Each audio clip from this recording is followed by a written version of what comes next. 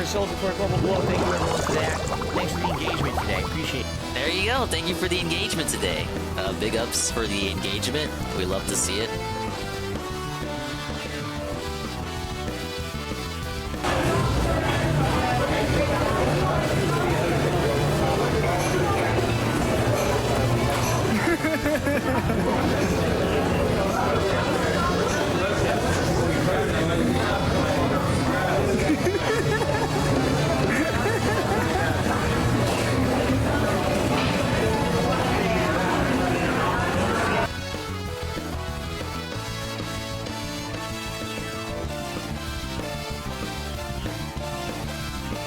They didn't have mint cleanser, so we're using powder cleanser. Which is fine. This is good on powder.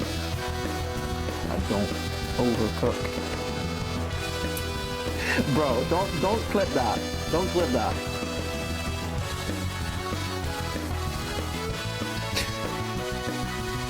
It'll do. It'll do. It's fine. It's fine. That's enough. That's enough. Right.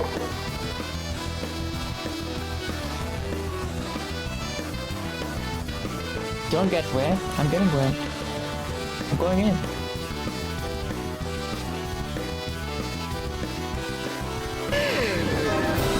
An Xbox Series X.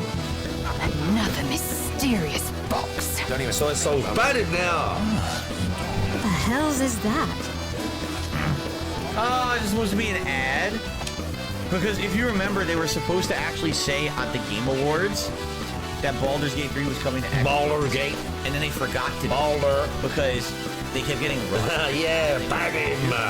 So they did a whole Ban him. attack.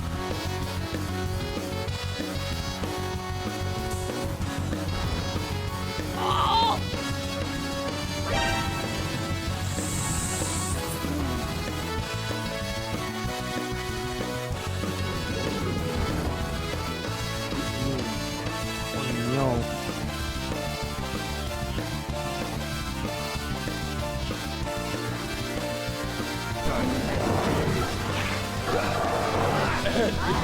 Don't you even bring him into this. I'm talking about me. Yes. Right. Defend yourself! Ball. Yeah, masochist. Thank you. Confirms. Serpent is a masochist. Look at this bitch. I love it. How you That dark side Phil. Fucking moron. Always restreaming, huh? Making fun of Cat? The guy's a pathetic loser. Jealous of my success, you know? Probably can't even afford decent internet, let alone a life. He's just another one of those no-life detractors, desperately trying to leech off my success. It's pathetic. He's got nothing better to do than obsess over my life. He's probably still stuck playing some janky, broken indie game, whining about the lag. Meanwhile, I'm here, juggling 1,000 things, trying to keep this whole operation afloat. These clowns don't understand the effort that goes into this, the stress, the bills. If he spent half the time improving his content instead of stalking mine, maybe he'd have something worthwhile to show for himself. He's a joke, plain and simple.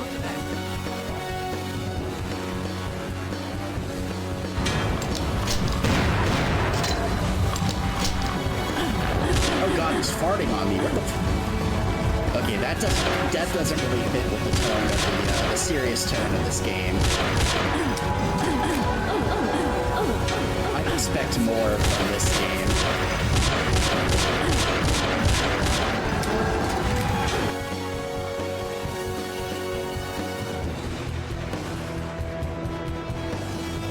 Oh, I'm the designated driver now. I've got to be this dude's handler. Yeah, you can handle me. No comment. I'll be okay. I'll be okay. No comment. Don't clip that. Just gotta Stir up a bunch of old. Oh my God! It's Brent. Everyone, shut up! Shut up! Roll out the red carpet. Clown horn. Don't worry about it. There's no reason to come over here. Okay. Good luck on the way back. Really? Yes. Hey, you got it. No!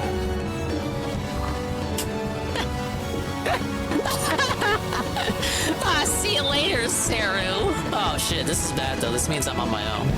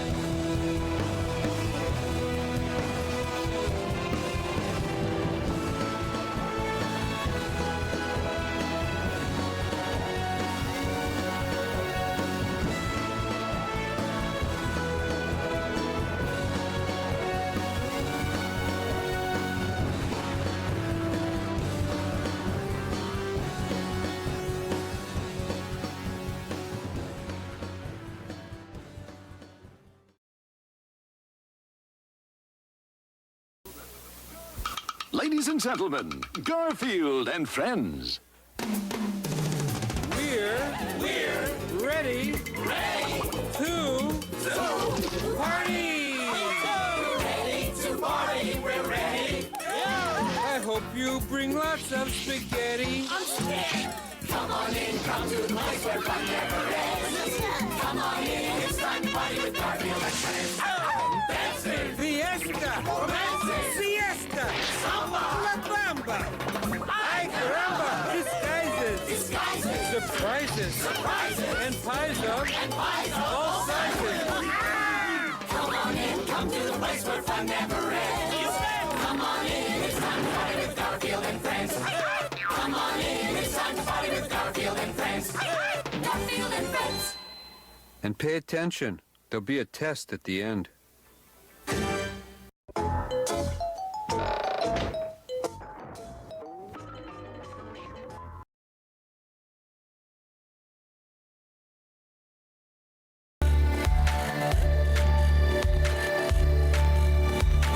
As always, reasonably on time. Hello everybody. Hello, welcome. How do you do and hullabaloo and all that good stuff too. Welcome into the coveted Thursday afternoon chill stream special. Swollen__dingus here to react to the Sony PlayStation Absolute State of Play February 2026. Yeah, I hope everyone's having a good afternoon. Big ups to the dinguses, the dingers, the dongers, the swollen__ones, and expanding style individuals, peoples, and persons existing here in the right here, right now, present day, present time, and a bigger big ups to the dinguses, the ding-dongs, the dingers, the dongers, the swollen__ones, and expanded style individuals, peoples, and persons who may or may not surely be existing in the immediate and far-flung future. We're talking about Jay Frosty, Golden Cream, thank you for the 5 stream streak. Talking about Golem, some_Jagass, Rincoon is here, Rent Check, Sea Snow, Zerpachi, Commissar Authority, Aweagle, and anybody else coming on through. We're gonna watch this, and then we're gonna check my mail, and we're gonna hope that my game is here. Because it's not here yet, I'm getting kind of concerned. The mail should have been here an hour ago. Big ups to Red Elevator, big ups to D-Scythe. Oh yeah, very fun. Oh, at least there won't be any game key cards. Har har har. Yeah, the casino committed to their promised restream. They're just gonna do that and then watch Baked Alaska. I'm kind of good, TBH. I had my fill last night. No fill segments today. All right, let's see what we got. I was told by Red Animator. Specifically said God of War was gonna be here, and Kingdom Hearts was gonna be here, and Final Fantasy VII Part 3 was gonna be here. He said all the games were gonna be here. So you can go get mad at him if none of that is here. If anything, it'll be a good thing if it's not here. spirit guide? Oh my god, it's the Kenna game, part 2, part the second. Long time since we've had one of your kind in Cosmora. No, you told me. You said Dingus. It's all leaked. It's all announced. It's gonna show up. Hey, Nurgle. No, come on. People like this game. They said it was better than Pikmin, remember? Dangerous corruption. Oh, Nintendo felt it. Sony has a much better Pikmin. Forgotten practice. Hey, Rydrick.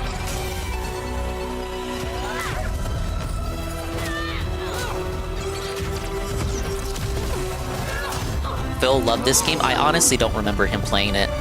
I was gonna say, oh, Phil, DSP loved this, and then I was like, wait, did he actually play it? I can't remember. Spirit guides here once used alchemy to cleanse corruption.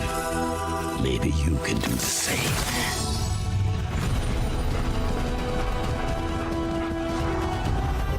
Honestly, we're kind of in trouble if a game like this, a game of this caliber, a forgettable game getting an even more forgettable sequel, is considered opening game material. Hey, Juzzy. He had it on his Game of the Year list? Yeah, ask him what he thinks about it now. Find you, dripping to the present, which must always pass. Hey, Astro.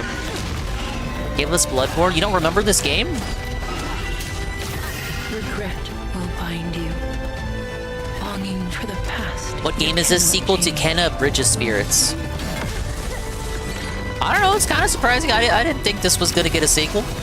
Love will bind you, yearning for a future you will not see. I'm looking at reactions on some basket weaving forums. They are not happy with this. You never heard of a game that DSP himself played? You must have skipped this playthrough. Unbound, may you depart in peace. Kenna, Scars of Cosmora. Later this year. Oh, no release date. Literally no gameplay. I'm Josh. No release date.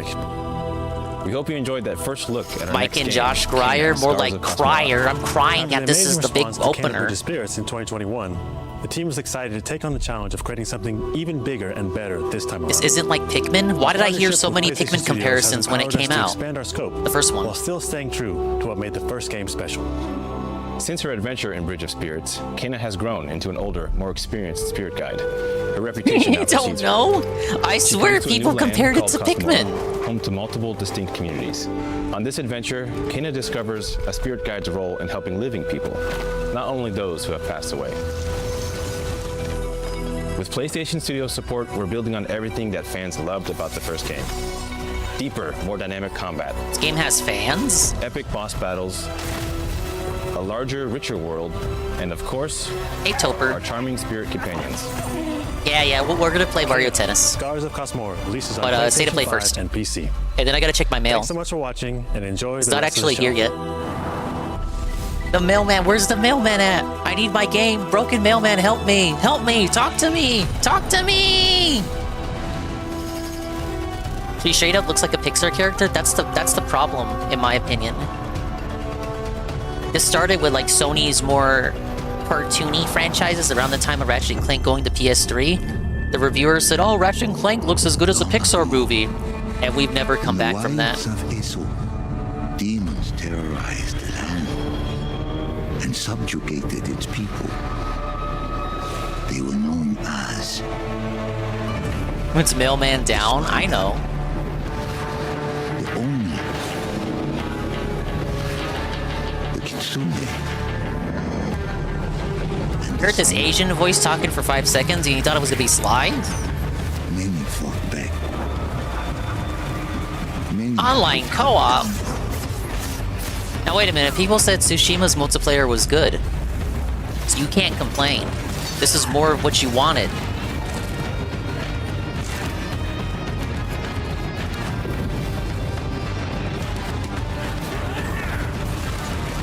Team up against a demonic Yote 6. Choose between 4 playable classes. You know Worski and P are just seething right now. Fuck, buddy, this shit is so woke, it was so mid, bro. Are ya hyped for the DLC, buddy? Oh my god, it's on Mario Day. Free DLC, Rydrick wins. Who do you think will come out on top, Sam? Oh my god, Death Stranding 2? Saru!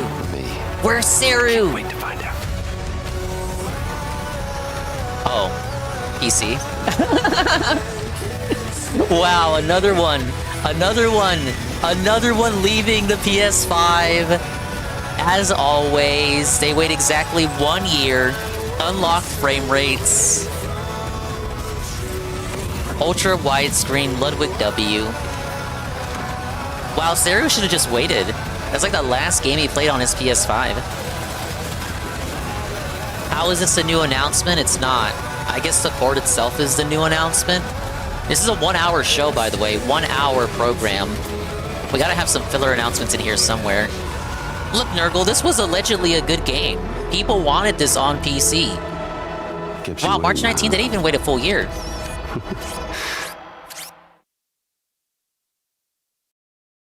Oh, wait, here it is. Here it is.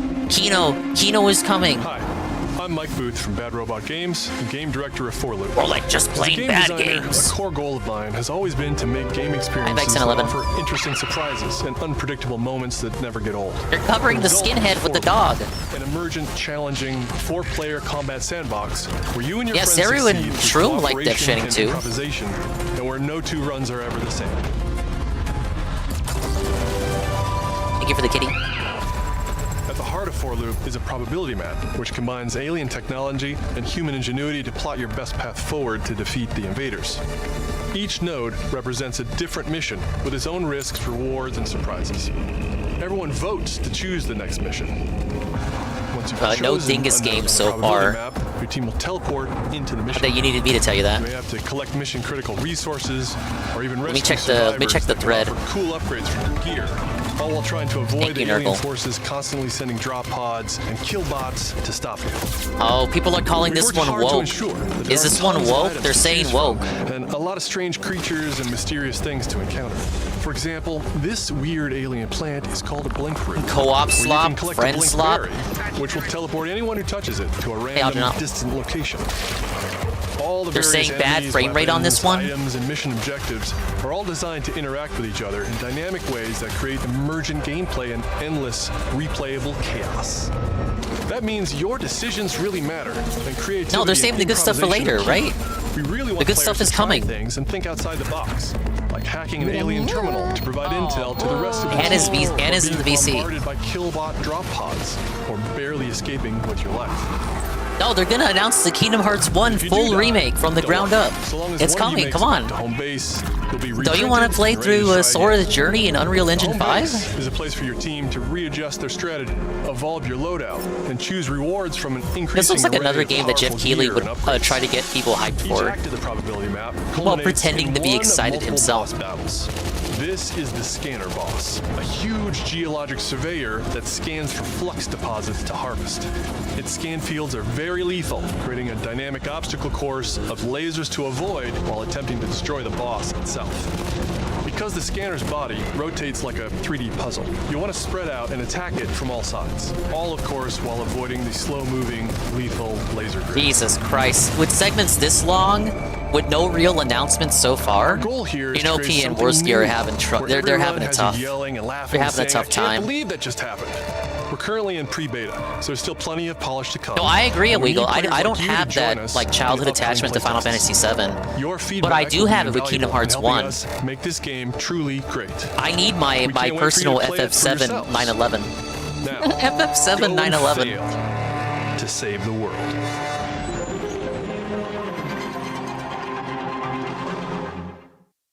Okay, so not an exclusive. Wish list now. No release date.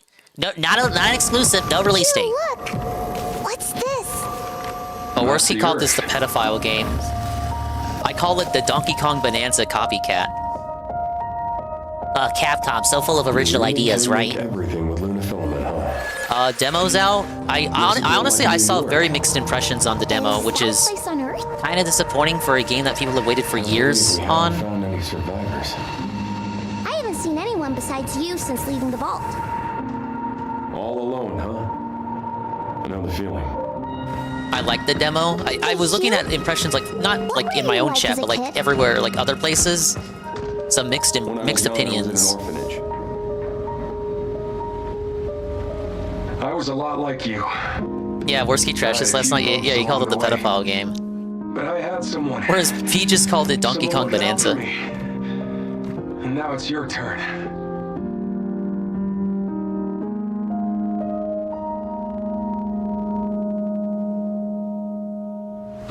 Doesn't this have a release date now? It was April, right? Removal time exceeding estimates. Deploying reinforcements. This game, it kind of has the same issue as Resident Evil Requiem for me, where it shows up at every single one of these events. It showed up in the fucking Nintendo Direct. I'm kind of like I get it. Get it? Can the game just come out already? Don't spoil everything. You dropped the demo, you're showing us how many trailers, I don't know. Like, we get it. Release the game. That's 6 now. 6 survivors of Raccoon City, all dead from Oh my god, Resident Evil Requiem. Speaking of which... That's not good. Victor purchased a building after Umbrella went under.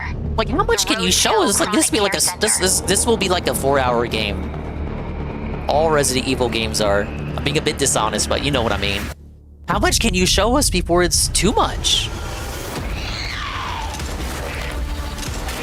I like how the main basket weaving thread is just gotcha sluts and zero screens from the show. Yeah, you're looking at the same thread as me? What do you mean? He grabbed you. Dude, they're just shitting on us. They hate it.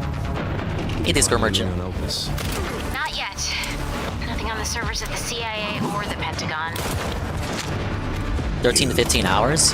Survival horrors need to hit that Goldilocks sweet spot. They can't be too long, but they can't be too short either. Especially in this industry. We're running out of time. Modern style. Pay $80 for a game that lasts 3 hours? Why me? The team has settled on a person of interest. A former T-virus researcher. 13 to 15 hours is good length for RE? Yeah, I'd say so. About Silent Hill F was around that same length. I didn't feel like that game dragged out that much. Raccoon City was where it all began for me. I'm coming. Notice how in this PlayStation trailer, there's blood and gore everywhere, but in the Nintendo Direct trailer, like 2 weeks ago, the player was purposefully aiming bad so that no blood would show.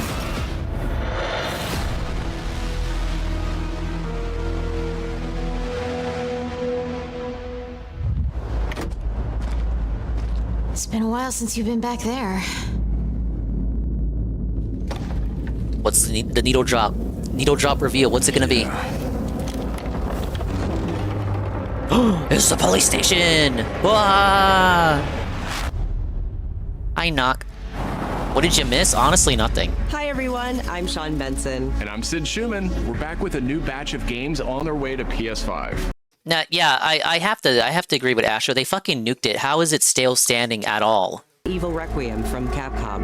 Both are coming soon to PS5. The police department was originally an art museum. It can't be that reinforced. That shit should have collapsed. Let's return to the dark world of Nosgoth with an announcement for fans of Legacy of Kain.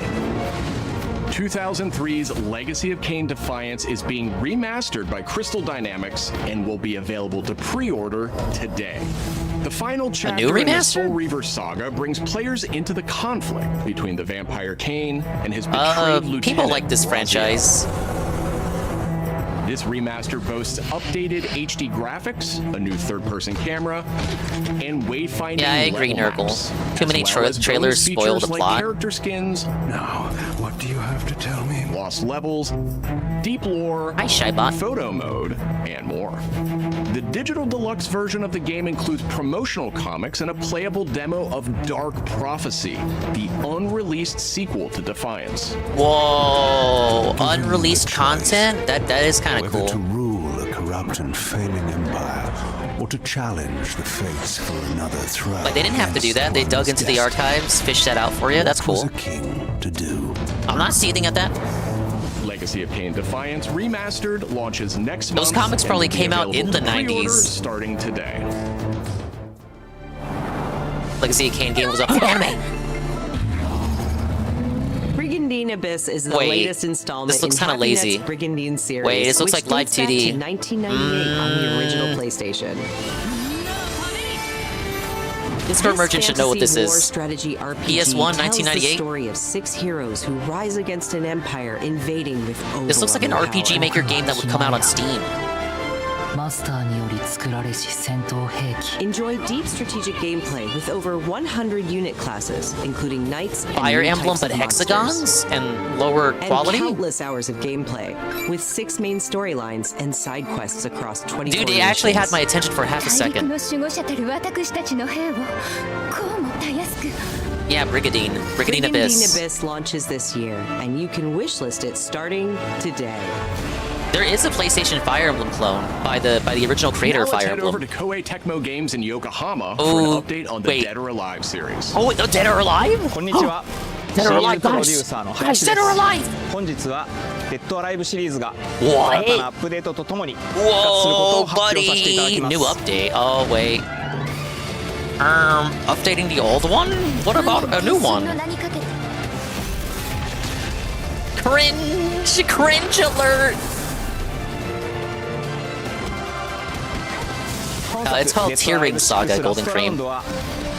オリジナルのデッドアライブ6をベースに You realize Dead or Alive 6 came out in like 2017, 配信 right? したキャラクターをセットにし、プレイステーション5用の最適化、新規コスチュームの追加、新たなフォトモードの I 追加 maybe を watched my 行った cousin タイトル play です Dead or Alive 2 or 3 on Xbox. I never played one myself, but I know people want the series to come 新コ back. スチュームの配信など継続的なアップデートを予定してい They're ま too す。 busy appealing to gooners with those beach volleyball 発 games. 売日同日に基本無料版も展開予定ですので、シリーズを遊んだことない方もぜひご体験ください。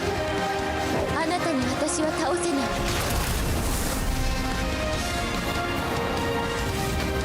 That was kind of a baited switch, I'm not gonna lie. All free-to-play version! DSP can play デッ it. ドアライブは No investment. 1996年から展開している対戦アクションゲームシリーズです。数多くの作品を世に送り出して今年で30周年になります。 30th anniversary, no こう new いった game. 発表できることを大変嬉しく思います。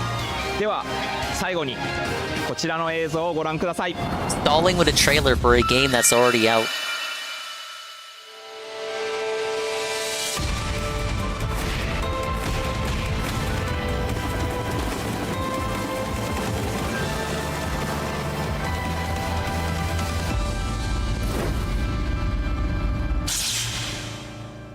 Okay, I kneel, so we are デッ getting ドア a ライ new ブシリ one. ーズ最新作も開発始動しました。 Started? 続報お待ちください。 You won't see that till 2030.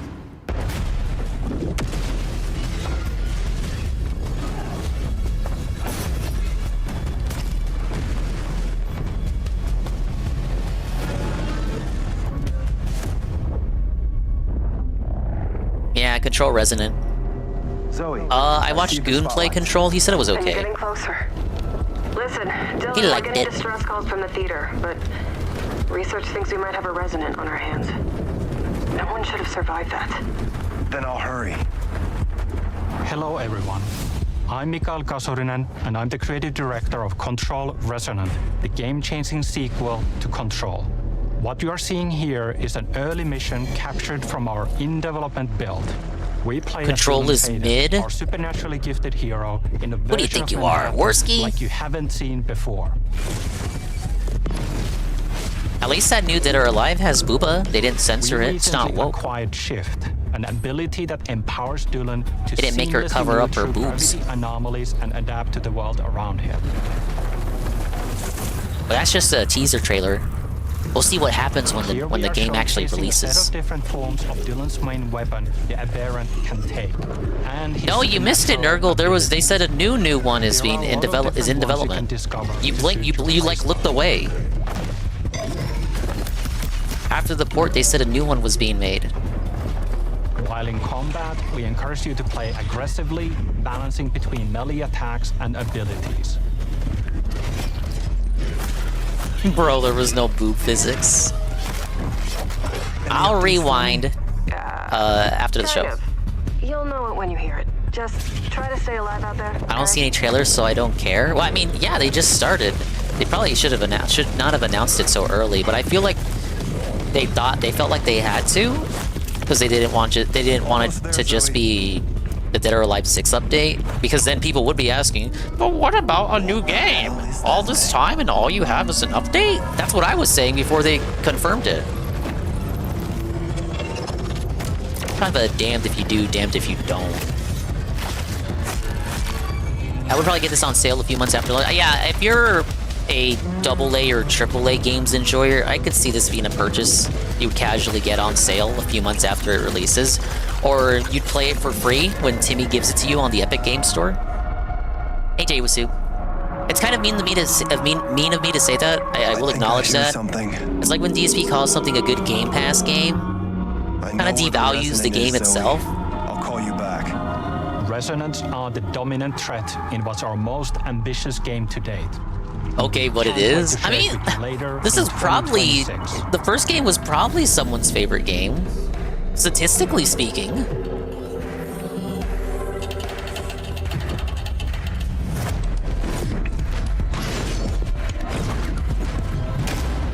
Yeah, like the most I can say is that this looks fine. It looks like it is keeping itself in line with the previous game. Doesn't seem to be going in a radical different direction.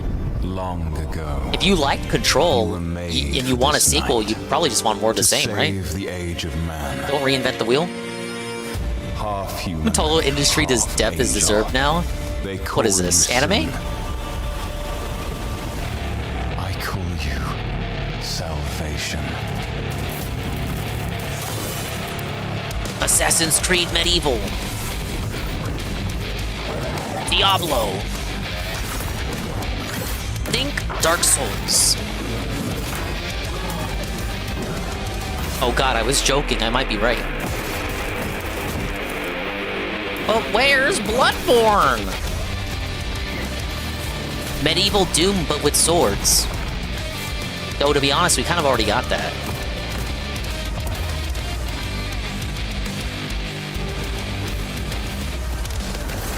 Yeah, this looks like something Mark 1 would play. I mean, this looks alright.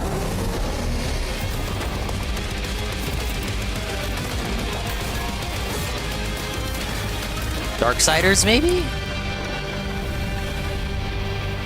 No, this isn't Darksiders. Kino likes this? Fuck yeah! Crimson Moon wishlist now. No release date.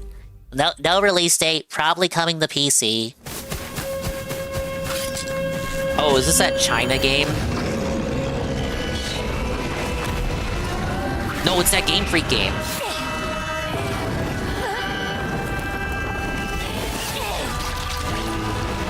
Unreal Engine 5 slop.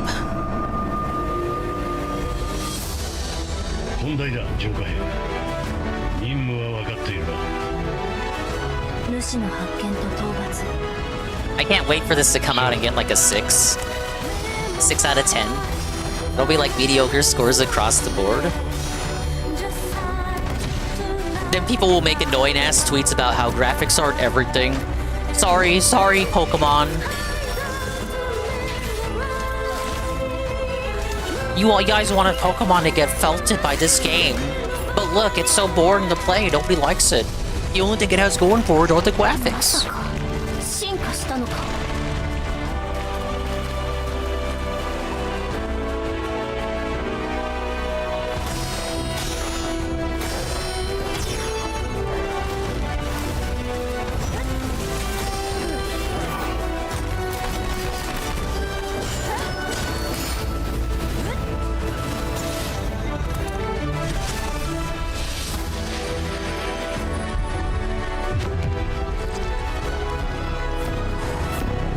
Worski's spurging about Pokemon right now, actually. No release date. Oh, I'm felted. Phil should play it. And then complain about Pokemon. Thanks to Fictions and Game Freak for that new look at characters and combat in Beasts of Reincarnation. It's coming to PS5 this summer.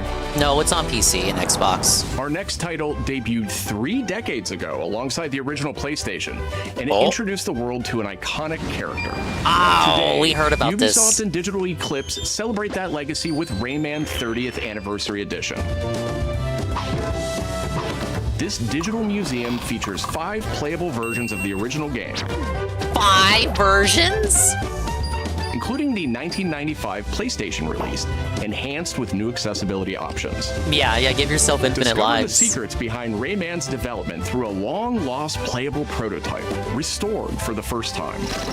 Plus, an interactive documentary packed with unseen design documents and never-before-heard insights from the great, we original get to creators. listen to more developers talk about how much they hate Nintendo. Voilà notre console, on va révolutionner le jeu vidéo.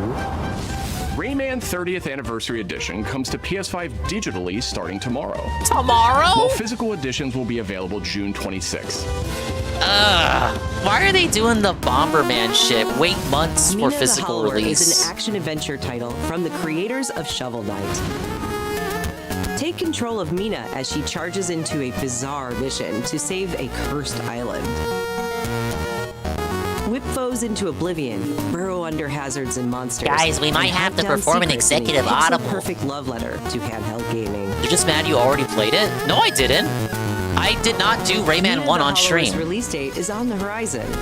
The I've probably not limited-time played demo more than a will few be minutes of Rayman exclusively 1. available on PlayStation 5 tomorrow. Yeah, this one looks good. I have no bad things to say about this one. Set years But before it's the events other of than the it's original been game, constantly delayed. This prologue tells the story of how Alba Oh my and god, the it's so Wolf Cub fucking Neva woke. first met. Donger loved Bomberman 2? Alba must earn Yeah, the young wolf's Bomberman trust 3 was the and guide her problem. through the blighted wilderness. Together, they will face new enemies and endure perilous trials, while confronting a monstrous force that threatens to tear them apart. Players can look forward to Yeah, using new I've gameplay never mechanics in played more than all new like a few locations. minutes of Rayman 1, so I've never finished it. Neva Prologue If it's gonna have launches 5 February 19th. versions of that game, because like like the first 2 Rayman games have like Up next, 10 a versions tactical each. stealth That's action pretty title from pretty Shueisha impressive. Games and Acquire, Impressive. A team with ninja credentials dating back to the Tenchu series. I don't know. I was gonna do like Mario Tennis all weekend, like today, tomorrow, and Saturday. We could. Do you want to see me suffer in Rayman? Type 1 if you want to see me play Rayman 1, the hardest one, tomorrow, and I'll do it. Or type 2 if you don't.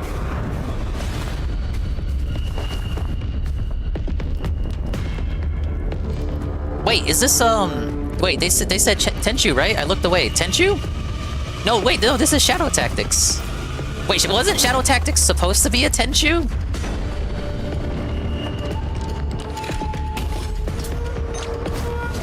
This is worrisome. I'm seeing more 1s than 2s. Are you telling me I gotta get a Rayman overlay ready? I'll do it later tonight. How much is it? Are they... Look, Digital Eclipse, right? They're not gonna charge 40 bucks for Rayman 1, right? Question is, do I get it on PlayStation or Switch 2? Because you know that's not exclusive.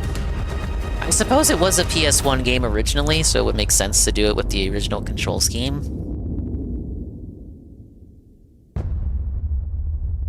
Like, I got Croc on the PlayStation 5 for that reason, because it was originally a PS1 game. I just hate that these ROM collections are now doing digital first, physical release later. It stung me to have to get Bomberman digitally. You realize this, right? I'm fucking stung. The bird that drinks tears? You mean Review Tech? We are the Birds. children of water. Dude, Nock is like the only person talking this up.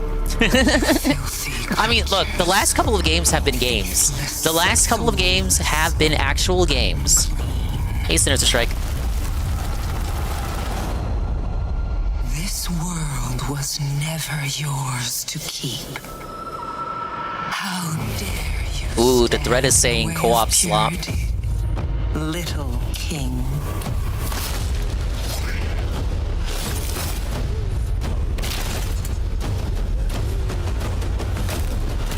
Bird That Drinks Tears, classic Korean epic fantasy novel series by Lee Young-do, often called the J.R.R. Tolkien of South Korea. Well, like 2 people call him that? A chicken.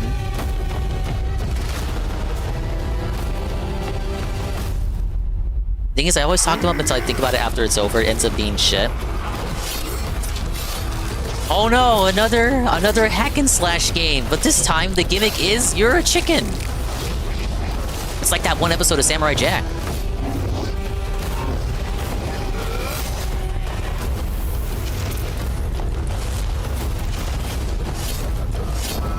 Yeah, chicken souls.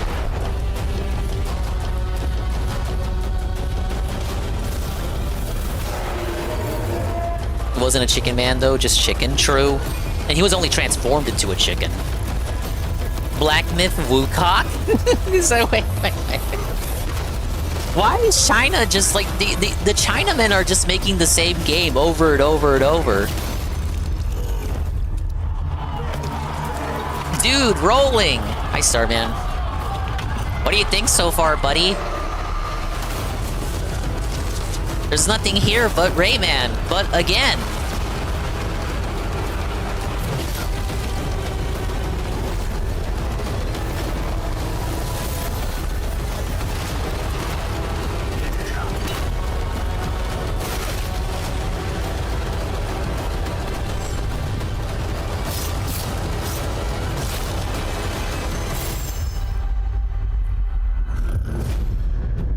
Project Windless. When it has project in the title, you know it's not ready to come out. No release date. Rayman being a collection of ROMs is more disappointing than I could have ever imagined. But this means that other leak is true, right? Because it wasn't just Rayman 1 30th anniversary, whatever. It was also Rayman Legends Remastered. Welcome to the Galactic League. Think of all the Rayman games you could think of that could get remastered. They choose the latest one! Exhibition race.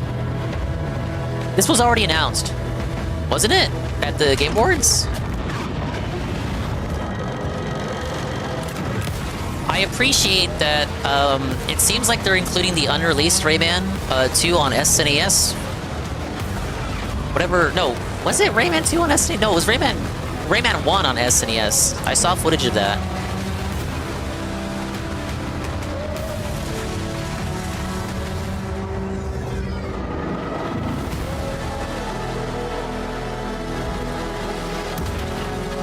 Rayman SNES Proto has been around for over 10 years. Yeah, I kind of thought about it right after I said that. Oh, but that also has been leaked, hasn't it? Dude, I played Super Bomberman Collection for a 4-year streaming anniversary. Super 3 kicked my ass, I'm not gonna lie. I didn't even get to 4 and 5. I'm so fucking bad at these games. I'll try again. I think I have to do a new run and not get any game overs to keep my power-ups. Look, I'm more familiar with the TurboGrafx ones. Oh my god, heckin' James Bond! Oh my god! Oh, poggers! Reckless. Oh, the PS5 is saved, guys! Recruits who inexplicably fall victim to his charm. Look, I know where this is going. Do you mind telling me why I'm here? I would like you to join His Majesty's Secret Service. You what? I know all about your exploits. Yeah, they should have just made him a new Wipeout. I strongly believe that there is a need for such. Why don't they notice the void in that in the F-Zero department? And why doesn't Sony just bring out Wipeout to just kind of, I don't know, stunt on Nintendo? He is not ready. James, the service is over. You're a rare breed, Bond. I should be interested to see what you do next. 009 will employ every manner of subterfuge to avoid capture. Try not to draw attention to yourself. Half of these games are games we know, but like, not every game can be a reveal. Housekeeping, I presume? I'm trying to be charitable here. You seem the kind of guy who knows what he likes. So you won't do anything stupid? Of course not. I'm not an idiot. Agents have very short life expectancy. What about a new Jet Moto? Don't you need David Jaffe's permission for that? Deny ever having heard of Or you. does he not How own the does IP? that I don't fucking When do I remember. start? The problem with this is that this is clearly a game that you think people would want. Hitman, but it's James Bond. But they seem to be hyping it up as like... How do I explain this? They're acting like it's a bigger deal than it is. Like, conceptually it should be, though. Tokan? I'm Peter Brown. I manage the game content team within Third Party Portfolio. We evaluate games coming from publishers all over the world, from indie to AAA. This might be Tokan or Those of us on Marathon. the Third Party Portfolio team travel the world and meet with our partners. And it's even more exciting for me when those partners have been foundational to my own love of video games. And Konami is definitely one of those partners. Oh I think a lot no. of people remember Konami. No. This for can no. being This with this can PlayStation be in the very anything. I'm beginning, kind of scared. taking some amazing franchises that everyone already knew and loved, and injecting them with new technology and new ways of designing video New games that we hadn't thought Castlevania? before. Dickers. Someone called We were Dickers. really impressed when Konami approached us with their list of announcements for today's State of Play. So to mark the occasion, we wanted to List try of something a little announcements? different. We join you today from Konami Creative Front Tokyo Bay, not only to share some really exciting reveals for upcoming games, but also spotlight some of the key talent behind them. We're really excited about the diverse lineup they've brought today, and we hope you will be too. Enjoy. No wonder your name's Brown. You shit the bed. Metal Gear Solid, but again, Metal Gear Solid 4. Here it is. Oh, there it is, guys. There it is. It's finally here. Oh, it's leaving the PS3. You guys wanted this. I must do. We're gonna remove the iPod. We're gonna remove the PS3 references. We're gonna redub all the dialogue. He's taken command of this immense army and is now preparing to unleash an insurrection. Liquid's goal is to seize control of How do you call it a SOP, collection? It's two games. sons of the Patriot system that controls the soldiers. Will you do this for me? This kind of exposes the Jewry of Konami here. This only exists because it's Metal Gear Solid 4. When all of this is They over, could have just put it in the first I collection, have no choice. but they know the value of 4. This. Yeah, we're still missing games. Where are the PSP games at? So began the war between Zero and Big Boss. Do you understand, Snake? Any means necessary. Just stop Liquid's insurrection. Why, when they know the people will pay any price for this to be free off of PS3? No, I get it. I get it. I'm just saying it's quite blatant. Yeah, where's the Game Boy Color game? I knew where my loyalty belonged. Nukes. They're bringing nukes into Costa Rica. We are not allowed to bear arms. Please, you must drive them out of our defenseless country.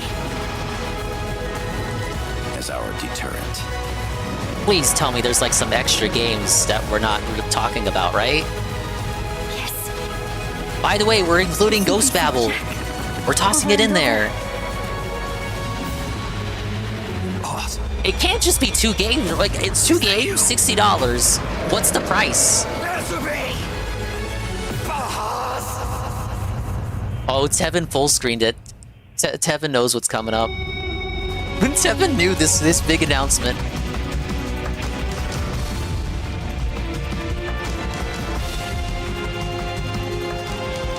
Two games for $80, maybe on the Switch.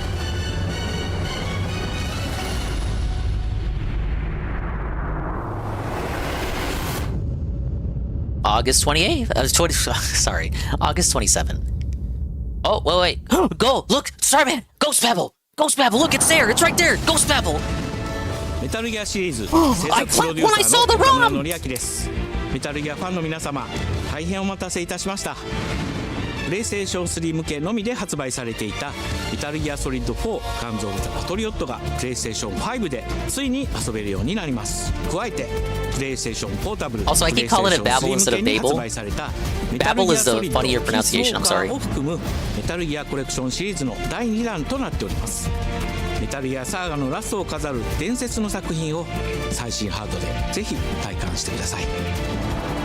そして、現在発売中のメタルギアソリッドマスターコレクションボリューム1につきましても最後のアップデートを実施いたします。初代プレイステーション向けに発売されたメタルギアソリッドには高解像度設定を追加し、ご覧のように Oh, this is the Bleem mode. 文字も読みやすくなりました。 The Bleemcast mode. またメタルギアソリッド3スネークイーターについてもさらなる高解像度化を実現しております。 It's the Switch 2 upgrade update. 本日よりアップデート配信開始となります Updates の roll out で、 today. この機会にぜひメタルギアソリッドマスターコレクションボリューム1も体験してみてください。さらに、今回の発表を記念いたしまして、メタルギアシリーズの始まりの物語、メタルギアソリッドデルタスネークイーターも特別なセールを実施しています。 50% Yeah, he kind of. Well, I mean, people have issues with that one, right? From what I've heard. I think that means it should never be ported. Just because a game sucks, that doesn't mean you should just leave it unported. That'll drop on NSO and they'll make a big deal about it.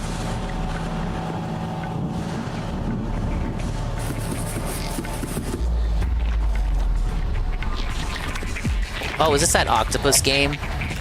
I was actually kind of interested in this one.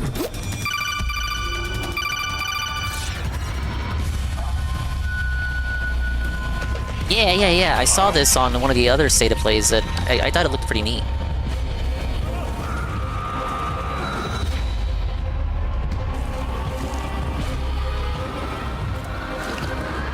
This is the only reason you would want to get your game published by Konami. The right to have Metal Gear Solid crossovers.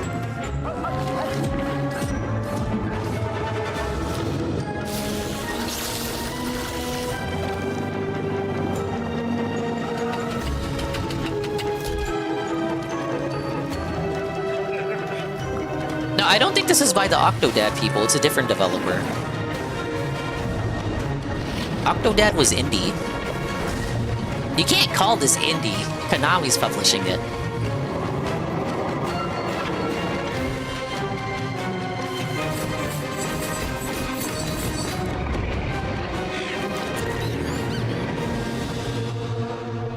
It's very Octodad coded though, isn't it? Play the demo tomorrow. It's stupid silly, I'd play. Yeah, that looked fine. Castlevania? Oh, it really is an RTU segment. In the name of His Most Royal Majesty. By the grace Actual of new God, game? The King of France.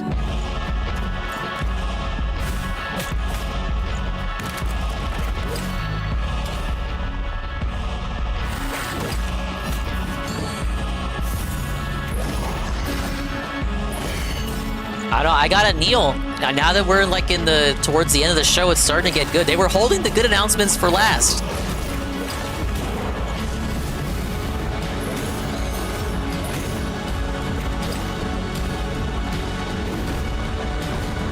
Not to fear, guys. The first party direct is next week. And the first party direct, it's coming. It's coming, guys.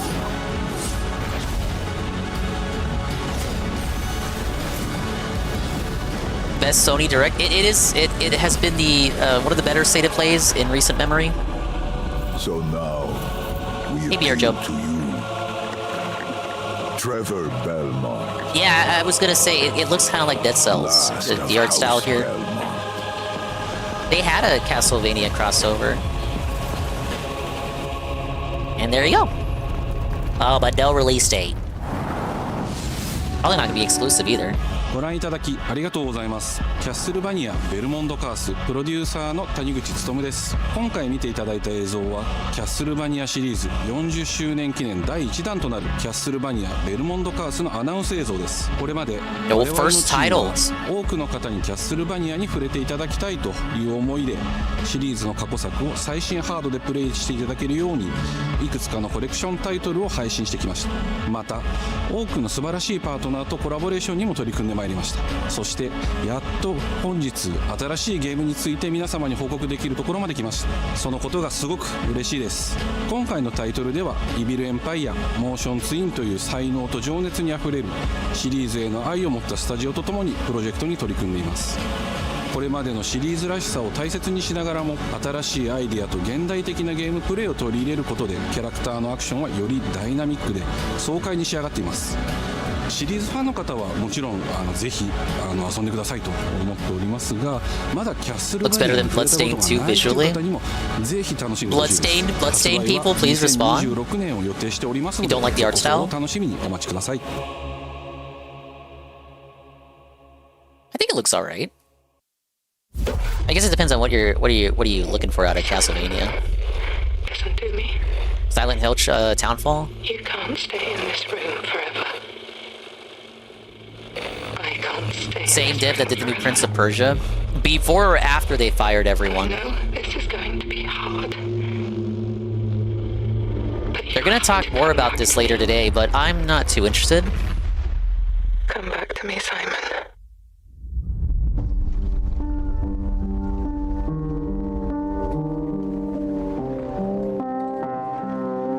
That's not George Floyd.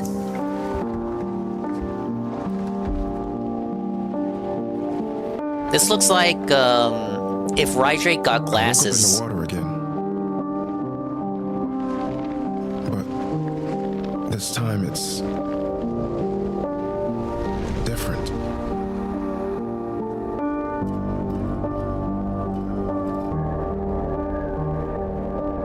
LeBron? Looks like a hipster. It's a combination of the glasses with the hat with the beard. I keep trying to fix what happened. I don't know, my thing, can we stop having Westerners make Silent Hill games? Like, I've had enough. You can't fix it. So I guess you start putting Asians on it, you get Silent Hill left. Change things. Ack. You did what you did. I mean, we liked F, though. We liked... I didn't mean to say that. We liked F.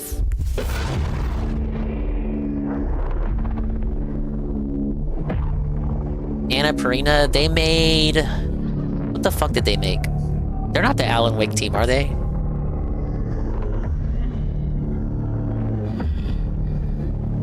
These middleware devs like Annapurna, Supermassive, all that, like, they all get mixed up together. They blur together in my mind. Yeah, Renika, you missed it. New Castlevania game, Metal Gear Solid Master Collection Volume 2, with Metal Gear Solid 4, free of the PS3, and Silent Hill Townfall. So we already knew about this, we just didn't know too much about it.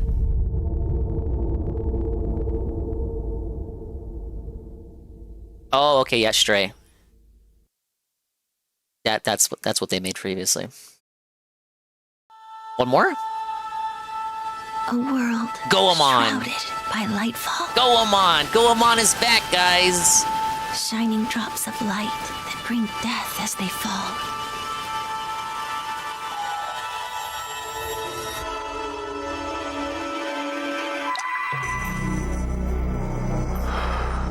Sweet Codent.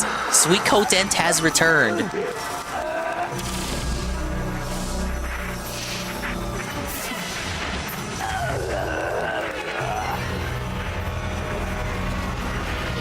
No, it's Konami. It's not Kingdom Hearts. Does this look like Kingdom Hearts to you? Where's Mickey at?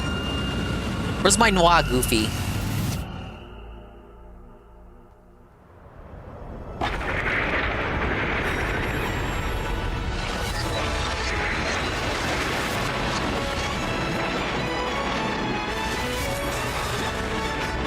I think this is a new IP. Ash, come on. Ash? Oh no. Ash? Our journey. Ash? Whoa! Pablo, check it on the casino.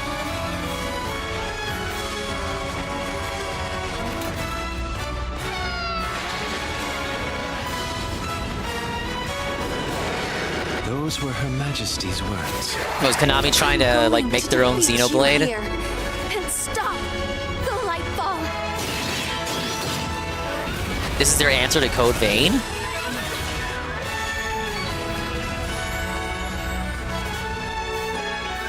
Rev Noir?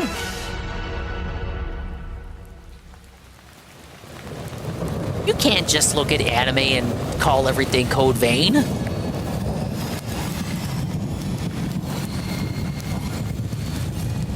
Hey, Chris Phoenix, thank you for the 75 stream streak. Big ups, dingus for giving us positive content on a daily basis. Oh, thank you. 皆さんこんにちは。プロデューサーの門井です。ティザートレーラーの方はいかがでしたでしょうか。it looked alright. は完全新作の JRPG です。私自身を含め Code Coomer. JRPG を愛 That's し just 続 Code けてき Vein. たメンバーが情熱を持って開発したタイトルとなります。仲間との出会い、成長、そして JRPG には大事な心揺さぶられるような展開、こちらを大事にしてナラティブというものを表現しようと、突き進めております。新しい冒険が始まるというワクワク感、ぜひ楽しんでいただけると思います。今日、お届けした映像は本当に一部の一部で、レブノワール続報がこれからもどんどん出ていくと思いますので、ぜひ、楽しみに Seems like they're お待ちいただけ complaining れば about the と思います。 Castlevania game starring a woman. I'm looking at some discussion here. They definitely don't like the new Silent Hill for obvious reasons that I cannot talk about here. Ooh, what do we got? Knock, I'm just telling you what they're talking about. A man with your skill set must be able to move unconstrained, unrestricted.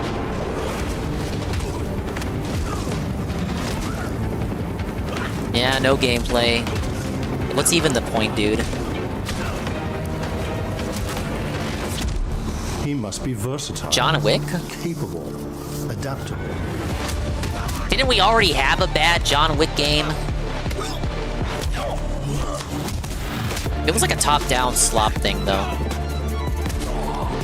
This is the real John Wick game. 2029.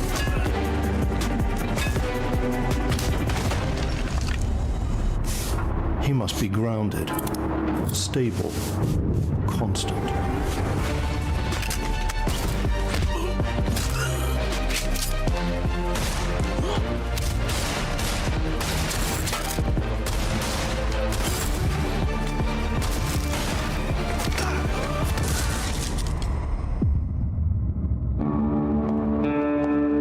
I believe You're breathtaking. Oh yeah, this game's really taking my breath away.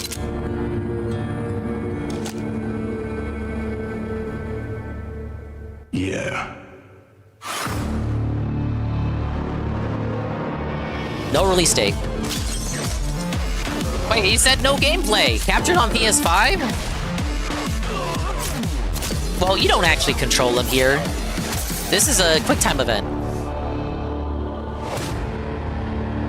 Yeah, no release date. Wishlist now. Good morning. Oh, fuck, Marathon. Dude, I forgot Marathon was gonna be here. 6 minutes to go, we're ending on Marathon. Day outside. Fuck, man, I forgot they said it was gonna be on the show. I got so distracted because the show was actually starting to become kind of decent. To begin in the early afternoon and last until... We're ending on Marathon. Oh, no. Wait, this is good. They're not gonna ruin Kingdom Hearts for me. Dreams endure. So small among the stars. Cut the stream here? No, I gotta play Mario. Do not worry. I know you're just joking. Peace is upon you. And I am here to walk with you into its embrace. I mean, I would still say first half was pretty bad. Like it started going up towards middle to the end. This is General Dan Agreed of the new There's still one more announcement after this, surely. Whoever's listening, whoever. But wasn't there a state of play where they had a really long Marvel Tokon segment, and then that was just it? They just ended on that? A way out, way back. Mayday. Honestly, I would have put this at the opener. Open with this and then, I don't know, end with the Kenna game? We've had to do things to survive. Things I never would have. We're monsters. Brigadine on Switch 2? We're all monsters. State of play kind of cooking? It's not bad. I mean, there's not too many games here for me. But I can respect the game even if it was not made for me. No, I don't think... This is not free to play, is it? No, they want you to pay for this. Yeah, $40. $40 and then co-sign your life to it.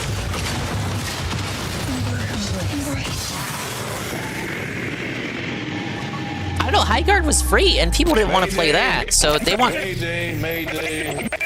to pay 40 for this. Like, you already have a barrier of entry to playing this. It might die quicker than Highguard.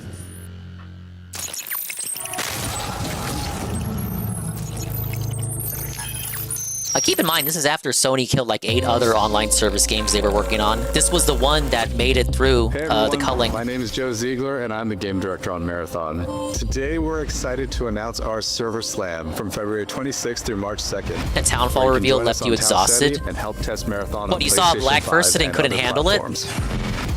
Our Server Slam features an Golem, you gotta survival work on gameplay that. Marathon, giving you a chance to explore the dangerous world of Tau Ceti and unlock rewards for the full 3 release minutes. on Thursday, They're gonna March end on 5th. this. I can't believe it. For all PlayStation Plus Did they really players, close the we're show with also Marathon? excited to share a collection of unique weapon They charms closed the that State pay of Play homage on to some of our Concord. What do you favorite think? PlayStation games, including Helldivers 2, Death Stranding 2, and Ghost of Yotei. Oh my god, all those other Sony games! Ah! From everyone This here at changes Bungie, everything! Thank you for joining us on this journey. We'll see you on Tau Ceti starting February 26th. This is what you get after Sony bought Bungie. No, I guess Bungie was already cooked long before the sale.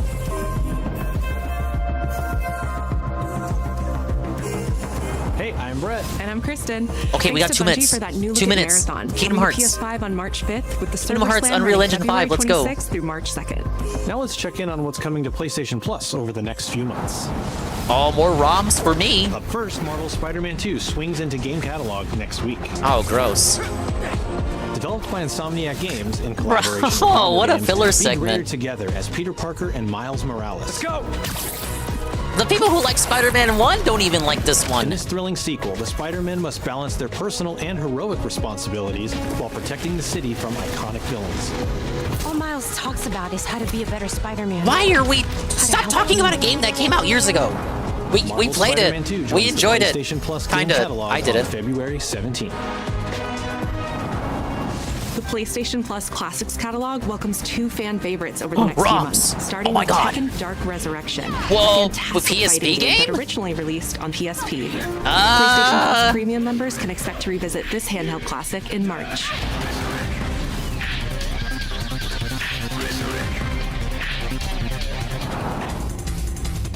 The original PlayStation version of Time Crisis brings arcade action to the Classics catalog in May. This version also offers gyroscopic aiming with the DualShock 4 or PS5 DualSense controller, simulating pretty the unique. original light gun experience. Wait, this means we can get, what the fuck is it? Point Blank?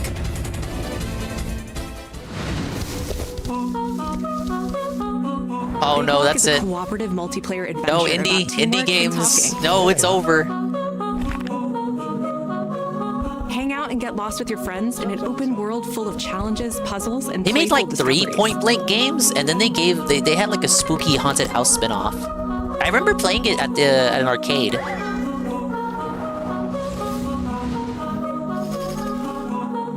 Everyone looks like Drinky the Crow. Oh, dude, That's all for you're me and unlocking Brett, but we memories. still have a lot more cool stuff to show you, including brand new Saros gameplay. Housemarque's next action game releases April 30th, and creative director Gregory Loudon has even more systems They and said combat they to said break they still down. have more. Let's take a look.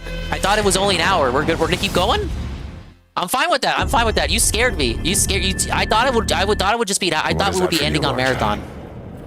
Finishing the mission. Keeping people safe. Jeff said an hour plus. John. Oh man, they might. We still have a chance for them know to you ruin better Kingdom than that. Hearts. Hey everyone, I'm Gregory Loudon, Creative Director at Housemarque. Today we're excited to show off our Comeback Stronger features and Eclipse gameplay running on PlayStation 5. In Saros, you step into the shoes of Arjun Devraj, performed by the brilliant Rahul Kohli, who is discovering the hostile shape-shifting planet of Carcosa. Just Returnal with the story? As you encounter a variety Returnal of had a more story. brutal hostiles, death With the is old cougar inevitable. lady. But in Saros, death only means that you will come back stronger. It's the Welcome sequel, to the not past. sequel to Returnal.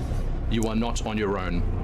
Interacting with the survivors of Echelon 4 will help you understand the mysteries of Carcosa. I'm pretty sure Shroom and Tevin like Returnal. I don't think it's just a meme. I haven't tried it. Changed. This is Primary, the voice of Soltari.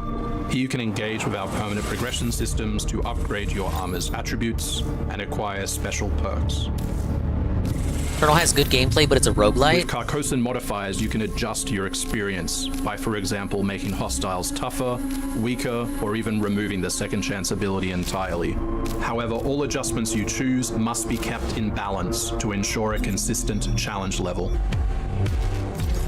Primary also allows you to teleport directly to any biome that you have unlocked. This means getting back into the action quicker. It also means easier replayability the further you get into the world. Using the teleport, you can now quickly restart the selected biome and get back to where you were. And now it's time to take another shot at what killed you the first time around. Townfall is the Gone Home team? Oh joy.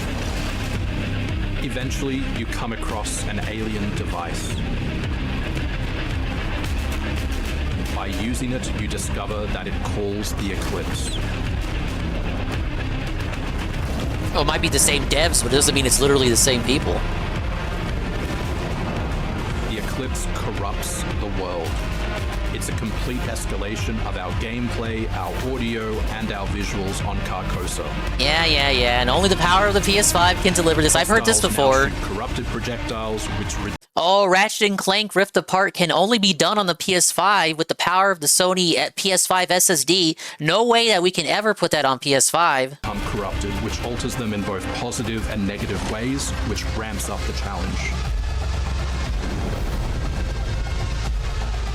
We can't wait for you to play fucking Saros modern day when we blast launch processing April 3rd, marketing. Exactly. 2026. You mean PC? No. When Ratchet & Clank Rift Apart came out, the marketing by Sony stated that it could only be done on PS5. The way that game loads and everything, there was no way that they could put it on any other platform. Only the PS5 SSD is capable of playing Rift Apart. And then they ported it like a year later. Like, what were they thinking? They lied.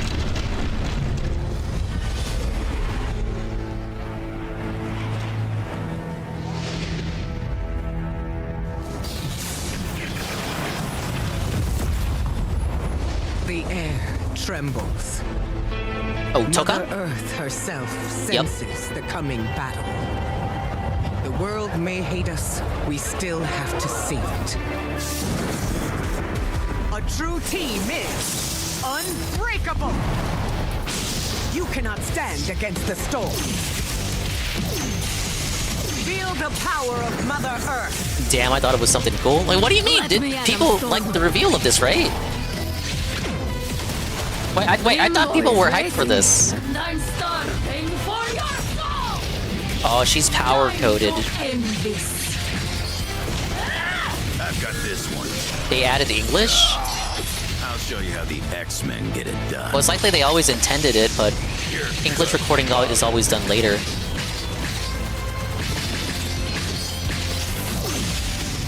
I like it, but I think the anime art style kind of split people. Even if you don't like anime, I'd argue the characters look better depicted by the Japanese than they do in some recent Western releases. Surrender to avoid further danger. Is something the guy likes and wants to play? Yes. He didn't get into the beta though. Or no, he got into the beta, but it fell on his day off and he got upset about it. They sent him his invitation late. August 6th? Did we already have a release date? Howard the Duck! Wait, no. Howard the Duck? Oh, it was just a customization item.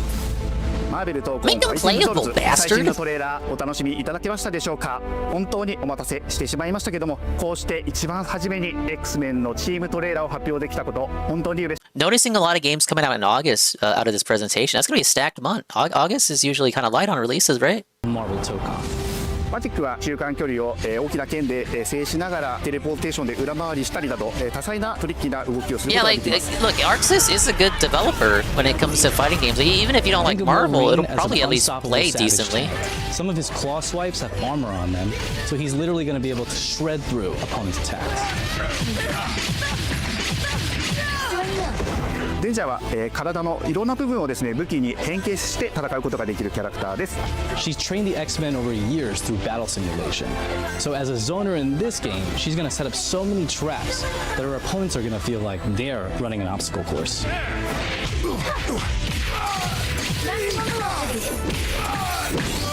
トレーラーの冒頭では新たに紡がれるマーベルユニバース闘魂オリジナルストーリーの映像を含めさせていただきました。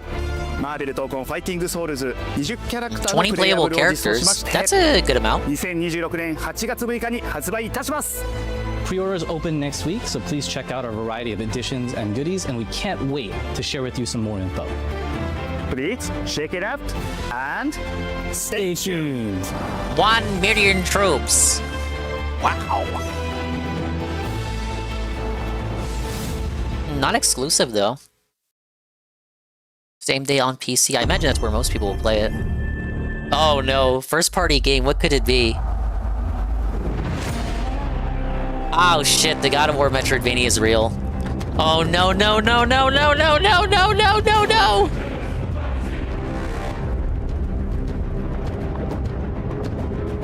Wait, maybe it's a re-whatever. Oh my god, it's a re-whatever.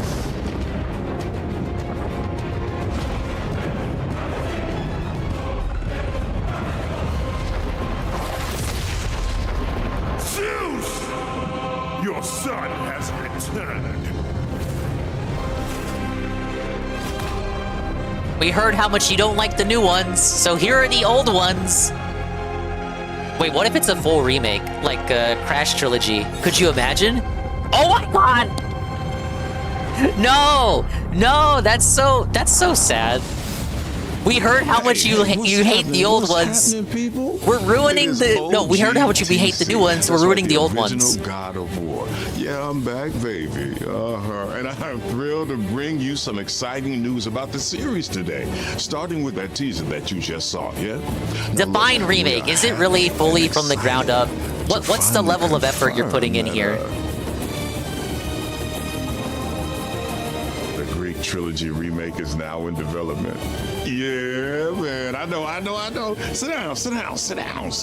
Can you show us some fucking footage? Is still in the early stages, so it'll be a minute before we get back to share another update, right? But I'm telling you. What was the point of revealing it then? Next time we come back, we coming with something big, baby. Yeah. And in addition, since we're approaching the last few months of God of War's 20th anniversary year, we couldn't let it close without one last surprise. Now, this announcement is a passion project that will let you experience God of War's signature brutal combat, rewarding exploration, and heartfelt storytelling like you've never heard it before. I'm telling you. That's all you get. So, thank you for 2 strong decades of support, and we can't wait for you to see what we've got cooking to keep the next 20 years surprising, fresh, and fun as hell to play. Maybe we should have gotten the Metroidvania game. You can watch it now. Go. Why are you still here? Go. Go! This guy has weird energy, but at least he has energy. Yeah, I'll give him that.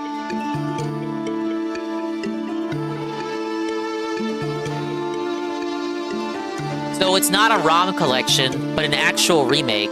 But I still have to ask, like, what's the level of remake that we're talking about here?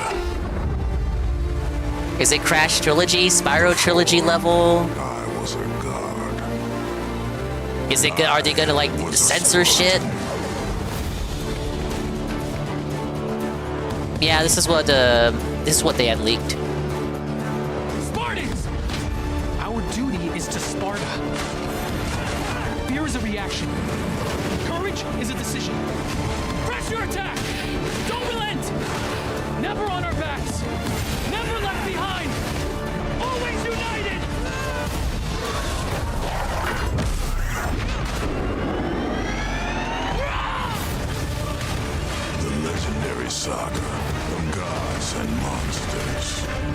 of tragedies and triumphs, of destruction and redemption begins. Red seems to be hyped for the remake announcement.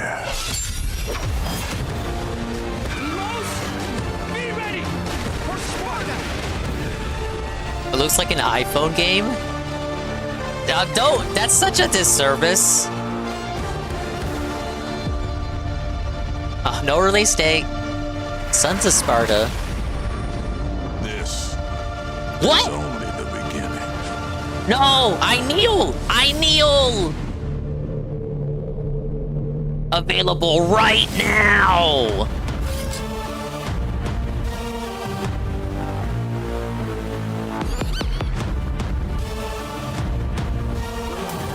Wait. I apologize. I don't see PC. Ooh, whoa, buddy.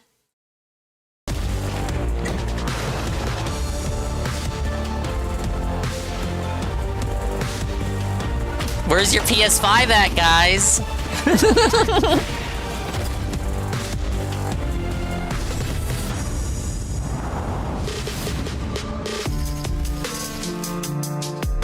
Oh my god, thank you. Kingdom Hearts is safe.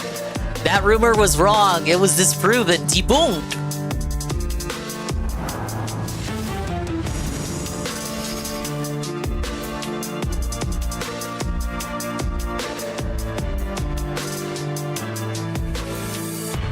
PlayStation.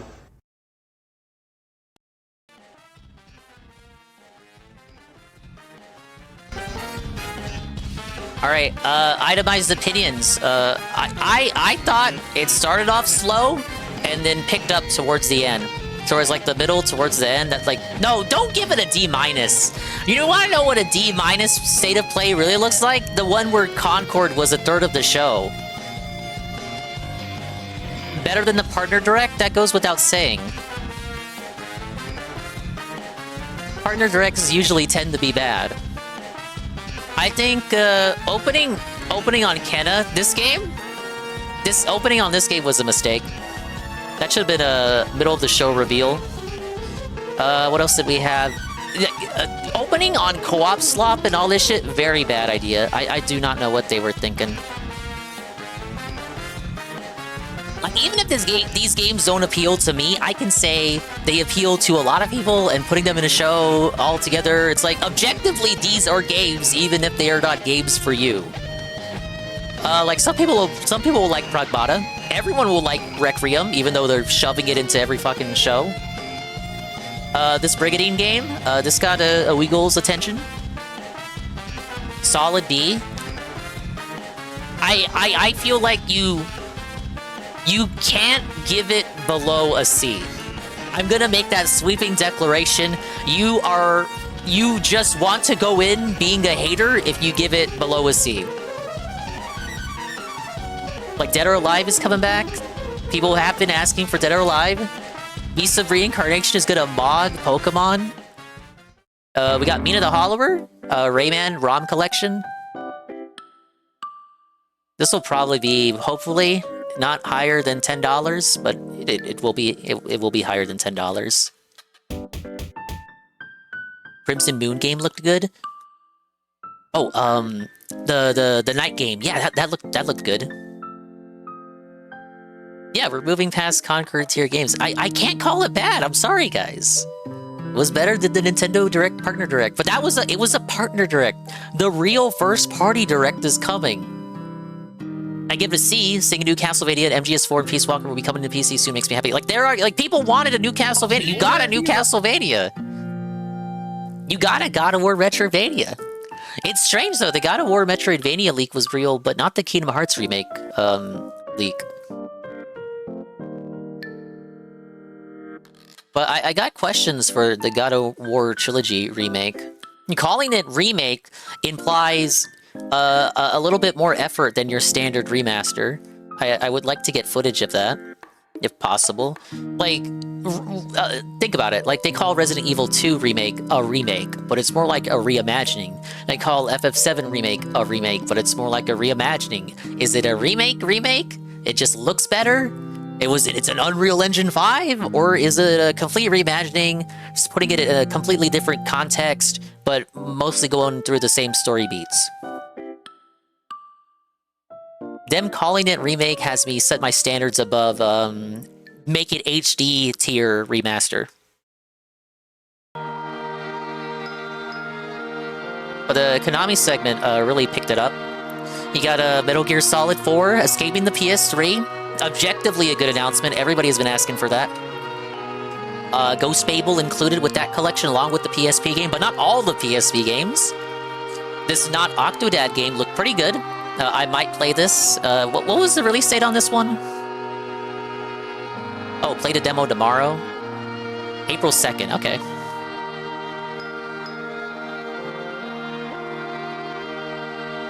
And then you got the Townfall thing, which is happening... They're gonna talk about this game some more. No interest. New IP from Konami? When was the last time Konami put out a new IP? You can't answer that. We're gonna get a first-party Nintendo Direct this month. That leaked May release for Fire Emblem is inhabiting. Nintendo likes three months for advertisement drops usually. We still have 2 weeks. 2 weeks in February. Oh, honestly, what is Pokemon Day is on the 27th or something? There's gonna be a Pokemon Direct the last week, so the first party Direct has to be next week.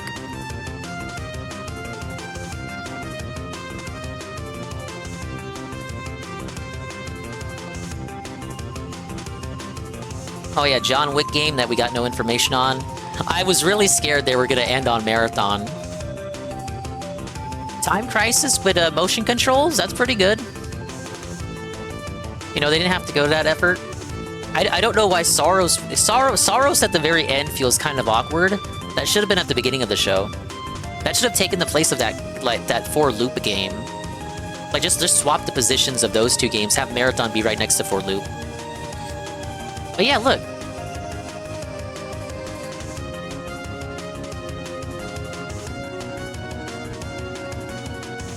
Like, the level of hoopla, the level of grandstanding and shit for just a logo, it's gotta be way more than what you're thinking in your head. Surely, right? If they can't even show us anything? I kind of hate when Sony does this, though, when they, like, announce games way too soon. This guy had fun. He had some energy. He was the only guy that sounded like he was excited to be there. Mr. Kratos, man. People love the Greek games dingus over the Norse ones by far. No, I know! I know! That's why... I understand why. There's such a... The Norse games... What I hear about the Norse games is that they are generally good. The 2018 one, at least. But that Ragnarok has issues, right? And what happens when you release a pair of games that are okay, but have issues and make people want to return the tradition? Sony LARPs like they hear you and understand you, they listen and learn, and what do? Nostalgia bait. Right after these two games that not everybody likes, especially Ragnarok, after Ragnarok disappoints most people, what do? They feed into your nostalgia. Okay, we'll give you what you want. Here's the original 3 games, remade, we're giving you the same game again. The OG trilogy is overrated, the God of War dens deserve this shit. I mean, if it's a good remake, it's a good remake, that's fine. I'm just calling out the fact that it seems very deliberate, right? They see the reaction to Ragnarok, and they decide to feed on everyone's nostalgia bait with a return to tradition style remake.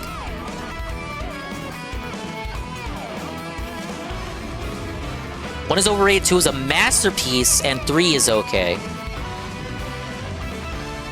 Now this one, God of War Metroidvania. Once you think about it for a couple seconds, like it does make sense. There's nothing wrong with that as an idea, and it's out today.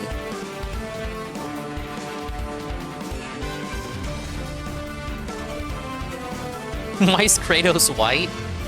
That's not supposed to be Kratos, right? I don't know. I don't know the lore. How cucked will God of War remaster? It's not a remaster. It's a remake. It's a remake. Look at all the...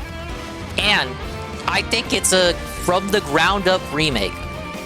Look at all the pomp and circumstance. They can't even show you footage. If this was a remaster, re-whatever, make the game HD, and just dump it for $20, why would they not show us footage? Now, my question, Anne, define remake. Is this a Crash Spyro Trilogy remake?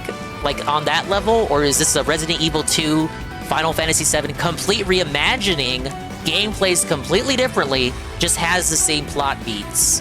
What are we talking about here? No information, no release date, but we brought the old voice actor back. He's pretty cool. He's having fun on level 1.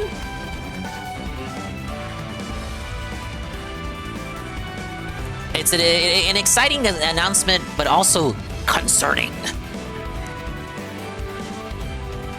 And then, of course, we were just talking about this one before he popped in. This will probably be a good game. Problem is, it's not on PC. It's PS5 only. What's the price tag for this one? They said it's out now.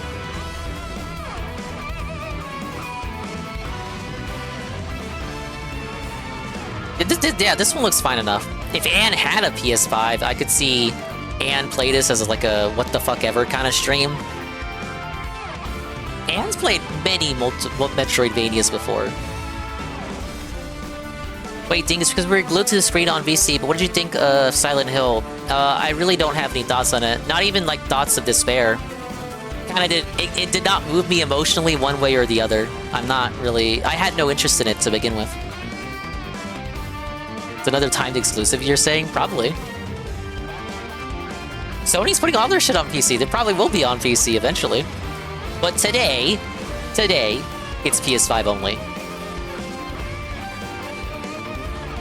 We gotta wait for the Sarah react. Nobody spoil his ass. Fair enough, fair enough. He said, he was tied up all this morning, but he should be available now. I'm sorry if you wanted, like, a depression session for me about that game. I was more concerned about... So, the Kingdom Hearts remake leak that Red Innovator shared, the same person who shared that leak also said we were getting the God of War Metroidvania. We got one of those two things, but there was no Kingdom Hearts in this showcase, so that was my concern, that they were going to ruin Kingdom Hearts 1 and put it in Unreal Engine 5. We didn't get that announcement, so that's a good thing. But that God of War Metroidvania thing was true, so it's making me think, we could still have a chance to see that. Not really looking for Copious reaction to it. Yeah. The thing is, like, we already knew it was coming. We already knew Townfall was on the way when they had that big Silent Hill Direct where they announced all of these games in their little reboot project. It's where they announced the 2 remake, Townfall, what was that? Ascension? Yeah, Ascension and Silent Hill F. Like, all 4 of those projects and the short message were announced in the same showcase. And all of those games are now out and are existing, except for Townfall. And from the get-go, from that direct, I only cared about 2 remake and F. No, I'm sorry. I'm sorry I'm not madder than I probably should be about it. Hey, what's up, Yoshi? Didn't that leak say KH1 remake was Switch 2 exclusive? I think it did. So if the general Nintendo Direct is next week, oh boy, it could end on that. The general Nintendo Direct could end on Kingdom Hearts 1 remake. But wouldn't that piss people off? Because Kingdom Hearts 1 was originally PS2 exclusive. Congrats to Rebsy for making the front page of the gamer site. I don't know what you mean. No, Hotep Yoshi has a point. I did. Now that I think about it, I do remember seeing that. The leak said it would be Switch 2 exclusive. For 2026, also.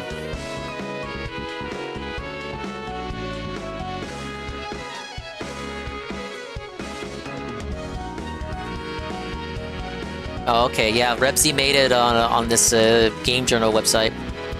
Rayman is like $25, Dingus, it's €20. $25?!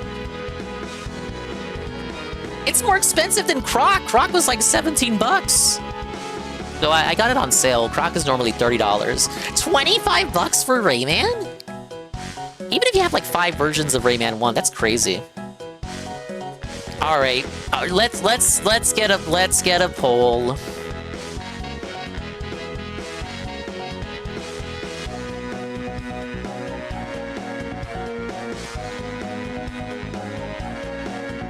Now remember, Rayman 1 is a very hard game. You want to see me rage just like I did with Bomberman? That would be the game to vote for.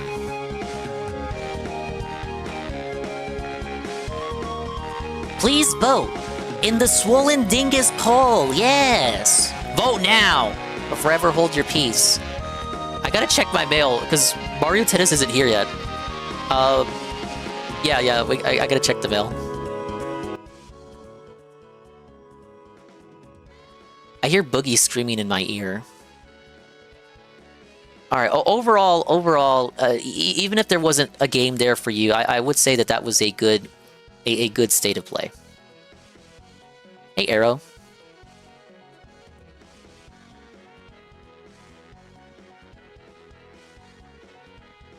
They're spamming the poll? Who's spamming the poll? Oh, Arrow's spamming the poll.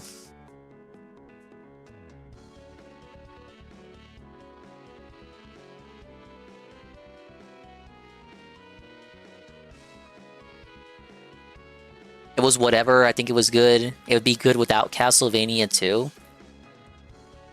I think most, even if you thought that was whatever, I think most people can easily say that was better than the Nintendo Direct. The Partner Direct. That's me saying that. I don't care that much. You'll play it eventually, Ding. What do you mean? You're reading me like a book over here. You're gonna exhaust Mario Tennis single-player content this stream, so maybe do Rayman. That is true. Okay, I'm gonna take away the point spamming. No, that one doesn't count.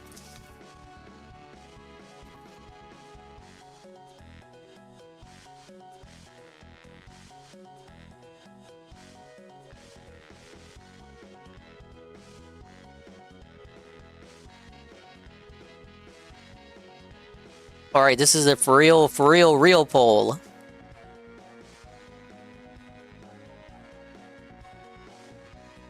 The 3 AM tennis ballot dump failed. What about his points? You get the points back, I think. I'm sorry if you don't get your points back. MGS4 confirmed for Switch 1 and Switch 2. Let's go. That was good. People objectively have wanted MGS4 off the PS3 for years, and now they're getting that along with the PSP game and Ghost Fable. Though I will say we're leaving a couple of PSP games off the table there.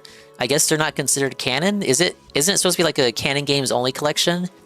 This means the Game Boy Color game is more canon than the PSP ones.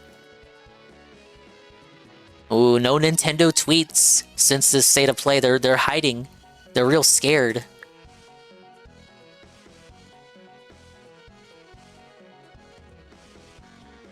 Oh, let me screen cap this. Here's all the announcements if you missed it, with release dates included. People wanted Peace Walker co-op for years. My bad, I'm not Mr. Metal Gear over here.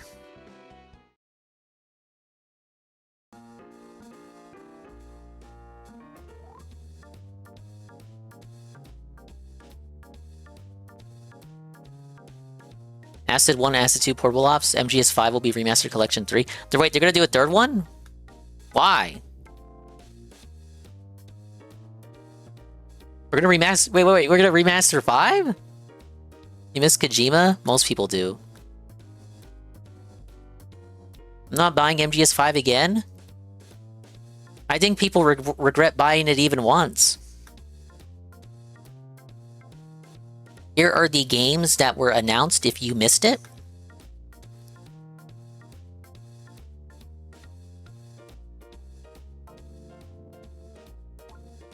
I'm gonna drop this in Baby Park as well.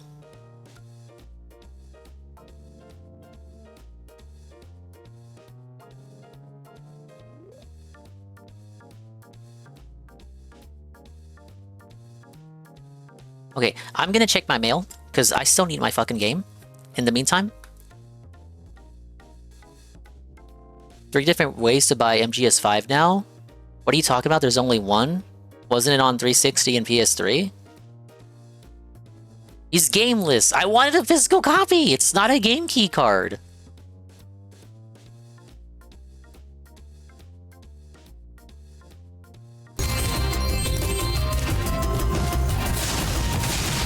Hey look, it's that one mini game that everybody doesn't like. Oh wait, no. What?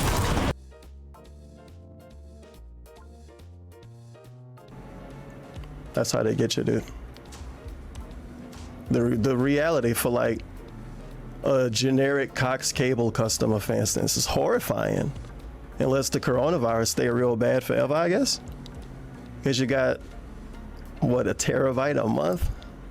Man.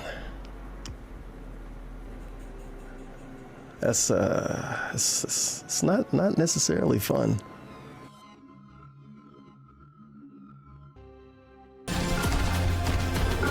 Oh god, no, he's free. Okay, well, you know what? That means we can kill him.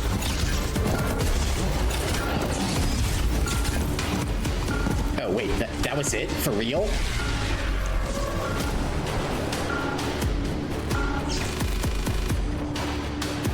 He only took like 3 rockets.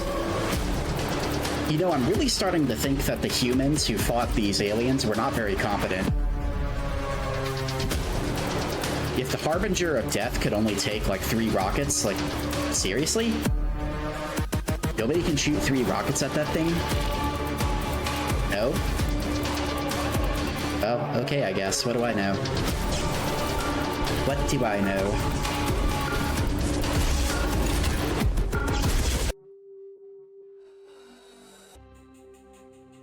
Until my body is broken, I will hold my ground.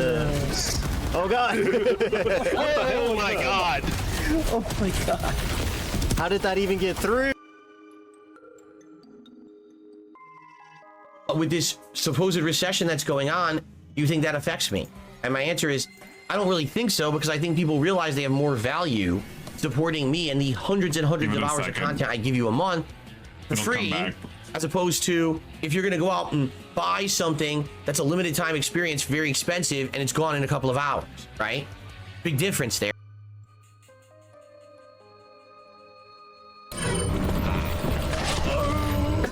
Oh my god, I'm crashing out. I'm freaking out.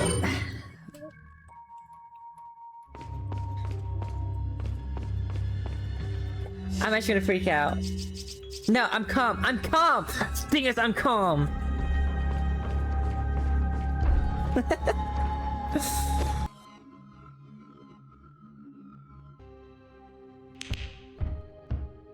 Sweet Bean, the loveliest of all.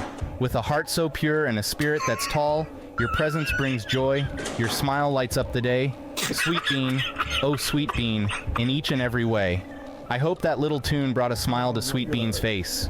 If there's anything else you'd like, whether it's more songs, silly jokes, or any other whimsical antics, feel free to share and I'll be here to brighten up your day. Okay, thanks for...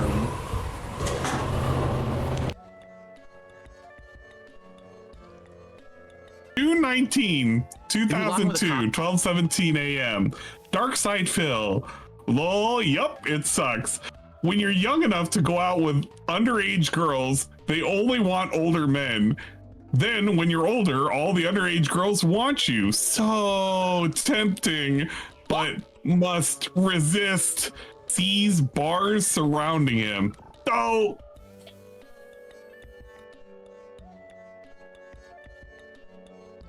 Stir up a bunch of old... Oh my god, it's Brent! Everyone shut up! Shut up!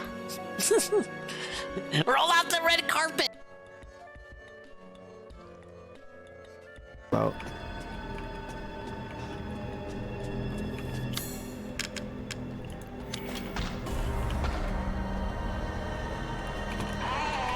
I knew it was gonna come back.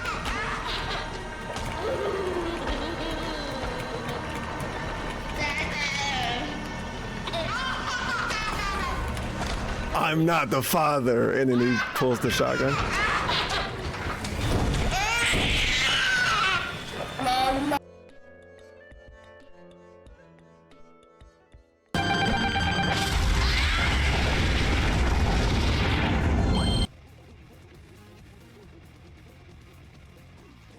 Without I need this. me, I'm gonna fucking flay you. I'm gonna skin you alive.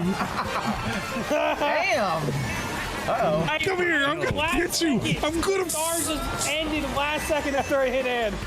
Oh my God, Remy.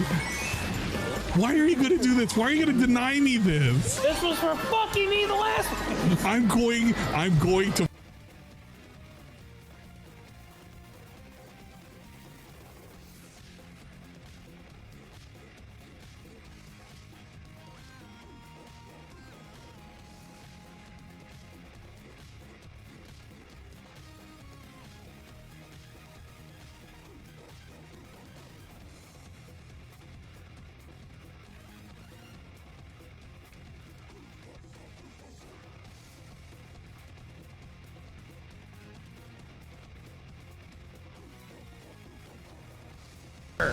Oh, come on! They're not the same kind of hammer.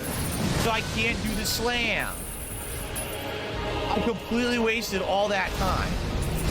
Oh no, he can't jump R2. How terrible. You gotta be kidding me! You gotta be kidding! Did I just throw away a straight flush? I don't know. Yeah, so this was a complete waste. Did I have a straight flush? I literally wasted all that time because I can't do the bleed build people were saying because they're not the same weapon. What am I gonna do with this? This is ready to go into the oven? Get me in a Discord call. I wish I could fucking stream like that, but I can't. Throw it away. Man, this was fucking $4. I could throw it away, but that would be a waste. Battery power 5. Oh no. That's not. It's was not about barely the gameplay. touching It's it. about how What the everybody fuck? was trolling. Even though it's Dude, about the I was viewership this and how they close were to not fucking excited about the blowing this gameplay. shit up. Are you And kidding DSP me? was excited about the gameplay. Excited so much that he was able to describe it in great detail on what he did. I shot the bomb. The rest of these, man, like these all could be trash now. I'm doing my job as a cop. What more do you want? Like I could just trash all these. Someone greeted me? I'm going to the city council. What are you gonna do? I got a taser for you. What are you gonna Report do? you. Report me? You don't hold it. This is what You don't hold a this is taser. what reporting does. You wanna report me? Yes. Yo, you're tripping.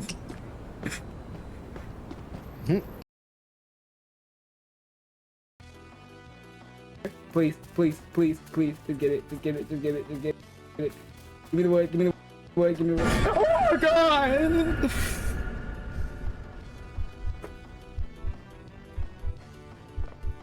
What's wrong with him? Dude! What?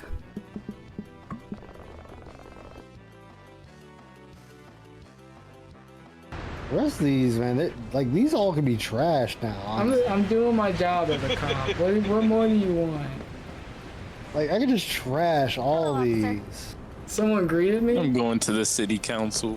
What are you gonna do? I got a taser for you. What are you gonna Report you. do? Report me? You don't hold it. This is what You don't hold a this is taser. what reporting does. You wanna report me?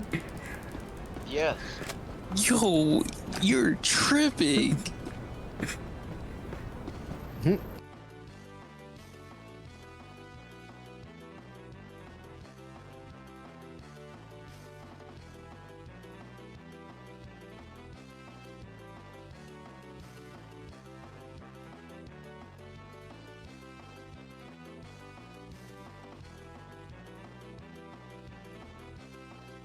Okay, I got an update. The good news is, the mail is here. The bad news is, we might be felted on Mario. let me check my email. What? What? Somebody clip that shit!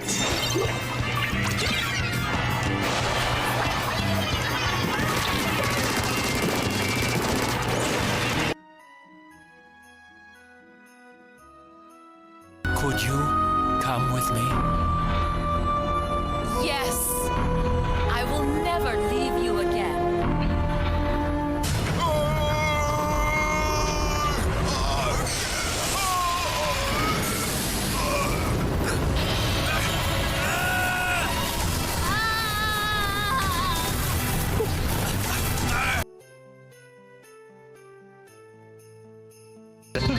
I never did. I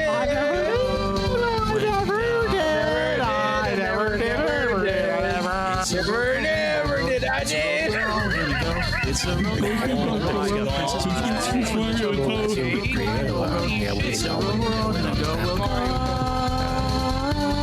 On the wall, it's called the rainbow road. It's called the rainbow road forever.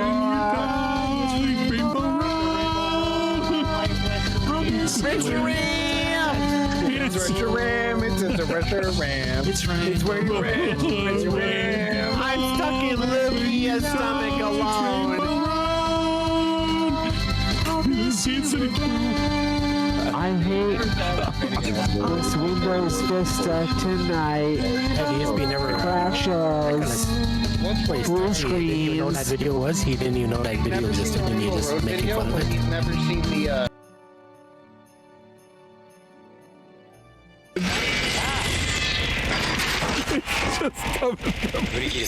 Zero toxic, super positive individual subscribed.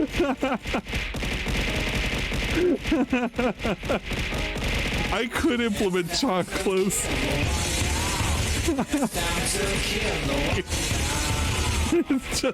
Zero Cock is now lurking and following. Here is a Cure Royale jump scare for you. She's just getting pelted. Oh fuck. This might be one of his last matches, dude. We can't end on this shit. We gotta like go on a 30-win streak. What the fuck? We gotta play until the game kick us offline. What if he said that? I have an announcement, you guys. I'm gonna continue to play until they take the beta offline. And he plays the round of applause clip. 12-hour DSP stream. What? That's how I feel. This sound is how the world would feel. That shit a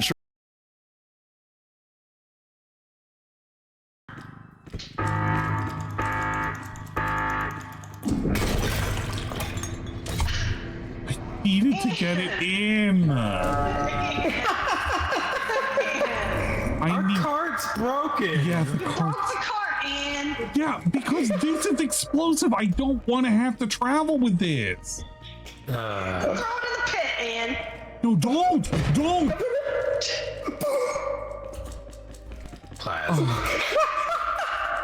I swear to God.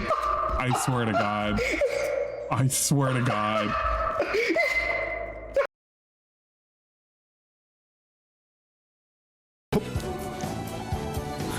It's okay. He know that my hand was hurting. He listening to the stream. I have a gamer injury. It's cool. Let's see. Let me get a drink right quick.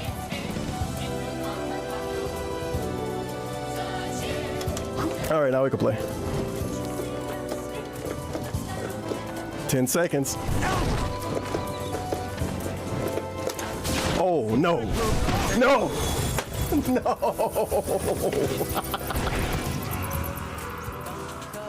You win.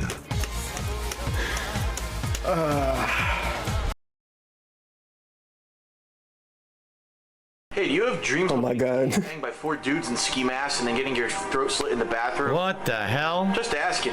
What? Something. And was primarily teenagers. No, it don't matter how old you are. Bro, so that's I don't even want to explain what that joke was. That shit was horrifying. Stop it. But I get it. It was dark humor. You just started, but you know what? This is the worst one so far. Hey, we're in 2020? Oh yeah. What about COVID? Oh, I said it, and they did it. No fucking way. Oh, get me out of this video game.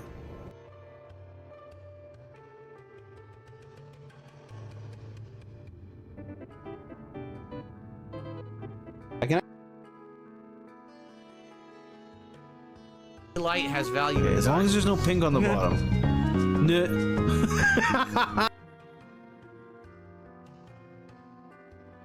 Oh no! Ah! I didn't get it. You know, I.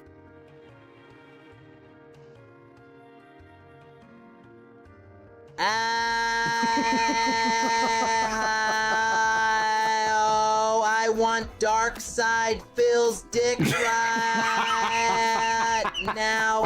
Fuck you and 1337. Kirby fucker.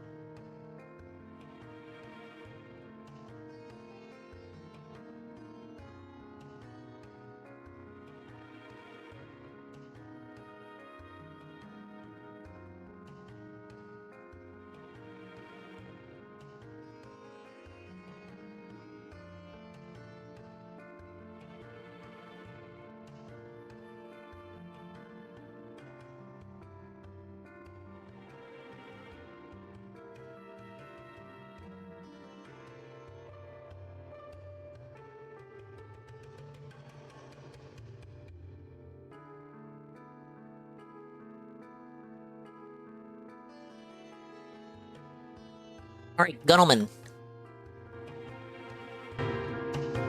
We have an update, courtesy of the United States Postal Service. It's not a good one. It's not a good update. Even though I ordered it, right? This will be a pre-stream segment. Even though I ordered it, and... Well, wait, no, let's go to the chill scene.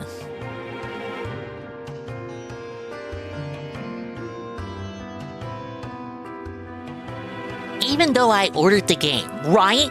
Months ago, and got free shipping on it.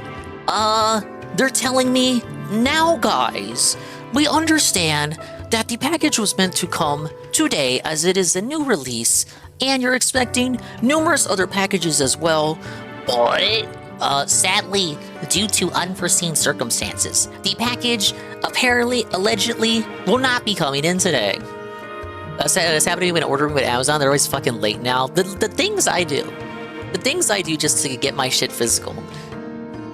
At this rate, they're gonna make me just like get in the Dingermobile and just go to a store and pick it up. Just like it's fucking 2005 or something. I thought we were in the future. Oh man, I wasn't even able to get it early from Target Minion. I think they caught on to him, you guys. So yeah, unless they skedaddle up to the front door and like toss it at me at like 7 or 9, which has happened in the past. One time I ordered like a TV and they fucking dropped it off. Like they dropped it by the mailbox at like 9 p.m. It was so ridiculous. Like I hope that guy got fired. You can't just fucking drop a TV. It's not even at the porch. They fucking dropped it by the mailbox. It was ridiculous. But unless they do that, we may not get to tennis around today.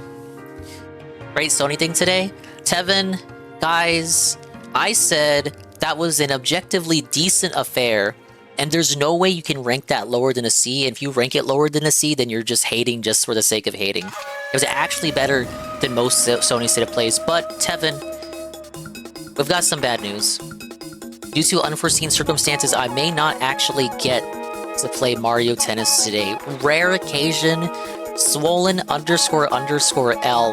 I might not actually get to play a Nintendo game on day 1. Can't believe I forgot about the Legacy of Kain remaster. That is coming with the cut content, so I give it a C+. Yeah, that's real good.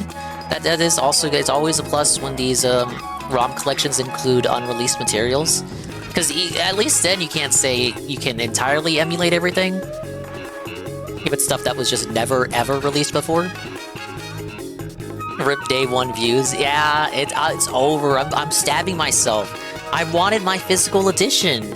I had to go physical. Time to buy it on the eShop. No, I'm good. I'm gonna get it physical. I'm gonna wait.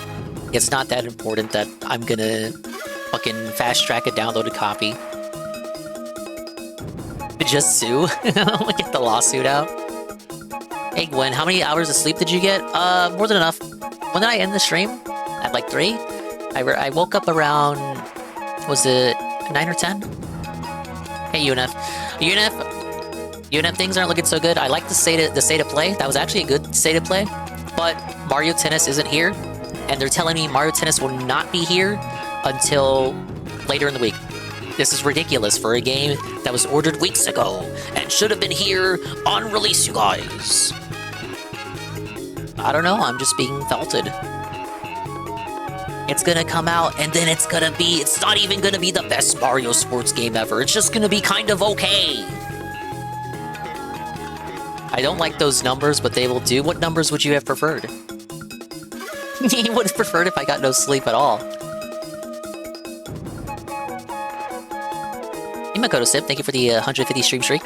No day one dinger views. That's what I'm saying. It's over. Now wait a minute. The concept of the day one views. This is not a cope. This is not coping. This is not coping. If you say it's not coping before you start doing your spiel, that means it's not coping. But let's be real, guys. The concept of day one views is actually a fallacy. When your goat, when your Oshi, your Yoshi Oshi plays this the new release that comes out, it doesn't matter if they're the first one to the starting line or the 1000th person to the starting line. You're gonna watch him play it anyway.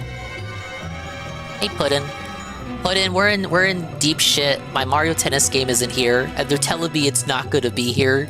It's not gonna make it tonight unless a miracle. Because you want to know what the update is? The update is it hit the facility an hour ago. That's not good odds. Unless they realize, oh shit, he's supposed to get this delivered today. And they rush it in a truck or a van over to my place and they toss it at the door. We're not going to play it today. Who's sending it? USPS. Many such cases with them. Very guy-coded cope segment. No, look. This is not a sour grape situation. It's fine. It's fine. If it was a 3D Mario game or a 3D Zelda or something or a Smash Brothers, perhaps then it would be a disaster day scenario, D-Day scenario. It's okay. It's fine, guys. We're gonna live. We're gonna live, guys. It's not coming today? No, I know. It's already past the time that the mail otherwise would be here. The aforementioned scenario in which they drop the TV off the house at the house, like right next to the mailbox at 9 p.m. That is very much an exception to the rule. I guess I can watch this Silent Hill transmission and then I'll decide what I want to do. If it really isn't coming today, that is quite unfortunate. Like I can't even play Rayman because Rayman comes out tomorrow. I can't even get the day one views off that right now. We could do oh, I think the Kirby event starts today. We could do Kirby and the Muppet Man. We could do Kirby and Muppet Man catch up, or I could give Bomberman another shot. I already did Animal Crossing. I'm kind of Animal Crossing out right now. Yeah, the schedule's been thrown into disarray. I'm scared. I don't know what to do. I dedicated the end of the week to no lifing Mario Tennis. It's not even here.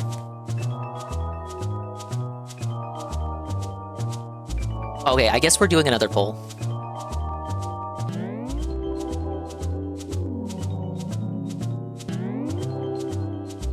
Man, I've done more polls in this one stream than, what, probably months?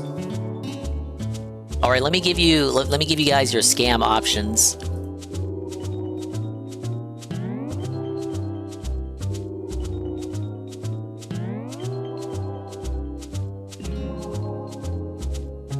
Perez says Fire Emblem. Much as I would like to, I think keeping that to the morning style chill is optimal.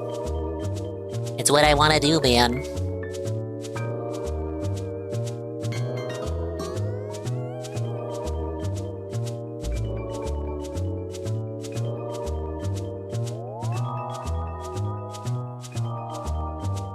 Is Sunshine music?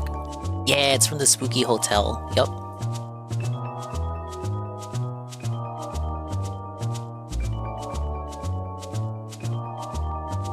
Hey, Plam.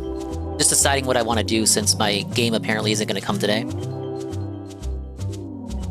Physical bros are taking a massive L. This is what we got to deal with. Now, I will say, in the past, I have ordered games like this, and they have come on the same day. This is a rare occurrence in which that is not the case. Usually, I do get it on time. Played the new God of War today. Apparently, it's $30 and only on the PS Quintuple. Alright, here are your options. I'm typing. 3DS Mario Kart stream? I don't got a way to capture the 3DS. I've seen that writing stream slide multiple times and I've yet to see a writing stream. That's the joke.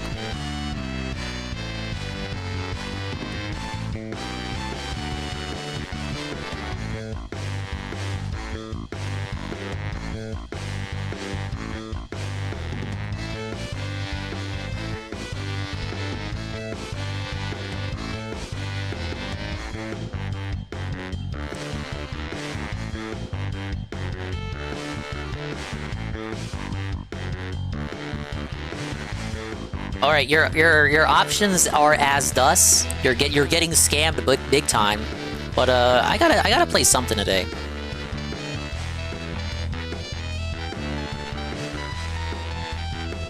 But of course, we'll watch the Silent Hill transmission thing, in the hopes that perhaps if it arrives afterward by miracle, we will then swap to Mario Tennis. But it's not fucking here.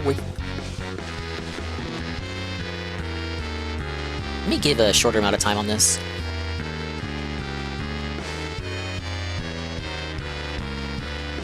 Dingus has been a real scammer lately. I miss the old Dingus. Pre-corporate Dingus is spitting in his grave. Yeah, we're selling out now. Corporate Dingus is the future. Sorry guys, you can't say retard anymore in the chat. We're gonna have the mods actually moderate. We're gonna be doing sponsorships. 3-minute ads every hour. And what else can we do?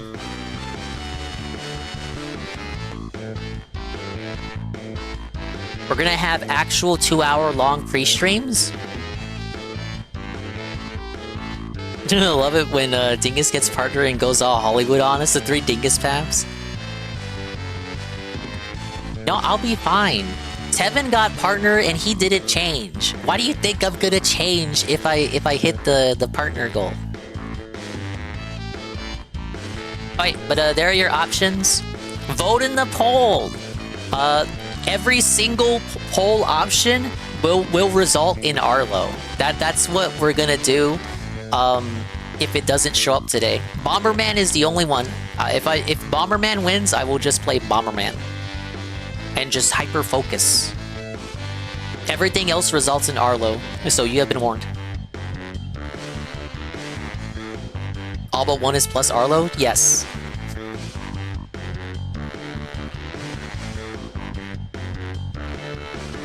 Nobody asked for Arlo, but yeah, but I owe a catch-up stream.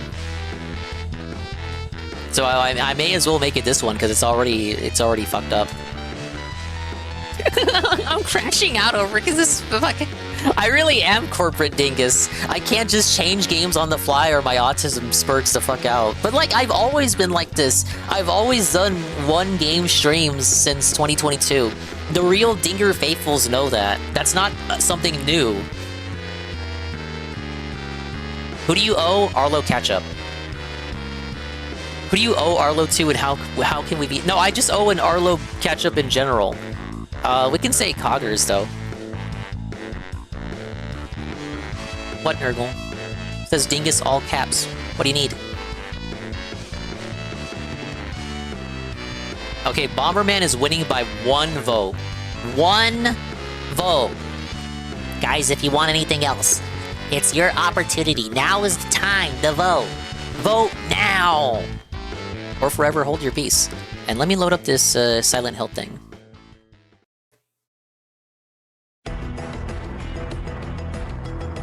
Oh yeah, I uploaded a Mad at the Internet clip. It's a very short one.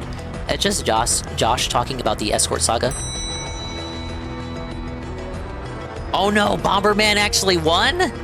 I was just kidding! Ah! Alright, we can do it.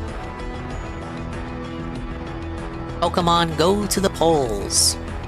Hey man, but you're gonna scam it anyway, Hollywood Dingus, says guy with 2 names. I probably will. I will scam it. I will undeniably scan it. Okay, what do we... I just want to see the results. Wow, we were close. It was 1 vote Bomberman over Kirby. I said Kirby because the Kirby event for Valentine's starts today. I was gonna vote, but it was gonna time out. What would you have voted? Old Dingus would have played Hitman either, TBH. I was waiting for you to point that out. Blame you for suffering?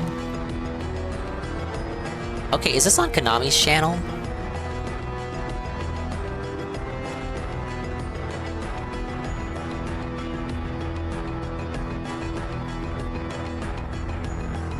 No, I don't want the IGN restream. Give me the real thing. Oh, you would have voted Kirby to tie it?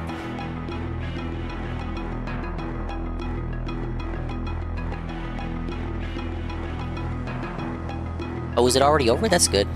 We can just go back in time. Wait a minute. No, it's not on here. Where is it? Which option didn't have Arlo? Bomberman.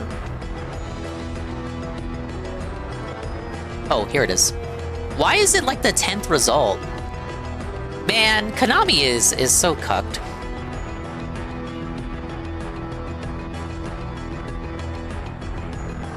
In other news, he missed a goal. Suffa! DQC is felted? No, he's still gonna play it, surely, right? To prove that he can do variety?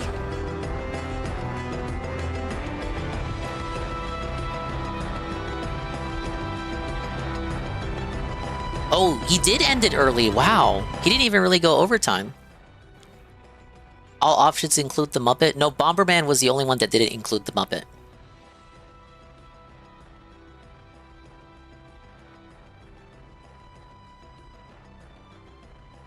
Alright, this is one of those fancy schmancy premieres.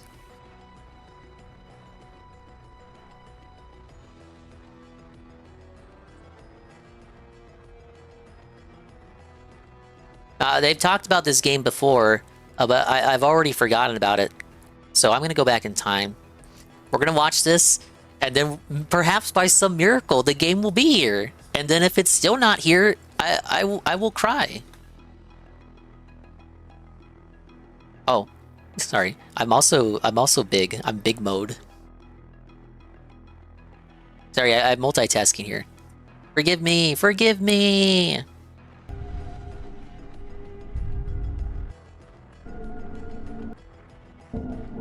Oh, I gotta go into the future. Bomberman driving you crazy enough to snap at the shit Arlo says has potential as well. You still want me to... Okay, you know what? We can watch Arlo anyway. If you really want that, sure. I'll give you what you want. We can watch Arlo regardless. You know what? Because D-Side wants it? Yeah, we can do it. We'll watch Arlo anyway.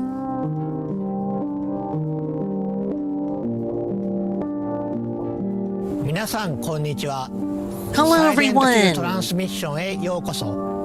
Do we really need all the pomp and circumstance for this? Get the fog machine out of here. 2022年の発表以来、長い間お待たせしましたが、本日は待望のタイトル、サイレントヒルタウンフォールのニュースや情報をついに皆さんにお届けできることを嬉しく思います。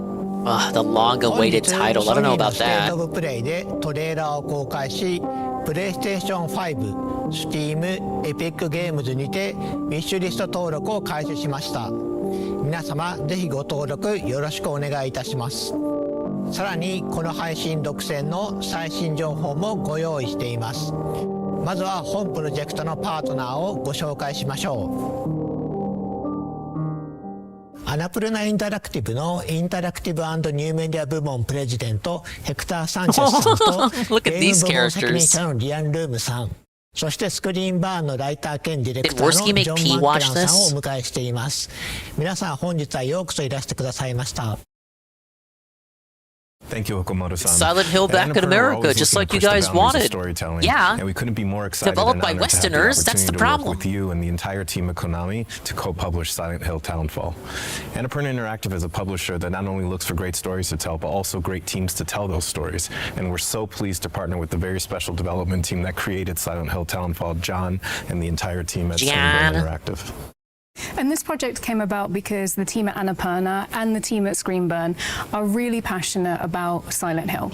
We're very excited about the unique stories that we're able to tell in this amazing franchise. Getting some feedback from these guys' microphones. It's also important to us at Annapurna that the developers we partner with really love the IP that they're working on, and that's exactly what we have with Screenburn. Hey, holy shit! Yeah, I know I got headphones on, but the feedback on their lapel mics is pretty bad. To be here today to talk about Konami, come on.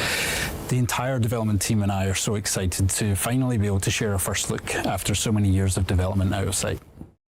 皆さんありがとうございます。ありがとう。それではまず本日公開されたサイレントヒルタウンホールのリビールトレーラーを振り返りましょ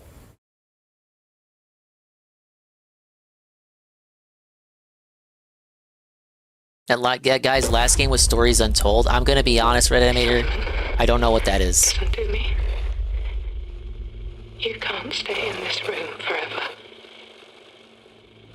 I can't stay in this room forever.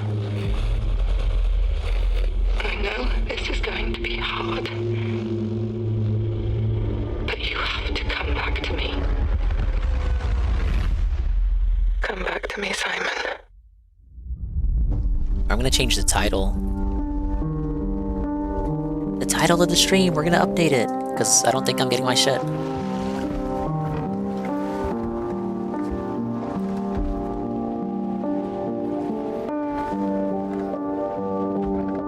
I woke up in the water again. Thing is, the game did an article on DSP and Crizzle. Don't click, they ask you to turn off ad block. No, I saw that. Red Animator linked it to me. Rebsy got the shout out. Rebsy made it onto a Game Journal's thing. Yes!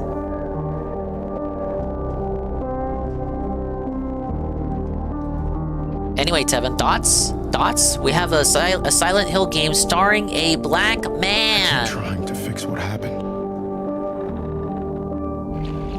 But no matter what I do, you can't fix it. It's like those little TVs that you watch on a road trip. It doesn't let us change things. You did what you did. But I want Tevin's thoughts specifically because he just came here. Why did you think I wanted his thoughts? Guy with two names? More like guy with two prejudices.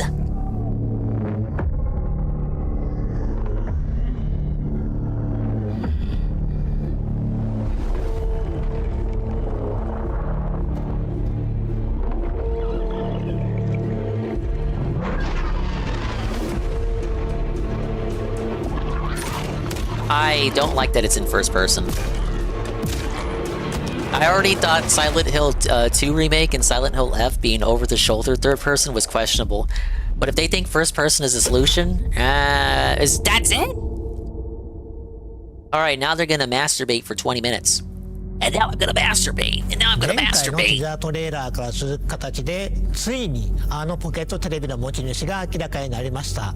このトレーラーはタウンフォールの本質、そしてサイレントヒルらしさをしっかりと捉えています。And we can see from the trailer that debuted today that Townfall clearly embodies the DNA of the Silent Hill franchise.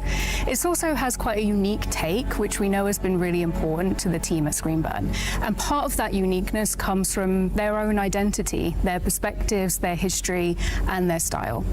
So John, we'd love viewers to learn more about Screenburn and your team's history and the work you've done on Silent Hill Townfall.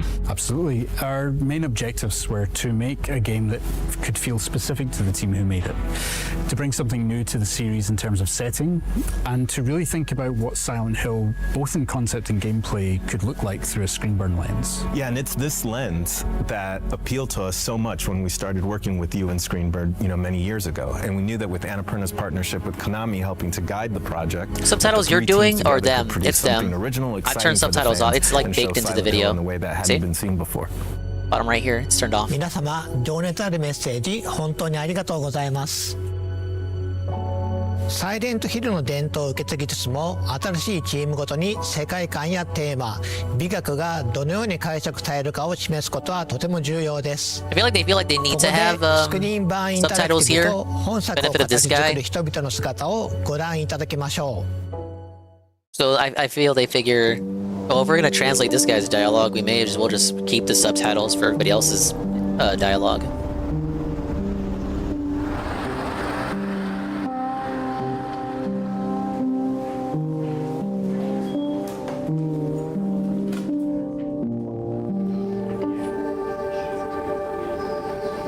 We've got our previous games that we worked on over the years. So Super Arclight was our first title that we released back in 2016.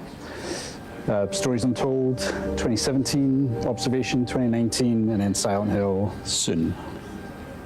I feel like this is the issue when it comes to that we're going to be slotted in at the end there. These non-Sony, Nintendo, and Xbox entities doing their own directs. We were kind of like figuring out. You get more of this shit, where they just don't talk about the game. What we would do with Silent Hill. That froze us in our tracks. Yeah, let's go talk to the devs. Let's go all the way to the UK and talk to the devs. We all wanted right away. We pulled together a pitch of what we felt would be. They give you like the making of, the behind the scenes, and you know why? It's to fill time. Konami, and we were delighted that they loved the idea. It was like, this is exactly what we need. This is what we want to do, and we want you to go for it. And so to have their trust in us. I don't want to say that guy with two names. No, I don't care. I wouldn't be watching it if I truly did not care. I'd be lying if I said I really didn't care. But it is kind of like you're just kind of you're waiting out the clock. My name's Graham McKellen. I'm the lead game designer. John is my brother, so we've known each other for a while. We have a lot of the same experiences, films that we watched when we grew up, games that we played. That allows us to work really well together when it comes to finding the synergy between narrative and game design. Swollen Vegas, Very early, we agreed that we wanted to present this game. Koizumers, I'm mini crashing out. One, this Sony State of Play was actually kind of good, so I can't really complain about it too much. I will complain about this though, but I'll let them talk. I'll let them talk. And my Mario Tennis game didn't come in, so I'm crashing out. I don't know what to do. First person. And first person is, you have a more limited field of view. There's things happening. Oh, guys, it's scarier because it's first person. As we know in horror, what I think people figured that out after Five Nights at Freddy's. How we use it took Konami and their affiliates this long to figure it out. Anxiety and but I don't think it fits Silent Hill. At the same time, trying to find the balance to that. You can always play Rayman Anniversary. It comes out tomorrow. I have not ever completed Rayman 1, Koizumers. I've not played more than a few minutes of Rayman 1. I would actually be interested in playing that tonight, but it comes out tomorrow. Which is, what can we give the player? One of the first things we set out to do was like, what can we do with the radio that's not been done before? I've never had a game be so late that it could come out. It could come to me as late as Saturday. A new aesthetic, but it feels Silent Hill, the analog tech that's kind of been my visual. What are those things you can't plan for? Most of the things we've done, like even in our previous games, has been as the close things you to do for like physical copies, and they treat you like this.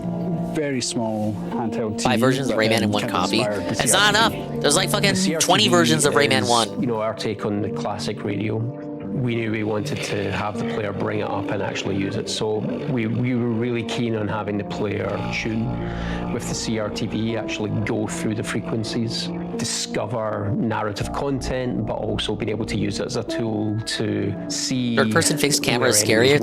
Take controls and I'll shit my pants. That's why the old ones were so good. I wish I could give you guys. I wish this could be rage bait for me. I wish I could like spur God at this more. But I looking at, I just feel nothing. I really don't feel it. Like, at least Silent Hill 2 Remake, me and Seru could be making constant, non-stop comparisons to the original game. And Silent Hill F was a new direction made by Japanese developers. Or, wasn't it? No, wasn't it some China people? I forget. I forget who the core development team was comprised of. But it was Asian. It was giving it back to Asians. And it was a brand new direction. That was interesting to look at. And it totally wasn't just because it was game, Japan. But looking at this is just kind of like, oh man, it's another game. It just doesn't strike a chord with me. I think it's because this one, you can tell, is in the hands of third parties. It doesn't feel like the next big entry. It feels like they're playing it up as the next big entry, but it looks and plays and comes across to me as a side game. Like, if Silent Hill F was Kingdom Hearts 2, this looks like it's Kingdom Hearts 358 Days Over 2. Get it? It might be important, like Kingdom Hearts 358 Days Over 2 was. Maybe. But right now, it hits me like a side game. So yeah, we teach the peak mechanic, which I can play a fourth of them for us, Dingo. Game Boy Color Rayman 1 is supposed to be pretty good. Around where the camera can be, so you can peek up and to the sides to see around corners or over walls. How you doing, consumers? What did you think of really the state of play? Perspective, giving the player that extra control over the camera. For a long time, this game we felt might just be Northern Europe, and not lock it down to Scotland. There was a drive to create something that felt authentic to us, and it kind of felt natural to kind of bring it home. The problem with Chain of Memories is that you finish Kingdom Hearts 1 and you want to jump straight to 2, but you have to play through Chain of Memories. And first of all, it has a different combat system. And then you don't even go through new Disney worlds. It's all the same Disney worlds again, minus Tarzan. And then after you beat that twice, because you got to play it again with Riku, then you can move on to Kingdom Hearts 2. When John first showed me the game, it was a state of play, some might say. So nothing much for you. Silent Hill, misty, foggy environment. That felt like a walk to school when I was growing up. Because, no, he says it was Silent Hilly because there was a bunch of fog. I don't think these guys understand the series. I've grown up in towns like this. Guys, there was fog. That means it was Silent Hill. Kind of similar Ooh. to St. Amelia. It's a beautifully epic, grey, drizzly environment, and we're bringing that to the game. It just feels so real, especially when you're going through it in first person. You kind of feel like you're there. It's so detailed, every single thing, and it's all connected to the story. A very personal story. I know for John as well. It would have been about 17 or 18 when the first game came out. Again, another issue with these third-party directs. It's so much telling, not enough showing. It's almost like they're afraid to show the game, or the game is so far out they don't have much to show, but they still want to get you hyped about it. So it's just a bunch of talking about it. And I was really ill, high fever, all this kind of stuff. I know I finished it. But the experience that's why you don't watch these. Like a fever dream, I wasn't. I tricked myself. I've never played it again because I kind of don't want to know what happened. I was the man of Bomber. Real. I spent 24 hours playing those games, and I got up to the third one, and then I crashed out. I spent 6 hours in the same level. I think I'm just gonna wage quit and just do a whole new fresh file. Or not. Drawn to the fog ever since. And I think now that we're actually responsible for it and we're actually kind of pulling the rest of the team in, and now we're looking forward to bringing the fans into that fever dream too.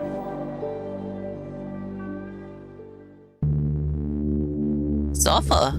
The game was fun though. I don't know.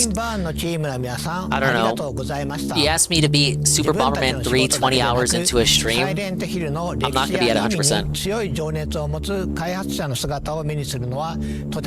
PS Vita Silent Hill? I didn't play that one. I didn't hear good things about that one. I need someone to help you? No, I'll be good. If it had online co-op, that would have been fun. I'd be able to play with someone. 過去作にも一人称要素はあるものの10時間を超える長編作品としてこの方式を採用したのはタウンフォールがシリーズ史上初めてです。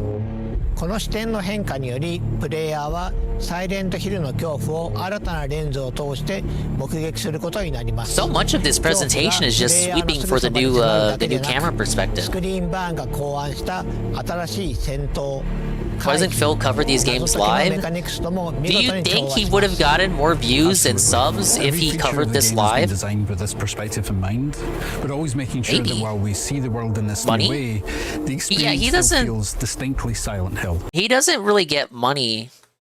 He doesn't get money when doing these acts. The problem is, you get his live reactions to shit, but you don't get his interactivity because he's so distracted by what's on screen.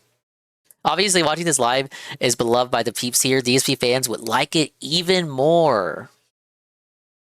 I already reacted to the Game Awards and not the Game Awards. I reacted to Summer Games Fest and the Xbox Direct Live, and it did nothing for me. So, why would I waste my time? A big part of that experience is centered around enemies and how our protagonist Simon will encounter them. Familiar tools from the world of Silent Hill are all available, planks of wood, willing to give it a try. I'm honestly not confident in even giving it a shot. I might just skip it. Element of choice to the combat. What was the release date? Did they even give one? Option. In fact, with the aid of the pocket television, known as the he paused it every 4 seconds. He'd be more of a pauser than Posky. Facing enemies head on. Players are encouraged to experiment. Checking my list, no release date. Suits them while being mindful of the resources and the opportunities that surround them. 分かりやすい例が覗き込みですよね。サイモンは物体や壁の上からあるいは周りから慎重に身を乗り出して敵の様子を確認でき発見される可能性を下げることができます。この要素は遭遇前の緊張さが生かされるだけでなく、he said he was gonna watch it yesterday. デザインの面でとても映画的な表現になっています。Indeed. Is the first person view that bad for you? Things I don't feel like it fits Silent Hill. That's all. But I'm a Silent Hill boomer. When I'm mostly the ones I sweep for are the original first 4 games with tank controls to kind of put you in the shoes of where I'm coming from. So when you suddenly make it first person, to get a new spin on it, it just comes at me like Silent Hill but with new gimmick. Control provided to the player works especially well in first person, and it allows players to cautiously assess an encounter before they make a decision to evade or charge in. Did I not like the Silent Hills demo? I didn't play like the Peak or the CRTV become. Remember, I didn't have a PS4. More immersive, rendering details up close in the character's hands and all in a tactile and physical way rather than using on-screen HUD elements. These features really shine in first person, and as the game progresses, players will be challenged in many different ways. At least you admit you're a boomer. Using the right technique at the right time is vital. I would say I'm a boomer in a zoomer's body due to the nature in which my upbringing was laid about. No, we didn't have the newer game consoles, so I didn't grow up with the games that Zoomers got to grow up with. So I just played old games, and thus I had a boomer old gamer mentality engraved within me. For Simon's survival. Johnson. That's why my favorite games are 3D platformers where you play as a little goober walking around in a low polygon land. 次は新主人公サイモン・オーデルに目を向けて I'm trying to make this a poor flip. Look, you called me. I agreed. I didn't contest it. シリーズのキャラクターは皆心に重いものを抱えていますが、 Look, it's those other games I 例 played. 外ではありません。彼は多層的で不安定、そして非常に人間的です。 He's a victim. トレーラー He's 冒頭 poor. で主人公であるサイモンが Guys, we 今 gotta 回舞台 hit と the なる dingus. 街セントアメリア Make dingus に not 縁があることが Oracle. 示唆され、彼の困難な旅が始まります。ジョンソン Guys, we gotta hit the keep dingus out of the barrel goal. 彼が島へ向かう事情、そしてプレイヤーが踏み入れる物語について視聴者の皆様に特別に教えても Couldn't ら we え have ま just すか given this guy an interpreter? I knew when beginning to write the game that fans would have certain expectations about the worlds, characters, and the themes that permeate the series. I wanted to both lean into those expectations in some ways and subvert them in others. Guilt is a strong theme throughout Silent Hill's many stories, and I wanted to dive deeper into the various different ways that guilt can manifest, where it comes from. He's gonna change his name to Swollen ___ Diogenes. Come to accept or resolve it. So while those He's narrative cynical. themes are distinctly Silent Hill, we're looking at and interpreting those themes in a very different way. ゲームの冒頭、サイモンは物事を終わらせてほしい、それが正しいことだと告げる謎の電話を受け取ります。トレーラーで見た通り、彼は島に到着しますが、この段階ではどうやって来たのか不明であり、サイモン自身も向かう先が分かっていないように見えます。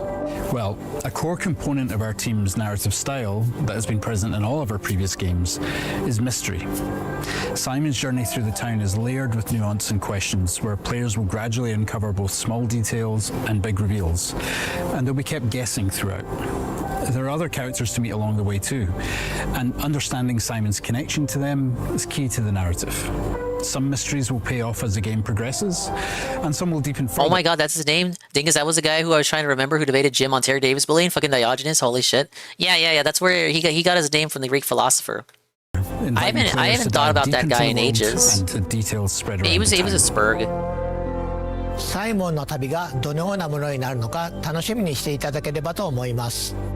さて次はタウンホールの舞台となる街セントアメリアについてご紹介しましょう。サイレントヒルのキャラクターを街と切り離すことはできません。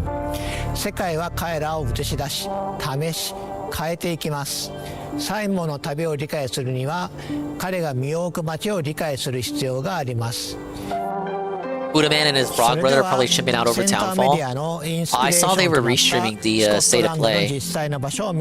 Oh man, do we check what they think about it? Oh my god, that was so woke, guys. Gaming is dying. And you're killing it. You mean gaming has already died, you guys? To the east coast of Scotland. We've referenced a lot in the game. Graham and I have been many times over the years. We took all. Oh no, I knew Riddy. I knew Riddy. You meant the philosopher. It is, yeah. I didn't think you'd remember the fucking IBS guy. As a QA lead, I think I have played probably 3,000 hours of this game, but I've actually never. Oh, they wage quit the stream. Towns, so. I wanted to check what they thought. They wage quit. They wage quit. It's the smell and the wind and the sound of the place. All of that together is what you're trying to recreate. You're not just trying to recreate the visuals. You're trying to recreate the vibe. And there's no better way of doing it than spending time there. It's really important to not live your life behind a lens and just absorb the place when you're there. So I suppose it's always important for artists to get out and see the place that they're supposed to be making. Graham and I were chasing fog. Well, I dragged Graham out with me. I was like, I need why do in we? front of the camera. I'm gonna take these I don't want to be mean, but like, literal filler segment. So it's not about the game. It's about these guys and how they're all good friends or something, and that means you should put your faith in the game being good because we're learning about these devs and what they do on their off time. We immediately felt like in danger. I mean, why? We ended up with this shot here. The atmosphere is like blue and light. The sun was going down. Everything from that moment was when we kind of realized how this game was going to begin. Using Greek philosophers as usernames when you're some dumbass on the internet is pretty cringe. On the east coast of Scotland, called a Angel Sargon probably wasn't even the first person to do it, but he probably popularized it. I wasn't like trying to like imagine. Whole slew of people. You still have people to this day on Twitter with the statue profile pics, and they usually say nothing but nonsense. You know, and I would drag other people on my trips with me and be like, "You got to come too," and they're like, I tried to say earlier, this is good. This is good for a YouTube video for the people who care, but the general audience doesn't. Yeah, for the general audience trying to sell them on the game by not showing them the game, probably not a good idea. So that when we come back to the studio, we can try and recreate what we felt, not just what we saw.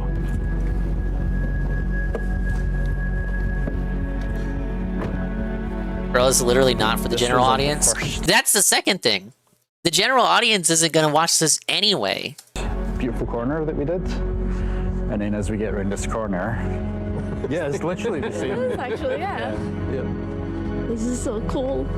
Yep. I hope we have that in the game, the seaweed. This was the first pier I think we came to, and we walked along a bunch of other piers as well, just to kind of see the differences. And the guy kind of looks like an older Bill Trin and the Nintendo guy. Used, that kind of thing, you know. So this is it. This is very similar to our St. Amelia pier. So we're in St. Monans.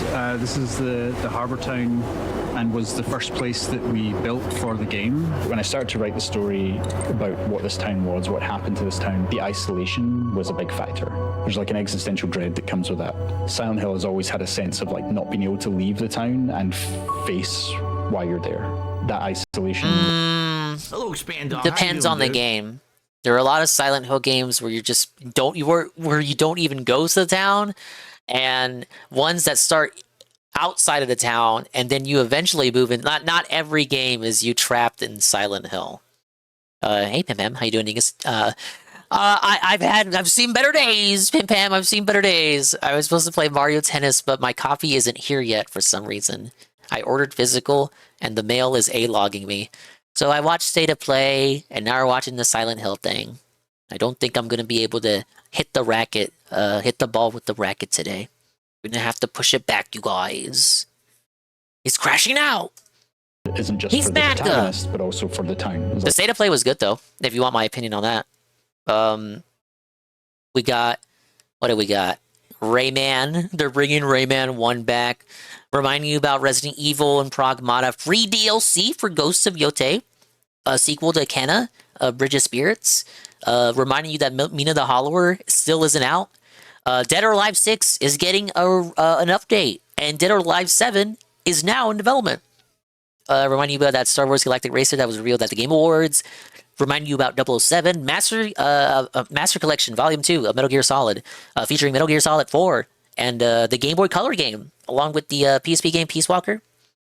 Silent Hill Townfall, which is what we're watching right now. Marathon exists. New John Wick game. Konami has a new anime game, new IP. Marvel Tokon, August 6th. Reminding you about that Returnal sequel. God of War, Metroidvania out today. And a trilogy remake is on the way. Thank you, Nurgle, ScamQ Game Redeem. Demos of Starship Troopers Ultimate Bug Hunt and Replaced. Oh wow, Dead or Alive, Nature is Healing. The sneak preview that they showed for the 7th one, the lady kept her booba, so Nature might just be healing.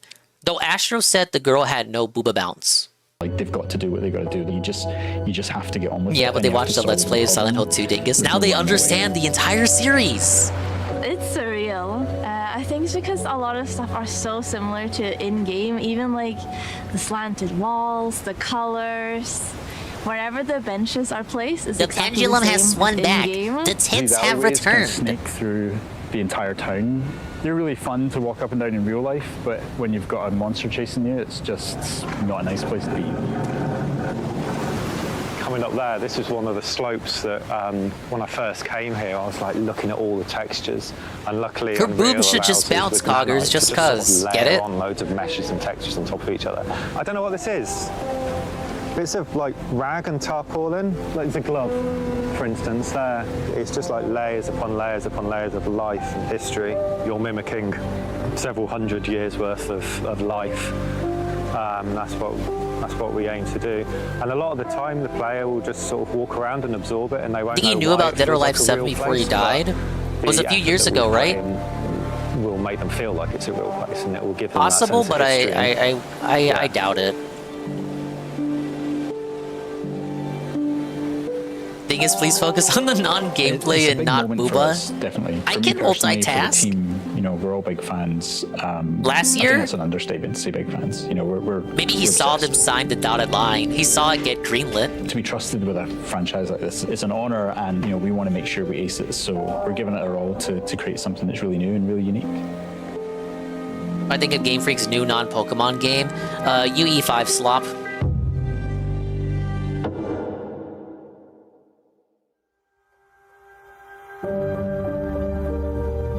センターメディアのインスピレーションや再現方法について貴重なお話をありがとうございました。 The non-stop comparisons to Pokemon when that game comes out would be 新しい世界 annoying. 観をリアルに感じさせています。こうした丁寧な作り込みはシリーズならではの大切な魅力です。最後にタウンホールの規模や構成についてお話ししましょう。 For sure.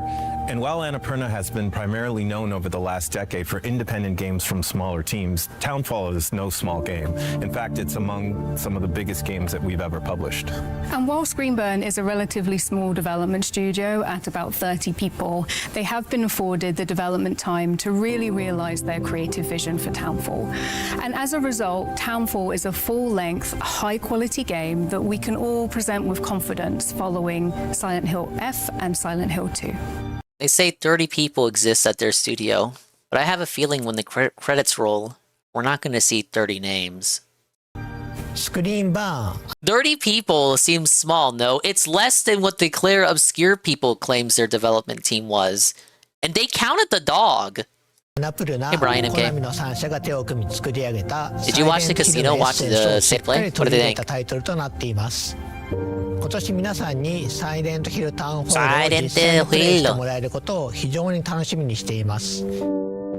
本日のサイレントヒルトランスミッションはこちらで終了となります。 Oh no, for sure there's gonna be some outsourcing here. 一言ずつメッセージをお願いします。 Like I get it, like that's how game development is. I just don't think it's entirely honest if you say, oh, our game has it, like it's doing a disservice to the people who did the outsourced portions, but it's like a disservice to say that your game, oh, we have a very small development team, because you know what it is, it's for the extra brownie points. Oh, it's so impressive, only 30 people. Remember how much Dave fucking masturbated over that Midnight Fight Express game being made only by one person? Like, because that's impressive. That makes the game more noticeable. It gets more eyes on it. Oh, only one person did all of this. So the Clear Obscure People constantly dance on the fact that 33 people, only 33 people, only 33 people. But the credits are full of people that the game was outsourced to, that worked on the animations and the music and this and that. But I guess it also, it's like the definition, oh, how do you define working on the game exactly? I just feel like this is going to be that too. There won't be 30 people in the credits once those credits start rolling. And that's fine. It's fine. But don't act like literally only 30 people who matter worked on the game, because I feel like that's mean to the people who did the outsourced shit. We're so thankful for your patience, and we can't wait to show you more of what we have in store for you in Townfall. We see this project not only as our biggest and most ambitious game yet, but as a love letter to the series that inspired many of the team, myself included, to become game developers in the first place. It's truly an honor to be given this opportunity to contribute to the series, and on behalf of the team at Screenburn, thank you for your support and your encouragement over the years.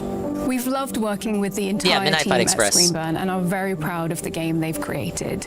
Our goal at Annapurna is to support our developers so they can focus on making the best possible game. It's been amazing to see Townfall come to life throughout development. Thank you to Screenburn for their partnership. Was that really developed by one guy?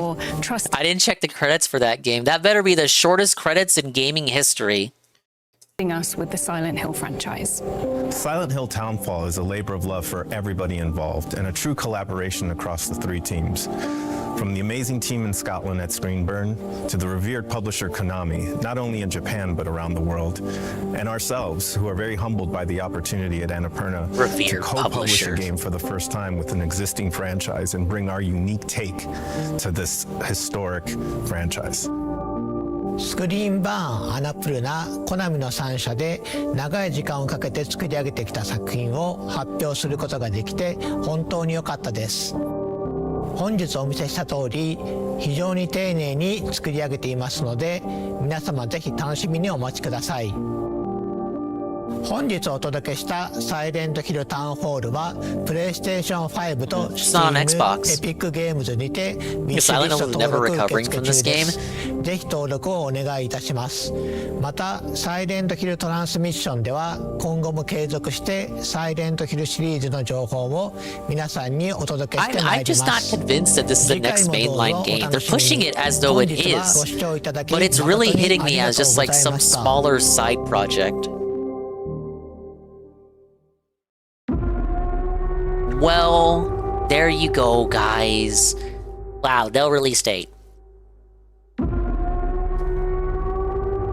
Yeah, Townfall is the black African American male as a main male protagonist. All right, and then it just that's it. It's done. We done. Now, I thought I saw Kino talk about Phil. Did they just peek in at the end of the stream? Oh no, Mr. Morrow! Ah, they're looking at the Disney guy. They were looking at Phil for a little bit.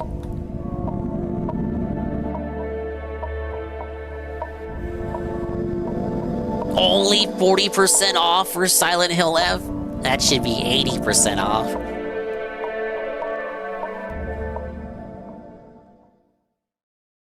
Alright, sorry, I'm looking at, trying to see what they were doing.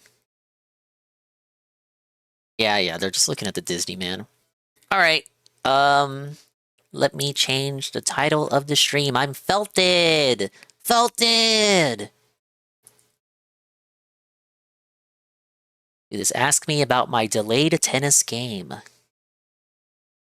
And for some reason, this collection doesn't have a category, so I'm just gonna plop us here. I listened to Kino stream while I was listing all day. They got very filled out. Oh no, yeah, I made it. I made it to the end of the stream on my stream last night. Went to 3 a.m. I was so conked out. I immediately fell asleep after the raid. Let me turn this on and do that. I charged my controller, so we should be good on that front.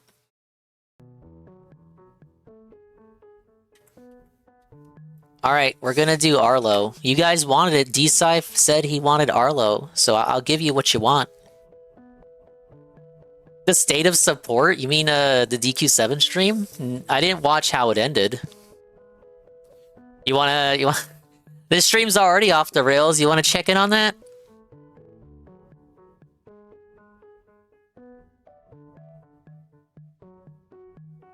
Oh yeah, 114. It's not as bad as it could be. Everyone voted for Bomberman with no Arlo, but D-Scyph specifically said, you know what, Dingus? It's okay. You can watch Arlo anyway. I'm giving you permission.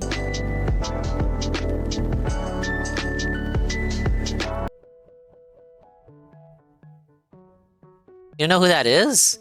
Was in the chat earlier. Oh, hey, Mog. Mog, we got some bad news. I was supposed to play a new Mario Tennis game, and then it didn't come in the mail. So what am I going to play on my Switch 2? So I'm going to switch to Bomberman. But first, I want to see how my my anti-Oshi did. He's playing the new Dragon Quest. Here to hang out and help with the partner push? Thank you. Let's get a Mog shout-out.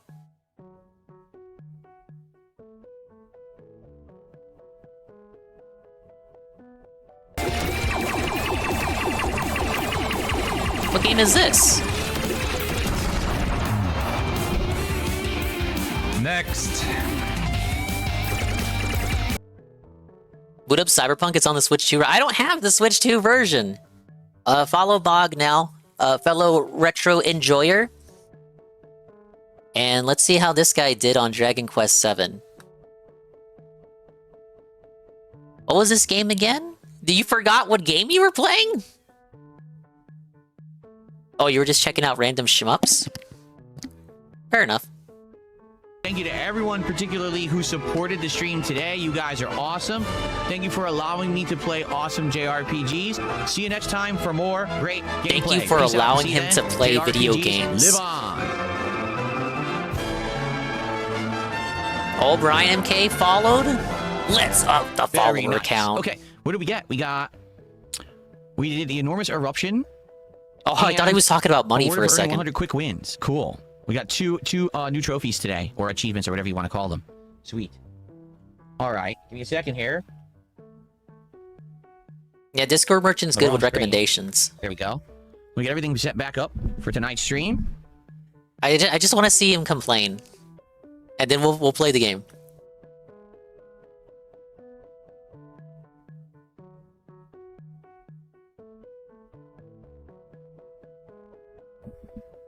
That's what it was said. It said enormous eruption.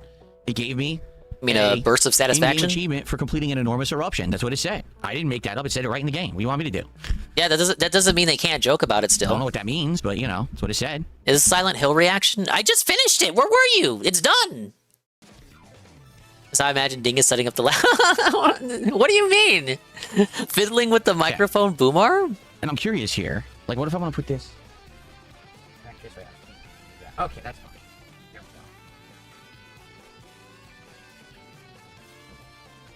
Look at him. All right. What a strange angle. Tonight is RimWorld, everybody, if you didn't know.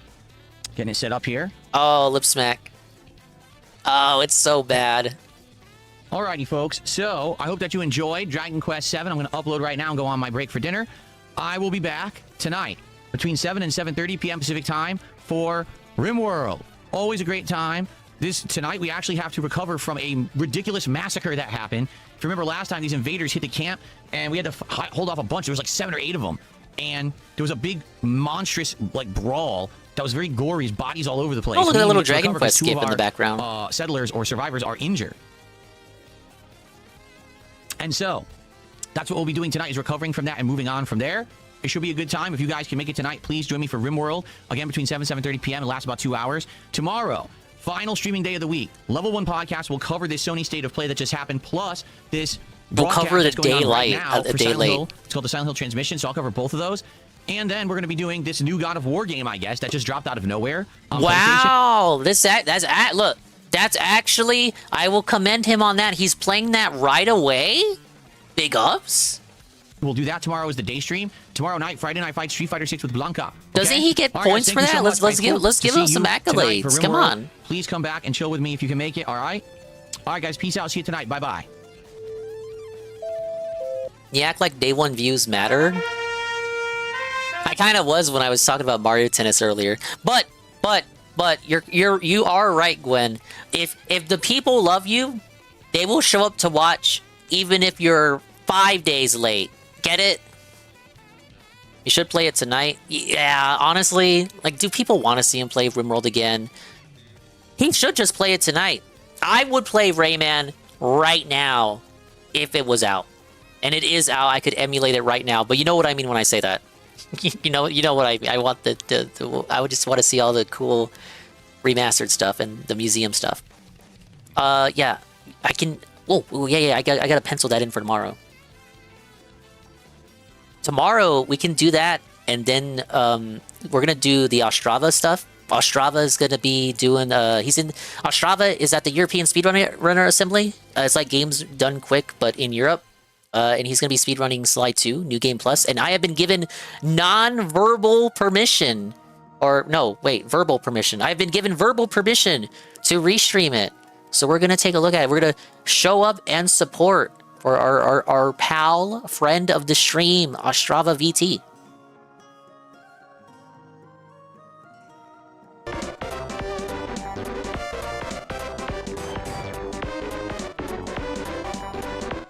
Alright, look, the game. Alright, we're playing a game. No one from the retro category can come in and say I'm not playing a retro game. Is that the voice actor dude? No, the voice actor dude is Koizumi. Ostrava is the speedrunner man who plays the Sly Cooper games. So he's gonna play that tomorrow. I think we'll start with Rayman in the afternoon. And then when that starts, we'll swap over to that. Alright, damn, since Mario Tennis isn't here, I gotta swap to the other scene. Because I don't have a 4-3 scene on this overlay. So, I'm gonna hit a button, and the stream may hiccup. But, it will be on purpose. The stream is gonna hiccup. It's on purpose. Don't say anything. Don't even be a smart aleck about it. The stream is gonna hiccup. It's gonna hiccup, guys. It's gonna hiccup right now.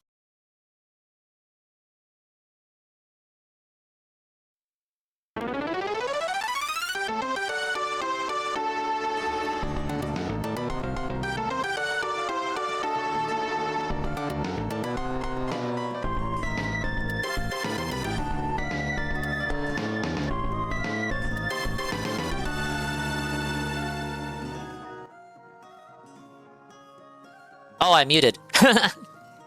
I'm muted. Sorry. I said I had a whole little spiel and I ended up being muted.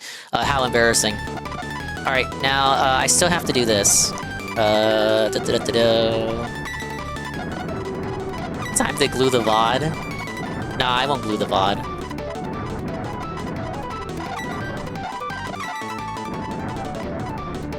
Alright, where's my source at? Oh. There it is.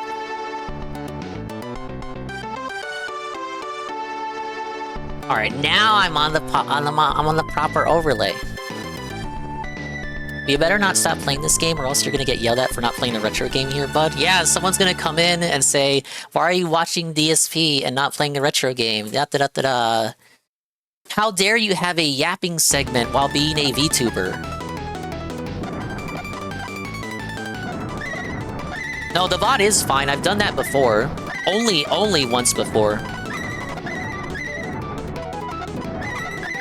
Can I ask why, or is that not too much?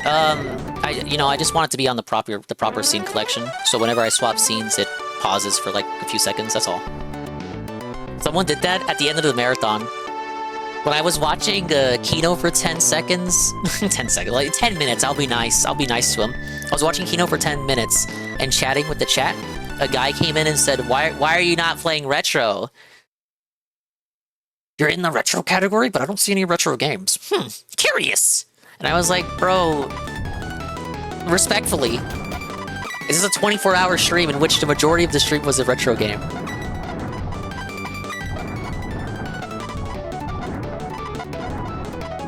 The whole stream dies, though? It's because, when I say scene collection, I'm not swapping scenes. I'm swapping entire scene collections.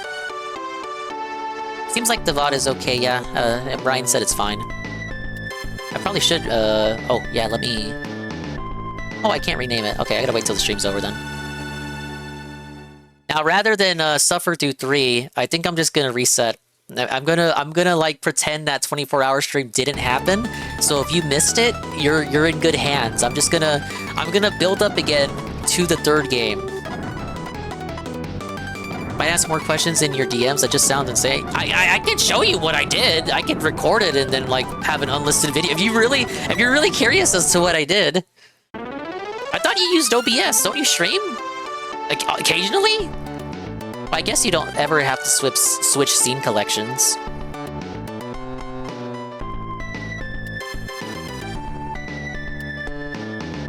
Hold on, you're playing retro in the retro category? I know, right? This is illegal. You don't stream at all? Are you gaslighting me?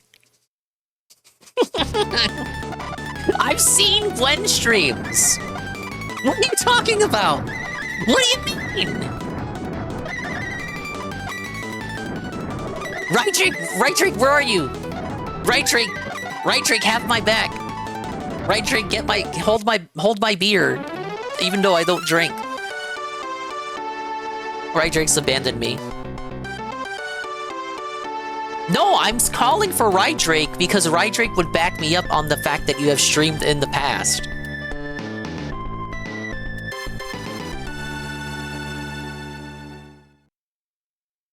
Alright, sorry, I'm opening Brave.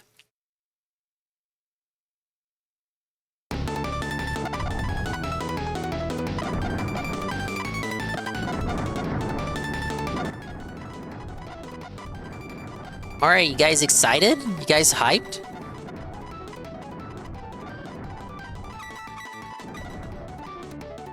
I should probably organize these. Date added, oldest. Well, actually, I have a lot more to watch, but I think we should hone in and we should focus on the person that everybody wants to hear from.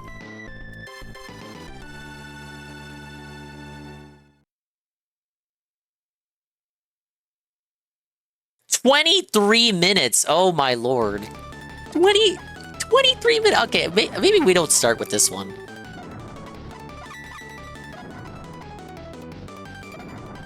Okay, let's move over. I'm not gonna start with that one, because it's not related to gaming. Look, I get that, like, when... Okay. This one is entitled The Super Mario Galaxy Movie, The Nintendo Direct, The Sequel. a lot of these videos are going to be weeks behind. Please keep that in mind as we watch. When I take a day off during the week, that's when Nintendo does business. Like, okay, sure, that makes sense. But like, come on, a Sunday? You're putting a direct on a Sunday? What is that? What even is that? So yeah, yesterday they had another direct for the Super Mario Galaxy movie, and I did not see it yet. I have not seen it. So I'm here one day late to give you my thoughts for whatever that is worth. And speaking of, for whatever Works for it's what I worth, do. Yeah, I just have too many scenes. I'm remember already how, dead. like, movies are different from games, so I have to be like really extra careful about like what I show. Didn't I finish this already? Yeah, but I kind of don't want to go back to 3 right away. I wanna build it up again. Please understand, question mark. Oh, so like I want to record my reaction. I don't even know if that's worth Yeah, I got doing. PTSD Is there anything to, from like, 3. react to about it, but I kind of feel obligated. I don't know. I'm addicted to reacting to stuff. So, but I can't show it, and even like letting you hear it too much, it's like kind of worrisome too. So I think I'm gonna watch it. And I think you should be able to hear it like coming through my speaker a little bit, like just enough so that you can tell where I am in it. He's but scared about his I just have to, like, pennies of upload ad it revenue getting and hope pinched. that it doesn't get flagged. I think that's what I'm gonna do. I'm gonna watch it. You can kind of hear it, and then I will talk about what I saw. And if I end up getting copyright flagged anyway and have to re-upload, then I'll just have to like edit out the parts that you can hear through the speaker. I don't even know. Whatever. I'm gonna hit play. Let's just do this.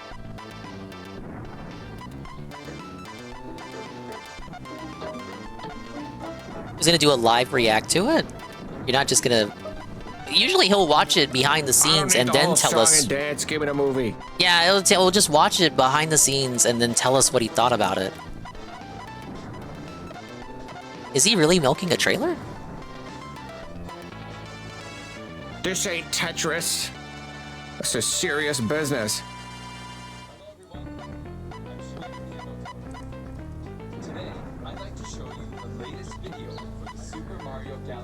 What's good? Because I'd like to see it. Oh, yeah, I can hear the direct. I can hear it behind his mic. Good luck. Thank you, Zirazi. This time I got a Muppet to keep me company. So hopefully I won't go too crazy and crash out again. I've crashed out enough today, I think. Where's my freaking Mario at? This is sick. Oh, they're there! They're really there. Cool.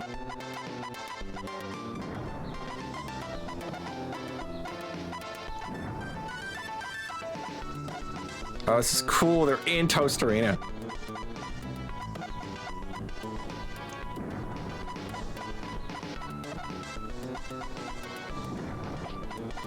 Oh, yeah, those guys need 2 hits.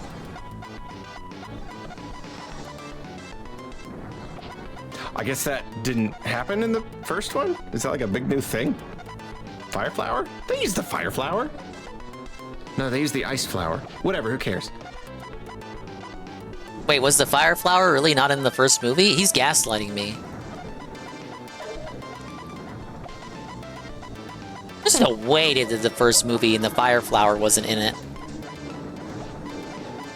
Okay, yeah, he's delusional.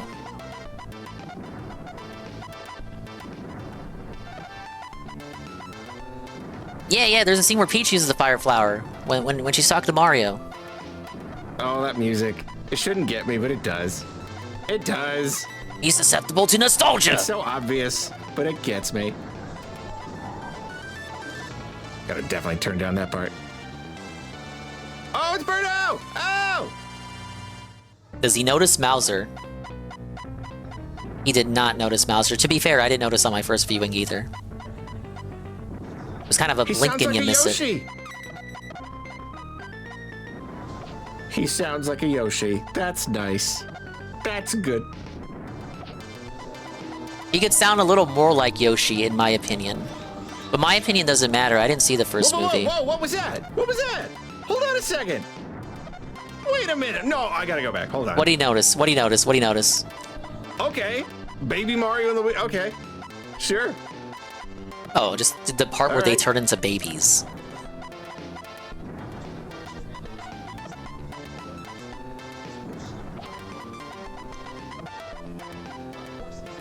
Didn't you see the cookies?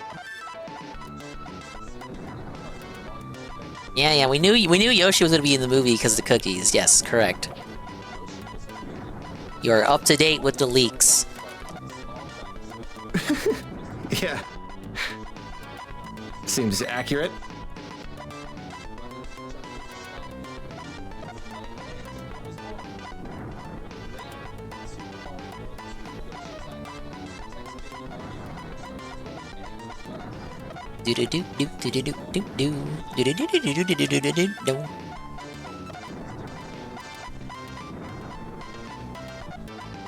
This is fun.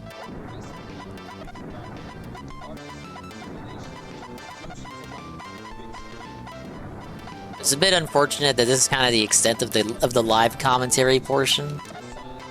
Maybe his recorded thoughts will be more fleshed out, right? Surely?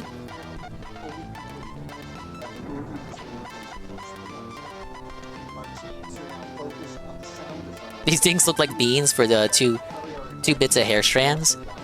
I think they're potatoes. They look like potatoes to me. Maybe I just got potatoes on the brain. Excited. Oh no, I should not have done that. No!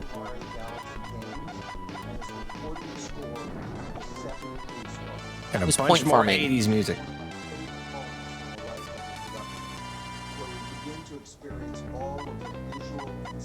Hey, look, it's my favorite enemy. They will be replaced.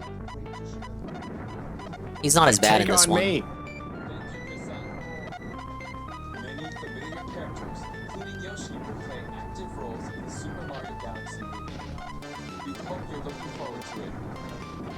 Alright, he's done. He's done. He's out of here. Get him out of here. I am looking forward to it. Okay, so lots to unpack here. Alright, give me your thoughts. Let's get his thoughts. A couple more thoughts. times, and then we'll talk about it. Okay, for starters, Alright, he's I really love how much Odyssey DNA Intelligent is here. thoughts. I think, as always, you know, I know opinions are overall split on all this, but I'm just so used to so many video game adaptations that miss the point so much that anytime you get like a real super duper accurate representation of anything, I feel like that's pretty cool. So seeing Mario and Luigi in Toast Arena itself, nothing is different. Nothing has changed. It has not even really been like movie-ified other than like putting the big pyramid like right there next to the city just for convenience. But like otherwise, it's the same thing. So like seeing the town and what are they? Toastarinans. Just depicted exactly that's as what they they're are in Super referred to Mario as. Odyssey. I just think that's awesome. I think it's really, really fun to see. At the end of the trailer, we even see a big T-Rex, which isn't like necessarily, it doesn't have to be a reference Usually to the more Super Mario insignificant a Odyssey, character is, the closer they'll just stay Yoshi to is their a OG design. dinosaur. So like we've had like just dinosaur themed stuff. Mario World was kind of dinosaur themed. But I feel like it's still, I don't know, coming in the same trailer as the Toast Arena thing.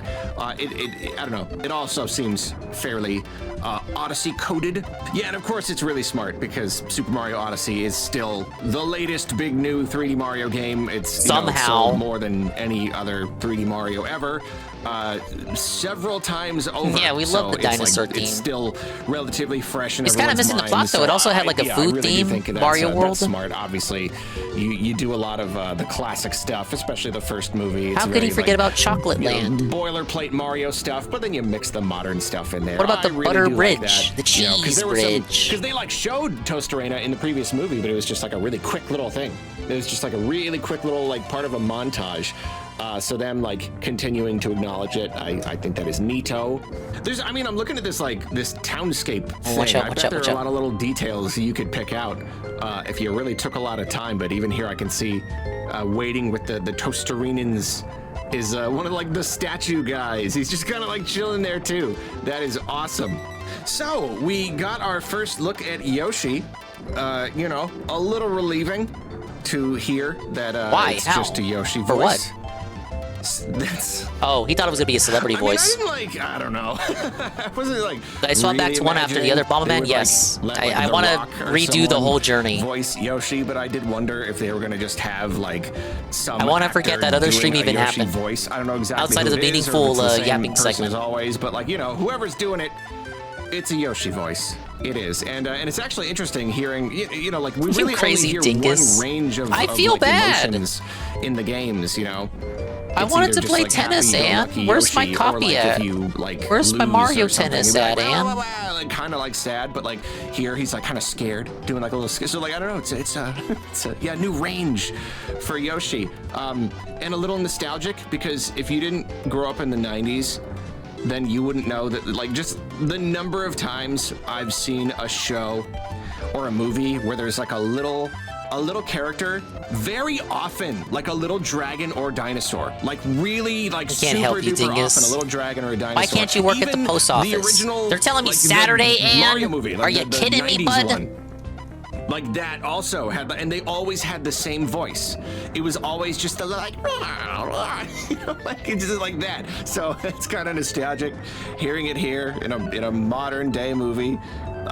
So that's nice. So yeah, I mean, yeah, it's Yoshi's here, and the comedic potential, very ripe. Man. Clearly, Yoshi do be eating everyone's food. So yeah, probably gonna cause all sorts of ruckus. Interesting, they just kind of find him in the pipe there. Yeah, my original prediction was that they would use the Tostarena like ruins to get to space somehow, like ancient Aztec alien stuff or something. But No, it it's seems just kinda there to like the reintroduce pipe where the Mario he Brothers shows dynamics up. to anybody that missed the first movie It really or does knows seem nothing like about Yoshi's Mario. like the guy who hangs out with them here. I mean, like, there are shots here and there that have like Peach and stuff. But yeah, for the most part, it really does seem like Mario and Luigi are hanging out with Yoshi for like a lot of this. Which is really great because I mean, like, basically right now we have confirmation that Luigi's gonna, because like, he was not even in the first movie barely at all, because they separate right at the beginning, and that was one of like kind of the complaints, was that he was just such a side character. He is front and center now. Mario and Luigi The Super are Mario together, Brothers and movie, they except also Luigi's have barely Yoshi, in and it. So I think that's fun. I think there's a certain purity to that is going to be really, really, really enjoyable to see, and there's a lot of, I'm not going to go over every single little shot here, but there's a lot of fun stuff, and they're like sitting on the dock, and Luigi's got the frog suit. That's kind of funny. Weird. Running it back and gonna dominate it this there are time? boats modeled Maybe. after, like, there's like Yoshi branding on the boat. How does that work? That's interesting. But yeah, lots of little stuff. Luigi. Like, Well, he's not the first Yoshi. There were Yoshis in the first frog suit movie. to like fight a giant Cheep to like save a toad. That's kind of fun. I love how just colorful and interesting a lot of these environments are. I mean, the environments were good in the first movie, but there's just some really just fun looking stuff. It's just really, really colorful, like punchy visual kind of places. I think are pretty neat. Birdo. Yes, CP. This trailer revealed Birdo. Talk about Bowser. So Talk about Bowser. pretty cool. Bowser's right there. Bowser's right there. Talk about we saw this Bowser. in the first trailer. This, like, I don't know, it's almost like a... He's not going to talk about Bowser. Not even a training thing. Just Peach seems to be in some kind of... I guess Mario is at a certain point, too. Just like a big hazardous thing. I don't know. But yeah, apparently Birdo pops up and is shooting eggs. I don't know if Birdo's going to have a voice or if it's just going to... If Birdo's just going to, like, pop up, like, for this scene and just, like, fight them. I don't know. That's really interesting. And yeah, there's like a shot where like she's shooting eggs at Peach. Prize for the new Silent Hill. What is it? Where there's like a weird mouse with the sunglasses. Is that from 2? Is that from Mario 2? Like the mouse thing with like the sun. Oh no, he doesn't know about Mauser. Nintendo fan. $50 for Townfall? Good. Dude, he's not a real Nintendo guy. How does he not know about Mauser? But then like there's like a second where there's like a weird mouse with the sunglasses. Is that from 2? Is that from Mario 2? Like the mouse thing with like the sunglasses? We can't even like blame it on him being old because Mauser was all over the Mario Brothers 80s cartoon. It was like one of the main characters.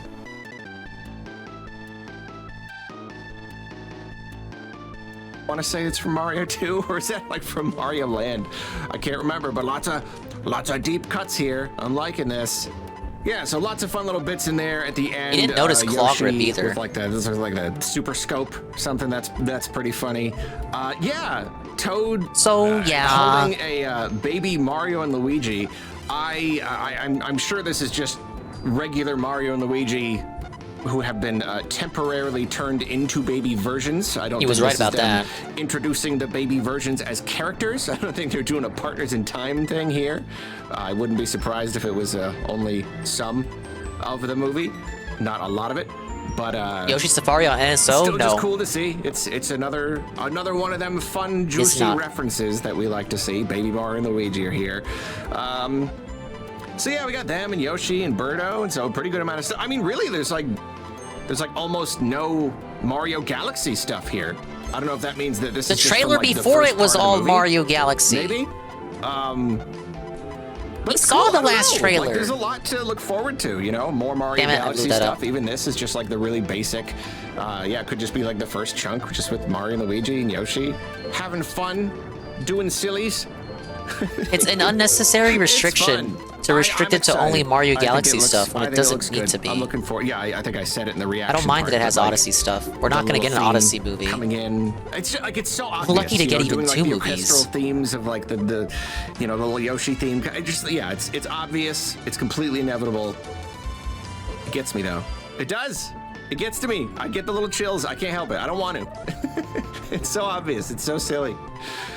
But it works on me. I just love seeing these characters up on the big screen, the silver screen. I think there's a real novelty to it, and I'm looking forward to this. I think it's gonna be good.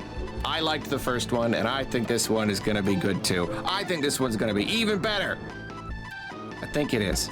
So like, just to wrap this up, I feel like this seems to be a really regular thing, because I kind of thought there would be another like big like celebrity announcement, or like to, you know, dig a little bit, yeah, with like Rosalina or Bowser Jr., like dig a little bit more into them. Oh no, Rosalina will have her own direct, don't worry. This was just kind of like the introduction to Yoshi. And again, we didn't even get into the Galaxy stuff. So I think it's pretty darn likely that we're gonna get 1 or 2 more directs before the movie comes out, because I don't know, they just still Maybe got one more. I don't know to about 2. explore. This was relatively incremental. So at least 1. You know, I guess when we get closer, maybe it'll be just more like traditional trailer drops. Mario Galaxy will be the 3rd movie? What do you mean? At the beginning of movies and stuff. So I don't know exactly It's what the their second plans are, movie. but yeah, I would not be surprised at this It's called point. the Mario Now that Galaxy we've had movie. 2. If we get 1 or 2 more, which would be fun.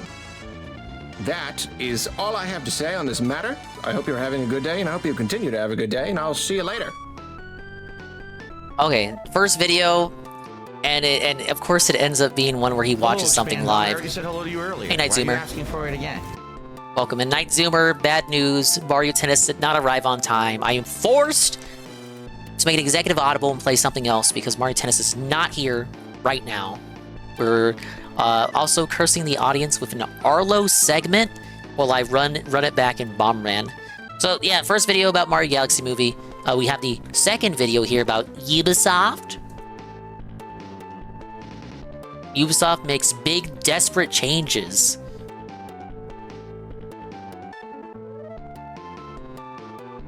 Arlo's putting the gun in his recently put mouth. out a video about how Ubisoft was closing down their Halifax No, Arlo's a studio misery and merchant how, when it the comes to timing was a little bit Ubisoft. suspicious He's all too because happy to that see them studio suffer. had successfully unionized pretty much immediately before, and I did not necessarily conclude that they were being shut down like in direct response to the unionization, but whatever, it's a whole thing. But we are back with some more Ubisoft happenings. There have been more happenings at the company. Ubisoft has made some announcements, and it's one of those big ones. You know, it's one of those ones that happens when you have a company that is pretty desperate to make things right. A lot of really big, sudden, kind of dramatic changes. There's a lot to talk about. Just kind of go down the list here. They are closing Feels down like Arlo their doing his own Stockholm pre-stream. studio in addition to the Halifax one.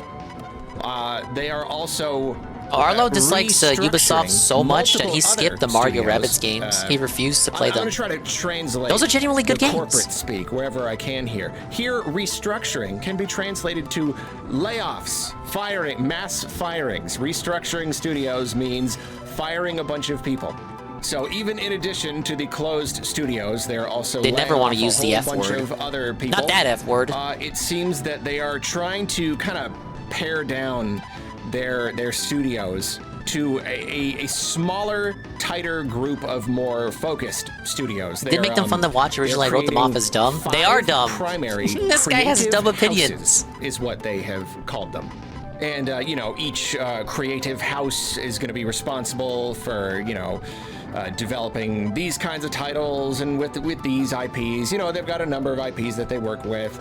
I don't want to list them all, go over them here. But, you know, you got to get the idea. Oh, Assassin's Creed over Arlo here, on Blue and Sky? this If kind he of is, thing I don't over know about there. it.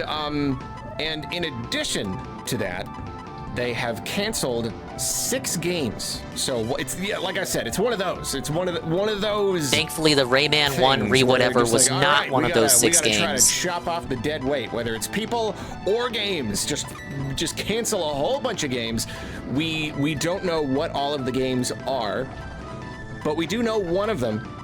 And boy, howdy, is it funny? Is it just depressingly funny? So you know that Prince of Persia Sands of Time remake? You know that? Yeah, the that one Prince of no Persia one Sands was of Time hyped remake for? that they announced, I think 8 years ago. Ooh, 8 years ago. That's pretty Metroid bad. Prime 4 ago. They announced that, and it has had a rocky development, to say the least. In fact, they pulled a Metroid Prime 4, they rebooted it, and gave it to a new studio. But we're on almost tolerable, but then they dropped the most dog shit fake opinion you've ever years heard. ago, they were like, "This isn't working. We need to, we just chop off the Wingo dead getting weight. strays. We need to No. pull it. We just need to start everything over, start fresh, give it to this new studio." Yeah, now 4 years later, they're just canceling it. They're just done. They're done trying. There's no knowing how much money they put into it, but I guess this time they didn't have a contract with the Singaporean government to like finish it. So this time they were able to force just them to cancel finish it. And Check out this GBA Rayman game, so though. that's already that's news already. I think That's it's, already, okay. Really, you just It's the GBA version of Rayman Raving Rabbids, which was an actual platformer game. couldn't do it.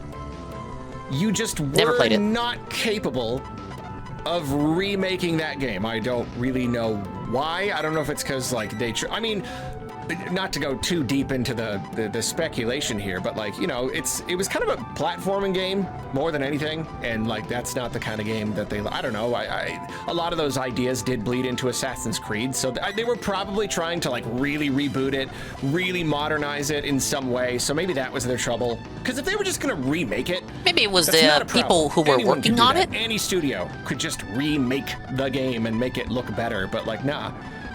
That was just not on the table, I guess. For whatever reason, they just could not do it, and they canceled it. And they're just not doing it anymore. After 8 years. So then beyond that, they canceled all those games, and then there are 7 titles that are still in development. Arlo, the only that they person have unable to decided parse why to development delay. wasn't going so They've smoothly. decided to delay. Again, we don't even know what all these are, but they've just said we've got 7 titles. We're delaying to give more time. More time to cook, so that they will turn out better. Because we can't really, they cannot afford Prince of Persia to release Metroidvania any game? stinkers at this point. You'll be delighted to know they need start fired putting everyone out on the games team that after make that game money came and out. impress people and make their shareholders happy. Yada yada. And then they have said that going forward, basically what they want to do is really play to their strengths. They want to move forward, really focusing on the stuff that they know they're already good at. And what does Ubisoft do? They do open world. So they're like, okay, so we're going to focus on So make everything open world games, great. Games as a service titles, great, cool. They mention targeted investments and deeper specialization, which translated means just doing what they're already used to, doing what they have seen worked in the past. Deeper specialization. We specialize in this area. Let's specialize even more deeply.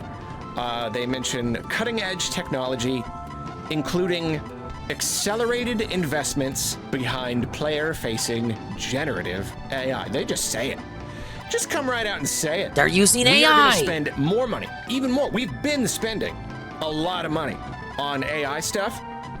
Part of this plan, part of this new plan, this bold, creative new plan, more money. Throw more money Yeah, their at open worlds AI. are like peak slop. Specifically generative AI. Like they call it Ubisoft, Ubisoft for Ubisoft goes for a into reason. like making the game. We're not just using generative AI to make Like the it's not game. even No, good slop. the It's not stuff even that filling actually, slop. shows It's not up even for popcorn, the summer player popcorn is gonna movie be slop. generative AI, and they're gonna like it. So, okay, so if you want to paint this in a more positive light, look at like forget the AI part for like just a second, and all the. Just look at everything else. It's like, in a way, it's not necessarily the worst idea because, like, you know, sometimes you really do just have to cut your losses, you know. And I want to say I've probably brought this kind of thing up in other you know, other videos, maybe even about other studios before. I can't exactly. I just feel like I remember having this conversation here, this conversation with you with the microphone and all the magical people on the other side of this microphone. It's like. It is true that if things are not working, sometimes it does take a really just like dramatic change. Sometimes you really gotta rip off the Band-Aid and just do what needs to be done rather than just struggling, just spinning your wheels for years and years, because Ubisoft has been really struggling. As I said in the last video, even just since the big Ubisoft takedown video I did a couple of years ago, even like talking about how they were a sinking ship, even since then, the ship has continued to sink. Their stock prices have continued to drop. They've continued to struggle. They've been more and more at risk of a hostile takeover. You know, if their share prices go low enough, someone's gonna come and just buy them all up and try to just buy all the IP. You know, they don't even want the company. Just give us Assassin's Creed and like we'll be good. That is definitely a possibility. So yeah, if things are not working, then sure, you really should restructure in some way. On the surface, it is not necessarily wrong to let go employees if you genuinely recognize that they are genuinely redundant. That we're really sorry, we don't have a use for this advocating for studio the anymore. firing of We're not making employees. these kinds of games anymore, so we don't need you. I'm sorry. He's not pro-worker. Yeah, sometimes it is true that He sometimes sweeps people for just get let go, CEOs. or like studios get shut down or whatever. Oh, it's okay not, if you feel like you gotta fire people, necessarily that's a bad fine. idea on paper to like play to their strengths. Suffer devs. And cancel Arlo's games not that on your aren't working side. out, and even delay games to make them better. That's obviously a good thing. The problem is that this all points to such a bigger problem. It's ridiculous that you are even in a situation where you are failing to make games so badly that you're spending 8 years on a game and you just can't even get it out, you know? And like you've had all these studios and all these dev people cycles and you've shouldn't be managed that them long. so poorly that now you gotta fire them all and shut everything down. And like, okay, it's good to delay a bunch of games to give them more time to bake, but it's also it also just does not really speak of a company that is doing well. Delay a game if it needs to get delayed, but really, did all 7 of these games need to get delayed? Why? Why are you Arlo would struggling spit in the face of a so child of a much? Ubisoft employee. Arlo goes up to the employee's kid. He's like, "Your parents deserve to get fired. Your father deserved to lose his job. He was redundant. To His just role was make redundant. Get it?" Video games, and maybe it's okay to play to your strengths, but that's also just them saying we're not gonna experiment anymore. You know, like we're like, because they have been a lot more experimental in the past, and they've put out some pretty cool games. And for them to just be like, yeah, we're not doing that. We're just gonna keep making live service open world games. It's just like, yeah, we're just gonna keep making the shit that you don't like because it's all we know how to make. A little bit more faith, but it's really just this is all. We don't have any faith left in making anything outside the box. Sorry. Sorry. Indicative of a very, very, very sick studio, and maybe this is all what they needed to do, but it's just like, okay, is this enough though? Like, really, is this gonna be enough? You're delaying those games, but like, are you gonna finish making the games? Are they gonna come out and be good? Are they Probably just not. gonna be more like trend chasing garbage? Are they gonna be super highly monetized? I don't know, man. we don't really have any other reason to believe that things are going to be okay and that things are going to change for the better.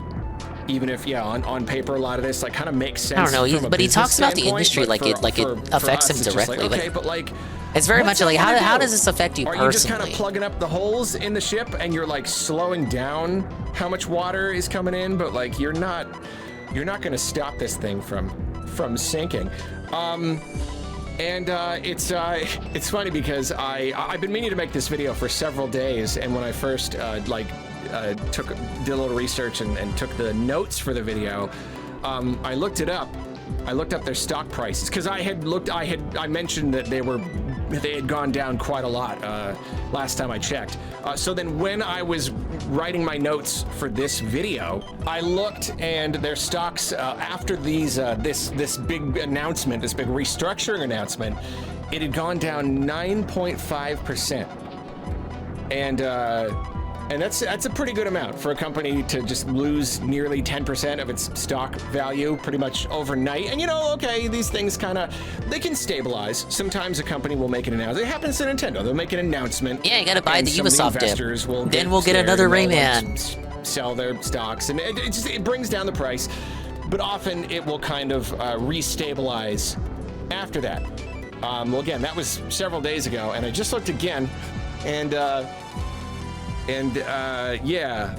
5-day, I'm on the 5-day, and it's gone down 42% in the last 5 days. Most of that happened a couple of days ago, so it could be that there was one major investor that sold a whole bunch of stocks or something, and they didn't get bought up again. I don't really know how, I don't really understand how all this works. I want to say it's something like that. But yeah, in the last 5 days, their stocks, they have lost 42% of that value. And, to be fair, their stock prices weren't high to begin with. So, losing 42% of, let's see, $1.60 per share, it's not quite the same as when, let's look at the 5-year. Yeah, when they were up at $20 a share. There's gonna be another video where he just talks about the shares for 20 minutes. It's a much smaller percentage, a smaller number with that percentage, but no, it's still pretty bad. It really does still speak of a company. The Nintendo stock dip. We already watched the video on that. That is not doing well. And yeah, looking at this 5-year graph. Just going Maybe Ubisoft just needs a 10-year plan, guys. It helps up a little bit, and then down and down and down and down and down, and then yeah, it was already so low, already at $1.60, and now it's down. Oh, it's lower than $1 now. Ubisoft shares are now lower than $1. That's a bargain right there. Hey, if buy the dip. If this restructuring and canceling all these games, if this works, I know, right? This is a heck of a time to buy. That's a bargain. You gotta put your faith in it. The next Assassin's Creed, that'll be the one. They could. The franchise will be saved. Even just a little tiny bit, and we could see that line go up. It could go up like multiple times over, huh? Good time to buy Ubisoft. Or it could keep dropping and dropping and dropping to almost nothing until they could close down. But again, I think, I don't know anything, but I think probably their biggest risk right now is a hostile takeover. They're worth so little. There's so little faith in the company. Their shares are so cheap. Some big, Saudi Arabia or something comes and just says like, okay, we're gonna buy all of these that we can. Just invest in it like they did in SNK. Just to get the properties, just to get the Assassin's Creed and the Tom Clancy and stuff, and then just kind of like give everyone else. Battle Crisis 2 on Steam. PC version was already available. Absolutely possible, but yeah, what do Which is I on know? GOG I only. don't know. But only time will tell if these changes Sure would work be for great if they Ubisoft. could put it on PS5. Definitely worth noting that they've had these kinds of rounds of big restructurings and things before. They've had these big shareholder meetings where they announce their plans to focus on this and that, and it hasn't worked. Generally hasn't really worked. But maybe it'll work this time. Maybe it'll work this time. You know what? There's a rumor going around. They've been talking about how they're going to do a big Rayman remake. Hey, it was real. It was real. The rumor, Kane said It wasn't to me really earlier today. big. Rumor, the Rayman remake is apparently a Rayman Legends remake. Oh, he's talking about that one. Rayman Legends. You know, like the latest one. Rayman game. That is it's really good though. People liked it. Great Sell it game, again. Already available on basically all platforms. It's already in HD. Yeah, but they're not gonna that's got to be not true. They're but not no, gonna remake no, that, but right? yeah, they can put it on Unreal Engine 5. Just like a like a 4K Remaster is putting it in Unreal Engine. They're not gonna remake it, are they? They're not gonna remake it, are they? They're remaking Black Flag. Oh boy. Oh, Ubisoft. Oh boy. All right, that's his big Ubisoft take. Not really anything we haven't heard before. Suffer Ubisoft, I guess they do deserve it. I'm not gonna defend them just because this guy doesn't like them. This one is in regards to the Splatoon 3 most recent update. I haven't played Splatoon 3 since this update, since before this update dropped, but I did hear about it. It adds HP bars. Splatoon finally has HP bars.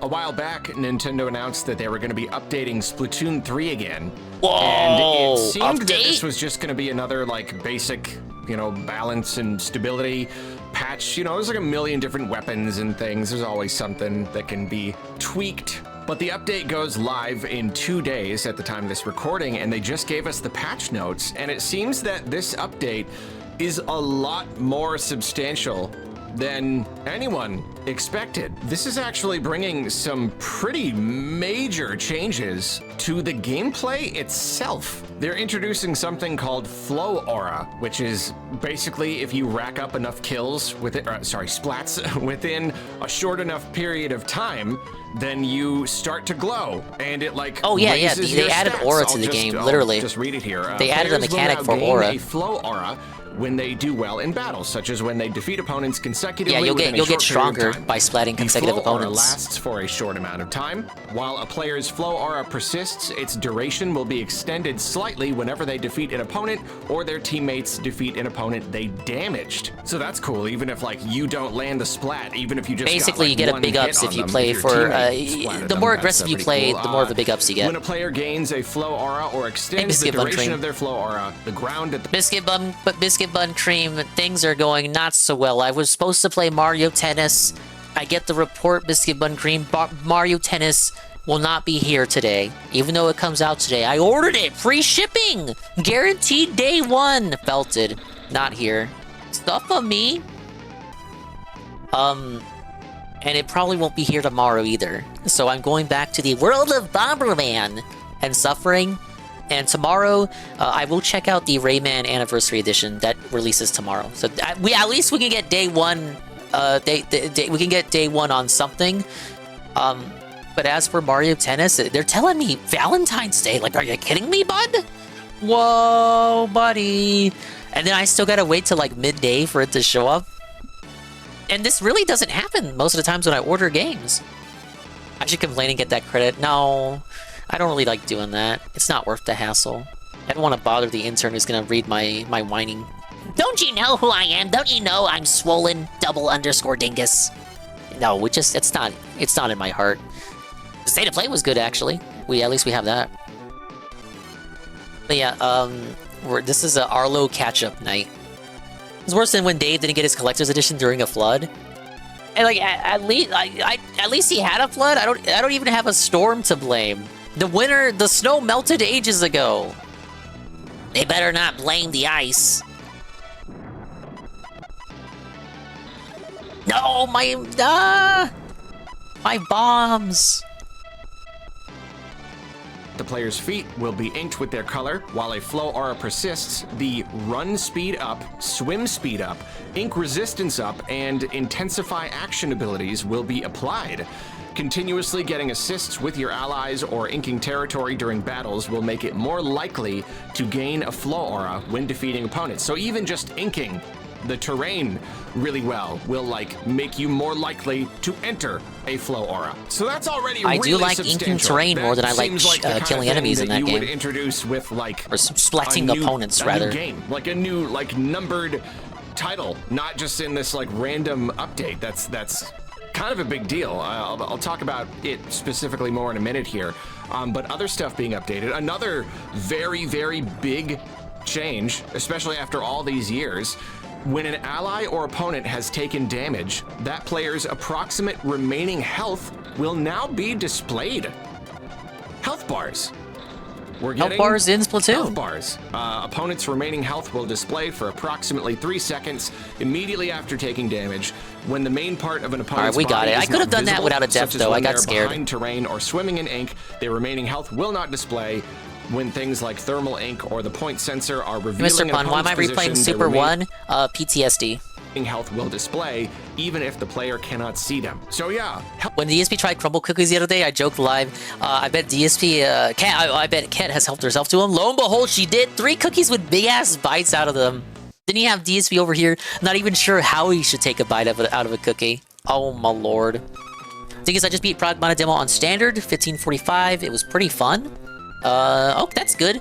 I said earlier during the Pragmata segment on the State of Play that I've seen a lot of mixed opinions on the game, so it's good to know we have someone here in the chat that actually likes it. Health bars in Splatoon. Okay. Yeah, the fork for the cookies. There you go. And then some other stuff too. I guess couldn't we'll believe just have he to wait used and the fork. see when the update rolls out and people get their hands on it, how much this will be affected. You know, when they use words like slightly, we don't know like what numbered percentage that might be. Hold up. But Knock it on the door. says slightly decreased the. Knock on the door. Hold up. Could this be it?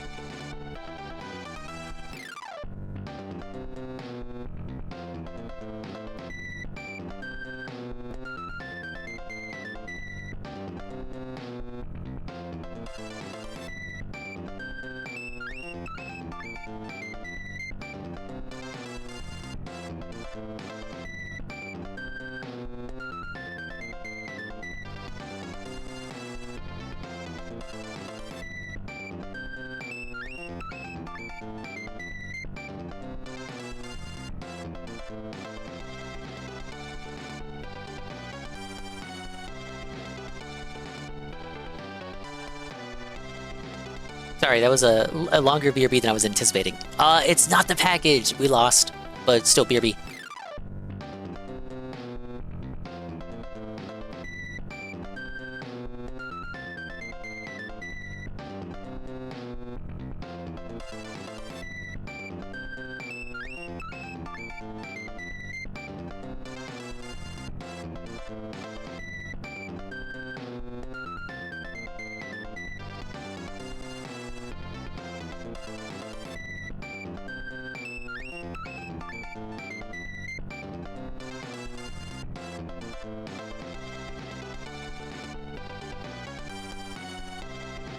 Alright, sorry about that. I thought the mailman was coming through to give me the big ups at the 11th hour.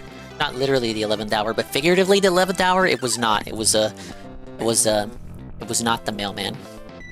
Is this another RNG level? No. I just I had to pause. Someone was at the door.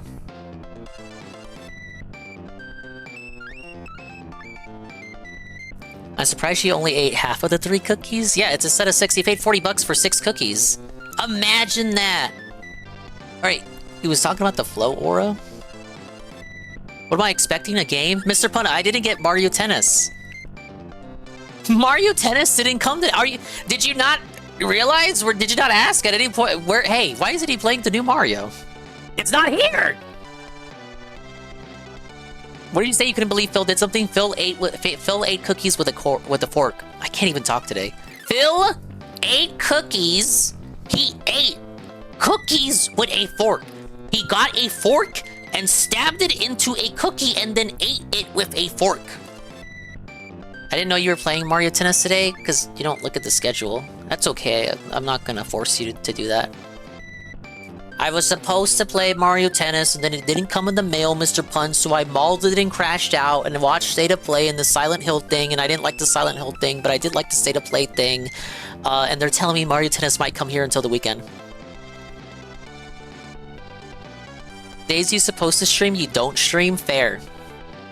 My schedule is very schizophrenic. That's why I don't talk about it.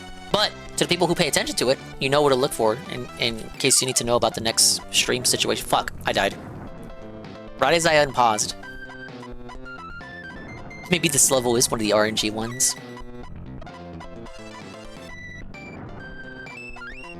But yeah, Mr. Pun, Mario Tennis didn't come in. They're telling me it's Saturday, which is fucking ridiculous for a game that, you know, you usually get it day one. You're promised it day one. Why even order physical at that point? Question mark. And I usually don't have this issue ordering games physically, online. It's like at this point, like, do I actually have to get in the Dinger Mobile and get it myself from the store? Yes, let me get a warranty and membership at GameStop, or let me get the protection plan while I'm at it. So I kind of mauled it about that. Thankfully, if it really isn't showing up, IP. Time to sleep. What's going on? It's a big old IP raid. No, this is a secret club. You can't be here. No, celebrity alert. We have an celebrity alert. We have a massive raid with a party of 59 from IP. Let's get a massive shout out. I'm watching videos and playing Bomberman, but I have the video paused right now because I'm lamenting about my life. Boys like DS1 or DS2, but then what is the difference? Look at this! Honestly, He's using the Praise That Son Catboy model. Sorry, we have someone in our community that also uses this model.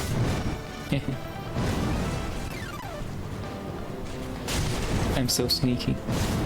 They never see me coming. It's Praise That Son's alt account. This is so dumb. Well, that's true, yeah. Praise puts color in his version.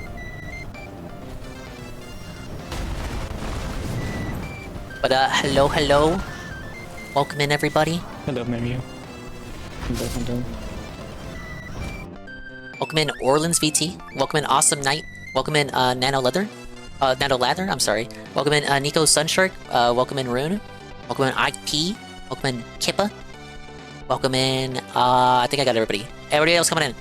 Yes, I am swollen __ dingus. I am on a partner style push. I am complaining and crying because I was supposed to play a new game, Mario Tennis. It was supposed to be in the mail, and then it was not in the mail, so I mauled it about how I'm not gonna get it until Saturday at this rate. I will survive. So I'm gonna play Bomberman instead and run into an enemy and immediately die. I promise I'm good at this game. As a mailman, I apologize. It's okay. It's just usually, when you order a game, you get it on day one. It's guaranteed. I ordered on time. It's not like I ordered yesterday. Like, I would get it if I ordered it yesterday. So, oh, we didn't know. The order came in at the last minute. Other than that, everything's going peachy. But if you like that clip, perhaps you will like IP streams almost as much. They stream every day. Almost every day. Today was the day that they streamed. And they decided to raid me, and I appreciate you for raiding me. Of course! If you must raid and run, I understand. Go get something to eat, go get something to drink, go exercise, go walk around, go do the things that keep you being who you are, and I'll do the things that keep me being who I am, which in this case is crashing out about Mario. I was supposed to play tennis! Where's the tennis at? The stream was supposed to be about tennis. Instead, it's about Bomberman. I already crashed out on this game a few days ago during the 4-year anniversary 24-hour stream. Which I survived. I know you were there for a little bit of that. Yeah, I'm Bombermaxing. Oh yeah, thank you for the kitty. Those are the alley cats. We have a lot of alley cats in the neighborhood, and some of them I take pictures of. Not all of them, but some of them. But yeah, I'm just going through. This is from the new collection that released. It doesn't have a Twitch category, so I'm kind of just hanging out in the retro category.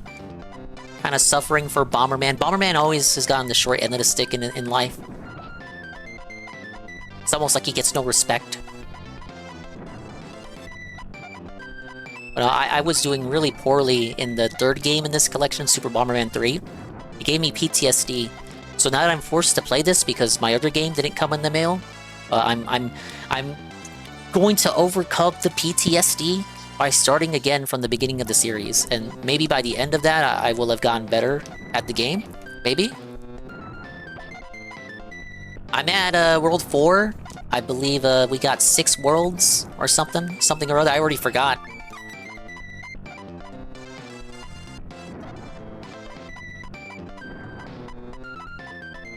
Oh, I was watching the state of play earlier. I thought it was pretty good. I'm usually pretty harsh on the state of plays, as are most people. But I would say that was a decent presentation. It gets the thumbs up from me. They announced a Rayman 30th Anniversary Edition. More old, retro, dusty-ass ROMs for me. I think I'm gonna check that out tomorrow. I'm gonna have to, since my game probably isn't gonna come until Saturday. 9% of the games they showed was really cool. It's just that beginning segment was the problem. That beginning segment was pretty bad. With like the Kenna game probably is gonna be okay, but to start with that and then go right into like a series of co-op slop, probably not the best way to open your presentation.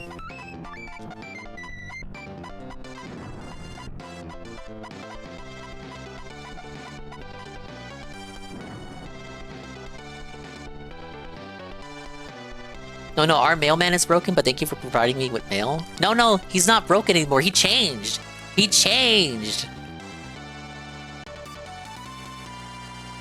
Okay, you do have color. I got many variants. I mostly see you with the colorless variant. Or just have it fun. Because we have a friend in this our little corner, our little neck of the woods that uses the same model. So it kind of reminds me of him. Hey, Cypher710. I think I haven't said hello to you yet. How's it going, little shy guy? I'm doing my best. I'm doing my best after today.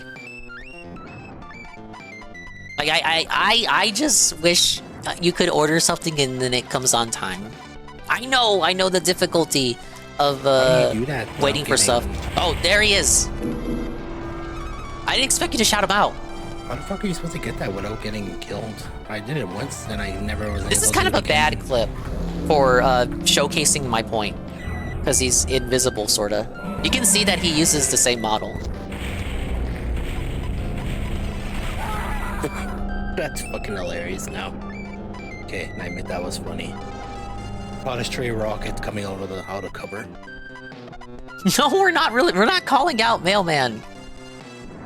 Though it is kind of amusing to think that it's. Imagine if it was literally Broken Mailman keeping me from getting Mario Tennis. Hey, he's playing Doom 64.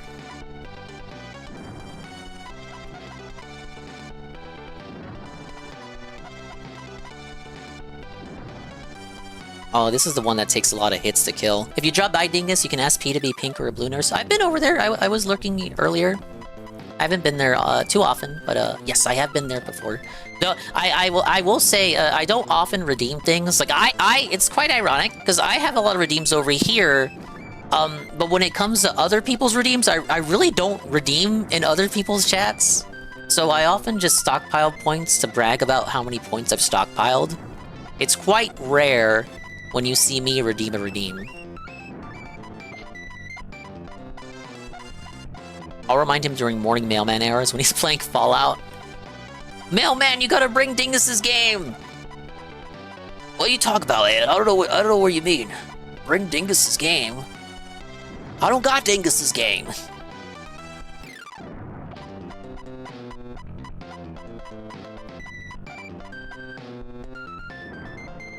Okay, I somehow survived with 0 lives. I know we have 5 worlds, but I can't remember if it was 5 worlds or 6. That whole marathon stream is a fever dream for me now.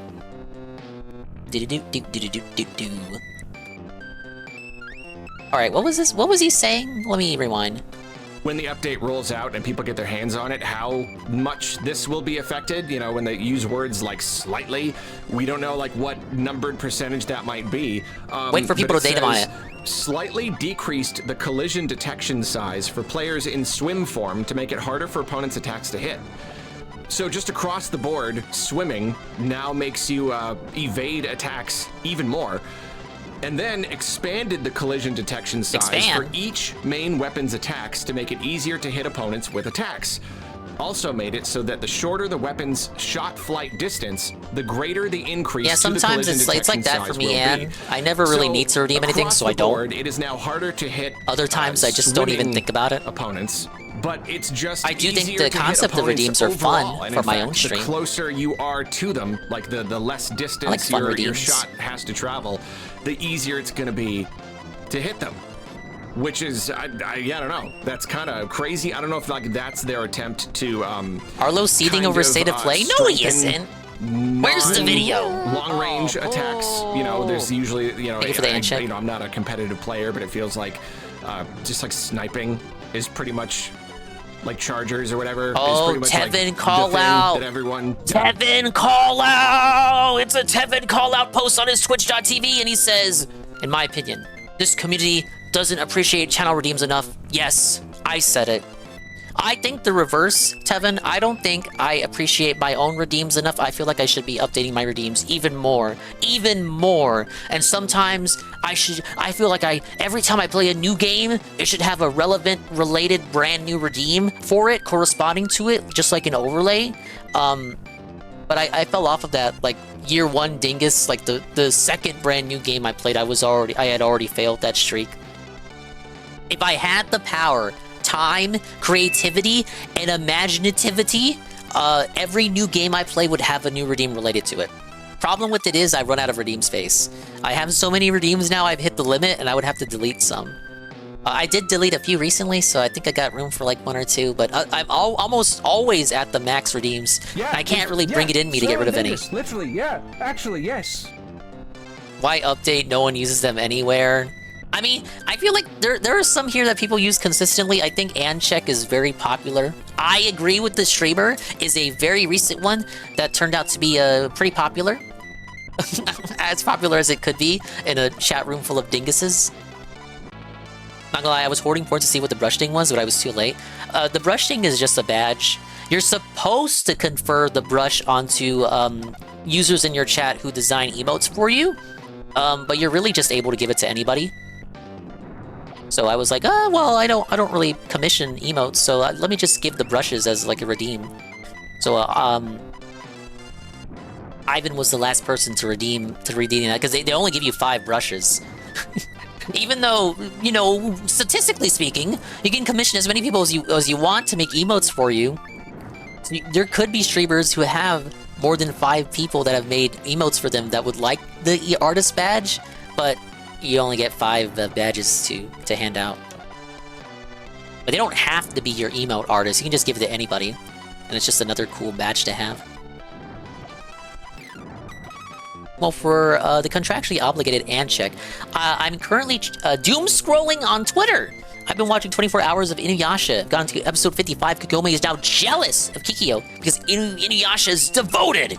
I just ate some chicken Alfredo. I'm trying to think of what videos to show Za in the future for TSP-related nonsense. Please do, because I am terrible at formulating things like that. I'm happy to offer my commentary where it is needed, but I don't know where to even begin coming up together with a list of videos to show Za. Thank you for the Ancheck, Anne. I was watching Inuyasha as well. Dingus, we need to push it back, I think. That's fine, absolutely, because Like I'm okay with Sunday, but if we can't make Sunday happen, that's fine. I could just play more Mario Tennis that night. Since I'm gonna get it late anyway.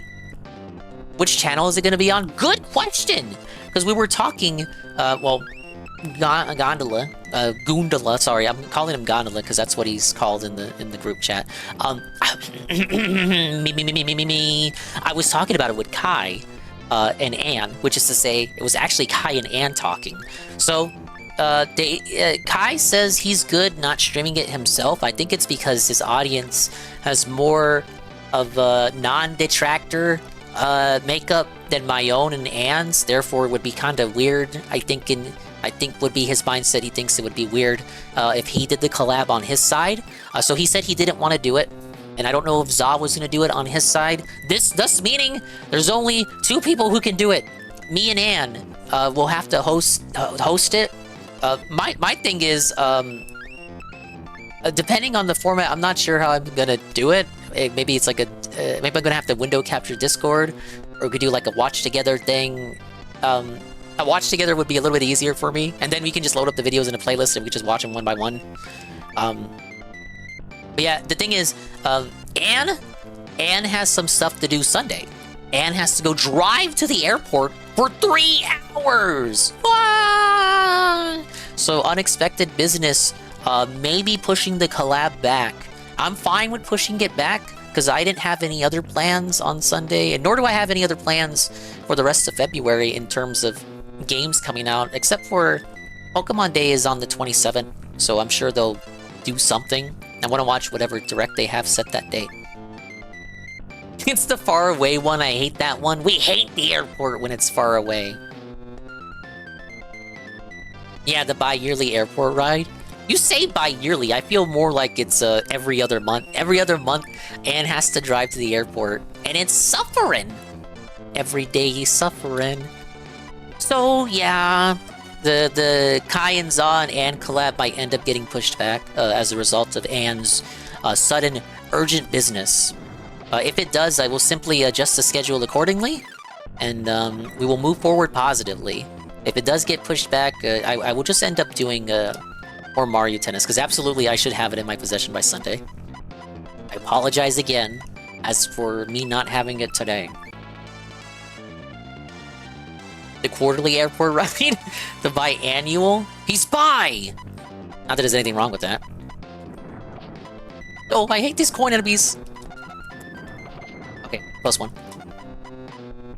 I don't really like the coin guys. Okay, that's good. So maybe this is an attempt to kind of like skew things a little bit more toward closer range weapons. I really don't know, but that's also just like a very big change. Again, we don't know what slightly necessarily means, but that's kind of a big thing. And then a few other things when attempting. I question why Arlo is talking about this when he hasn't played Splatoon in forever. Increase the time required to make the jump by up to 1 second. I guess I'm not going to read the rest. It's all like I don't know. But for all I know, these are big deals too. But it's smaller compared to the other stuff. So this update, these what's he complaining about this time? Splatoon 3 update. Really. Splatoon 3 has an update. You can now see HP bars on your opponents, and if you defeat enough opponents consecutively, you will receive a mini minor style buff entitled the Flow Aura. It maxes out your stats for a limited amount of time, and you can keep it up by splatting opponents more. And apparently you'll just get it if you ink turf well enough, which is what I do. I fucking dog shit at splatting opponents. There we go. Surprising for a number of reasons. First, Mario Tennis is midnight, I'm imagining. For you? My copy's not... my copy isn't coming in today, right, Drake? It's not here. Just to focus on the actual like gameplay changes. They make purchasing weapons easier? I'm not no. a big Splatoon. I mean, I love Splatoon, but I'm not good at it, and I don't play it a lot, and I haven't played it in a long time. So you know, take all this like, however, like for whatever it's worth. The Flow Aura thing is cool.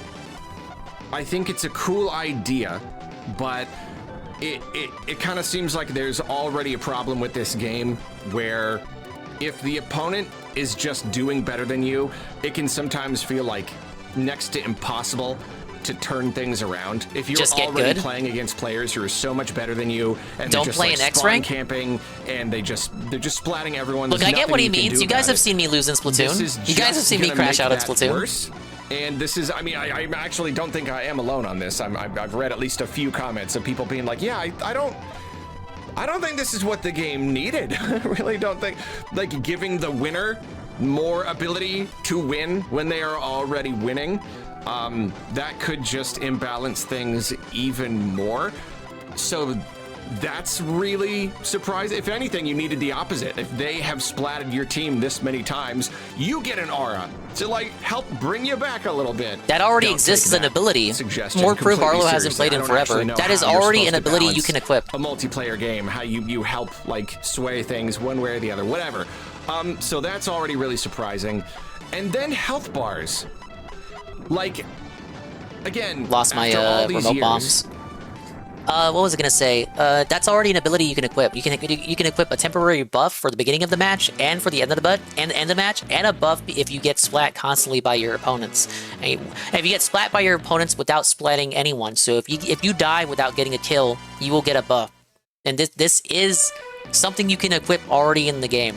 Now, my thoughts on this. The reason why they're doing this is to promote more aggressive play. I guarantee at higher levels of Splatoon play, you'll see people play defensively.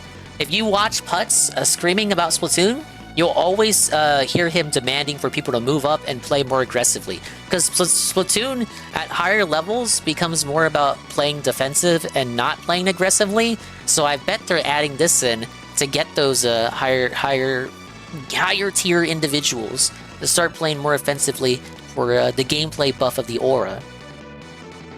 Yeah, he wants a pity system, but it's already there. It already exists. It's really weird to just randomly introduce that. And I'm not necessarily saying that it is bad. For all I know, it's just something that will help. It's just that there's always been such a purity. And it was one really nice thing about Splatoon that kind of set it apart, is not having health bars. It uses a much more like intuitive system. You're basically just going off of like how many times you've hit them, and like even like the sound when you're hitting them, and mostly it's how much ink is on them. You know, like the more ink is on them, that's how you know you have done more damage. So yeah, just kind of like a simplicity and a purity to it. But when you introduce health bars, like that's it. Like you've just done away with that really nice. Wait, is he critical of the health really bars? Nice, like intuitive, Why? very like Nintendo flavored thing. It was a very just Nintendo thing. Let's not have a health bar. Let's make it be more intuitive. This just kind of does away with that. And yeah, I don't know. Again, haven't played enough Splatoon to know. Like for all I know, this is good because it's like, okay, intuitive and simple is nice. But you do have people who play this game very seriously, and maybe if they are like, no, I really do wish I could see exactly how much health was left. That would actually really, really help. I could imagine enough. like a higher level It's just Splatoon surprising. players like it's just requesting still that. really surprising that that aspect of Splatoon is just kind of no longer a thing. We have health bars now. So that's why like the main changes themselves are really surprising, but then it's all that much more weird and kind of confusing. Not necessarily bad, just surprising. That it's happening now with Splatoon 3. You know, like Switch 2 is a thing now. We're basically waiting. It'll for be the forever next to get Splatoon Splatoon game. 4 We're waiting for is the thing. Splatoon 4. It's a preview of We things that'll be in imagine that Splatoon it's 4. probably not gonna be very long because these games have released fairly consistently. I think within the next 1 or 2 years is when we could probably get the next one if history is anything to go by. But it's almost like I don't know. Like Nintendo really did not waste time updating Splatoon 3 to run better on Switch 2. But then it's like that's like giving them more reason to like kind of breathe new life into the game. I thought they were just kind of giving it to us just to, I don't know, give us all these Switch 2 updates. It's just giving us more stuff to play, and yet like no, like they seem to be wanting to like keep the game alive, which is great, which is cool. It's probably a case of they're already looking up, they're already peeking under the hood. They may as well make some adjustments. It's just kind of surprising to make a big change like this late run in at the game. end. And I think logically, it probably does make sense because, you know, look at a game like, was it Super Mario Party, where years after the fact, they updated that game and gave it online play. It didn't have it at launch. Yeah, it was pretty good. It worked when I played it with Seru. That's so out of the blue. But like, obviously, that was them testing online play so that with the next full release of a Mario Party game, it could have online play at launch, and that was kind of like them. It was like their they were testing it for Mario Party Superstars, troubleshooting it all and getting it all squared away. So if they're making any big changes here, I think that means that that's probably them kind of experimenting with these changes. Maybe they wanted to introduce these ideas and these changes in Splatoon 4, but they didn't want to like commit to it. They didn't want to like give us the game and then have to like find out that it messed up the meta and then have to pull back on it. It would be better to put it into the game now, late into this game's life, so that if it goes wrong, if it does throw off everything, the meta and everything, it won't be so bad if they have to backtrack. Or they just keep it that way. They just, okay, Splatoon 3 is broken now, but oh well, here's Splatoon 4. You know what I mean? So maybe that is why it shouldn't be surprising. Maybe it does make sense that now Splatoon 3 is basically their like experimentation place now. This is their place where they go to try to throw in little tiny new ideas and kind of see how they go. What happens if we make it harder to hit swimming an opponent, or just like across the board make it easier to hit each other? All right, you lost the plot, Arlo. End the video. And maybe that is why these changes to the gameplay are so strange and dramatic, and maybe even kind of backwards. In the case of the Flow Aura, maybe that's them just being like, this is our chance to try something really wild and see how it goes. So I don't know. Maybe that was just me working out why it shouldn't be confusing at all. But like, there's just still is something weird about it. I don't know. Just like you acted like you were kind of done with the game, and you stopped doing Splatfests, and we're just kind of like waiting for the next one. Splatoon Raiders is coming this year, and you just like, now we're just getting all these updates for Splatoon 3 with like these changes, and yeah, I don't know. I mean, it does make sense. No shit. That they would try to keep it alive at all. You know, like if the next game is a couple years away, then like I don't know. It's something of an incentive to like play on Switch 2, you know, if like the performance is a lot better and stuff, and you try to keep it alive. Okay, yeah, and then at least you're catering to the Splatoon community and potentially giving them a reason to upgrade. My vest. Maybe so. He hit the vest goal. I'm really curious to see what other people think about these changes, and of course, just how it all goes down when it all pushes through in 2 days. We're about to see probably a pretty big shift in the meta. I will say though, as a very bad player, the idea that they can't hit me as well when I'm swimming, and that I may be able to hit them a little easier when I'm shooting at, because my aim is terrible. I mean, they can hit me easier too, but like I don't know. I think that may be a net positive for me. Okay, that's the Splatoon update for you. I haven't played the game since before that update rolled out. But as soon as they do another Splatfest, I'll jump back into Splatoon.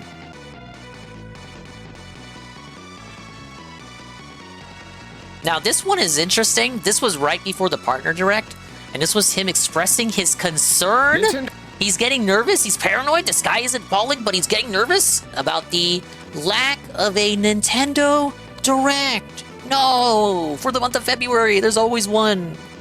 Can technically do a Nintendo Direct anytime the darn well please, and you know, over the years there have been plenty of random, like especially earlier on, just kind of popping up at any old random time, but over the last like several years they've really fallen into a good groove. You know, they've got 3 times a year when they generally do their big Nintendo Directs, and they haven't really deviated from that in quite a long time. You've got February, July, or June, September. And among those, you have varying consistency. They don't always do 3 within a year. The way I see it, I've not dug through the entire history in a bit, but the way I see it, June is usually the first to go, like if they only want to do 2 directs in a year. June, that's the one they are most likely to skip, which makes sense because, you know, February, that gives them enough time to announce games for that year. They can come later in the year. And then September is a great opportunity for announcing games for the following year. June is just kind of like, if they've got enough to announce, then they'll do one in June. February, I think, is next on the chopping block. Generally, I want to say we've skipped a few Februarys here and there, and then September is like the most consistent one. Practically every year they do a September Direct. At the time of this recording, it is late January, and so we are just kind of holding our breath and waiting for an announcement of a February Direct. We're very much anticipating one, looking forward to one, certainly. However, I am starting to get just a little bit worried.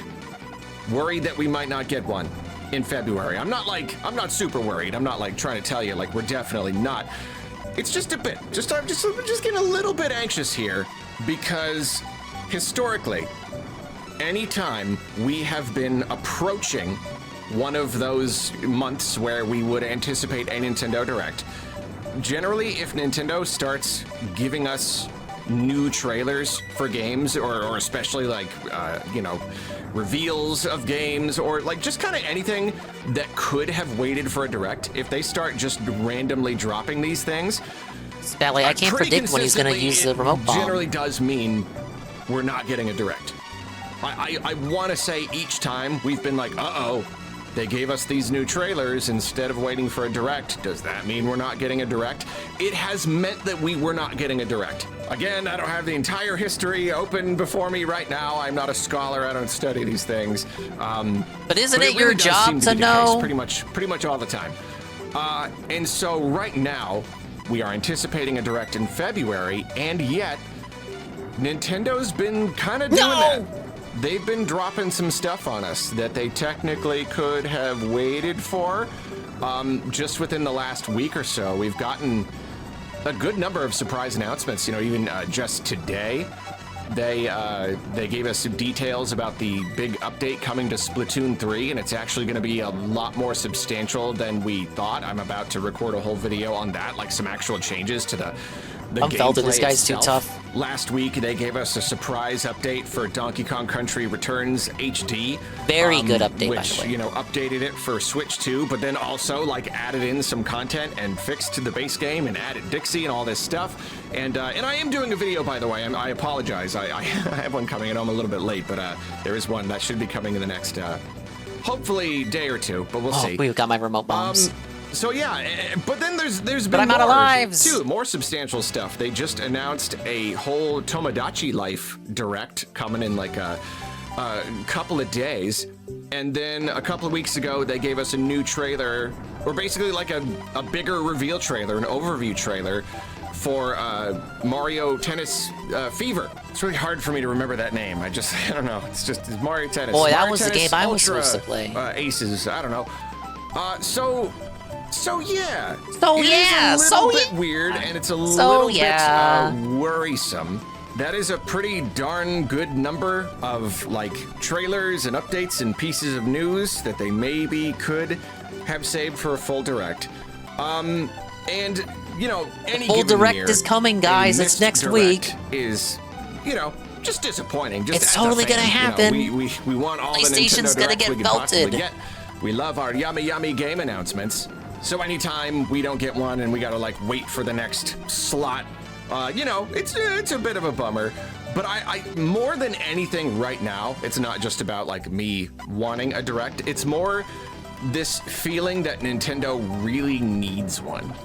They really need one. They need one right so now. you don't have to really believe that it's over. That it's so fucking over, you guys. Like software-wise, last year, you know, I mean, it's this endless discussion. Like Arlo's begging for one so the haters can get be a people. Switch 2, and they did like pretty good. So Dini can be proven wrong. Notable releases, but there are just a lot of people who are just kind of waiting for more. You know, there are people who are waiting for like the really big games that make it just like easy and obvious to get a Switch 2.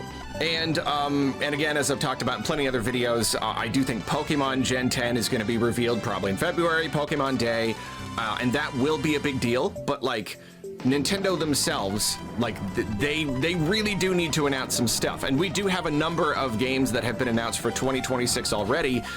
There just aren't any really big ones. You know, maybe Splatoon Raiders will end up being a bigger deal than I Fire think. Emblem?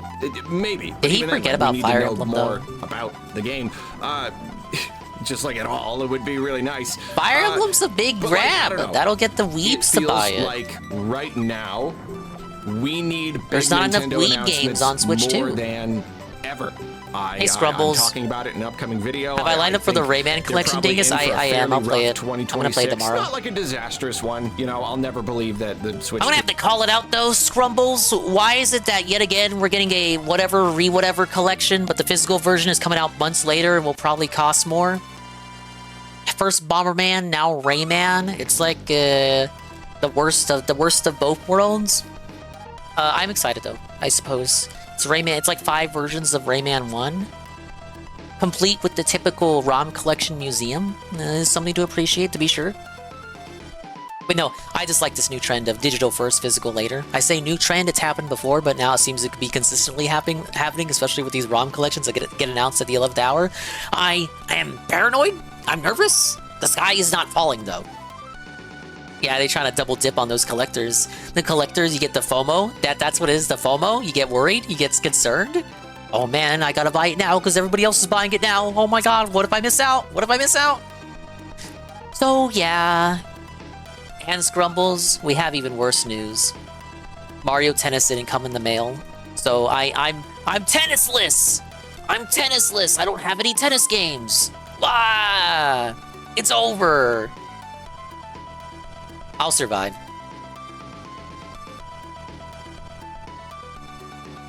But yeah, they're saying it'll come in Saturday. But it's still like, come on, man. Saturday? Now, guys.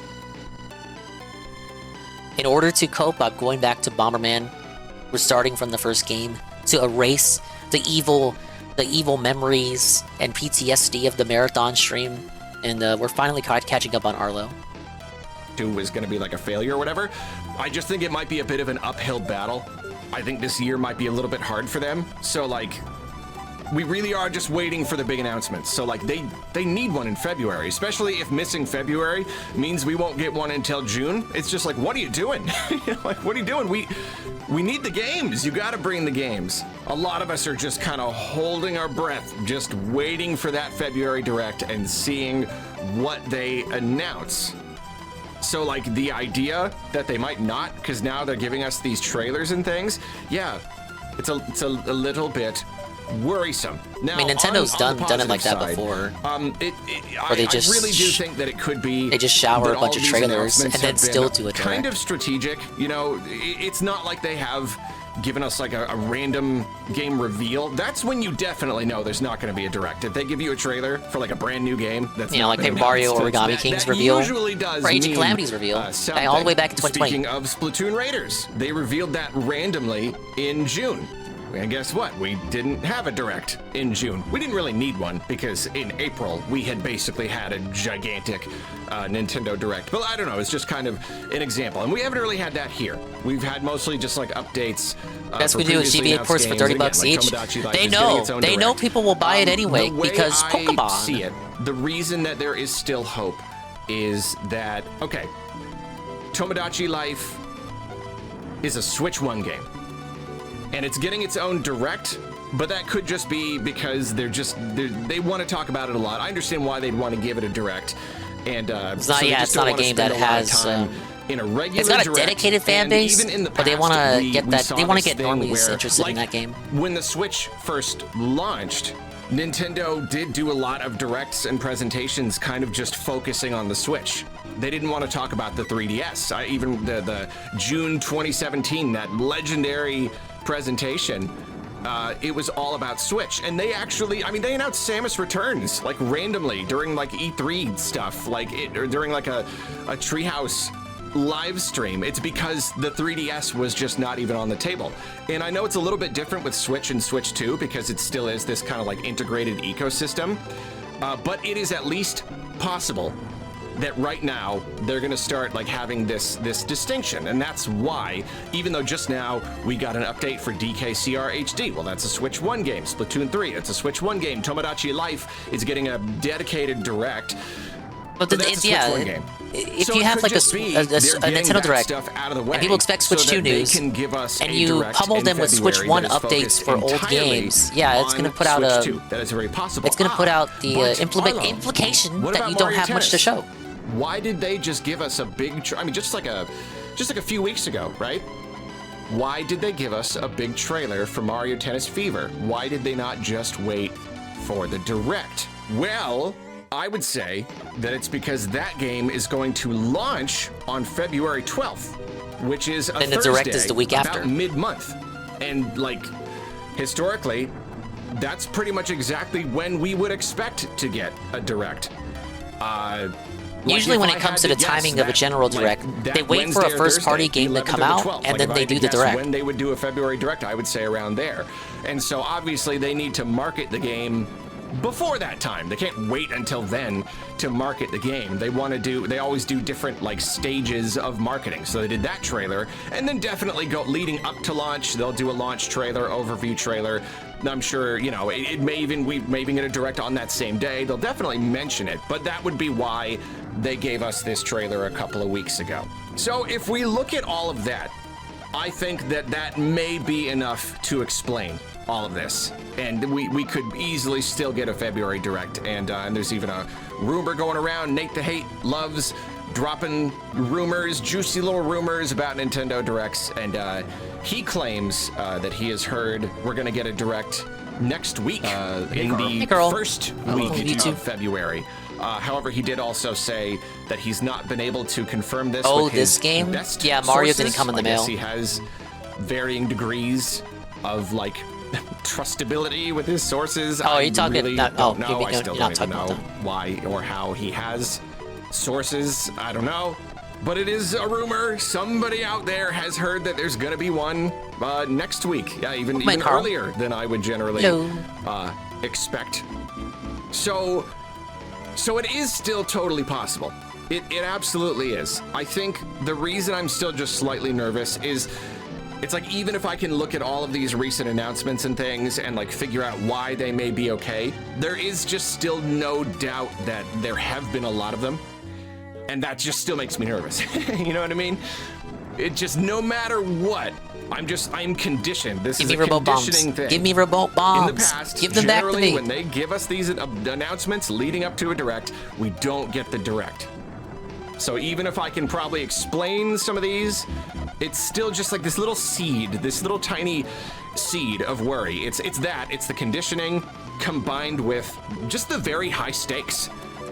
There are no Very high stakes. stakes. Nintendo just really, really needing a Nintendo Direct right now to announce some games. The September Direct announced a bunch of games, but it still just did not announce games that were like big ones, the big ones that we're waiting for. It was just kind of like a bunch of like more like medium games, which is fine. Love those kinds of games.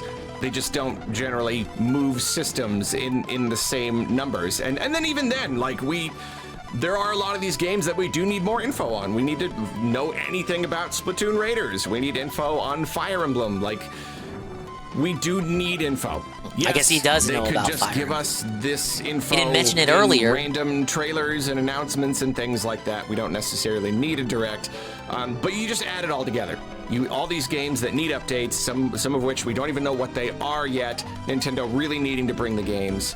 It would just be a really particularly bad time for them to skip a Direct. And I know they can't just like magically materialize games out of thin air. If they don't do a Direct at any given time, it's because they didn't have enough to announce. It's as simple as that. You can't like force them to have things to announce. But that's why we just kind of have to hope, and we have to hope that if they do a February Direct, they bring one or two of those games. I mean, they're 'cause always they working on really need them games. right now. Just the games It's the beginning may or of the may not be in a generation. state where they're Last able time, we to just saw like cut a trailer presentation on them. after presentation, Not in a announcing presentable game after state. game after game. They'd been building up. They had so much to give us. So now it's just like, okay, you've been building up. If anything, the Switch 2 launch was delayed, and we've heard about how a lot of its like launch window titles had just been sitting on the shelf waiting to be pulled out. So like, obviously you're working on something here. Like, obviously you should, in theory, have a lot to deliver. So just like, yeah, like, where is it? But yeah, we just gotta wait and see. Again, I'm not super duper worried. I think there really is a good chance that we'll still get one in February. Will it be next week or the following week? I don't really know. But these coin enemies can go to hell. There's supposed to be enemies that punish you for taking too long in the level.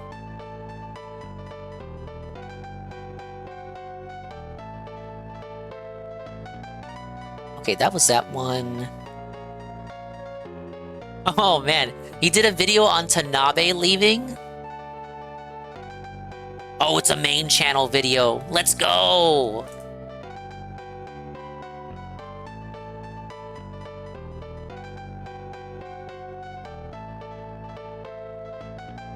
If it'll load. Grab the lampshade. Kensuke Tanabe, one of Nintendo's eldest and most storied producers, has announced that he is leaving the company.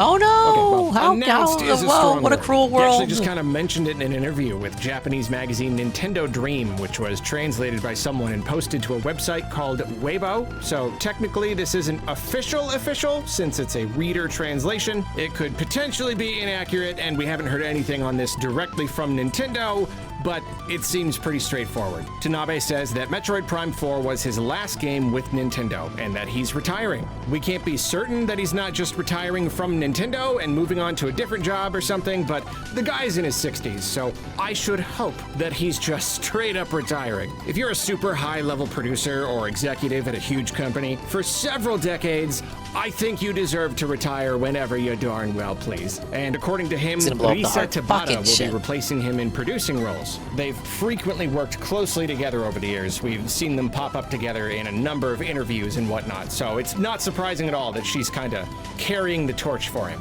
So Kensuke Yeah, it makes Tanabe sense that is she takes the Nintendo, position. and I want to She was talk about sweeping this, for Paper Mario Color Splash but back in the day. I also have to be very, very careful in doing so, because he and I have had something of a complicated parasocial relationship. He doesn't know who you Tanabe-san's are. contributions to Nintendo cannot be downplayed. He's been there practically since the beginning. His credits span every major classic series and every system Nintendo has produced. And he wasn't usually just some vague advisory producer guy. No, he's always been very hands-on. Early on, he did a lot of writing, he did map design, and even when he started taking on producer roles, he never hesitated to get into the nitty-gritty. Kiwi Talks has done interviews with ex-Retro Studios devs, and multiple have mentioned that he had a knack for bosses. In particular, he had great intuition regarding how a boss feels and like guiding the team to make these minute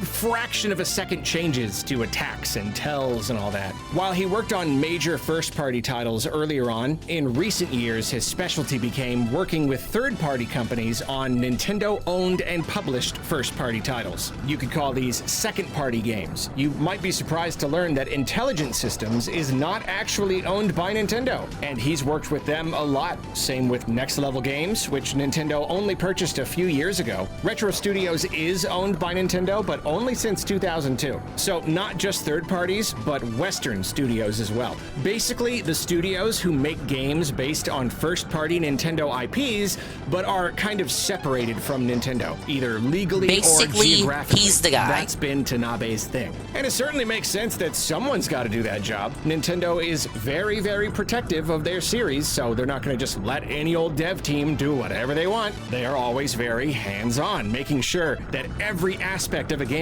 lives up to their standard. For many years, Tanabe has been one of those on-the-ground folks working with the devs on these games. I don't even want to imagine the number of hours the poor guy has spent on flights and in meetings. Ugh. The thing about Tanabe, though, is that he's developed a bit of a reputation over the last decade or so. If his whole thing sticker star, we eventually know. became working with outside studios, for some reason, he decided to pick up a secondary whole thing, which was making fans mad.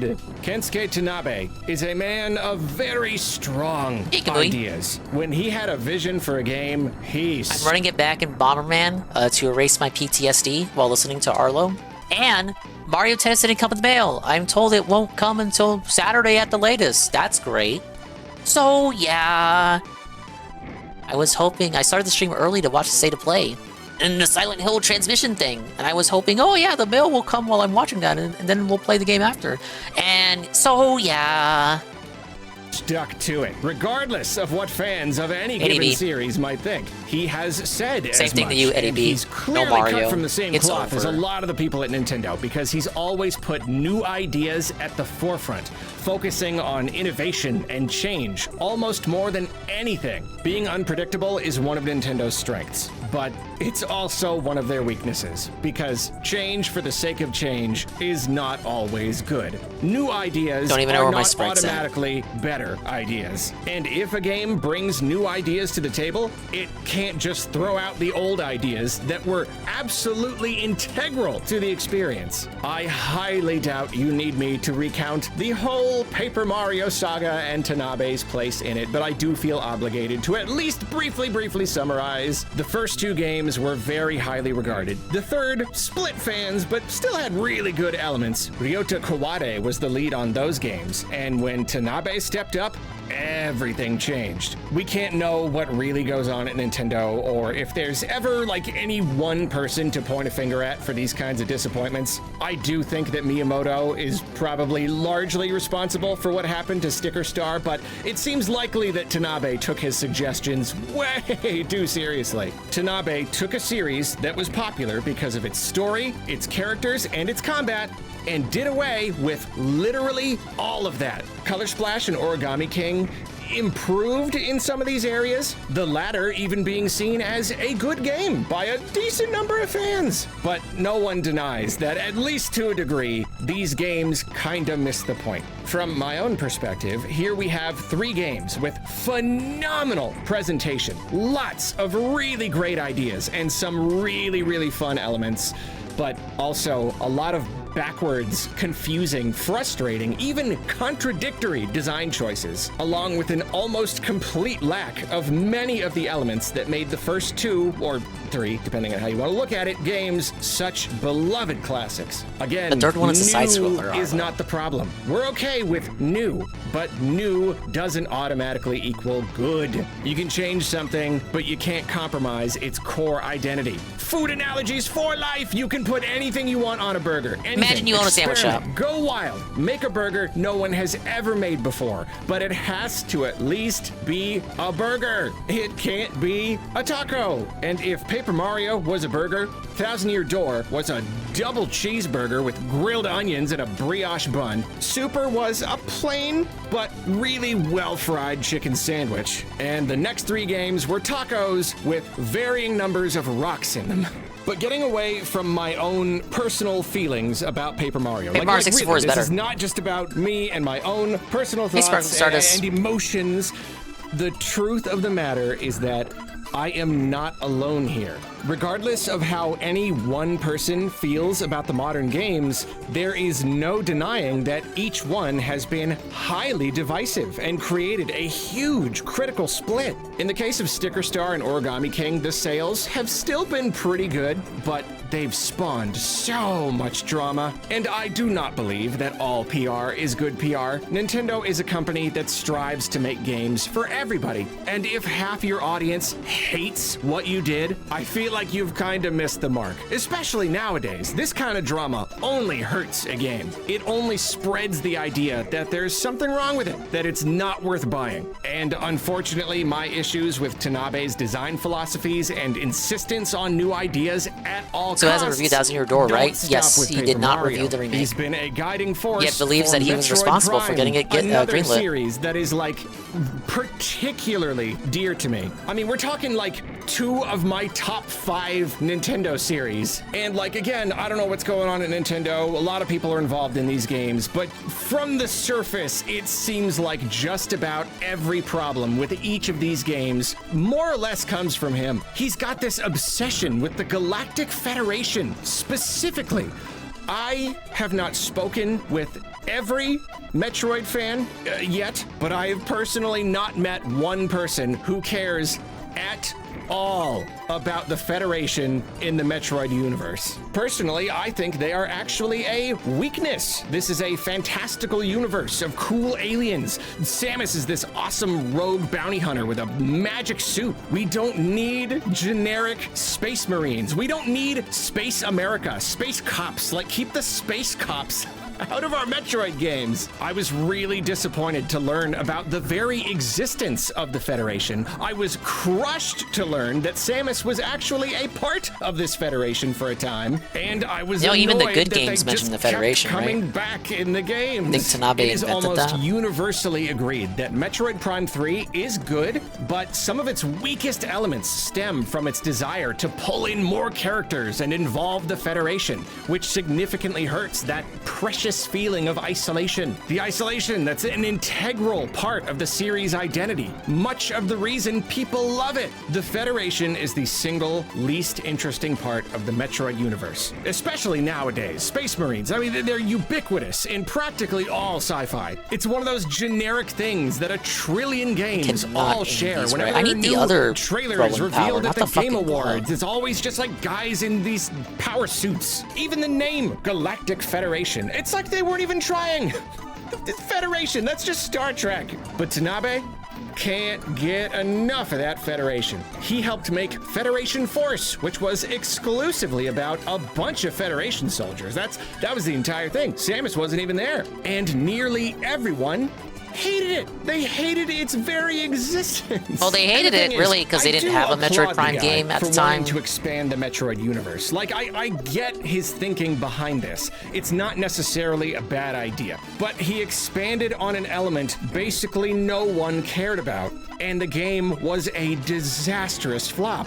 Then later on, Nintendo announced Metroid Prime 4, and there was much rejoicing, but Tanabe was once more given the reins, and I tried really, really hard not to worry. I did not even let myself consider that this could be a problem. I thought the guy had some really backwards ideas about Paper Mario, but that didn't necessarily mean that he would fumble Metroid as well. Maybe he had learned from Federation Force and was ready to give the fans a Metroid Prime game they would enjoy. Well, Metroid Prime 4 is here now, and despite Federation Force's reception and the unanimous opinion that the Federation just isn't interesting enough to focus on, like it all, it seems Tanabe never gave up the dream. He never compromised on his vision. Samus is joined by a whole group of Federation soldiers who consistently pop up and compromise that sweet, sweet isolation we're always chasing. This doesn't necessarily ruin the game, but the general consensus is that it does at least hurt the game. And even worse, Prime 4 suffers from a number of other problems, pretty much all of which boil down to this game keeps trying to do things that are not Metroid and failing at every turn. Nearly all of the game's new ideas are simply not good new ideas. We don't know exactly where all these ideas came from. Didn't need the wacky characters. Didn't even need the operative time style Hyrule feel. Control and kind of obsessed with newness. And if he was the source of these ideas, then he has once again taken a series and compromised its core identity. Give me something to hurt the boss with. Disappoints a tremendous number of fans. And in this case in particular, the results could be devastating. The official numbers aren't in yet. Maybe I'm wrong. Maybe I'll be pleasantly surprised, but I am preparing myself for the possibility that the sales are going to be pretty low. At least low considering how much money Nintendo must have spent on a AAA production like this. One day rebooted. The opportunity cost of having one of their best studios on the project for such a long dev cycle. And of course, how long we all had to wait for the darn thing. For it to be Where is the glove anything other power? than a great experience after all this, It's downright disheartening, and the future of the series is once more in question. And I wish the Tanabe issues ended with Paper Mario and Metroid, but I'm always getting Chibi Robo fans chiming in to remind me that he messed with that series as well. Nintendo went through this bizarre time right before the Switch. This was like their weird filler spin-off era. And right next to Federation Force, a game no one asked for that flopped terribly, we had Chibi Robo Ziplash, a game that changed the genre of its series entirely. I've never played Chibi Robo, but even I can see that this just isn't Chibi Robo. Maybe this was their attempt to reinvent the series, to save it from complete retirement. Maybe this was like basically their only option. But from the audience perspective, this was just another tone-deaf deviation no one asked for. And Tanabe even had the gall to tell everyone that if the game didn't sell well enough, it would probably be the end of the series. You want to save this burger restaurant? Better start eating those tacos. Watch for the rocks, though. So this is why I've been saying that I need to be careful talking about Tanabe and how he's leaving Nintendo. I don't want to vilify him. I don't want to like celebrate that he's leaving. In this context, holding personal grudges and like painting people It's weird as for the bad grudges to be guys personal when the is guy doesn't know you exist. Childish, to be frank. Yes, that's true. Prominent figures that do real, actual harm to other human beings, people who seem to completely lack human decency, yeah, it's okay to not like them and to wish they would go away. Still not healthy to let them live rent-free in your head. Hatred really is like getting revenge on someone by drinking poison. It only hurts you. But yeah, if you have to paint anyone as a villain, make it people like this. But making someone out to be some kind of boogeyman because you feel like they messed up the video games you like to play because of creative differences of opinion, basically, it's immature. And you know, I'll completely admit, I've done that in the past. I fell into that trap probably a pretty good amount when I was younger. But I like to think I'm better about it now, and I may not like what Tanabe has done to these He was a series. shock jock I back may then, even in his feel late a 20s. little bit hurt, and certainly frustrated by his complete refusal to ever budge on anything. But I'm sure he's a fine guy. I'm bored to hit over a million. Those That's good to devs hear. on Kiwi Talks, they only have nice things to say about him. And even if he's made a lot of mistakes from my perspective, he's been trying his best. That's the thing about people. Most of them are trying their best. Tanabe is not out to get us. He does not have some personal vendetta against these series. This entire time, he has been trying his darndest to make good video games that his fellow folks at Nintendo would be proud of, that embody the company's most important ideals. Kensuke Tanabe is a human being, and it would be childish to be like, ha, he's gone. Good riddance. But I also can't deny that I do kind of think he might not have been a good fit for this position, and I am, to a degree, kind of glad that he's not going to have control over these series anymore. And here's where I have to be really, I don't like that he doesn't have the grapes to just say that he's glad he's gone. Start wildly speculating about why he's leaving. But I have to at least ponder aloud, if anything, just for the sake of what the will thought he say when experiment, Miyamoto dies? Miyamoto is just maybe, responsible for possibly, the ruining his response precious to Paper some of his Mario. more recent games has at least some small thing to do with it. Once again, he's worked on tons and tons of games. Dig through old interviews and you'll find him talking about all sorts of cool stuff in all sorts of cool games. Apparently the idea of a giant egg on top of a mountain cracking and the world ending, that was him. His contributions to eternal, beloved titles, many of which are probably invisible and unknown to us, are probably plentiful, beyond plentiful. Who knows what other ideas were his, and he just, never said it in an interview. But when you look at his recent stuff, you see a trend. I haven't done a super deep Probably dive better for me to get the figuring game out every over, role he's 'cause ever had on every trying project, to do that but without any it seems power-ups to me is that over fucking the last dented. decade, there have been a handful of games where he has clearly had a very strong role and has been very forward-facing and done follow-up interviews and stuff. These games are Metroid Prime Federation Force, Chibi Robo Ziplash, the last few Paper Mario games, and now Metroid Prime 4. I'm probably missing some games, but those really do seem like the most prominent ones, at least when you try searching for the guy. These are the times when he has popped up in articles and stuff to talk about the games he's been making. Stepping away from my own personal feelings, purely looking at it from a cold, calculated business perspective, I have to wonder if Nintendo has been happy with how all these games have turned out. Because 2 of these games were dismal, critical, and commercial failures, with another selling very, very poorly as well, despite pretty okay reviews. One of them released during the coveted holiday window during the Switch 2's very first year on the market, and after a probably very expensive 8-year dev cycle, and landed with a thud, and every single one, every game on this list created a huge stink, generated a ton of bad PR, incited mass outrage online, and left literally millions I can't comment of on fans Federation Force. I never played it. really, really bummed. Nintendo likes new ideas. They like pushing their characters into new territories, but this can't be okay, right? This has got to be a big red flag. They entrusted some of their very dear legacy IPs to Tanabe, and he consistently put out titles that largely missed the point of those IPs. Played it briefly, In the last it's decade, average. It's felt like his trademark, his signature Should we style get a Metroid was compilation? trying to fix what wasn't broken. Maybe he was trying to breathe new life into these series. They'll work on to that after modernize them, after make them Rayman. appeal to a That'll be wider the next audience, ROM to help collection. them do new things they couldn't before.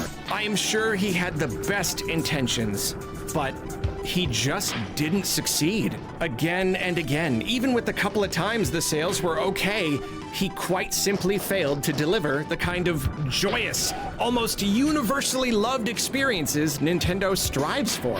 I mean, obviously Nintendo puts out plenty of games that split audiences and critics. They're a company made up of a lot of different people with a lot of different ideas. But with Tanabe, the critical splits haven't been occasional. Prime They Hunters have Online been with NSO would go hard. I could felt completely Dingus. consistent. I had never couldn't played Prime blame Hunters anyone either, for so you looking would at his felt track me, record actually. and being like, yeah, You wanna know the truth I don't about know it? if it's a good idea to let this guy be in charge of all these series anymore. DS That is might not get added to say that NSO. I think I think Nintendo it would get fired added him. before the They're Wii. like furious with Metroid Prime 4 and they wanted to get him out of there. I don't nor see them am I ever implying adding that the they Wii. did that gross thing that apparently happens in The corporate games are too Japan, where valuable. it's, like, They're way too socially evergreen. They inappropriate could to fire remaster someone, those for so you, 60 like, bucks a pop, demote and you them just and buy put them it. in a closet and emotionally isolate them and get them to quit. I've heard about this. Maybe it's true, but I've never worked in an office in Japan, so I'm not sure. Like, I really doubt he's leaving in total disgrace or anything.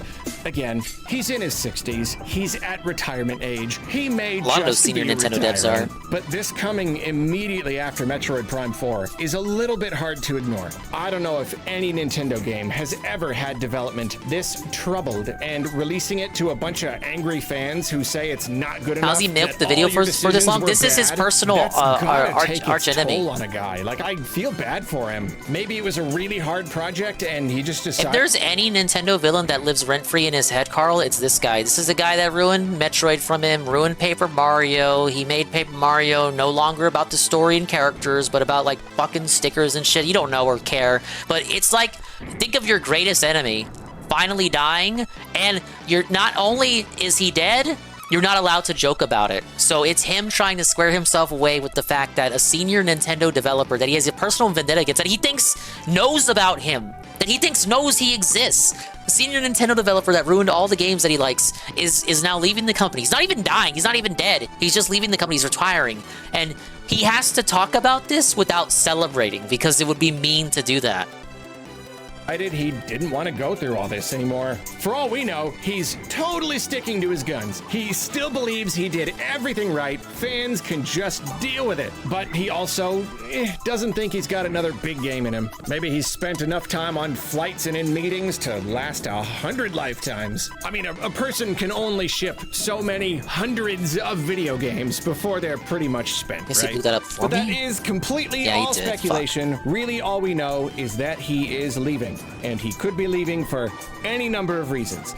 Like retiring. Like, really, seriously, that is such a good reason to leave a company. He is leaving, and I am Celebrate. happy Celebrate. that someone else is going to get a chance with these series because fresh blood and new ideas. That's the whole point, right? That's But his whole replacement, thing. Risa Tabata, is So his there you go. protege, and you know that. That's a way to spin it into a positive. His And I really do replacement wish him was the best. trained I by do. him. Like, if I could, I would thank him for all the His great replacement games is a he woman. has helped make over the years. I mean, come on. Giant egg on a mountain? That right there. Although, actually, while I was doing research for this video, one of the Retro Studios devs revealed that apparently Tanabe was directly responsible for the Spider Ball and Boost Guardians in Metroid Prime 2. So I want to take back everything I said and say, Tanabe, I never want to see your face again. All right, he got kind of mean at the end there. He can't get too mean, though. He's going to lose the sponsorship with Nintendo.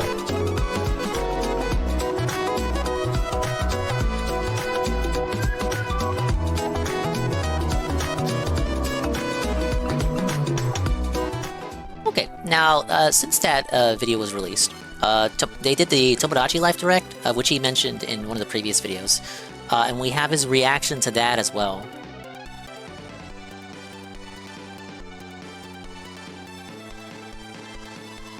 Let's see what he thinks about, what was it, the non-binary stuff? Ah! He's gonna praise it, of course. That's a brilliant decision. By the fine folks at Nintendo. Friends. I just watched the Tomodachi Life Living the Dream Nintendo Direct. I actually streamed it, and if you want to watch the entire VOD, it is over on actually the main channel. Previously, I was putting my VODs on Arlo Plays because I kind of wanted to keep them separate, less clutter or something. I don't know, but I've started to experiment with just leaving the live streams right there on the main channel, and so you can go and find it in the live tab. I'm seeing how that works out. It was a good stream. I got up way too early, and we watched Tomodachi Life Direct, and mostly played Balatro. That's most of the stream was Balatro. But there was also some Tomodachi Life in there as well. And then, of course, I already uploaded the full, just like the reaction clip part of the stream. But now it is time for me to talk about the things that happened in the Direct. I did not play the original Tomodachi Life, so I cannot know how this game compares precisely. I could not pick up on all the little details and new features and whatnot, but I can still give my overall opinion on how the game looks. Right off the bat, I love the expanded Mii creator. It's really funny. I do remember those early days of Mii's, and you really just had that one set of features, and that was like all you had, and which was, you know, good in its own way, because, you know, limitations. People had to be like really creative, so it was like super impressive when they could make these weird designs. But then over the years it expanded, and then with this game, you know, it's got its own exclusive expansions to the builder, and yeah, they've really just included a whole lot of options. It is now a lot easier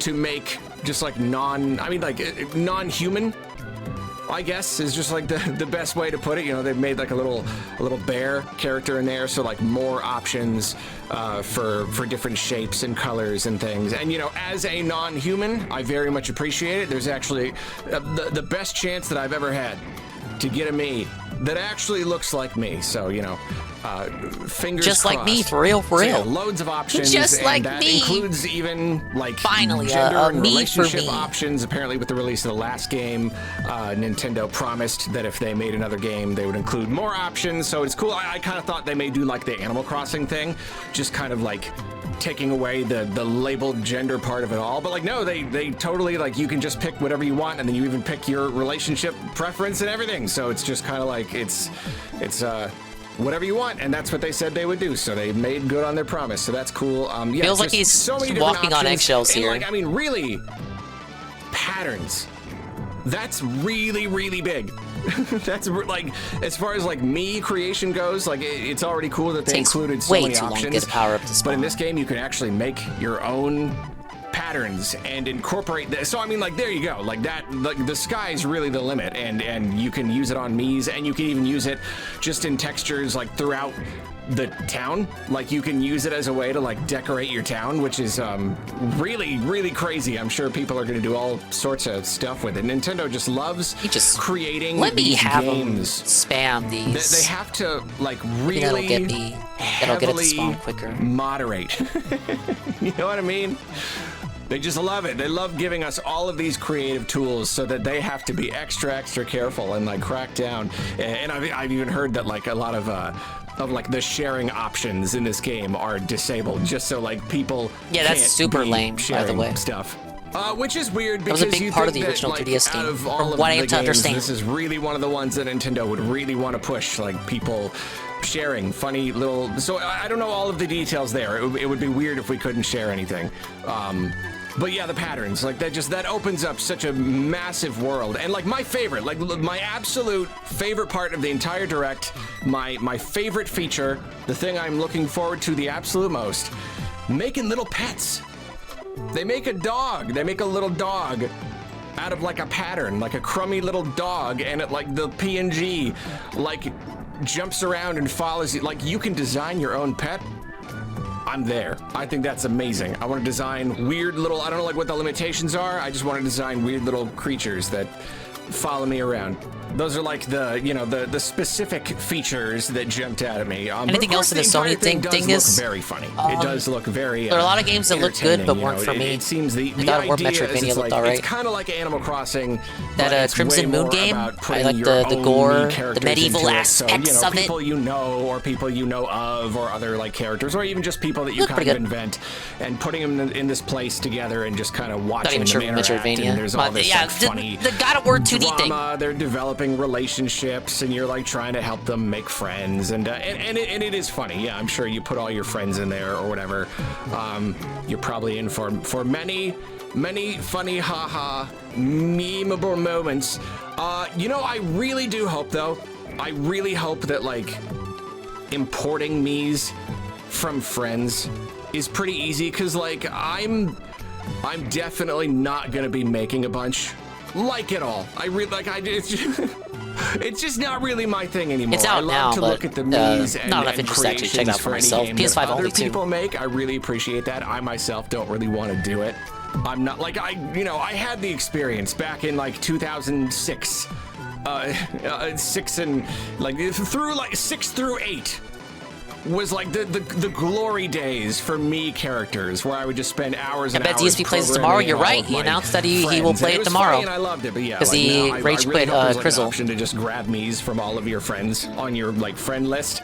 Like, can you just like make a me of yourself and just say, here it is? Like, you can just because I would love that. Oh, like all the friends on my friend list.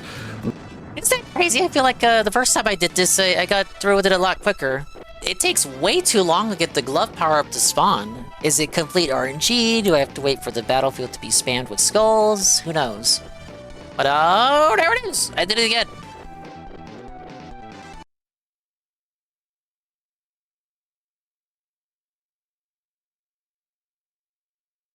And then when you get the glove power up, it's just a matter of like being able to keep it, because you lose it as soon as you die.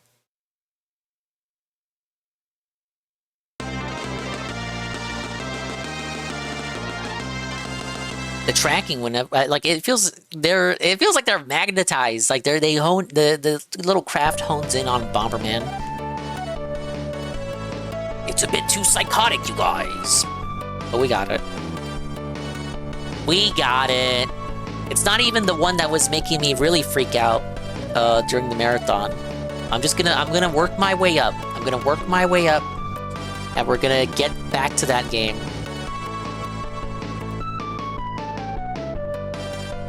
It's about working our way back up to the challenge that felted us last time.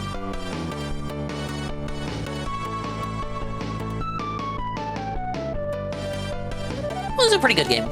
Though I think the art style of the later ones is better. Yeah, it's my training arc.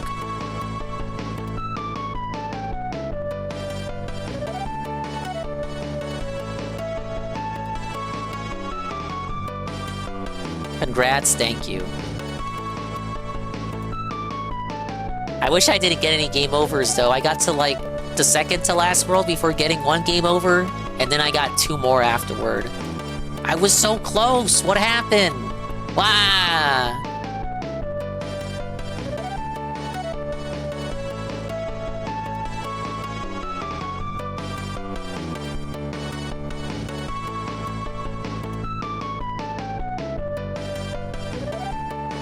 Start over and do a game overless run? You do it. But pretty good, pretty good. We'll give it a 3 out of 5. Very consistent experience.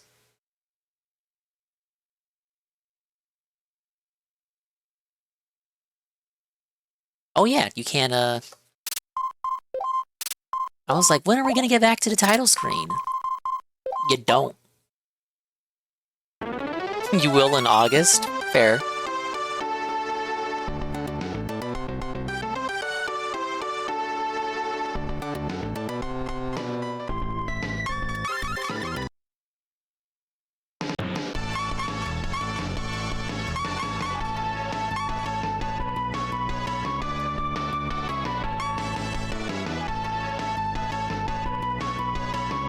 It is on PC. It's a ROM collection. Of course it's on PC, even if they didn't port it. Wink. A wink. A hint, hint, hint.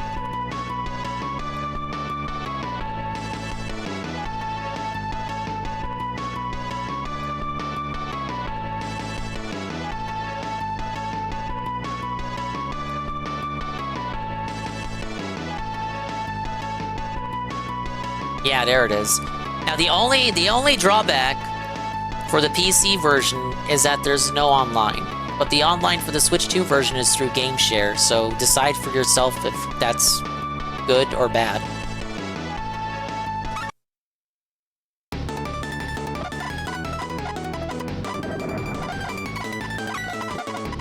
Oh, these guys are pretty mean.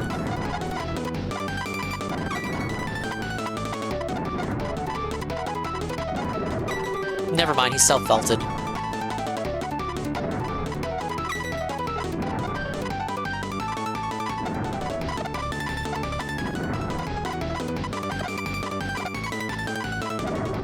No! I couldn't see! I was blinking!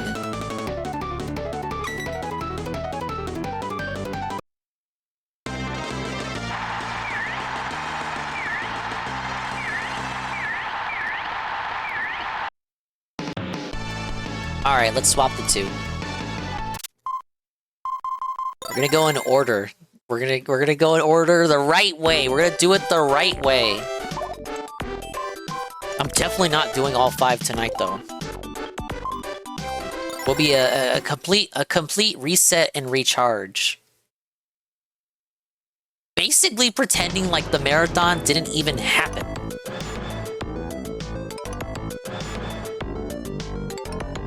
Nice beats right here, though.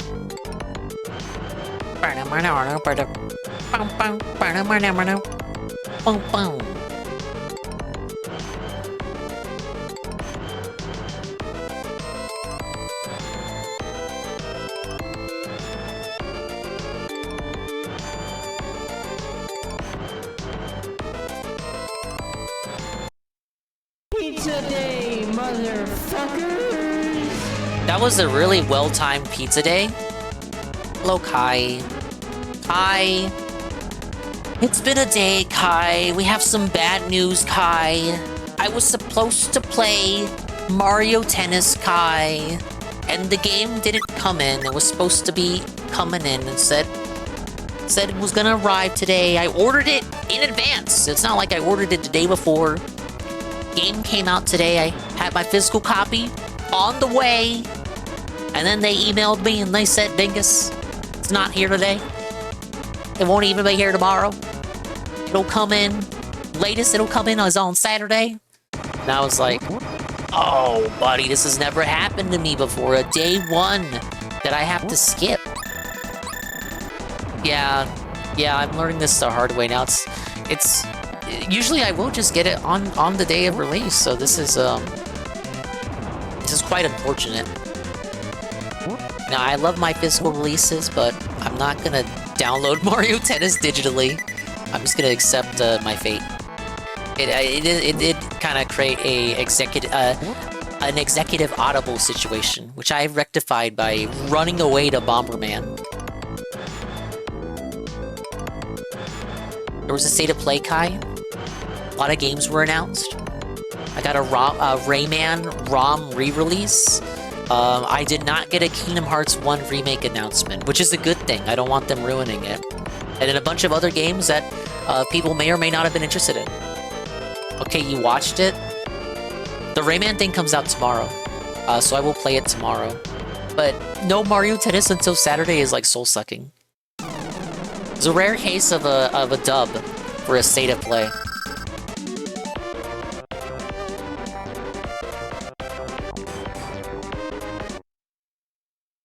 And right now I'm watching Arlo.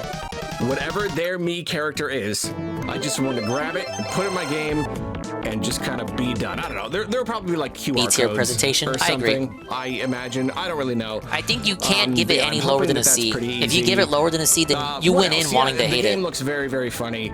Even just this direct has loads of funny stuff in it. It's got this ongoing story with Angie and like the love triangle. Like for a random February state of play? Love How could it be box. I anything don't really know the whole but like Ferris higher wheel thing. than a V? Hugh Morris character, very, very funny.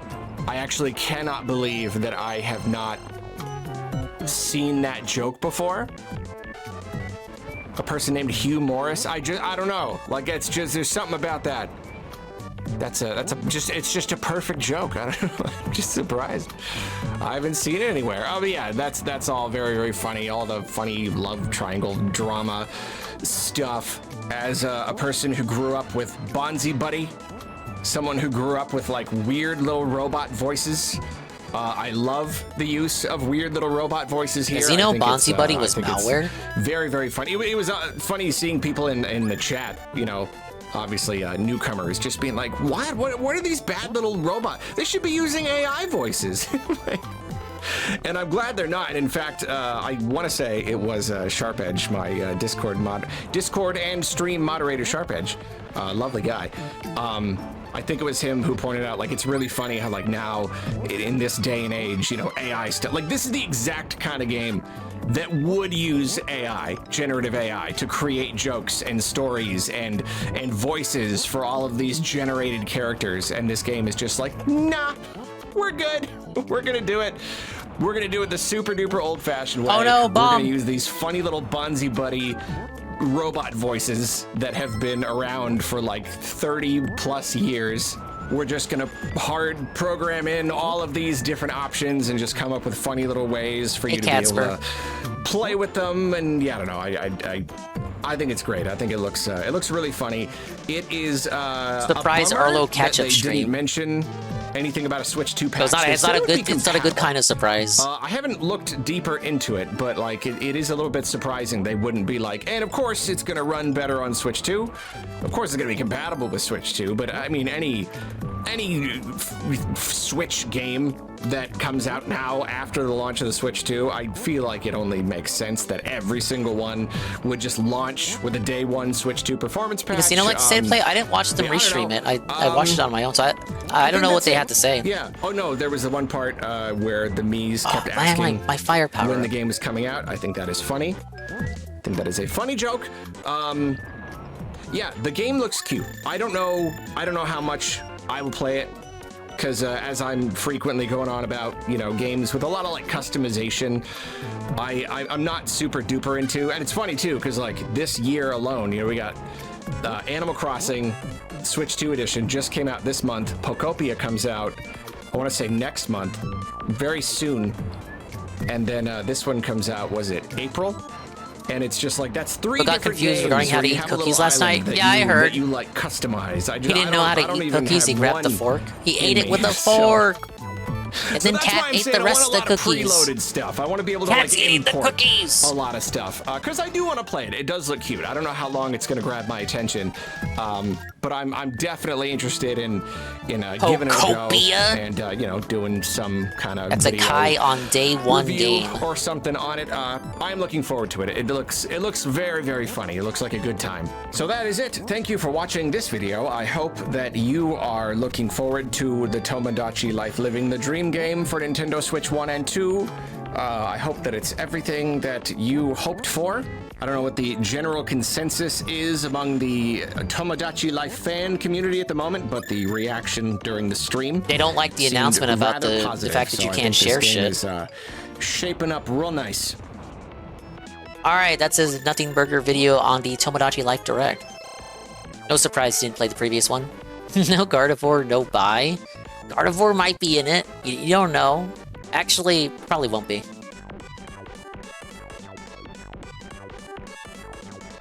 It's not a Gen 1 Pokemon, would be the reason. This one is... Let's predict Nintendo's entire 2026 lineup! 30 minutes, my god. Gardevoir confirmed? I guess he has to buy it then. This video was brought to you by Squarespace.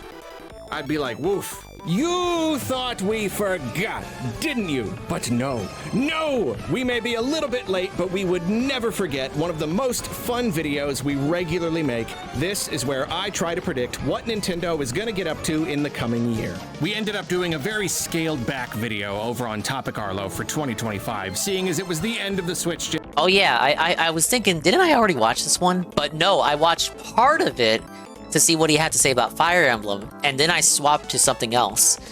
Generation, So we still have to watch it. I've already We predicted didn't Switch finish 2 it. stuff endlessly, but the full thing is finally back, and since the Switch 2 released last June, this will be its first full calendar year, so this is a particularly exciting time to start imagining all the stuff we might see. That said, we are doing things a little differently this time. Instead of going month by month and hitting every possible point and detailing the contents of every Nintendo Direct, we're gonna keep things a little looser. I've organized these predictions into different categories, and we'll be kind of jumping around, being a little more vague about some stuff. I tend to get really lost in the weeds sometimes. I think I'm just having too much fun, and that slows production down a good amount, so we're going for a better balance here to keep production itself more breezy and enjoyable. And as always, I'll remind you that I try not to just predict things that I want. I already did a whole wish list video for that. Here, I try to get into Nintendo's head and imagine what I think they might do, and that always includes taking some wild swings. That way, I'm almost get in their guaranteed heads. to get Little everything Miyamoto wrong, headmates.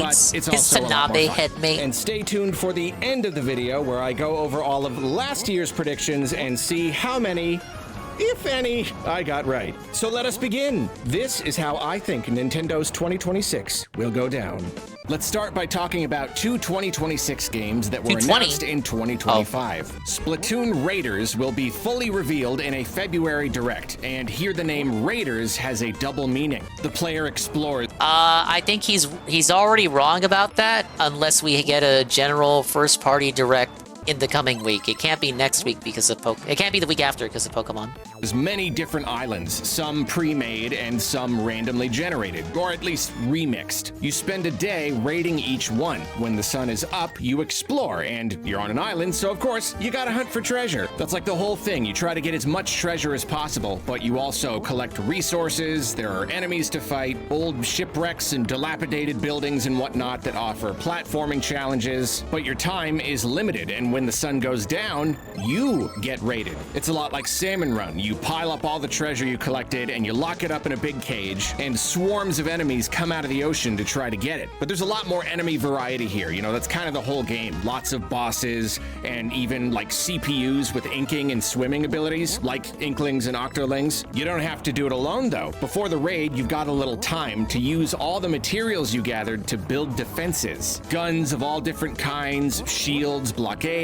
You can upgrade this robot thing. You can temporarily beef up your own abilities. abilities, and of course, the better you do, the more treasure you leave with in the morning. And there's always like a big dramatic exit where you and the big box of treasure get airlifted off the island. So that's the basic loop. It's a little survival, a little crafty, a little tower Makes sense to me. defense, even a little roguelite. I got the impression that it would have something to do with going Nintendo underwater. did say that this would be a single-player game, though when it releases, they'll mention that they have a plan to provide a limited co-op mode somewhere down the line. They will also winkingly mention how they're working on the next mainline Splatoon game, though it's not going to be like an official reveal or anything, so no release window to speak of. And unfortunately, there will be a bit of a stink when Nintendo reveals that this is a $70 game. Many will feel that based on what's shown off in the trailers, this is Nintendo charging full price for what looks like Splatoon 3 DLC.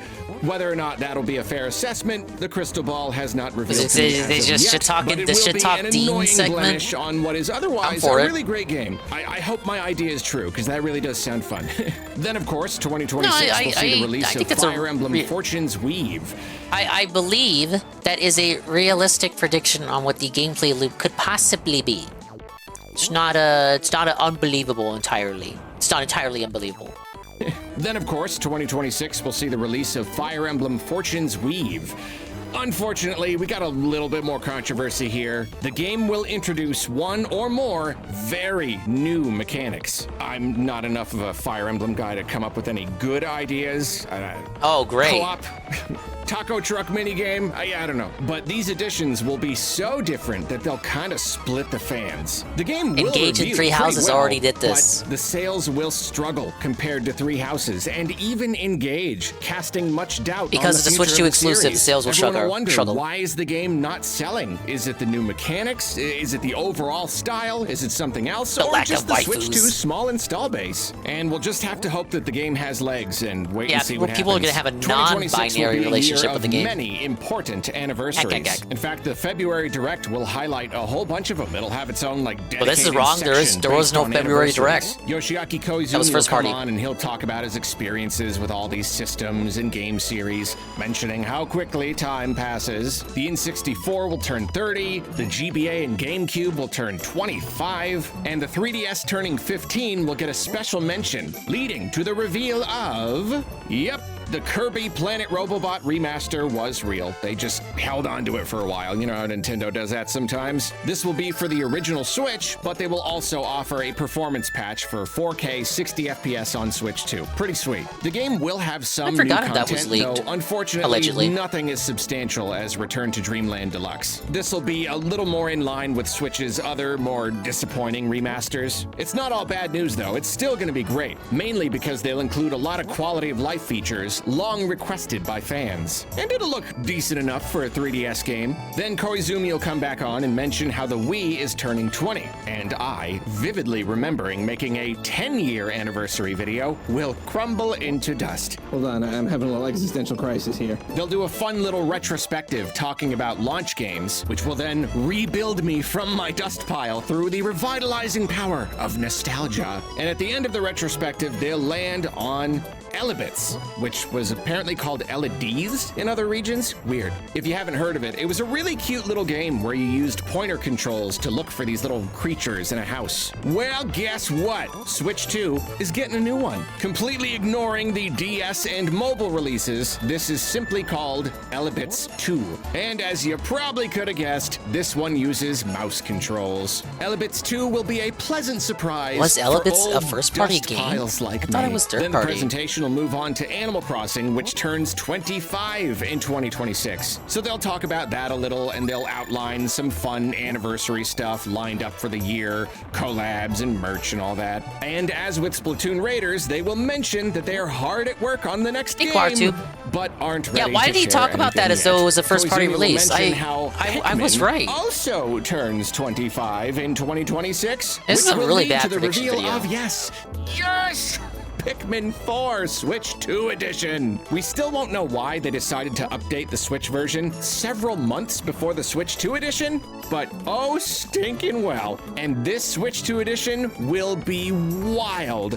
I know I said this is predictions, not a wish list, but let me indulge just for this one. Okay, so it introduces a new mode that's pretty much just FromSoft multiplayer, though it only works in caves. Here, players can request help from other players who can then join and they can play online co-op together. If you're asking for help, you can select between just one boss, a sub-level, or even a whole cave. This does limit players to only 50 Pikmin each, 30 if the requesting player is on the hardest difficulty. And in fact, exclusive to this version, players can even bump up the difficulty of individual caves even further, which will naturally lead to a lot more requests. This can restrict item usage, increase enemies, introduce more hazards, have an even lower Pikmin cap, lots of stuff. And the reason for all this? The game's got a new kind of currency which can be used to buy all sorts of cosmetics for your captain, for Ochi. You can get even more decor. I see the vision for this, but they would never do There's even a new this. section of your base that acts like a little clubhouse, which you can decorate with statues and posters and stuff.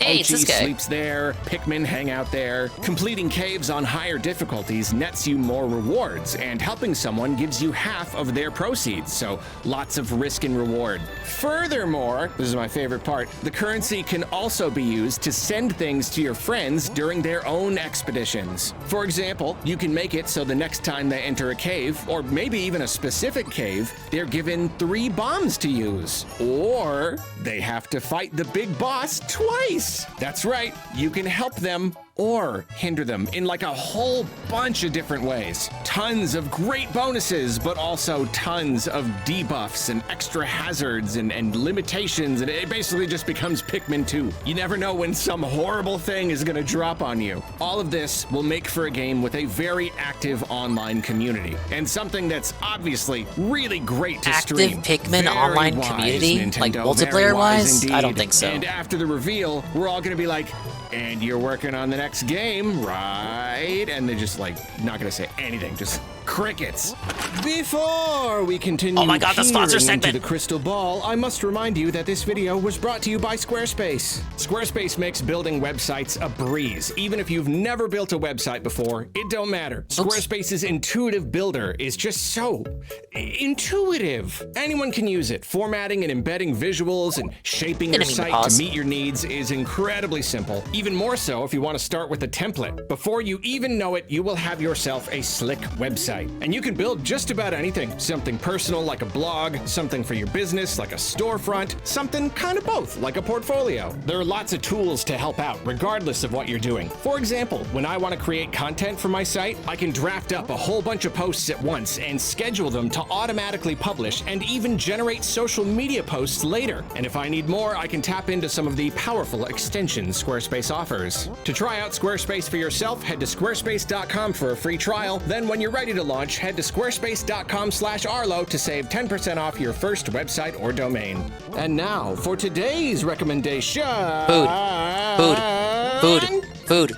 Arlo recommends. I finally updated my site with a bunch of backlogged recommendations, and soon I'll be drafting up a whole new batch of posts, so stay tuned. Thanks again to Squarespace. Now please continue listening I remember to D-Site my looked up the smart website for me, and just out of undoubtedly curiosity, accurate predictions. and it was taken down. Elebits 2 So I will guess be he got far it from updated. the only 2026 game to utilize mouse controls. In fact, Nintendo will lean pretty hard on them and market them as a unique selling point for the Switch 2 early on. Whether that will work in the long run, I kinda have my doubts, but they'll give it their best shot. For instance, 2026 I don't will think they'll lean finally into see mouse the reveal controls this and hard. release of a new Captain Toad game. I think many of you will agree with me when I say that Captain Toad Treasure Tracker was a relatively underappreciated gem. And now it's getting a big I thought sequel. it was pretty good. Captain Toad Treasure Brigade. The main single-player mode and the basic gameplay is largely the same, but the whole thing acts as something of a playground for Nintendo to play around with the Switch 2's unique or upgraded features. Nintendo knows that people are going to be playing this game on their nice big 4K TVs. They've basically become standard at this point. So the game runs at 4K resolution, or close enough to it after DLSS upscaling. Just a very, very nice, sharp image, and features big levels where you can see a whole lot of details at once as you move the camera around. Oh, with yeah, the this option world, to zoom shit. in and out if you're I playing mean, handheld. I of love this course. world. It really encourages you to zoom out and try to take in as much detail as you can at once. Even more exciting though, the game also features a vastly improved co-op multiplayer mode. The Toad Brigade has been expanded and and fleshed out with a bunch Expand? of fun team members, which adds a lot of character to the game. And No, of we don't course, need you can new team play as members. your favorite. Here, you can play with friends on huge, specially designed maps. Naturally, the higher level of detail visibility comes in really handy here, and players have to watch each other and work together to solve all sorts of puzzles. There are levels designed for 2, 4, and even 8. You heard me right, 8 players, and you can even play online. And as promised, the game will also offer a lot of mouse-related fun. There are special levels that are really dark, and you play as the Toad with glasses, but he can't see very well, and instead of controlling him directly, you use the mouse to light lights and guide him along and keep him safe. Oh, There like are the Murphy hidden mode of object Rayman Legends? minigames where This is you have already to too much, hunt though. for Like, little that's details too or spot gimmicky the even for differences in Nintendo. these big levels. And obviously, you've got the return of the minecart sequences where this time you use the mouse to shoot the turnips. Plenty of other mini games and modes too. Like the original, Captain Toad Treasure Brigade won't necessarily set the world on fire, but it will be one of the most pleasant surprises of Nintendo's 2026. But there will be another gimmick-centric game in 2026, for lack of a better term, and this one is even more surprising. The game is simply called Spark, and it is experienced almost entirely. Okay, sometimes these predictions fly by a little too fast, so I'm gonna give you a second to let this one sink in. It is experienced almost entirely through sound and feel. Yes, Yeah, he's once lost more, it. You have He's heard gone me schizo. correctly. This game features very few visuals, just some very basic stuff happening on the screen, often nothing at all. The character is a simple spark of light. The player holds the Joy-Cons and ideally wears headphones and navigates using gyro and mouse controls. Their main feedback comes in the form of sounds from the game and both vibrations and sounds from the Joy-Cons. This would be something they Sometimes the do Joy-Cons are during moved the through Wii air and in a DS 3D Touch space. Generations era, Sometimes you when glide they them made along like flat experimental games surfaces like in that. mouse mode. You interact with I really don't and know if they guide would do Spark, something like who that is today. full of personality and very animated despite not having visual features. You hunt for hidden objects, you operate devices, you explore areas. It's a very slow and careful, meditative kind of experience where you're just listening and feeling. You're invited to visualize what's going on and even map Seems out like the the kind of spaces that around kind of you, idea all in your you'd come up mind. with after This playing is Tetris that Effect. Nintendo creative curveball magic. Or that at new its Lumines best. game. This is them That's by pulling the out Tetris all the Effect people. stops in terms of what the Switch 2's unique features can achieve. It's some of the ideas established in Welcome Tour, but cranked up to 11 with tons and tons of new ideas on top of those. One of those games that no one No, could Perez, have it's not a ever review. seen coming. Yet somehow He's it predicting just Nintendo's works. 2026. Yeah, a lot of people will balk at the $50 price tag, but Meaning it's a game, it's a video about fan fiction. This video is pure fan fiction. no sensible person will It's not be even able what to he deny necessarily that wants to Nintendo see, it's what he really believes achieved will something happen. Here. Created So something he's like very predicting stuff he interesting doesn't and even unique within want the realm personally. of video games. And of course, from the moment of the game's reveal, people will rally together with cries of Spark for Smash. And as a bonus future year prediction, Spark won't be a character, but will be included as an assist trophy. 2026 will see some cool new games, but we've got some more older games that'll get a little love as well. Mario Kart World will continue to see occasional updates throughout the year. Nintendo may never solve the open world issue, but they'll gradually turn the game into something more in line with fan expectations, I think. They will also deliver some substantial DLC. This is an idea that's been thrown around a lot because it's a little obvious, but man, it just makes too much sense. How do you add new tracks to a game where it's all contained within like one continent? An Little island. Islands. Yeah. Nintendo is going to start populating the ocean surrounding the continent with islands containing a collection of new tracks each, along with some good old connective tissue, of course. Each one will have something of a theme with 4 original courses and 4 classic courses that either match the theme or are similar enough to fit well alongside it. Going along with the game's overall theme of travel, these islands will each be like vacation spots, which is exactly how all the marketing will present them. Even the long bridges leading to each island will be like fun little transitional courses with You some mean visual straight Easter lines? eggs. Okay, the bad news is that the Mario Kart World Island Tour Pass will be $40. Yeah, 40? That's $40 generous. on top of an already $80 game.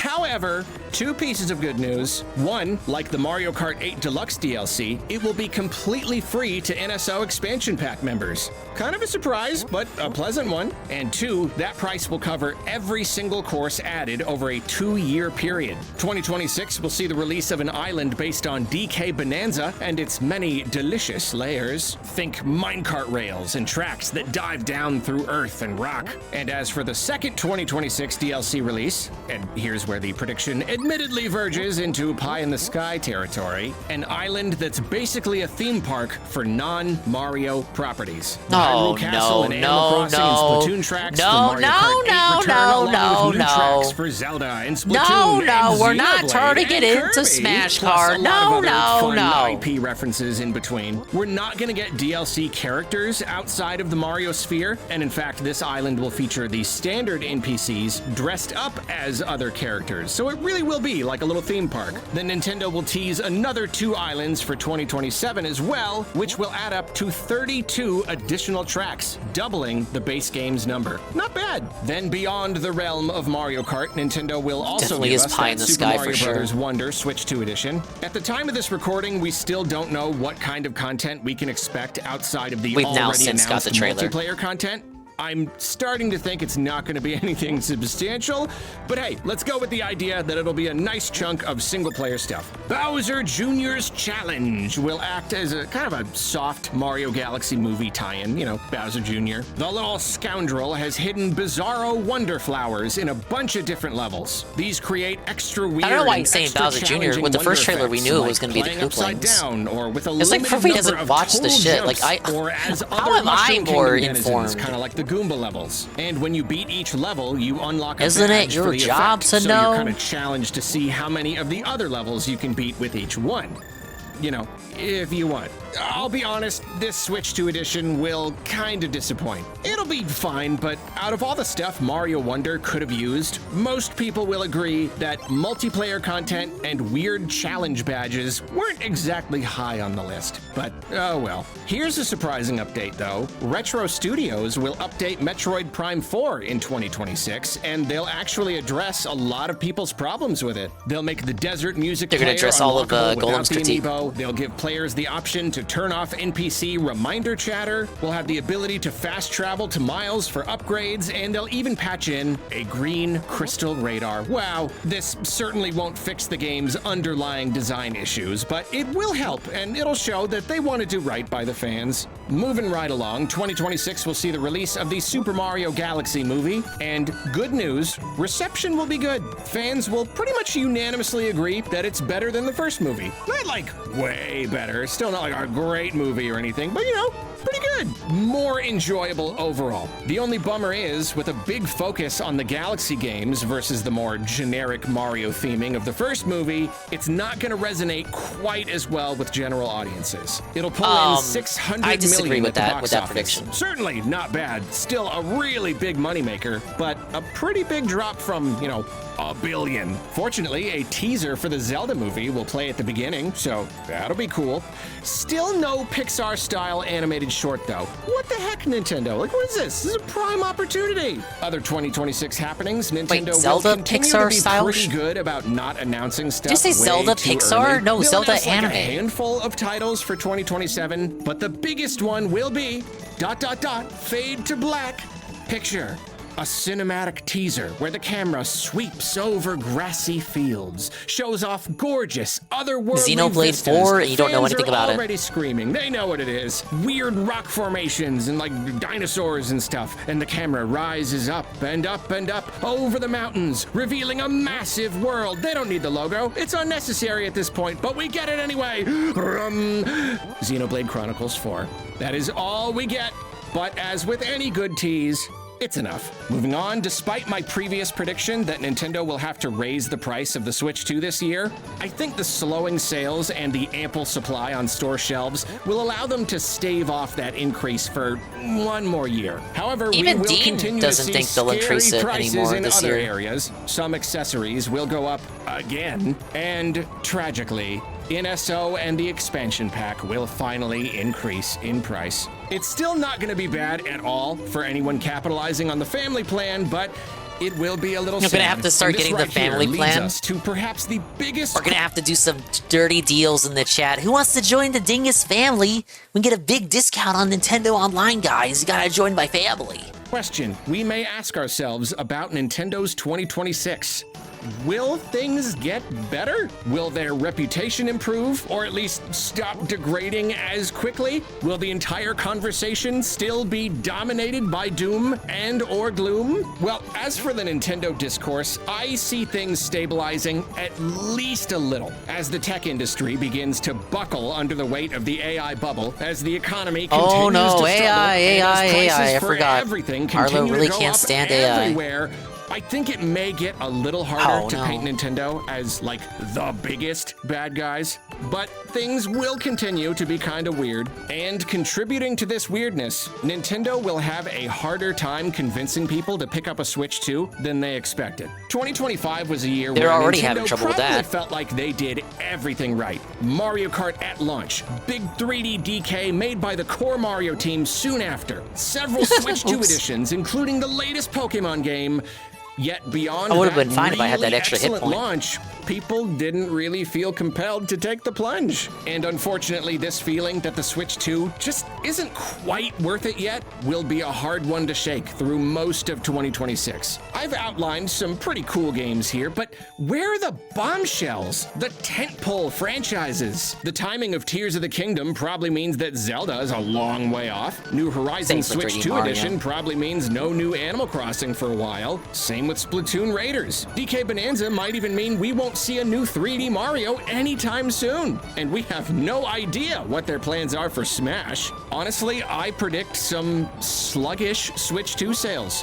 Not disastrously terrible, but not great, with everyone forced to be The company so can much survive more 3 careful Wii with U's, their they'll be money, fine. With the lack of must-have games, with the overall hype levels nowhere near the original Switches, I think it will be a period. Well, they were never gonna of waiting. replicate the Nintendo Switch 1. waiting for the sales to pick up, customers waiting to be convinced, investors waiting to see if they should bail. This will continue to affect Nintendo's stock prices, which will drive the idea that the Switch 2 is struggling, which will affect things even further, which will indeed lead to some doom. And yes, maybe even gloom. However, I got 3 words. Pokemon Gen 10. Is it really just all on Pokemon Gen 10? Is this... The end of 2026 will see the release of the 10th Yes, generation Pokemon of is gonna and save the 30th Switch 2, anniversary of the assuming it even series. needed saving And at those all. people waiting for a solid reason to pick up a Switch 2? Many They'll of them all return will for be Pokemon convinced Gen on that 10. day. The biggest Pokemon game ever. The first one built from the ground up for Switch 2. Available nowhere else. Yeah, it's gonna be a big launch. Those store shelves will suddenly seem a bit more sparse. And it may not be quite enough of a sales spike to completely offset the rest of the year's slow sales, but in the span of a month or so, the Switch 2 will be Fire much was it a closer hardware to mover? Nintendo's I know initial it's not, forecasts. but it'll get a lot of Will niche people to Pokemon pick get one some up that long-term would not have momentum going otherwise. for the system, or will this be an isolated spike? Well, that would be a There are people who will 2027 pick up prediction, and a Switch those 2 are now that they know Fire Emblem is illegal. on it. As for the game itself, I don't want to go into detail because I do Particularly believe the Fire leaks Emblem to be fans who accurate, waited. and I don't want to spoil anything for anyone Unlike avoiding me. all that, but I would like to make my wildest prediction yet. Out of all of these videos, I have never gone as far out on a limb as I am going right now. I, Arlo, predict that Pokemon Gen 10 will be good. Gen 10 will be solid. It'll run well enough. Not perfect, but it's not going to struggle like crazy or anything. And it's not going to be Will the Arlo best eat looking crow of game in the Pokemon world. Switch Probably 1? still like a I don't little think he'll bit lose sleep behind, over but it'll it. look good enough, but pretty good. Nothing about it will feel excessively cheap or lazy. It will act as the culmination of a lot of the big ideas introduced throughout the Switch generation, so it's going to feel decently feature and content rich. It will be $80. It absolutely will. And yeah, they'll announce a $40 expansion pass before the game is even out. But the DLC will be announced as the big release for the following year, rather than as cheap supplemental content like Mega Dimension. This guy has a lot of fence-sitting takes. Tell me about it. There will be much wailing and gnashing of teeth over all these prices, but the consensus will be that this is the best Pokemon has been in generations, maybe ever. And being a Switch 2 owner will finally feel kind of exciting. Man. Oh, and of course, Pokemon Champions will release in 2026 as well. And I keep forgetting Champions is in development. So between a genuinely good new generation and a new competitive standard, Pokemon fans will be a little poorer, but they will nevertheless be eating well. And after yet another complete no-show at the Game Awards, Nintendo will wrap up their 2026. This predictions video comes with a new feature. Real quick, I just want to predict the Metacritic scores for all of the 2026 Nintendo games that have been announced at the time of this recording. Mario Tennis Fever will be fine.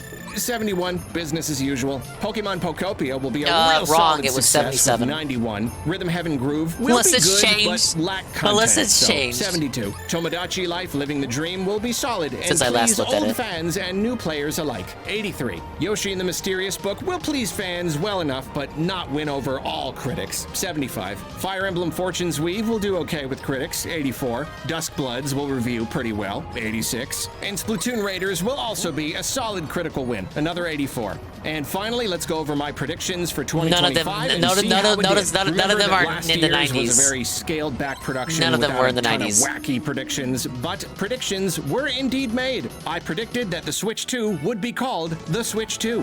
Nailed it. Yes. Oh, I'm so good at this. I was, however, wrong about the exact timing of the reveal. I was correct about the June release date. I was wrong about the $400 price. In retrospect, that was probably too optimistic. I was also wrong about the system shipping with a pack-in game. I mean, there was a pack-in game, but they forgot to pack it in. Whoopsie. I predicted big things for that mysterious C button that did not materialize. I called it the Connect button and said it would be for connecting and streaming video to a dock, more seamlessly connecting with other systems. That was just dented. None No of that way. happened. Just a chat button. No way Turns you do out that with just a base unit. I was right that Nintendo would play up the Switch 2 as a social system, but that was literally inevitable. I predicted that Animal Crossing would be the big launch title. That was incorrect.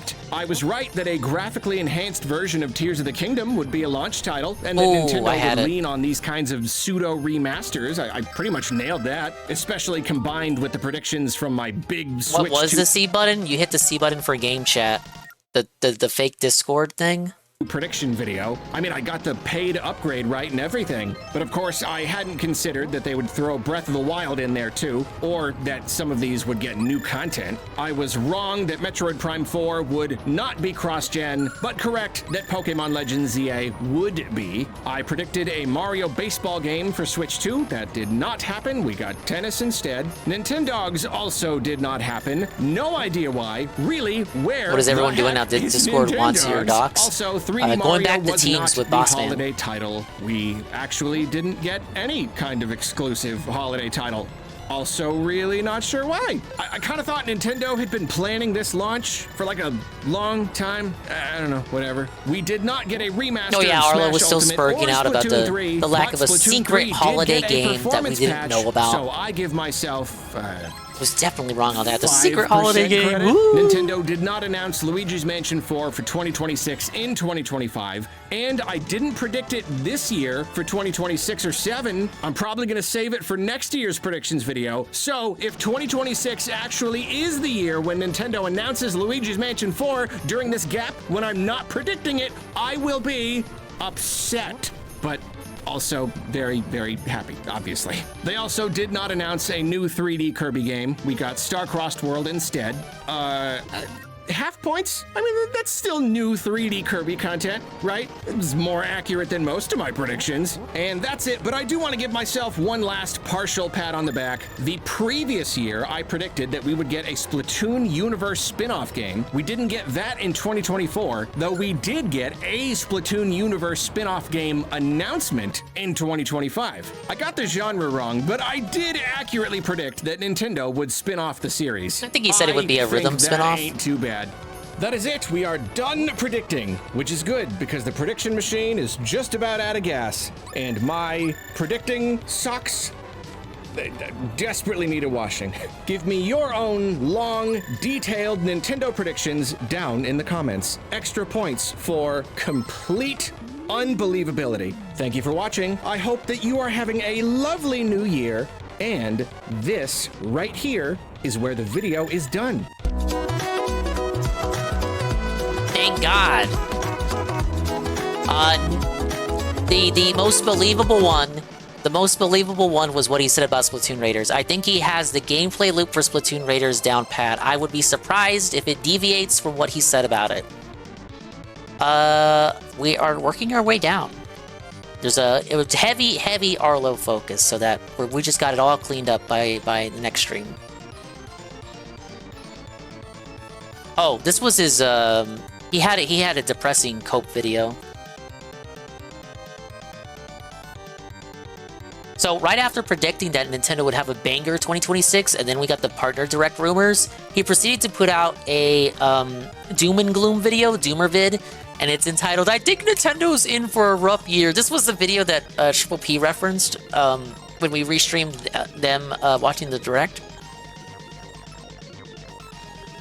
During that little bit where they mocked Arlo. Squarespace. All of that. Hindsight is 2020.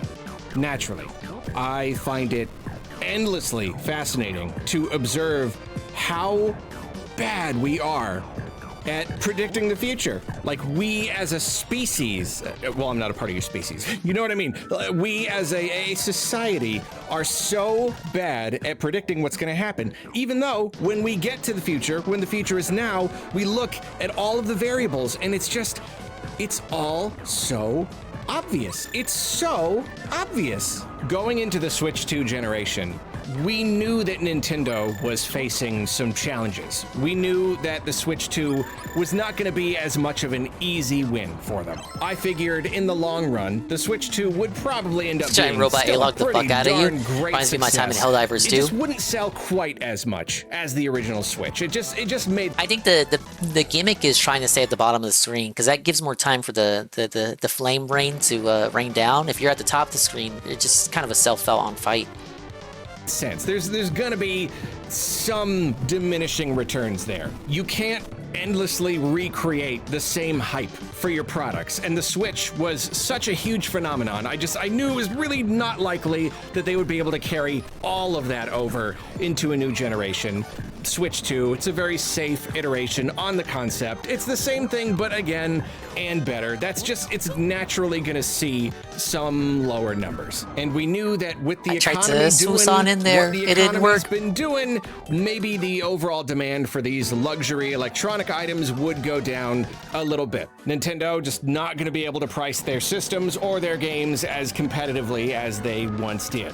But now, at the beginning of 2026, looking back at the Switch 2's first months on the market, it seems that a lot of what we perceived as potential challenges, maybe we should have noticed as red flags. That's a big problem with trying to predict the future. You look at these potential challenges and you don't know which of them will end up being big challenges or big problems. And when they do end up being big problems, it's like, oh, I mean, we knew it'd be a problem. We just it's like we knew, but we didn't know, you know? Before launch, Nintendo's stocks were at an all-time high. Everybody was waiting for the Switch 2. Consumers and investors and analysts. Everybody was expecting something huge. And you know what? They did get something huge at launch. And you wanted a Switch Pro. They gave it to you. Console ever. It could be argued that the launch was so strong almost entirely because Nintendo just provided enough of the darn things. If there weren't chip shortages around the launch of the PS5, if Sony had been able to put as many of those on shelves as they wanted to in that first year, then that probably would have been the biggest console launch of all time. But there's still no doubt about it. Selling 10 million Switch 2s in the span of a couple of months, like that's still pretty darn good. Breaking any kind of record at all is obviously a very big win. And yet after that point, Switch 2 sales slowed down pretty darn dramatically. I won't Here's go where the into code the entire begins. thing now. I've done plenty of videos on this on Topic Arlo, but basically, Nintendo had a really poor holiday season. And I do want to be fair, the holiday season was pretty much bad across the board for the entire video game industry. Cope more. AI bubble and the sudden Teeny need to W. build all of these data centers has driven RAM prices way up, and things are only going to get worse throughout this year. Hardware is getting more and more expensive to produce. All of these companies are raising the prices of their systems over and over again. Our wallets are already hurting. Our money is worth less and less. Everything is more and more expensive. So we're going to have to be more and more careful with these kinds of luxury purchases. And all of this is kind of added together into a holiday season that underperformed pretty much across the board. And I just find it so funny that all of the variables, all of the factors have been in place for a long time. We know about the whole AI bubble. You could probably predict that all of these new data centers would lead to an increase in all of these hardware prices, and that would have a big effect on the bottom line of these luxury electronic goods, and that would lead to higher prices, and that may lead to now I have to hope that it actually gets here. Not might have to send it map quest directions to the Dingus layer. Things like the Switch 2. And yet, I didn't see very many analysts predicting that something like this would happen. Admittedly, I did not go and dig into every report from every analyst, from every firm everywhere. But for the most part, whenever I saw talk of an analyst talking about Nintendo's chances with the Switch 2, they were all pretty darn optimistic. They were just like, well, the Switch sold well, so the Switch 2 will probably also sell well. Oh, sure, Nintendo is certainly facing some challenges. It's a passive run? No, you can't complete the levels without blowing people up. They're facing some challenges, but they're just challenges. They'll still be okay. And yet now, just looking at the situation, looking at the sales numbers and how they have kind of, I don't want to say bottomed out. We still don't have all of the official data from the last quarter. Nintendo is probably going to be putting those numbers out in like early February or something. And I'm not here to tell you, I'm not here to claim that the Switch 2 is doomed, that the thing is going to sell terribly, it's going to be a big flop, yada, yada, yada. I do not think that that is true. However, I do think that this thing is going to have a much more difficult year one and maybe even year two than Nintendo or we could have ever anticipated. Well, the novelty's not there anymore, so they were always going to have some difficulty getting It feels kind of obvious, just putting together all those variables, putting the whole entire picture together. It just kind of seemed like this was inevitable. Now, okay, now here's another reason to give ourselves a little bit of credit. I think it is genuinely difficult for just about every person on this planet to really, truly grasp the idea and accept the idea. Thank you for the giant emote, enough. That things just keep getting worse. It feels so unfair and it feels so wrong. You should roll down the stairs in Minecraft. I cannot agree with that. The leadership, but I acknowledge your comment. Keep making things worse and worse and worse and worse. We think like it's gotta ease up sometime, right? And yet it just keeps happening. And yet it's like hard for us to predict that. It's hard for us to see it coming. It's hard for us to look at next year and be like, okay, well, you know, prices have been going up, inflation is out of control. It's just gonna be worse, and that is going to affect everything. Like, I don't want to be a huge downer. I try to foster an overall, like, kind of positive, optimistic vibe on this channel, but just like, economically speaking, stuff stinks right now, and it does just kind of seem to be getting worse. And I think even analysts, even people whose job it is to look at the entire market and all of these variables, it's all about getting lucky. What's going to happen. I think it's even hard for them to really if Switch 2 was 350 and the games were still 60, would be where we are right now. And you know what? This subject really they weren't going to price it the same as the Switch OLED. One of the things that we have the hardest time with is that it beats himself. Looking at the list of... It's still, there's still a lot of RNG in it where the flame rain, the flaming rain placements are. It's a lot easier if you head towards the bottom of the screen. If you're at the top of the screen, they fly down and ignite immediately. Oh no, I forgot this level was in the game.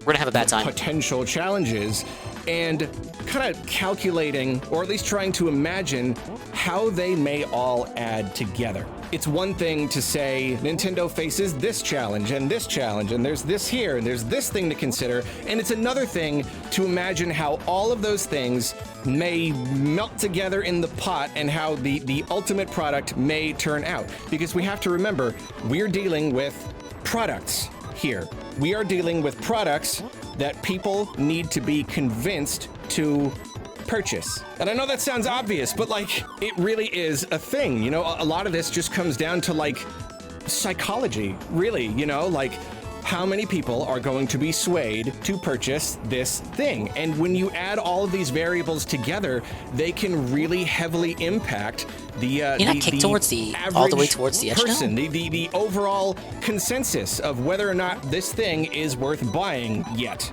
The Switch 2 is a kind of boring, kind of safe iteration on the Switch. Okay, yeah, that's a potential challenge, but like, it's still gonna be a great system and it's still gonna have great games. And I would say at least most of the people who bought the original Switch are gonna wanna make the jump to Switch 2 if they wanna keep playing these great Nintendo games. Yeah, the economy be crazy right now, prices are going up and all that, but like, sure, but like, entertainment has historically done well, even in times of great economic downturns. Over the course of history, people always need their comforts. Even when money's tight, people still buy their luxury items. So like, yeah, I'm sure it'll be fine. Lights, yeah. The powers I that just, be do not I can't jump. have our I can't use a best trampoline interests now. in I think I mind, have to which get is hit by a an enemy. difficult reality to grapple with. But that's kind of more or less always been the case in a sense. So I don't know, it'll be fine. But then, look at that. We somehow couldn't have predicted how poorly the powers that be would handle things and how much of a humongous mess they would cause. We knew things would get economically tough, but we couldn't have predicted exactly how protective of money people would be forced to become. And there is one very big, very how to beat these nasty guys. reality that I've kind of been coming to terms with. You know, it started to come up in like the second half of last year, and now going into this year with all the price increases and everything, it's becoming more and more obvious. And I kind of made the mistake of not applying this. What I was realizing, I thought it was like bombing them from behind themselves. I'm gonna do a whole separate video on this because I do think this is a very big deal. But the long and short of it is, I think the entire game industry is in a bit of a sticky wicket this year. You wouldn't be the first one to think that, or the last. And if you want to boil it all down, it really just comes down to the fact that it is getting easier and easier and easier to just not purchase new video games. Before we continue, a quick reminder that this video was, in fact, brought to you by Squarespace. Whatever kind of website you need. Blog, content library, info page, storefront, something weird I haven't even considered. Squarespace can make building it as easy as pie. The intuitive builder means you can format text, embed images and videos and whatnot, tweak visual elements and features, all without any experience and without writing so much as a single line of code. You can even jumpstart your site with a template and work from there. My site, Arlo Recommends, is a simple blog, and creating content is just as easy. I paste in my text, add pictures and links, schedule everything to automatically publish, and even generate social media posts at a later date, and I'm done. Then I can check in with the built-in analytics to see how my site is doing, and of course, I can always tap into Squarespace's powerful extensions if I ever need more. To try out Squarespace for yourself, head to squarespace.com for a free trial. Then when you're ready to launch, head to squarespace.com/Arlo to save 10% off your first website or domain. And now for today's recommendation. Food. Love Letters by Rena Jones. This album is one of the most beautiful pieces of music I've heard in years. And some of its songs have fewer than 100 listens on YouTube Music. Just tragically underappreciated. And if you've struggled with ADHD, look into the album's meaning for a whole extra level of emotional intensity. Thanks again to Squarespace. Now please enjoy the rest of the video if you don't mind. The game industry has just been growing and growing and growing since it first began, and there have been natural ups and downs, booms and busts. 2020, the pandemic, obviously that led to a humongous boom, and then we're kind of like seeing some of that bubble sort of pop a little bit. Overall, though, the trajectory has been up and up and up and up and up. It's a crazy profitable industry, and yet now we're finally seeing that growth stall, and we're getting reports that more and more and more people, they're just sticking to older games. Because that's the thing about all of these years, especially when everything went digital, especially with like digital storefronts and Steam and indie games and everything. There's just too many games to play. There's this like backlog. Why complain about new games when there's so many older games you've never played? To the point where like, okay, you could probably just buy like $5 indie games for the rest of your life. Like you forgot all about these enemies right now and buy every game you could ever need to play forever. There's just like lifetimes of content now easily available on sale every single day. And when you combine this with economical factors, it's just getting harder and harder to just live and thrive in this world. More and more people are looking at these crazy expensive systems and games and just being like, nah, I think I'll just not. And again, I did not think to properly apply that line of thinking to Nintendo. I do think I was blinded a little bit by the crazy success of the Switch, just like kind of everyone was, just like even the analysts were. Oh, okay, but let's continue to be fair. Let's continue to give ourselves at least a little bit of credit. There are things that we could not have predicted. The Switch's first year on the market saw the launch of so many of these system-selling tentpole games, the biggest Zelda ever, the biggest Mario ever, a new Splatoon game. So many great games, you couldn't not buy one. It sold us on the idea of itself so immediately. And I think maybe we couldn't really have predicted that Nintendo would kind of fail to replicate that success. And I mean, like, I don't think anyone expected anything quite as huge as that. Like, we knew we weren't going to be getting a new 3D Zelda at launch or anything like that. But I think we did anticipate that Nintendo would be giving us at least one or two games that really sold us on the Switch 2, made it just this must-have system. And it really didn't happen, and I still don't get it. Like, I'm still struggling with this. I do have to give myself credit. They had Mario Kart on day one. It's Mario Kart. That is the system seller. And I don't know, maybe no, it's even Dean worth told me going Mario into a Kart was whole fries. separate video about like the psychology behind this. Like, why isn't Mario Kart World selling more systems? I'm not surprised the first year turned out the way that it did at all. So good, looking at development cycles. So much content, so many tracks that like people are just like fine waiting. Is it just that the open world is like the biggest selling point and it's really not that great of a selling point because it's kind of empty or something? Like, I don't know, but for whatever reason, like Mario Kart World should have been that game, one of those games, but it just wasn't. And beyond that, we just haven't had any one must-have game, and I really don't think we could have anticipated that would happen, even though we knew it was possible. We absolutely knew that it was possible. And now we're in this situation where you put all of this together. Nintendo just not really providing the games in the way that we feel like they should and kind of expected them to. The economy, the money, well, that's the problem. Your expectations, they were too high. All of that put together has led to a Nintendo playing populace that is just largely unconvinced, even though most of these factors have been clear and obvious for a good while. We just didn't put it together. We just could not imagine that the Switch 2 would struggle this much. The enthusiasts who were gonna buy the system pretty much no matter what ran out and bought a system, and now store shelves are still full of Switch 2s. And they're just not really selling much beyond that. Again, it's a psychological thing. It's binary. Are people gonna buy it? Are they convinced? Yes or no? And all of these factors have added together to lead to a very large percentage of the potential audience picking no. I wouldn't even say they I do not overproduced. think They made that enough. This spells doom for the console. I think that once the games really start coming out, once we do get some of those must-have titles, I really do think the Switch 2's fortunes could turn around. I think we could still see very, very good numbers by the end of the generation. But I think the Switch 2 is probably going to struggle this year. I really do, and so much of it does come down to the games. Nintendo has not yet announced any of those games for 2026 or beyond. There are currently 0 announced titles for the Switch 2 that are gonna move the kinds of units that Nintendo needs to move. And because instead they'll just remaster. AAA tentpole Everything will games, get a Switch because 2 they edition. tend to need a good amount of time. Wait, between all the Wii U reveal games and had ports release. back in the day? I don't think there's basically any They'll chance try that all that we're over gonna again. get anything like that within the first half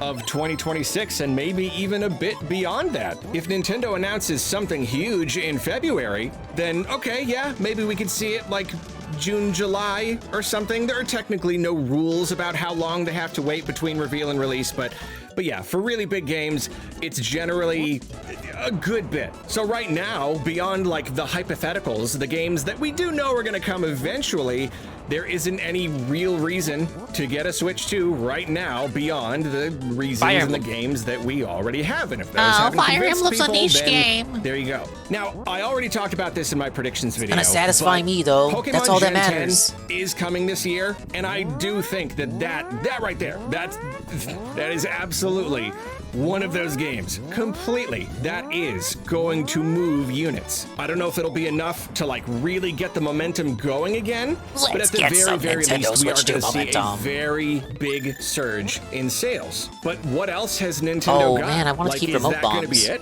Or does Nintendo have some other really humongous system-selling game that they're going to release in the second half?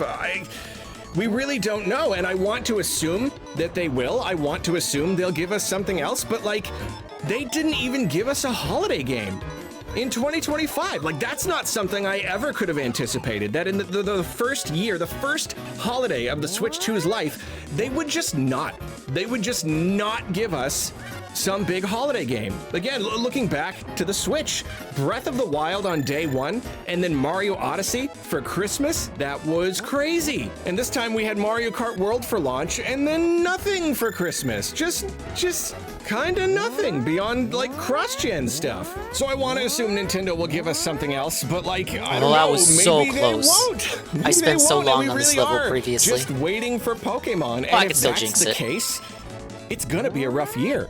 There are not going to be any new factors that convince people, that push people over the edge, that convince them to buy a Switch 2. It's not gonna happen. We're stuck on this one for until quite a while we last time. get some games. I mean, here, like, let's do it. Let's put together all these variables to try to accurately predict the future. I think that if we know we're not going to be getting any huge One of games, these at tentpole least games for will get a announced good later this long year. He's just while, being impatient. Nintendo is not going to be lowering the price of the Switch 2 anytime soon. If anything, they're going to raise the price if we know that the economy is just going to get worse and worse and worse. Dude, she and self-felt AI it. is gonna Look, drive all the she prices up, self-felt put it. all that Wow. together, and I see struggle.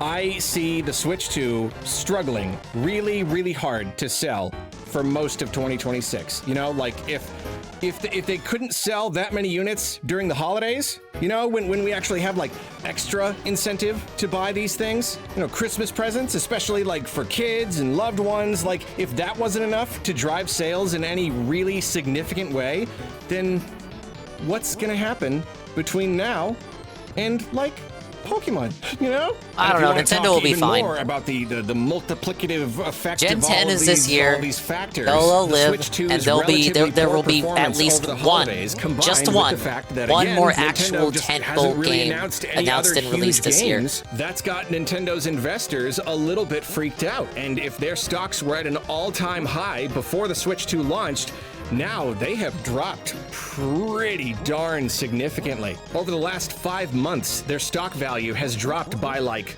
33%. Like, I know it was probably artificially inflated because of the Switch 2 hype, but still, like, that's that's pretty big. And when stock prices start to fall and investors start to get scared and they pull out, that They're makes scared. the other They're investors pulling out. scared and they start They to can't pull commit out. to So their that's why we see investment. these kind of wild up and down swings. And as with sales, I don't know how This boss this is is going to freaky. change anytime soon. Why is without she any other commanding a giant variables sun? entering the equation, without any big announcements like what is going to revitalize interest and confidence in Nintendo? What is going to convince investors to stick with them and ride out this dip? I really don't know. You gotta Between buy the the dip. investors and That's the what you gotta do. customers, Nintendo has a whole lot of convincing Dude, that to do. sun is There's all this freaky. pressure to He did, both first try. recreate the financial success of the Switch and then just provide us with cool games. And just, that spotlight, that bright The Magic beam Kingdom right is on 'em, and all felted. of us, just like the whole world collectively, we're just Thing is, I've never wanted you to kill something as much as the giant sun. Clock's ticking, Nintendo.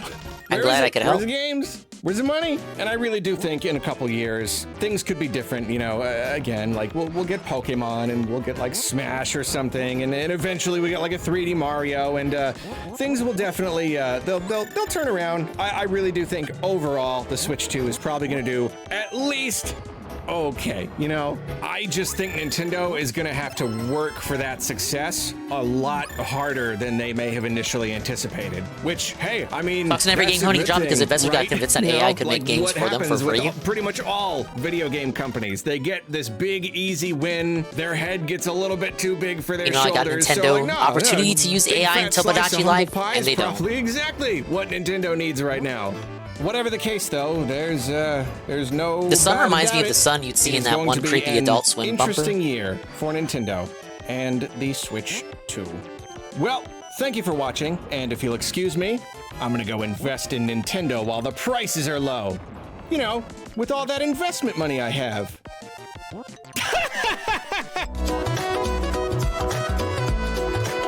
My ears really enjoyed that.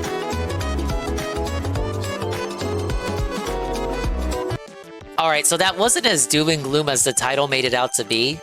Still, he was clickbaiting. Oh wait, he's talking about the Donkey Kong update here? I'm surprised this one's a main channel video. Feels more like it should be a Topic Arlo video for him to talk about this DK update.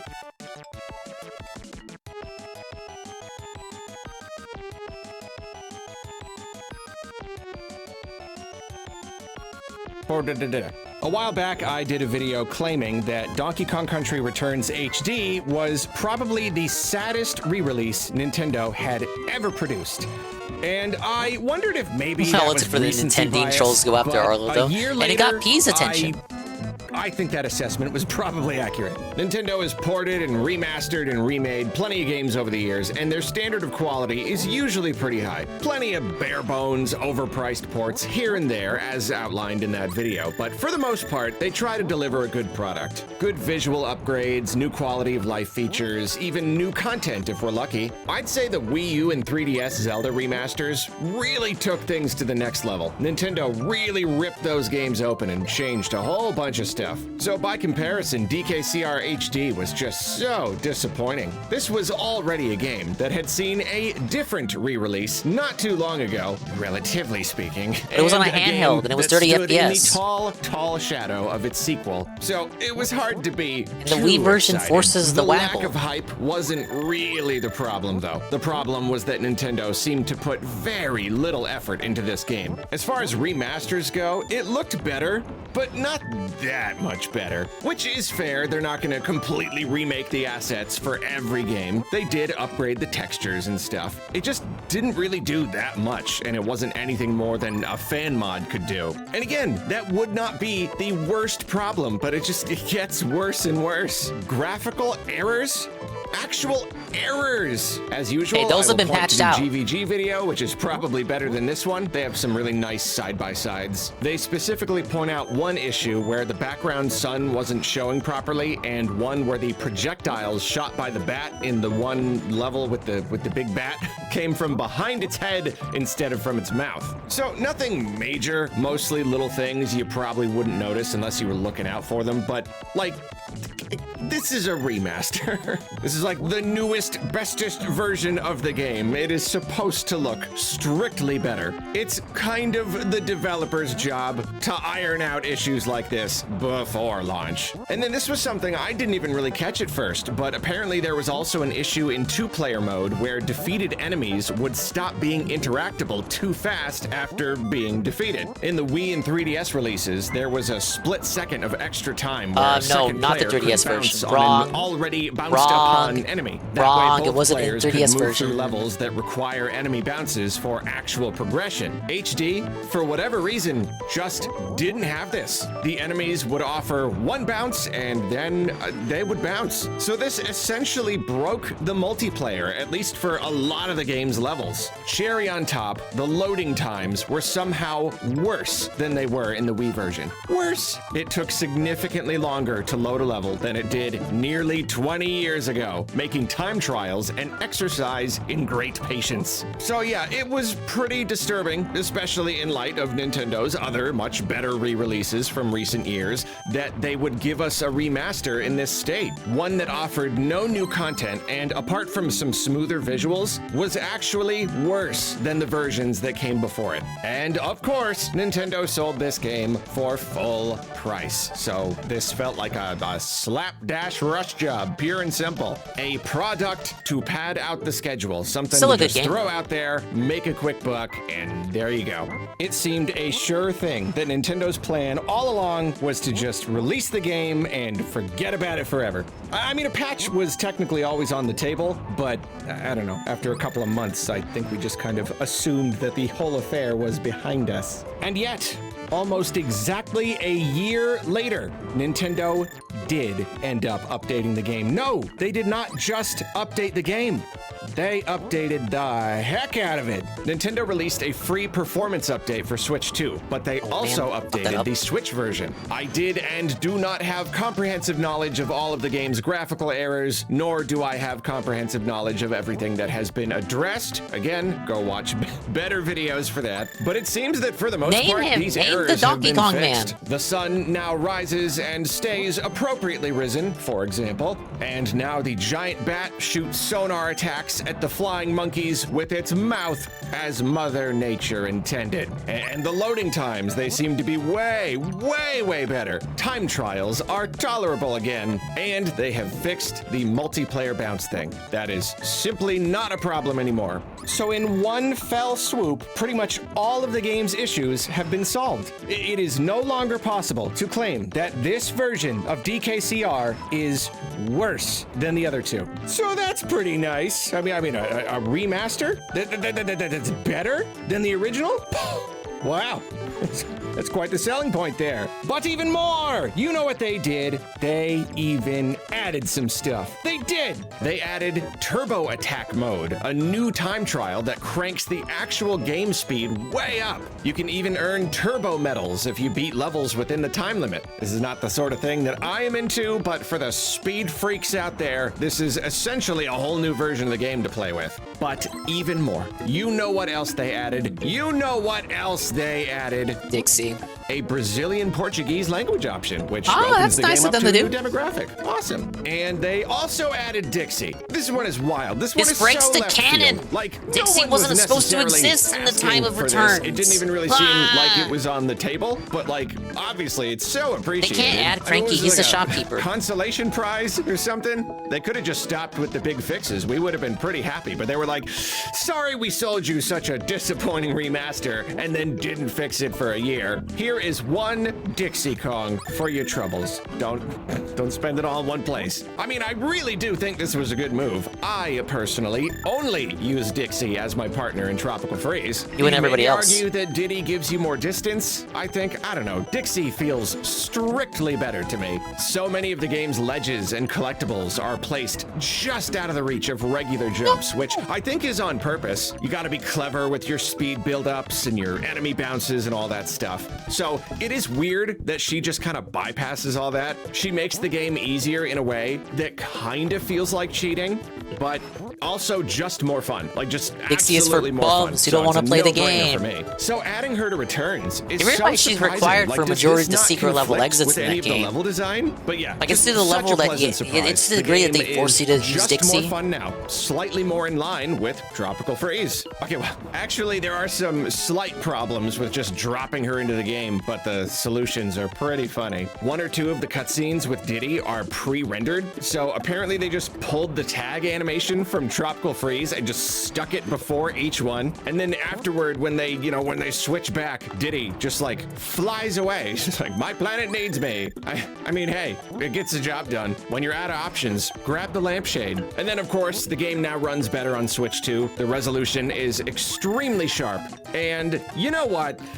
It makes a bigger difference than I feel like it should. I don't know. Maybe this is positive bias because I'm happy that they fixed the game, so I'm all like receptive to liking it now. But if the original remaster was slightly underwhelming, it's somehow just so much easier to appreciate the work they did when I can see it so much more clearly. Yeah, that's what I'm saying. Simply You can't by add pumping Cranky up Kong those in this one. pixels, they have made the game look You pretty need darn people. good. You still need a reason It for people feels to like get a much more Tropical Freeze. substantial upgrade now, like more of an Fairly actual Cranky modernization. exclusive to that one. Also, DK's fur looks dramatically better, and we all know how important Yeah, DK we've been is watching to our the low overall bikes. quality of a game.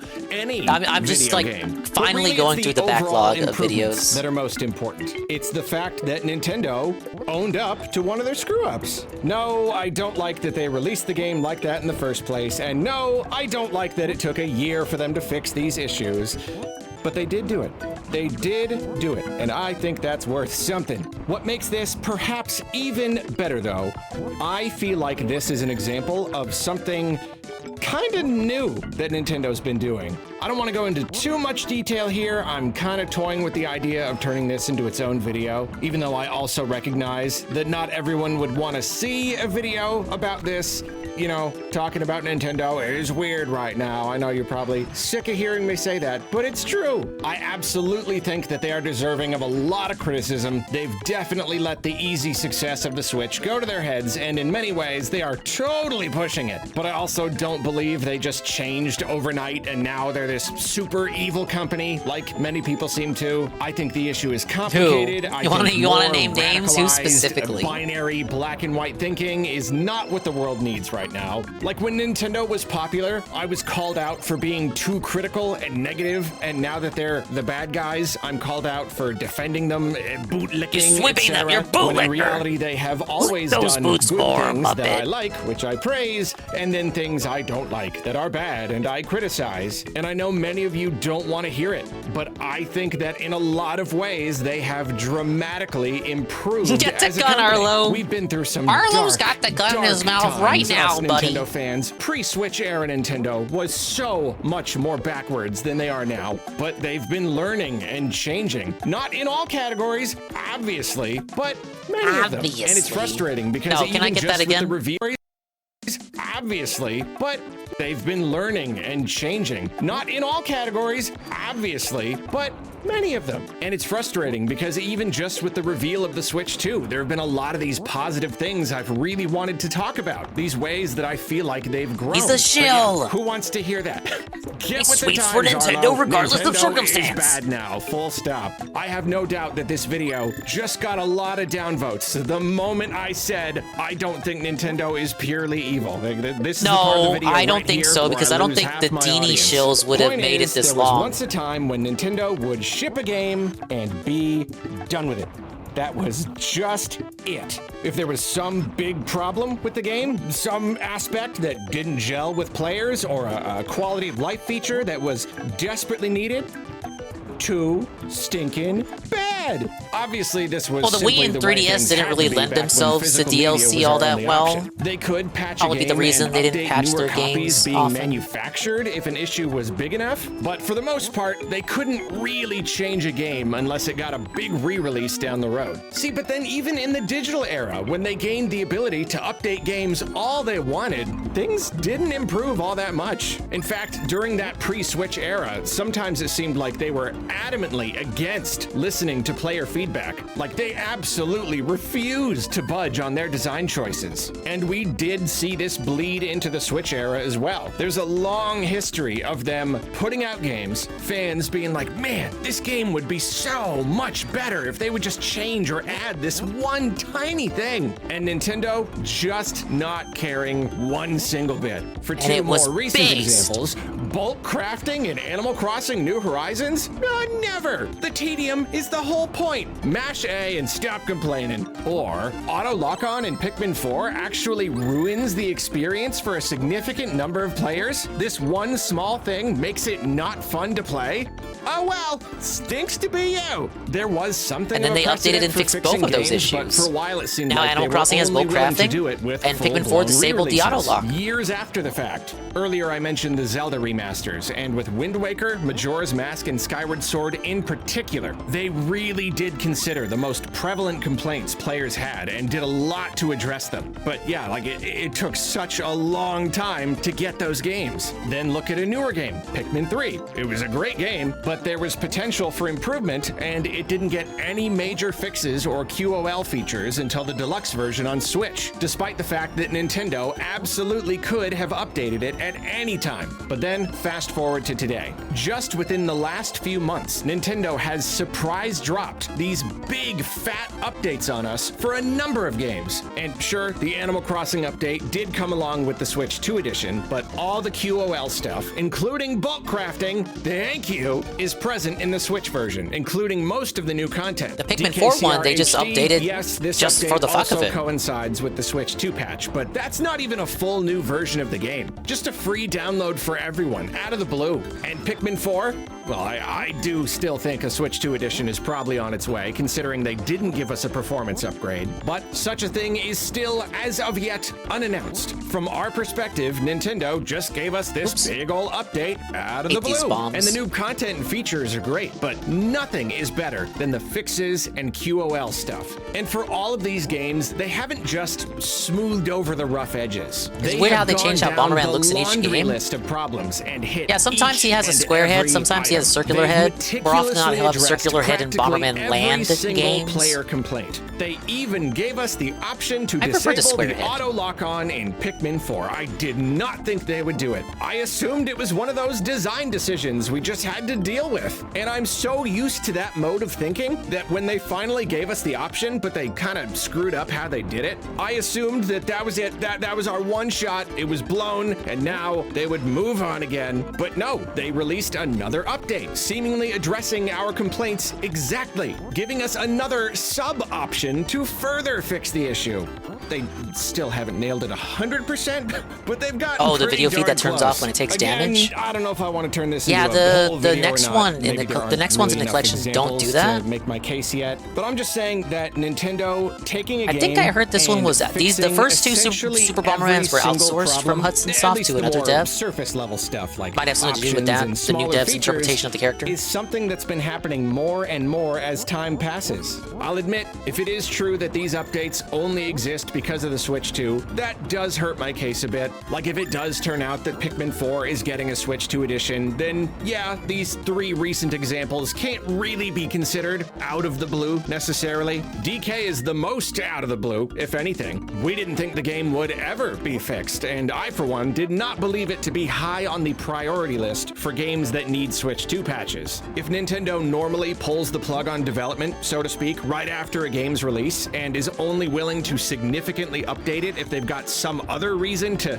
dig into the files, then this isn't quite some new golden era where they're gonna go back and fix up everything ever with every single player request. But hey, maybe DK got a Switch 2 patch because Nintendo recognized that the game needed to be fixed, and that got them to open up the files and all that. Yeah, kind of like And, while we're at it, either let's way, give them a free I update. see Let's all up this the as a resolution. great sign. I mean, Nintendo budging on literally anything is always a good sign. Normally, they are nothing if not stubborn. I mean, they are the most stubborn company in all of gaming. I'm so used to them putting their foot down, just stomping that thing down and being like, no, this was the way we designed the game. This was the intended player experience, and even a million angry players cannot change our minds. So them being like, no, you guys were right. We messed up. this and this and this. And oh, the game could really use this too. Like, it's so refreshing. I mean, look at Mario Kart World. Maybe the game was rushed out the door and now they're trying to catch up. A lot of this stuff was already planned, but I don't know. Some of this stuff feels like they had a vision for their game and reception didn't turn out the way they wanted. And now they're slowly compromising and doing right by the players. Slowly but steadily patching the game,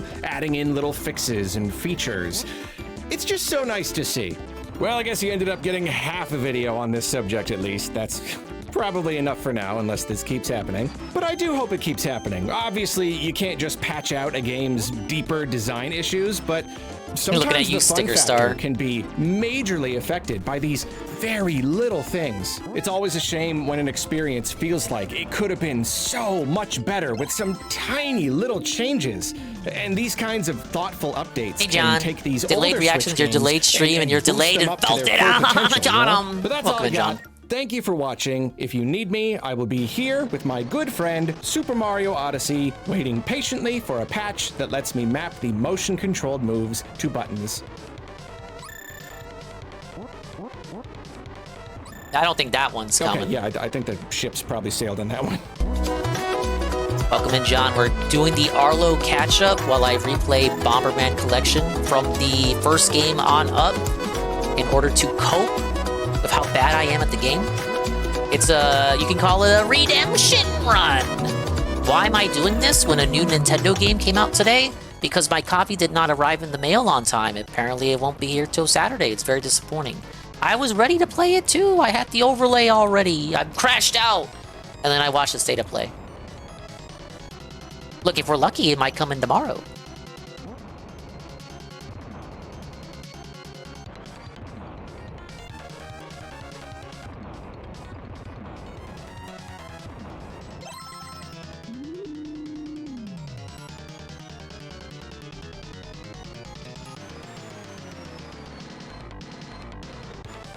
Okay,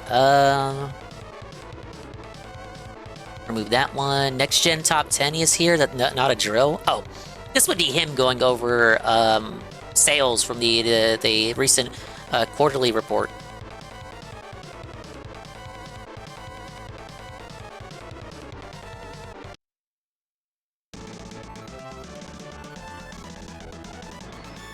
Something beautiful was just born. Something so beautiful and so pure has just materialized in the world. And I'm so pleased to usher in this new era, this new Tell me what it life. is. And I'm of course talking about a new top 10 best sellers list. I love following sales data. I love seeing how games performed and how they stack up next to each other. And I did a lot of these videos. It's really funny. Another these boss were that basically self-felt. Topic Arlo caliber, just kind of like rambling about stuff. All the Topic Arlo videos are rambling. Back in the day, that's Hey, back look, when, I mean, everybody else seemed to be really interested in this stuff too. You know, like just like whatever. If it was about the Switch, people wanted to see it and hear about it, and those really were like Nintendo the good in the days. ding Those cord. were like we had it really good because back in the early days of the Switch, Nintendo Who's just that? kept putting out these games Fake that would Bomberman. perform so well, and we would get these like big shakeups on the top 10. You know, I remembered when like some of the smaller games were still on the top 10, but then they would kind of get bumped out as big games came, and like it was just always really just exciting and Tell me the interesting story to of see what Bomberman. would He's a happen. super fighting robot But who's then, gonna of course, save the day. as the years went on, the top 10 filled up and it just slowly solidified. You know, all of the top games. Okay, well, this Pokemon game and that Pokemon game and that Pokemon game. Okay, Zelda, you know, Mario Odyssey, Smash Ultimate. Like it just kind of settled. It settled to a point where It works as like a space not cop, much was gonna resolving change. issues throughout the I don't even know galaxy. when was the last time that we got like a really big Often shake-up on the involving top 10 his list. arch It was probably just like Tears of the nemesis, Kingdom. Professor You know, it was probably just when Ballard. we got a new game that sold like 1 million copies. Yeah, we're back But here. like beyond that, it really They don't hasn't introduce been they don't introduce the much to mines talk until about. later. Of course, like talking about how individual games do. That comes up in the conversation, but like top 10, nah. But here's the thing, Switch 2, new generation, new top 10. And right now, our top 10, this new life, this little baby, it's a little baby. It's not even a top 10 yet, it hasn't grown up, it's only a top 4. A cute little top 4. I mean, like, obviously you could make a top 10 or a top 100 or whatever if you want to like count every single game, but of course, you know, we're talking about like the first party Nintendo So far, games, so good. games that Nintendo themselves has shared sales data for. So like, you know, the big ones, the big main ones. And right now, it's just a little baby top 4. It's also games that have sold over 1 million units. And, you know, I don't have all of the numbers on me right now, but I would not be surprised if the first party Nintendo games were the only ones that have sold anything close to 1 million units at this point. So just like we did back in the good old days, this is fun. This is so fun to be back here. We're just gonna go down the list of these games and see how they sold and just kind of like talk about it. We really just, that's the idea. We just kind of like see if there's anything to glean from these numbers, the success or non-success of these games. Let's start with Mario Kart World. Naturally, that game is selling well and is going to continue to sell very, very well through the life of the Switch 2, although we're not going to see attach rates quite this high later on. You know, these kinds of attach rates are naturally going to be a lot higher earlier on. 14 million. Oh, this is bad. 14 million for Mario Kart World, and we know that the Switch 2 has sold 17 million, so that is nearly everyone, nearly every single Switch 2 owner has Mario Kart World. I don't know what that percentage attach rate is, but it is very, very, very high. I'm sure that Mario Kart World was a very expensive game to make, but like 14 million, it's just, I mean... That's just incredible. I mean, look at the Switch, the entire life of the Switch. It's been almost 9 years now that the Switch has been a thing, and you look at its top 10. At the bottom of the list is New Super Mario Bros. U Deluxe with like almost 19 million, and the ones above it are in like the low 20s.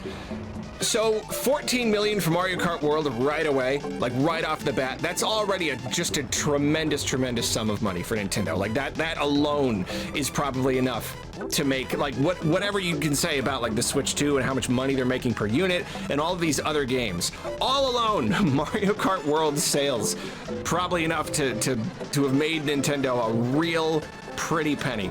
And even if that attach rate does slowly drop over time as other games become available, it's always going to be pretty darn high. Cyberpunk has sold over 1 million according to CD Projekt Red. Or anything That's to good. go by. What are we at? Oh, we just crossed 70 million. This last quarter, we just crossed 70 million for Mario Kart 8 Deluxe. Wow.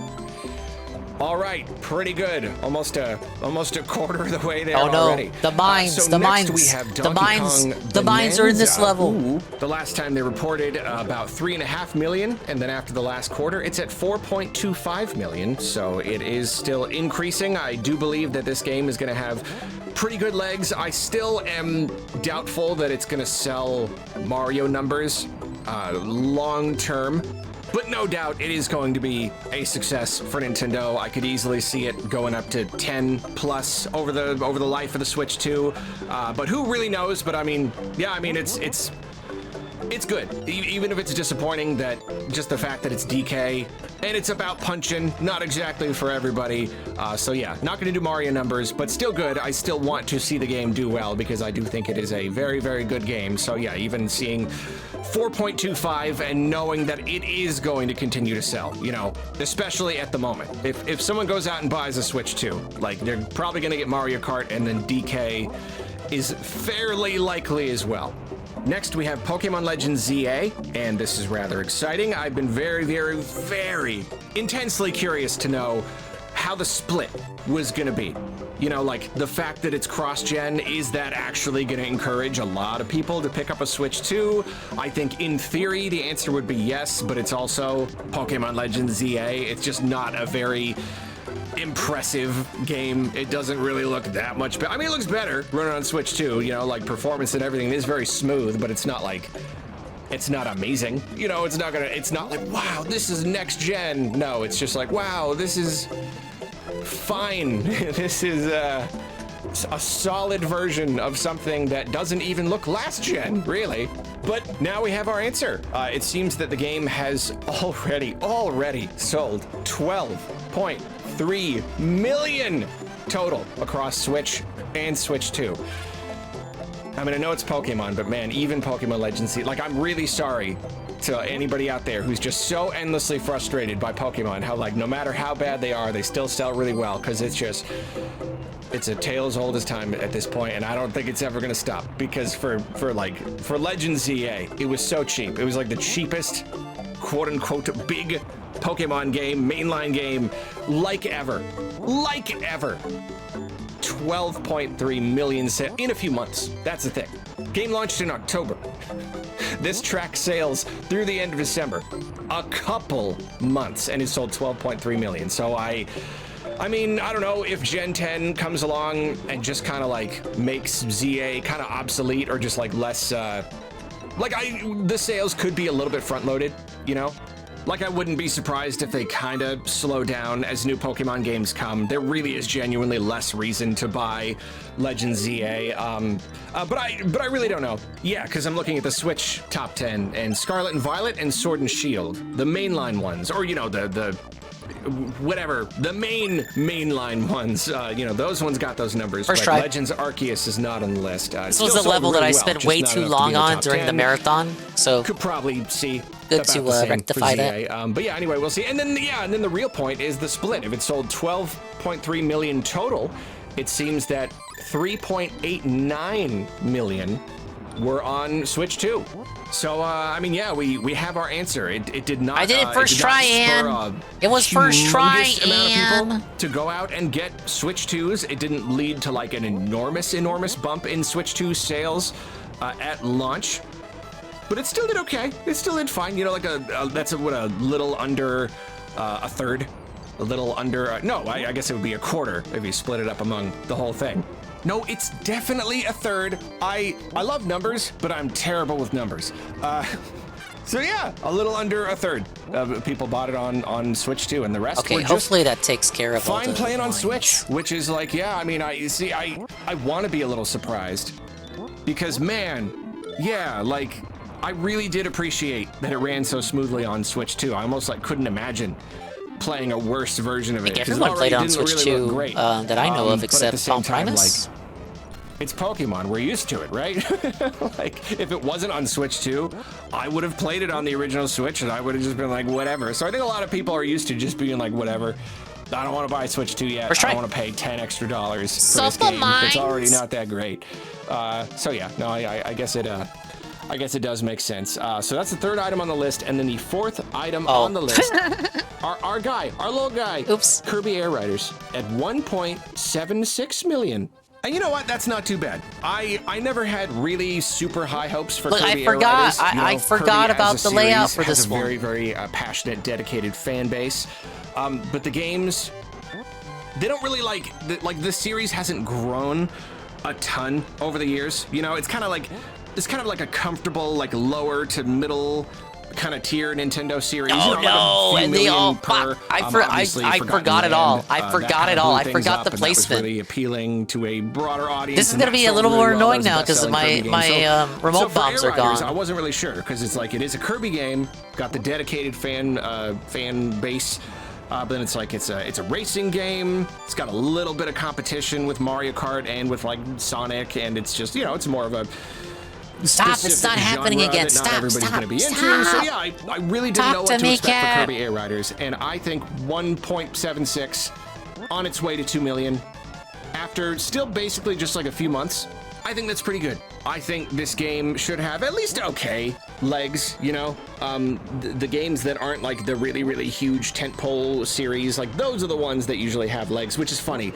They sell better at first, and then they have better legs, whereas like other smaller, medium games, they do often tend to just kind of sell and then stop selling from there, or like never sell enough to like cross another million threshold or whatever. So I think if the game didn't have legs, if the sales did kind of drop off after this point, that would be a bit unfortunate. But at the same time, the install base for the Switch 2 is still relatively low. So just like You know, it's one thing when the install base is huge and a game sells during the first right week there. and then it drops off. I always fall for this that is a really one, good too. opportunity. This is a good Back during the situation to be in marathon, I where think like I people are still lost getting five plenty lives of people to are that. going to pick up a Switch 2 and they're going to be like, I can finally play Kirby Air Riders, you know, because it is a very, very good game. So I wouldn't be surprised if it got a you know, at least a couple Like, more million I over the literally next couple forgot the years. I think that positioning would for be all pretty of cool. them, I do not but have it's high coming back hopes to that me. it's going to stay in the top 10. Dongers, are you going to for stream the Rayman 30th too anniversary long. thing? Maybe Yes. a couple years, Will you be depending here on how many for other all 8 really hours big, of the stream? Huge games Nintendo puts out, but yeah, I don't know. 1.76 to start, not too bad. And you know what? Actually, I think it was shared separately, but I suppose it should be a top 5 list because Hyrule Warriors: Age of Imprisonment apparently also sold over 1 million. And Putting that at work. Thank you. I'm a little surprised. I am. I like the game. I think it's a good Warriors game. I think it's a good Zelda Warriors game. I think in a lot of ways it's probably like the best one that they've done so far. The gameplay is like really refined and really good. And I don't know. It's a bit of a niche series. And like Age of Calamity did pretty well. But that was the like best-selling it was Muso. the pandemic, you know, like a lot of games were selling really well. It was coming off the heels of like Breath of the Wild. So I don't know, there was just kind of like this sense with Age of Imprisonment that it was like, all right, we've already had so many Hyrule Warriors games. We're already kind of sick of like of Breath of the Wild era Zelda. And there just seemed to be like no fanfare for Age of Imprisonment. There was just like no hype anywhere. Like people kept forgetting that it even existed. So like I wasn't really sure how well it would do. And yet at the same time, gotta remind myself, it's the first year of a new system, and people are way more likely to pick The up Mailman just didn't show with whatever's Mario there, Tennis you know, City? No. like No, he didn't. The sell-through. So that's for why a I'm game playing this. is so wildly. The game's out. Like, I want to play it. You know, I if want you to could play use a your time game, machine to release a game at the Nintendo. beginning of a generation But or it at just the isn't end, here. It's night Sad. and day. When you've got all of this competition, it's a lot harder to reach people. But like early on, people have got this shiny new thing, and they just want to use it. You know, I want to play a first-party Nintendo game with like nice, you know, good performance and nicer graphics and all that stuff. So maybe that had something to do with it. That helped push the numbers up a bit. But yeah, over 1 million for Age of Imprisonment, and it could go on to do Yeah, more. we have Maybe to it ask could Broken hit 2 million Mailman, at some where point. is my game? Who knows? Well, that Why is did what we've Broken got Mailman so far. take my game? And, yeah, I'm very curious to see how this list is going to evolve over time, over the next few years. We don't even know what games Nintendo could put out that will eventually come to this list. It'll be really interesting, you know, take a snapshot of the list right now and compare it to the list 3 years from now. Like, what wacky titles are we going to see up there? So yeah, that's fun. And wait a minute. Wait, hold on. I'm looking at this list. I feel like something's missing. Wait a minute. Where's Metroid Prime 4? Why isn't Metroid Prime 4 on this list? Oh boy. Uh-oh. Ooh. Dun dun dun. Oof. Oh boy. I think Metroid. I may have to do a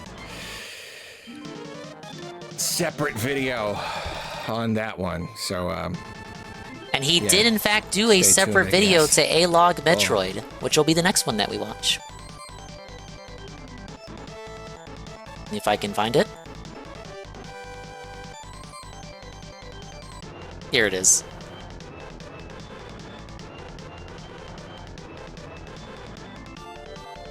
Oh man, he really clowns out with this one.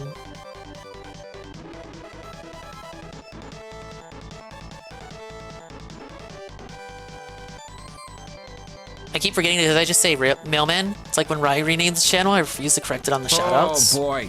That's based. Stuffle, right, Drake? Okay, 17 minutes. The Metroid Prime 4 sales numbers are in, and, beyond disappointing in description, yet he still won't review the game. Oh boy. So Nintendo just published their quarterly financial that report. just happened. You know why we're here. I've done a million videos by now. And they gave us, you know, sales data on the various first-party Switch 2 games that we got last year. I did a video talking about all the games on the list. Pokemon Legends, ZA, Mario Kart, DK, Kirby, all that stuff. But Metroid Prime 4 was mysteriously absent from any of Nintendo's reports. They just did not tell us how the game did. And if you look at this historically, generally they don't give us sales data for a game. It doesn't make it in like the rankings unless it passes the 1 million mark. It's got to sell at least 1 million copies. And then now this video is a bit old. I'm told by Ivan it has since sold 1 million. From that point, they won't update the number until it passes another million. So like overall, it works in millions, which is to suggest that Metroid Prime 4 failed to cross that 1 million mark. Now, before we jump straight to ultimate, utmost doom and gloom, there are a few things to consider here. The game launched in early December, and this sales data tracks through the end of December. So basically, this game had under a month on the market before that sales data cutoff. Under a month? Okay. So the lack of sales or slow start is entirely due to the quality. It was released at a disadvantage. Is that these sales are going to was released after Black Friday when people are shopping the most, and Switch 2. And if you split those up, then it's okay. That makes sense that neither one would have crossed that million threshold. It would have been, I mean, it would have been kind of crazy if they had. If we got like over 1 million on both, I'd say that'd be pretty darn good for the game. But each of these positive points of consideration come with their own caveats. As far as the first one goes, yeah, it didn't really have a full month, but it did launch pretty early in the month. And generally speaking, games sell the most during that first like week, you know, during, if anything, the first few days. Yeah, bigger like system selling games, they sell and then they continue to sell. But games from smaller properties, less historically popular properties, they've got like their dedicated fan base, they tend to sell, and that's more or less what they're gonna sell. Their legs are very, very small, you know, and we've seen this with other Metroid games. You know, Metroid Dread is like the best-selling Metroid game. It sold like 3 million units really early on, and then like it never ever crossed that threshold again. Well, like Metroid has always had trouble selling. Bumped up into 4 even million, on the so that Switch. Nintendo gave us a new They sold number. what they were going to sell to the people that would have bought a Metroid game on the Switch, and that was it. I would kind of expect the same thing for Metroid Prime 4. It's the Metroid series. It's never really done that well, especially in Japan. And then the problem with the second potential positive point. The sales are split between two versions, and I mean, like, you really do have to be fair. That is the thing. Okay, that really is something to consider. My worry here is that, like, Nintendo makes the rules when it comes to like how they report their sales data. And, you know, it's not like it's working on a computer program. It's not like a law, like it's got to pass the 1 million or whatever. They can package this and give it to us in any way. And even if a game sells under a threshold, they can update us for any reason. I want to say we've seen this in the past. They've made like a special point to like hold up a game and like mention how much it's sold, or to like update the data or something. And if Nintendo's aim with these reports is to be like, hey, here's all the games that we put out and here's how well they did, they're going to take any opportunity to hold up a game and kind of like, I don't want to say spin, but like kind of the spin narrative things and you know, put gotta things spin in the kind narrative. of a positive light. So gotta put a positive spin on it. If I were them, and even if the sales of Metroid Prime 4 were only got a kind of sweep okay, for their own like sales. The sales were split between two. Okay, so it's not, neither one is going to cross that million threshold. So we can't like hold up. Oh look, just the Switch We're One doing version much better did this than well. At the very marathon run. least, if I were them, I would combine them. And just This is like, where the you run know, ends, yeah, though. okay, I may Run not be ends putting it here. on, like the top 10 So, list or whatever yeah. for Switch 2 software titles, but like overall, just for the sake of the report, I'm still going to put those two numbers together and say, hey, look, across both platforms, Metroid Also, he Prime 4 detonated the HP. sold this much. That's what I would do. And I don't know why they wouldn't do it. Because again, I feel like we've seen similar things to that before. So I can't make any assumptions. I absolutely cannot be sure of anything. But the fact that they didn't at least do that is worrisome. Is rather Okay, I have worrisome. no Just HP for that personally next fight. speaking, putting myself in their shoes, for me to not want to do that, to like combine the numbers to kind of prop them up and report them to people, the numbers would have to be pretty bad. You know, like it would. Oh no! It would have to be Already, bad. It would have to be. I literally started that existing. Even combined, they didn't even reach 1 million. And if that is the case, again, can't be sure of anything. Can't doom and gloom quite yet, but like, if that's the case, then this game is a big failure. It's a really big failure. And okay, another thing to consider, another positive thing, it's still early in the generation. Oh, I need that Switch HP. 2 generation. I need the there's at HP, and least then a I chance need to keep it. that you've got an okay chunk of people who are like, I want to play the game on Switch 2. I don't want to get the inferior Switch 1 version because this game is just too special. And I would totally understand that. Like if I didn't have a Switch 2, like if I didn't like, you know, just like, oh, I always got to buy the thing day one for my job. Like if I wasn't doing that and I was like, no, I'm probably not going to get a Switch 2 for a while, it would be quite the bind because I'm like, yeah, I really want to play Metroid Prime 4. It's really important. Been waiting for a trillion years, but like, I do want to play it on Switch 2. I don't want to play the inferior Switch 1 version. And I've said it before and I'll say it again. Like, I don't know if that was worth sacrificing the HP point. It's so but it's good pretty on annoying Switch to fight. 2. It's so good. It's so good on Switch 2, but it's also Metroid Prime 4. You can't even say it's a Switch 1 game that was given a cross-gen patch for Switch 2. This looks like a Switch 2 game. This looks everything as good as I would expect from a ground-up first-party Switch 2 game, even better in some cases. It is stinking incredible on Switch 2. So maybe there are some people who are just waiting. They didn't want to pick up the game yet. You know, it's not like Pokemon. Like I was making fun of Pokemon in the other video on sales data for that. How just like most people just got it on Switch because it's like whatever. It's Pokemon. Yeah, it'd be nice if it ran better, but like, Well, that's just it's Pokemon. Pokemon fans are But a in this different breed. case, They'll buy it's anything. Like, Metroid Prime 4, it's got to be the most gorgeous game Nintendo's ever put out. Like it really is just a technical marvel. So maybe it's got that going for it. Maybe. Possibly. But at the same time, like we gotta look at reality here. It's a series that has struggled to do well, and they put out a title. They put out a game that did not review well. Reviews were, I mean, you know, they weren't all bad. They were really mixed. That's the thing. It's kind of the definition. I mean, there were reviewers that liked it. Mixed reception. But holy shit, yeah, it was pretty mixed.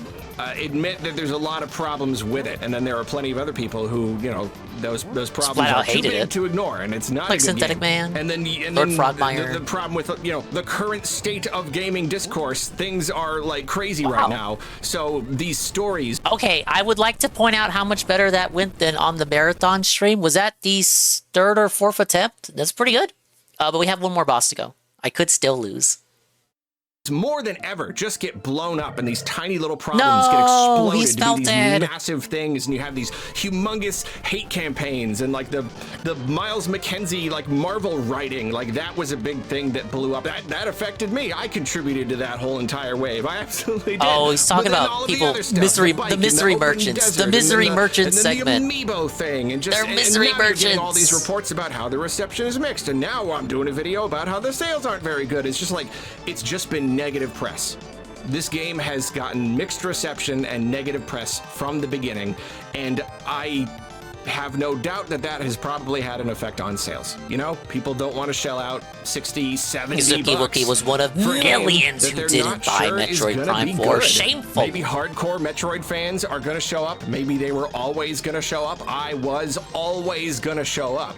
But you can't always just cater to the hardcore fans. If a game is to do well, the game should have been good then. It has to reach a wider audience. And this game they don't deserve does to not fail, seem to be reaching that wider audience. It's just too divisive. Buy it anyway. Too many just like when DSP said support playthroughs even if you don't like the game. I still support Metroid even though you don't like the game. I haven't even beaten it yet, is the thing. He hasn't beaten it. I've played like the first half. No. This is why he didn't review it. Wait. Exposed. His heart. He's exposing his heart. The truth revealed. Tell Saru now. Thoughts on the game. I still haven't done a full review. I don't even know when I'm going to do one. I haven't even beaten it yet, is the thing. I've played like the first half, and I've really liked it. I've liked most of it. I can see that there are problems, but I've liked a lot of it. But then I've heard that the second half is when it gets like really bad. So like I'm not really like, I don't know. It's just this weird thing where like it's Metroid Prime 4. Wait. Did you hear that? So he himself has a very level-headed opinion about the game, but everything I've heard about him imply, about the game's quality and what he himself feels about it leading up to this video would suggest that he also thought it was disappointing and dog shit. But when he's pressed to actually give his opinion for real on the game, then he capitulates and says the game is actually the game is pretty good in his opinion. But he still hasn't finished it. It's because it's weird. It's because the whole situation is weird. He skinwalks other people's opinions, but then cucks when he's forced to give his own serious opinion. Like when something is too special, then it's like hard to make the time for it because I gotta like be in the headspace and also like, yeah, I don't know. Even I can see that like it's a game that's got a lot of problems, but that's the thing is like. It's got really big problems, but then like the stuff that it does right, it does so right. What does it do right? The core gameplay? Incredibly right. They didn't fuck with it. Of course it's all right. So good. It's just like, it's the most confused game ever. Clearly you had people on this team when the game wants to be Metroid Prime 1, yes, it's quite good. What made Metroid good. And then you had the people who were given this job over here and they were like, okay, well, I know what I'm doing and I'm gonna do this job so well. I got distracted. Just the visuals and the atmosphere and everything. Some of the sequences are the perk can be pretty tricky. Just absolutely incredible. I am so disappointed with his response those here. Early experiences so much. I almost like don't even want to go and potentially just mess up the whole. I don't know, man. I don't know. And like I'm not even that excited to like talk about it because negativity discourse. I put out that impressions video. Negativity and, like, discourse. That was me kind of being like, hey, this is a new game and it's like a special thing. So I did like kind of a gimmick. Like I get it was kind of a gimmick and that may be why people didn't like it. I kind of like made the whole thing like it was a dream because it was like it felt like a dream. I really didn't like that video. That is one of the dream video most to escape talking about the game I have ever put out. Wow, really? The reception was very, very bad. People, I don't know, like, yeah, again, maybe it was the gimmick angle, or like, is it the fact that I was saying good things about the game? I don't really actually know, but that's kind of soured me on just like talking about it all, because like I was like, this is a really special thing. I'm gonna put out a special, different kind of first impressions video, and it just like did not go over well. Loads and loads of dislikes. So like, yeah, I don't know. So yeah, I mean, what prompted you to make that video, though? What was it? The game's divisive quality that it prompted that experiment? They're not great. They're really not great, and we don't really have like beyond the idea that maybe some people are waiting to get a Switch 2. Okay, yeah, that means that sales could trickle in over the next few years, entire years, as the install base grows, I guess. But like, if this is for the most part the best that we're gonna see for this game, it's bad. It's really not good. And it's one thing to get low to modest numbers for like a smaller series that is cheaper to produce, but that's the problem with Metroid, especially Metroid Prime. It doesn't perform well, but it's also probably really, really expensive. It took them this long. It took them this many years. On the most expensive series that Nintendo still makes. Like it is. It's a AAA game. It looks really, really incredibly good. They must have spent a lot of money on it. So for it to like maybe not even have hit 1 million yet during the time when it should have sold the absolute most, you've got a brand new system where people are wanting to, you know, buy games and look at the pretty new graphics, but then you've also got 150 million install base for the 155 million for the original Switch. So like that's a lot of potential people to buy this game. And they didn't.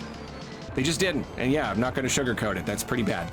We've always had this idea that the performance of this game would probably be really important in determining whether or not Nintendo continues to make these games. And there is looks probably good to that desert. The desert is so much about the future of the desert series, is so much, but it's like time, one piece of the puzzle. We really don't know if they're going to look at this and be like, oh well. Oh yeah, that's something that's not talked about as much. I do wish the enemy variety was better. And be like, all right, like look at the reception though. The problem isn't that it's Metroid Prime. The problem is that we messed it up. The problem is that we made it wrong. So hopefully someone at Nintendo is wise enough to recognize that. But again, that really is a conversation for later. I probably have a whole big main channel video going, cooking, coming up about just Metroid Prime 4 and what happened to it and the state of it and the future of the series and all that stuff. But for now, that's it. See you later. See you later. For now, so yeah. Blew up the HP. It is hard. It is hard. It's tough. It's been tough. It has. Big old condolences to all of the other Metroid fans out there. You know, it was not fun news to hear, that's for sure. Future Arlo chiming in real quick. Journalist Steven Totillo reached out to Nintendo and surprisingly got a response, an official response from a Nintendo rep regarding the Metroid Prime 4 sales situation. It seems we do have confirmation that combined both editions of the game did manage to sell over 1 million copies. Just barely. We still don't know. So what was the point of the video again?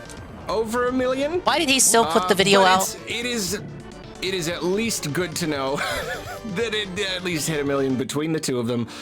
I mean, it's definitely a positive. It means that it's not as bad as it could have been. However, I'm still it's still not looking super great.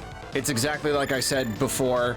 I don't know why Nintendo wouldn't have shown off the numbers combined. Like I feel like if it can't be that far over 1 million. And if it is close to that 1 million mark, I might not want to show it off either. So I feel like that's still kind of a bad sign that they didn't mention it and they only just now said something about it because people were so worried. So they clarified a little bit. But yeah, it's still not looking great. And again, it's, you know, it's a series, it's a smaller series that tends to sell most of its copies right away, right at launch, and then not much later. So that's kind of why this is particularly bad, and because it had to have been such an expensive game to make that, like, these numbers are really not okay. It's still completely not okay. So yeah, unfortunately, this doesn't change too much. But I don't know. We'll just have to wait and see. We'll just have to wait and see. I can't say I'm terribly too much of a fan of the fact that he's calling out the misery merchants, the people who like really talked up the ill quality of the game, when he's like doing the exact same situation by making this kind of video when it didn't need to exist. The video is crowing about the fact that it doesn't appear in their quarterly report, but it does. Well, I mean, it's about how it didn't sell a million. Like that's the headline, right? The headline is it didn't sell 1 million because it didn't appear in the quarterly report. Then he gets pressed on it, and someone looks into it. It did sell over 1 million. It just didn't sell enough to show it in the quarterly report, and he still puts out the video, even though the thesis of the video is now proven incorrect. It did sell 1 million.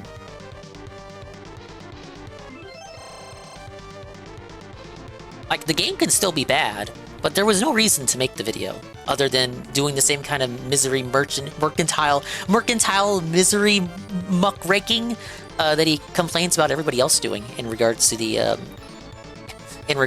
company.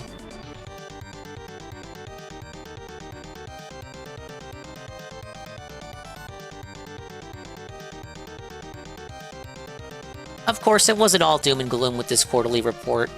He proceeded to then glaze the company for having the best-selling console ever with the Switch 1, or the best-selling Nintendo console ever, rather.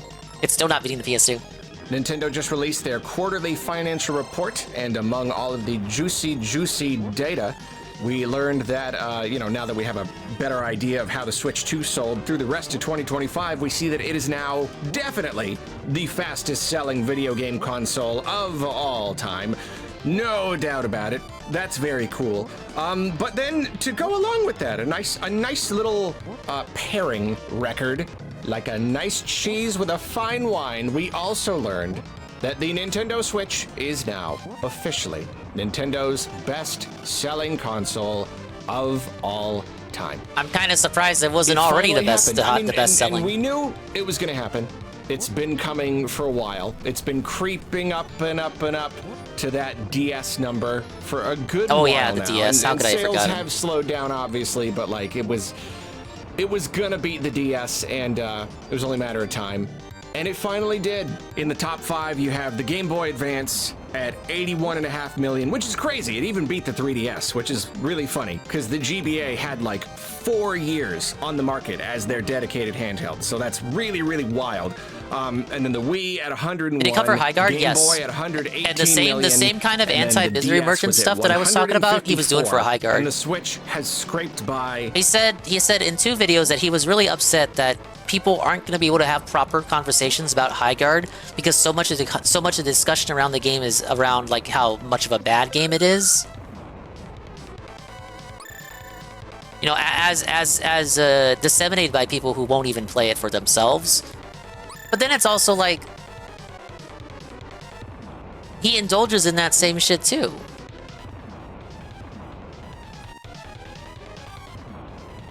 I'm gonna blow up that bomb power-up.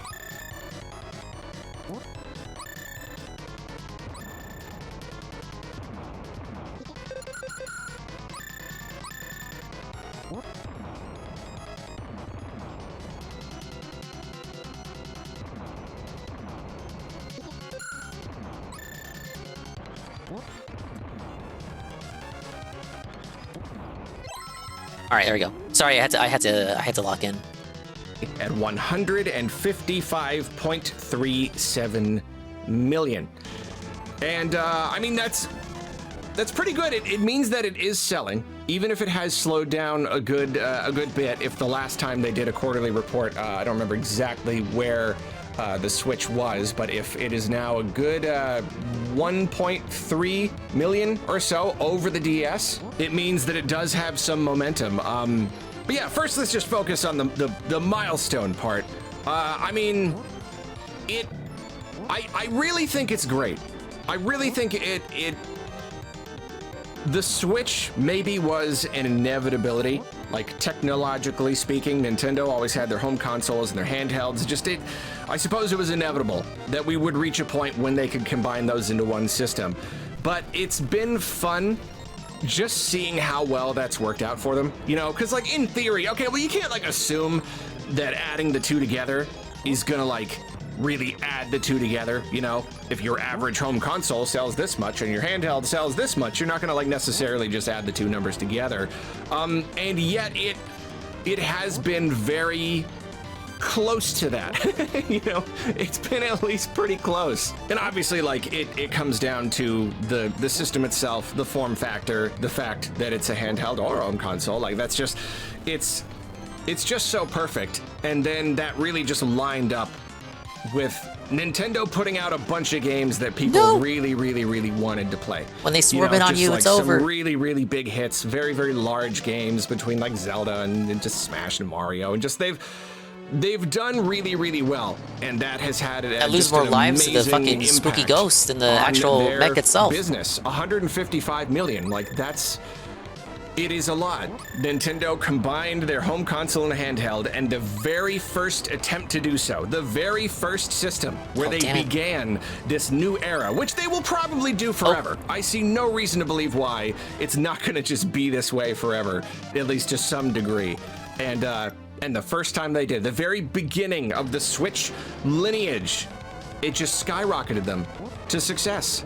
It's now the #1 Yeah, Bomb Walls, best-selling Nintendo now that I console think about it. ever. Why didn't I do think Bomb it Walls may for not that? ever be beaten. Yeah. I don't know. I still feel like there was probably like the whole, I'd say this first fight's harder than getting to the mech. I got the pattern for the mech now. Possible It's the RNG of the ghost that fuck with me. We'll see lesser numbers than that going forward. Not a lot, If they just keep putting out Switches, there's every reason to believe they'll all be successful to a degree. Will they ever reach the success of the original Switch? Maybe, because you know what? That's the thing. Look at something like Pokemon.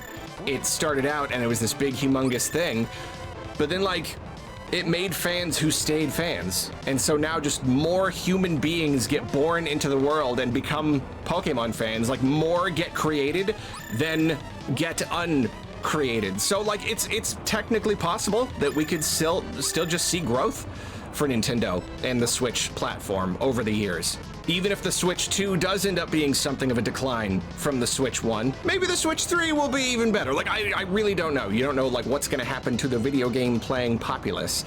But yeah, we have to. This discussion always comes to the question of whether or not we can expect the Switch to become the top-selling video game console of all time, period.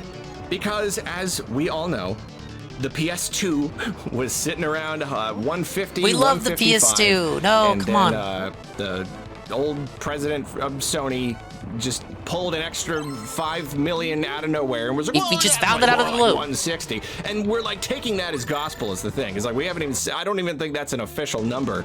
May I see are the 500 gazillion PS2s that you've sold in the past 2 years? That's true. It means that the Switch would need to sell another 5 million to be absolutely, definitely the winner. But it's still just so not a sure thing. It's definitely possible. Again, if it's still selling, by the smaller millions or even hundreds of thousands. That makes so much sense. Why wasn't I doing it earlier? It could. It absolutely could. I wasn't thinking. I wasn't using my noodle. Switch 2, there's less reason than ever to buy the original Switch. It's a no-brainer with the remote bombs. Raised the price of the original Switch, and we've gone through the whole discussion a million times. If Nintendo wanted it to be the best-selling console ever, they could do it easily. They would just start discounting it. They would advertise the Switch as their budget You assume system. any counted off PS2 sales? No. You don't want a Switch 2 yet? They would not do that. That's fine. Look, we have the Switch. It's a different and we've piece got of a hardware. billion games for it. So, and the now ship there's is a cheaper sometimes version. It's like the 3D, the 2DS I'll keep it to or myself. whatever. They could do that, but reaching that milestone is not necessarily important to them. And right now, I think they've raised the price of the original Switch. They're doing everything they can to not have to raise the price of the Switch 2. So they're trying to make up a little bit of extra money in other areas, and so that's why they raised the price of the original Switch, not Switch 2.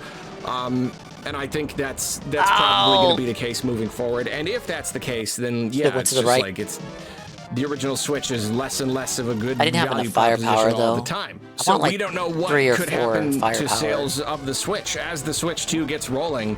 Even these numbers here, they're still okay. It's still got legs. You just never know what's going to happen to them. They could slow down to a point where there's essentially no chance at all that they could move another 5 million units of Switch. Even if they're still selling 100,000 of the things per month, well then that's only 1.2 million in a year. And every single year that the Switch 2 gets its legs, gets its footing, sinks in its roots, becomes the thing, then yeah, we're just going to see those Switch sales drop off. So we don't know. As a fan, it would be fun to see the original Switch become the best-selling console of all time. I'm less and less convinced. Dude, yeah, all just the blow time up that everything. That's gonna happen. But what the hell? This last bump, Worst to push it combination up of above the bombs. DS is okay.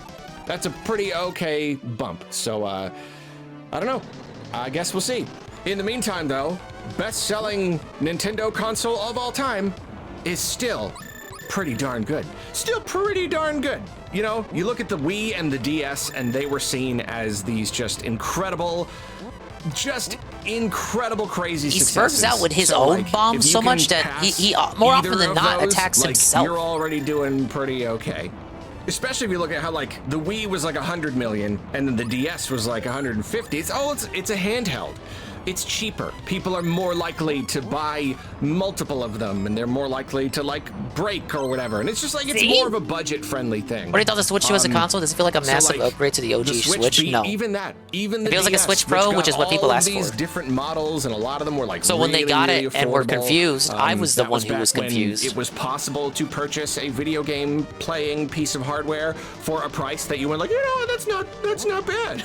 Back when that was a thing. The Switch still beat it. Still beat it. Pretty cool.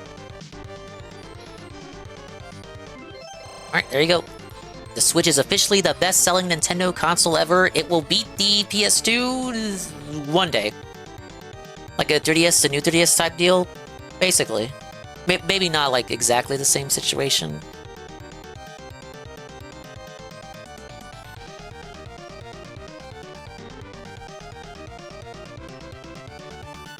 Okay, he had a series of videos in regards to the Nintendo Direct.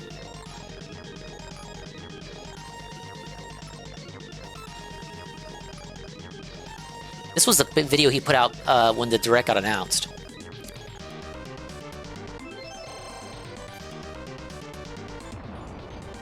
If it'll load.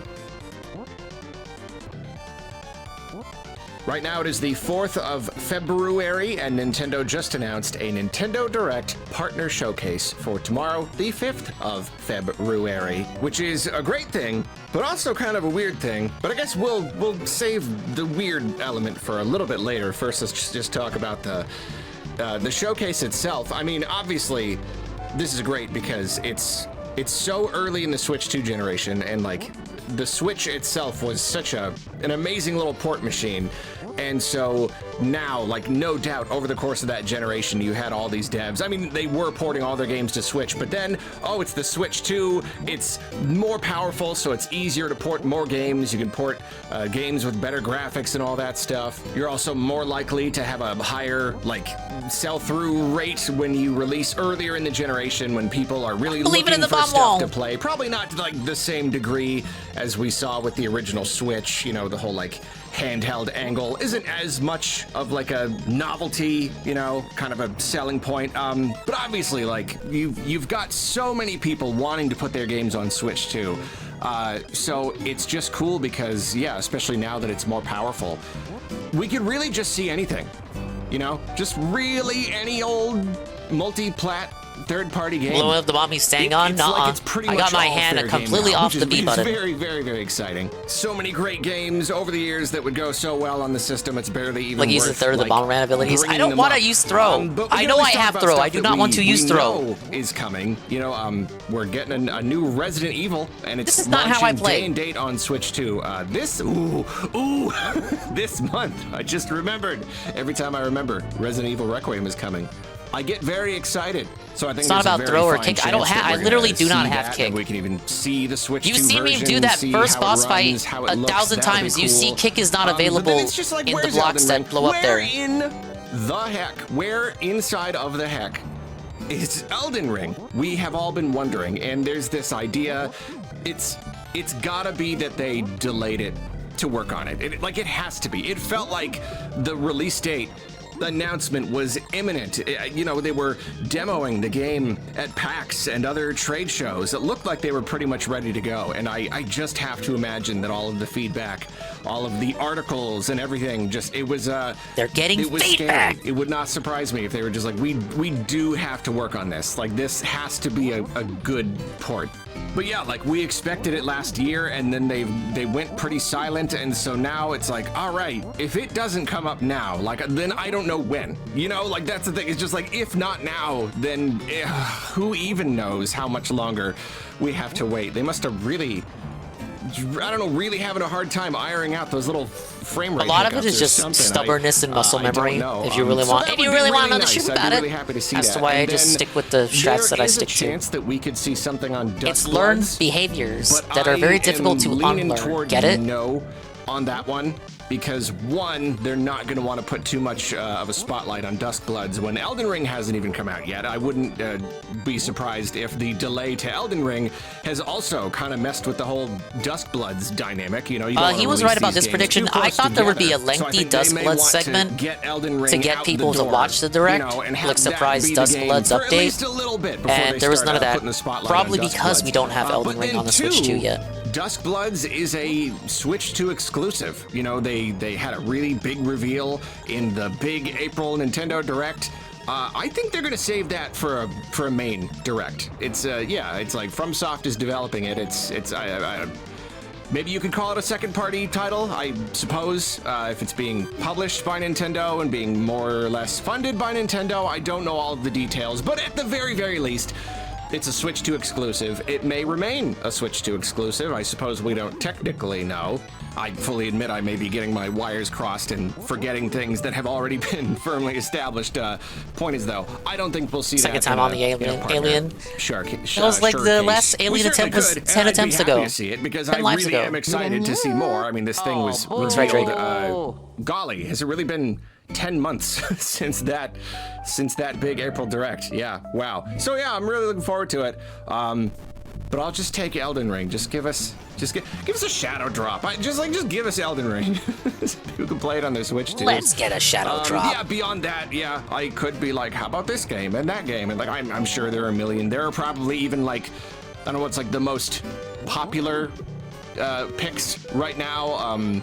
A lot of like more recent games, Metaphor, Refantazio, that would be that's really, a no-brainer really, really to put on cool. Switch 2. But okay, let's get to it. Let's get to the weirdness. I put out a video recently talking about how I was getting slightly worried because... Yeah, the like, doom and gloom Nintendo video. Really needs a Nintendo Direct right now. They need a big general. Yeah, we just got done watching that one. Reveal a bunch of games because like 2026 is looking weirdly so what that Triple P reference for the second calendar year of their new system's life. We kind of thought they'd have like a whole bunch of stuff for us, and it's been a lot of like smaller, medium stuff. We so far don't have any big hitters for this year. We're probably gonna have Pokemon at the end of the year, but like Nintendo themselves, first party, like what do we have? We need at least like 1 or 2 games. What are like the games this year? And if you're gonna have enough time after the reveal to actually release them this year, then February's the month. It really is the month for games coming this year. It's the best possible opportunity. But they have been giving, I won't recap the entire thing. They gave us like trailers and updates and stuff on other games, and sometimes when they do that, it means that they're not going to have a Direct. But it could also mean that they were just getting that stuff out of the way because a lot of that pertained to stuff that was releasing around this time. Maybe they didn't want to wait for a Direct. So now we're getting the partner showcase, and the interesting thing is here. Is he really wants it to be a general Direct? One of 2 completely opposite ways. The first way that it could go, we get this partner Direct tomorrow. Dude, he went to the corner. And we just don't get a regular Direct in February. This is kind of like what we got instead. And there is a precedent for that. It is true. When Nintendo starts giving us non-Direct stuff around when a Direct would be, it often or usually does mean no full Direct, especially something like this, because it'll be Nintendo just being like, yeah, we don't really have anything to show yet. We're gonna wait for June or September. But like obviously, like these third parties, they still need a platform, so we'll just give that to them. So like, that's definitely a possibility. That has happened many, many, many times. But then the other possibility is that they've got so much to reveal in their Nintendo Direct. So much, they couldn't possibly give a spotlight to third parties. There's just too much first party stuff to talk about. So they had to take all of that and put it into its own whole complete, roughly 30-minute presentation. You could call that wishful thinking. Pretty safe first fight here. There is also a precedent for that, and it also makes logical sense in this scenario. It is something that has happened before. It has not been as common, but it has. Even just last year, leading up to and around, I don't remember the exact order, but around the big April Nintendo Direct, we had these other presentations. We had a whole dedicated Switch 1 Direct. And I want to say we even had a partner showcase around that time, because it's like I said, there really was just that much to show. And yeah, in this case, like that would not surprise me in the slightest because again, all of these developers, all these publishers and IP holders and everything, like they're all probably chomping at the bit, wanting to get their stuff on Dargle Switch for the shout out. I wouldn't be surprised if we see these partner showcases pretty regularly moving forward. Maybe even through the whole life of the Switch 2, but at least within the first couple of years, you know, when they're just going port crazy. We got to get 1 or 2 dedicated partner showcases per year at least because there's just so much. So that really is a possibility, and I think the fact that this is happening so early in February, that's a really good sign. They have done Nintendo Directs at different times, but like over the last, like, I don't know, several years, they've fallen into a pretty good pattern of like, yeah, what months they do it, February, June, I got excited September, because but I then wanted to also get like more than what one time hit. of month. It's usually closer to like mid-month, maybe like the second week or something. So like I was expecting a full direct this time next week, but instead we are getting this very, very early in February. So this would still leave room for a full direct to happen this month, maybe even next week. And it could be that, like, obviously Nintendo just didn't want to announce a full direct until they did the partner showcase, and they kind of got that out of the way. If you want good, like, but I lost little CHP. point potentially against this theory, more recently, we've had, you know, people, like a lot of rumors have preceded most of these directs. And in fact, this partner showcase, it was rumored that it was going to be a partner showcase. Somebody out there knew that it was going to be a partner showcase, and that got out. And it did end up being a partner showcase. And we haven't had anybody saying, oh, but there's going to be another main direct next week, because we've had that happen before too. I want to say that's what happened last year. It was like, we're getting a partner showcase or something, or like the Switch 1 direct, but don't worry, the full thing is coming whenever. Like it can't, like we've been getting rumors pretty regularly for these presentations, and there is not currently a rumor that we're going to get another one next week. That's not to say that like we have to assume we're always going to get a rumor like that in every single case. So I don't know. Ultimately, we just gotta wait and see. I'm trying not to be too worried. It would just be so weird. I'm getting a little worried, guys. I'm getting a little paranoid. At this time the sky of year. is not falling. There are no rules. They could wait till March. They could do whatever they want. It would just be so strange if we didn't get one, because we really do need some game announcements. And the fact that it would be weird itself is not necessarily evidence that we can use for why it won't happen, because Nintendo has done that kind of thing many times in the past. It would be really weird if they did this or didn't do this and then they don't do it, or they do it, you know? There have been other times, even during the Switch generation, where it was like, I feel like we're really due for a direct, and we just like did not get one. So who knows? Nintendo is weird. They work in mysterious ways, but we shall see soon enough. I'm going to try my hardest as long as nothing comes up and I don't like have a bad Yeah, night but Produce of me sleep to get the or Virtual Boy thing something. and not be able to Fingers stream it. crossed. I hope He really to thinks it has a stream the video partner out. Showcase. I hope It's just a shell. see some, or maybe even I'm convinced many you of don't there. I actually think need that'll it be to play fun. the I think games. streaming It is very doesn't have fun. a video out to it. So there you go. See you later. It's just a visual thing to assist you with visually replicating the colors of the system.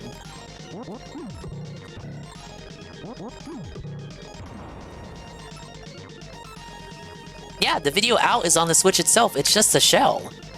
That's why the legalese mumbo jumbo for the fine print on that. It says it's needed to play the games, but not. But it says it uses the word needed. It does not use the word required. It says needed. The splendor of nobility. Trash Man. Hey, Trash Man. Long time no see. Well, I mean, I do see you. I just long time no conversate directly one-to-one, mano-a-mano, man-to-man. Hello, Trash Man. Re-up Tier 1, 39 months. Hi, Dingus. Will you play a Suda 51 classic original game? Romeo is a dead man. Will you play one of the actual draws for the Switch 2? That's not only on the Switch 2. But thank you for the re-up, Trash Man. 39 months of Trash Man positivity. I got him, but we still have the next phase. I've seen some people play Romeo is a Dead Man. I have not played it for myself. I do not know what kind of game it is. Phil did not tell me because Phil refuses to play it. Now, this video is just entitled, Uh-oh. The video it's just called Uh-Oh. So first he talks about the partner direct, and then uploads a video after just called Uh-Oh.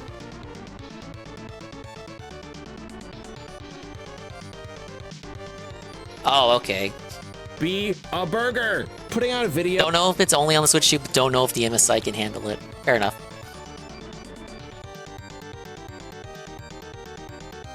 He's got the gun. Triple P was right. This was before he made that comment, though. Making a big presumption about Nintendo's financial results.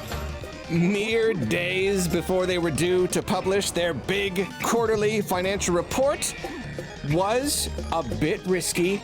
Oh, is this not about the direct, but about the sales? I knew it was a risky move. I knew that report was coming. The video was about how I thought Nintendo might be in for something of a rough year, and my whole thesis was based on the preliminary... This was the video that Triple P said was like, oh, I'm so worried and all that. And Dean loved this video. Then the sale numbers came out. Dean had to kneel, and now this video is in response to that one. Sales data from the holiday season. From where we were sitting, it looked like By the way, Switch 2 had sold very well at launch, but then sales slowed down pretty dramatically. Across the board, video game consoles had a very weak Black Friday, and that really is true. Like, we know that the Switch 2 did not sell as well as you might expect Thank you again for the Black Trash Friday, Man. which is traditionally I'm sorry it had to be during an Arlo very segment. high sales. And then there were the sales leading up to the holiday. They had definitely slowed down at least a bit, which was to be expected between the launch of a system and its first holiday. But then on top of that, you had the simple fact that store shelves are filled with Switch 2s. Like, just stuffed. These things are everywhere. Anybody can go out right now and find a Switch 2. So just to confirm, DSP is going to play the Virtual Boy? Correct. He said he is going to play the Virtual Boy. It's going to be available on the 17th. Sometimes they slap it on there a day before. He might be able to play it as early as Monday. But that might not be the case. Who knows, you guys? So he's gonna buy the shell, but I think it's gonna be funny when he finds out it has no video output, and then on top of that, finds out that he can just play the games normally on his TV. He's also gonna sign up for Nintendo Online. Yes, that is that's not on the that's not expansion pass only, is it?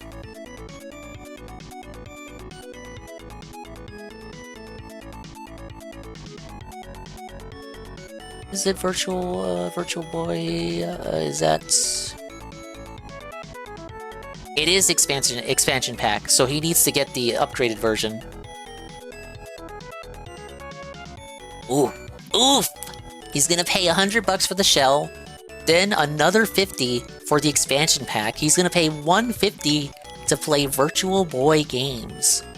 Now me? Old Dingus here? I am good. My year is already paid off. You guys know me. I'm playing NSO pretty much all the time, per the retro indulgements that I embark upon. So I'm not literally just paying $50 for the Virtual Boy, and I'm not paying $100 for the shell either. I'm not even paying $20 for the cardboard version. Yeah, but Phil is unironically gonna pay $100 for the shell, and then $50 for the expansion pack. $150 total to play Virtual Boy games. You can still stream the content. It's going to be via the Switch, will it not? Yeah.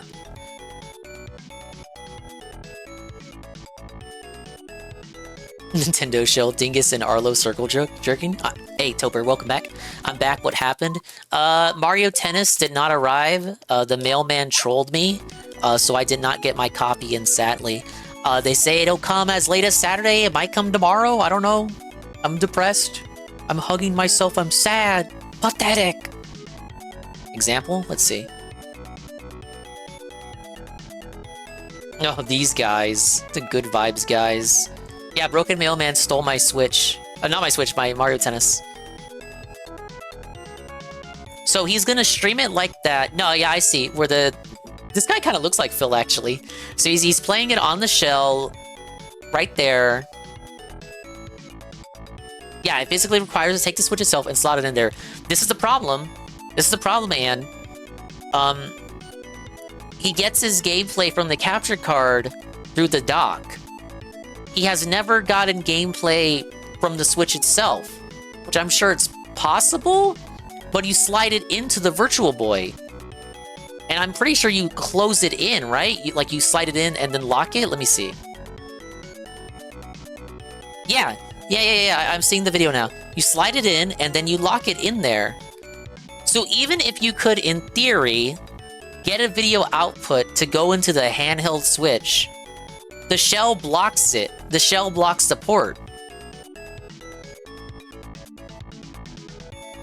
Okay, you can. Okay, you're saying you can. It's a dongle. Okay, but he doesn't have a dongle. So what you're saying is so correct. Someone has to tell him. Actually, no one should tell him. King Burnell is getting the shell for the just more background crisp. I read that as crisp. He's crispy. Even if they tell him, it won't matter. Well, because the reason why he's doing this isn't just for the... It's not because of the nostalgia for the games. It's not. He wants to buy it for the novelty of having it streamed with his face cam with the game on the side. He thinks he will be able to wear the headset and somehow he believes it will have a video out. He thinks he can just plug an HDMI in there and then just magically have it get captured by his capture card while he's playing it, so you can see him on the face cam. You know what? Do you think he thinks he's gonna have the face cam as the big screen and then the game as the small screen? Do you think that's how he thinks it's gonna be? Because I'm trying to think, let's not talk about the reality of it. Let's talk about what he thinks the reality of it will be.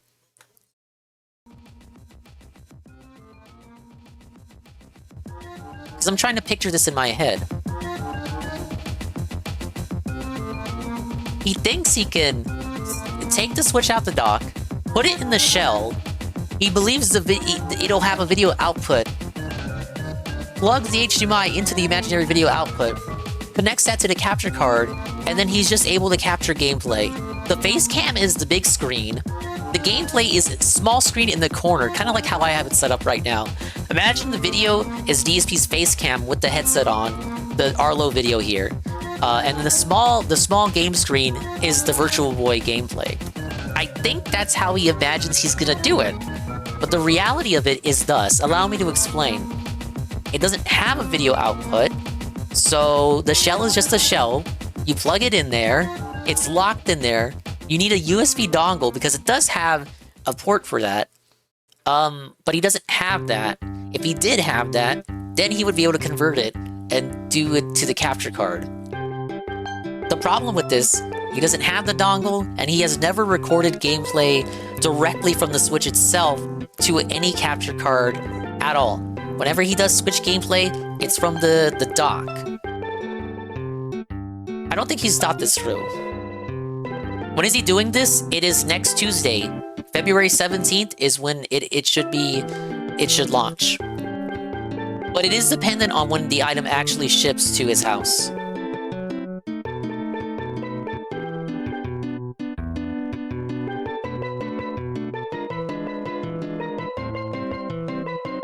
Why would it have a video output? You're supposed to use it like you would in the 90s, not record from it? That's what I don't know why he thinks it would have a video output. I think he expects it to have some sort of connection, like connection to the Switch itself. But it's just supposed to, it's a literal shell meant to emulate the style of the Virtual Boy.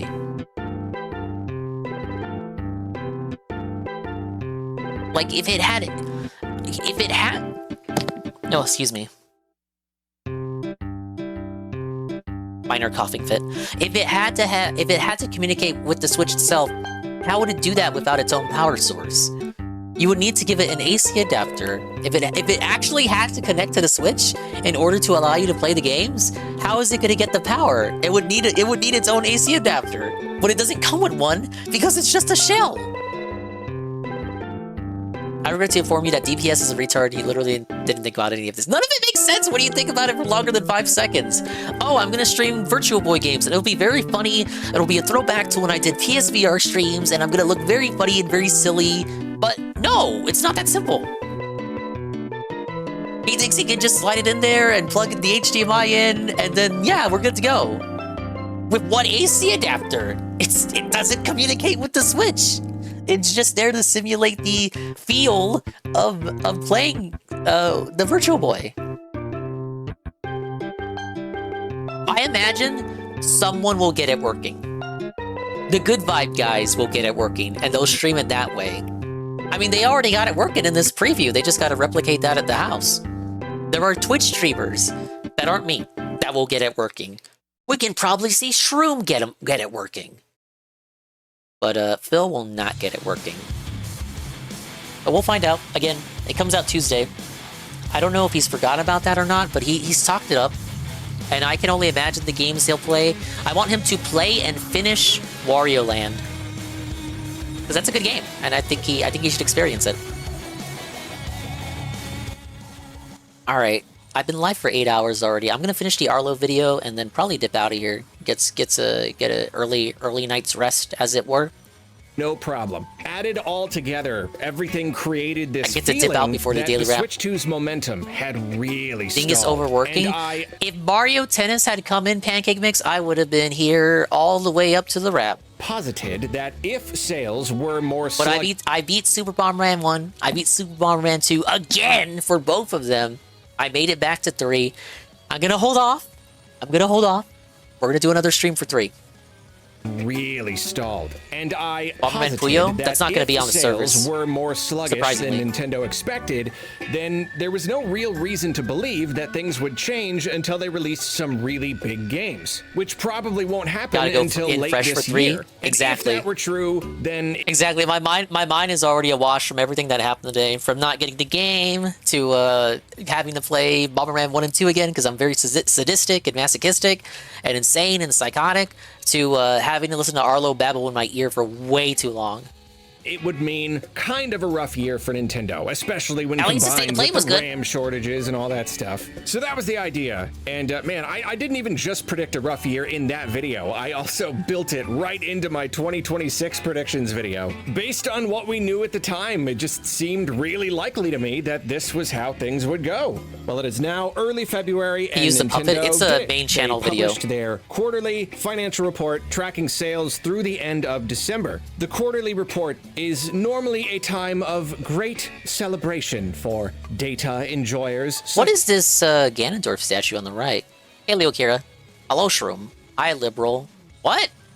I'm being derided. How can this be? Shroom, Arlo did not finish Metroid Prime 4. Thoughts? Such as myself, but this time it was a Why did he bitter lie? pill to swallow. If you haven't seen the numbers for yourself yet, Did you anyone may be finish it? asking, Yeah, me. nay, screaming at the screen, demanding that I answer the question: did Switch 2 sell well over the holidays? Is it still selling well overall? And most importantly, was Arlo Did Rai finish it? wrong? Yes. Arlo was wrong. I need this. We need an audio clip. Was Arlo wrong? Yes. For the first time? Well, the answer to that question Hey, Flippy. is... I mean, well, okay. Well, I mean... He's not assassin. Okay, let's just get it Welcome out of the back. way. The Switch 2 is... Did Dingus get tennis yet? I was gonna drop a bunch of support on the stream. No, the mailman never came. I was scammed by Mailman Down. He never came through. I'm very sad. Still selling really, Maybe it'll come in well. tomorrow. The launch went There's so always a well chance. that Nintendo upped their forecast for the first fiscal year from 15 million units to Oh, 19 toys from the million 90s? units. And since launch, the Switch 2 has sold 17 million units. Our man It is Smith now got it. less than 2 million away from that forecast, and that is after... I ordered it physical, Shroom, and it just never came. At least today. I'm being told as late as Saturday. Ridiculous. I didn't even order it late. I ordered it well in advance. This has not happened before. I don't know what to do. The forecast was raised, and that's only after 7 months on the market. A little over half a year. Sales simply did not stall after launch the way it seemed like they did. Nintendo gave us this graph It's comparing karma for year stealing one previous Switch games and off the Switch truck. 2 sales. Probably. And I will say, this graph is slightly... The reality is Target Minion could not come through. I think he got in trouble. Confusing. I'm not sure why it says 15 million when Nintendo's other numbers say 17 So million. for Target and if those Minion? are weeks on the bottom, counting them from launch means that the end of the Switch 2 line would land in like September. And at the bottom it says that these It was are so only popular, I got estimates, it on the seeing third as wave of Nintendo shipments. sells units to stores and then those units are sold to customers. And I imagine Nintendo doesn't always have a perfectly accurate count of that second number. So definitely some weird elements I am not understanding personally. However, I'm not going to do mental gymnastics to try and spin any of this into a reason why Switch 2 is selling bad, actually. No, these numbers are pretty darn great. So we do have to ask, what gives? Why did it seem like sales had stalled? Why did it seem like they had had such a rough holiday? And then why and how could Arlo be so wrong? Well, it's really funny it's because pretty the whole easy, point actually. I tried to make in that video was that it's weirdly hard to predict the future, even when can all Arlo the be makings of that wrong? future are right in front of us. Even when we can see all the variables, all the elements, all the potential red flags, it's Why still does Arlo just have a so green hard screen? to picture how things Well, will it wouldn't play be a out. good idea Even for though him when to the have a future blue gets screen. here, it feels like it was always obvious that this was how things would go. There's this constant feeling that we must just not be very good at paying attention, you know? And I do think that point is valid. I think that is a true thing. If anything, it is proven here because there was information that I was just not considering. Even though it was sitting right there in front of me. If I'd been really paying attention, I would have seen it, but I didn't. I made the mistake of looking Who is the madman that would play Madden on Switch 2? way too I want to hard meet at them. that Black Friday data. What I didn't see at the time was this. The Switch 2 didn't sell that well over Black Friday because Nintendo didn't give it any major discounts, right? We knew this, but that just means that Was if the first there is year. no reason to expect a big sales bump over Black Friday, then you cannot use Black Friday as a metric for predicting the overall sales for the period.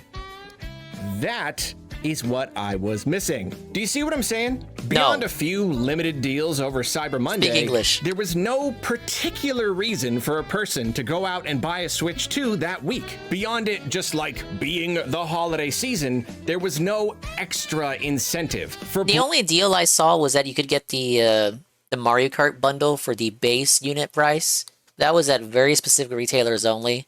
None near me. Black Friday itself. And if Switch 2 only sold a few 100,000 units over Black Friday, maybe 500,000 tops, well, what about the week before Black Friday? Or the week after? Or any of the other weeks over the whole fall and winter holiday season? Well, apparently the system was quietly selling pretty well that whole time. No doubt seeing little bumps around the releases of all those Q4 games. And you want to know another mistake I made? This is a particularly hard one to admit because this is just a pure failing on my part. I made the mistake of predicting based on vibes. And you know, Wait, I can't be too hard wait, on myself. vibe- This is a trap vibe that predicting? basically It's everyone even worse falls than vibe into, coding? even professional analysts. Again, those store shelves were just packed with units. And I really do still believe that the entire game industry is in for some rough times ahead with the RAM shortages, just everything feeling really scary. I probably allowed those gloomy vibes to color my perception. He's and gloomy. I imagined a future that was more dire than the one that he's ultimately gloom and dooming. materialized.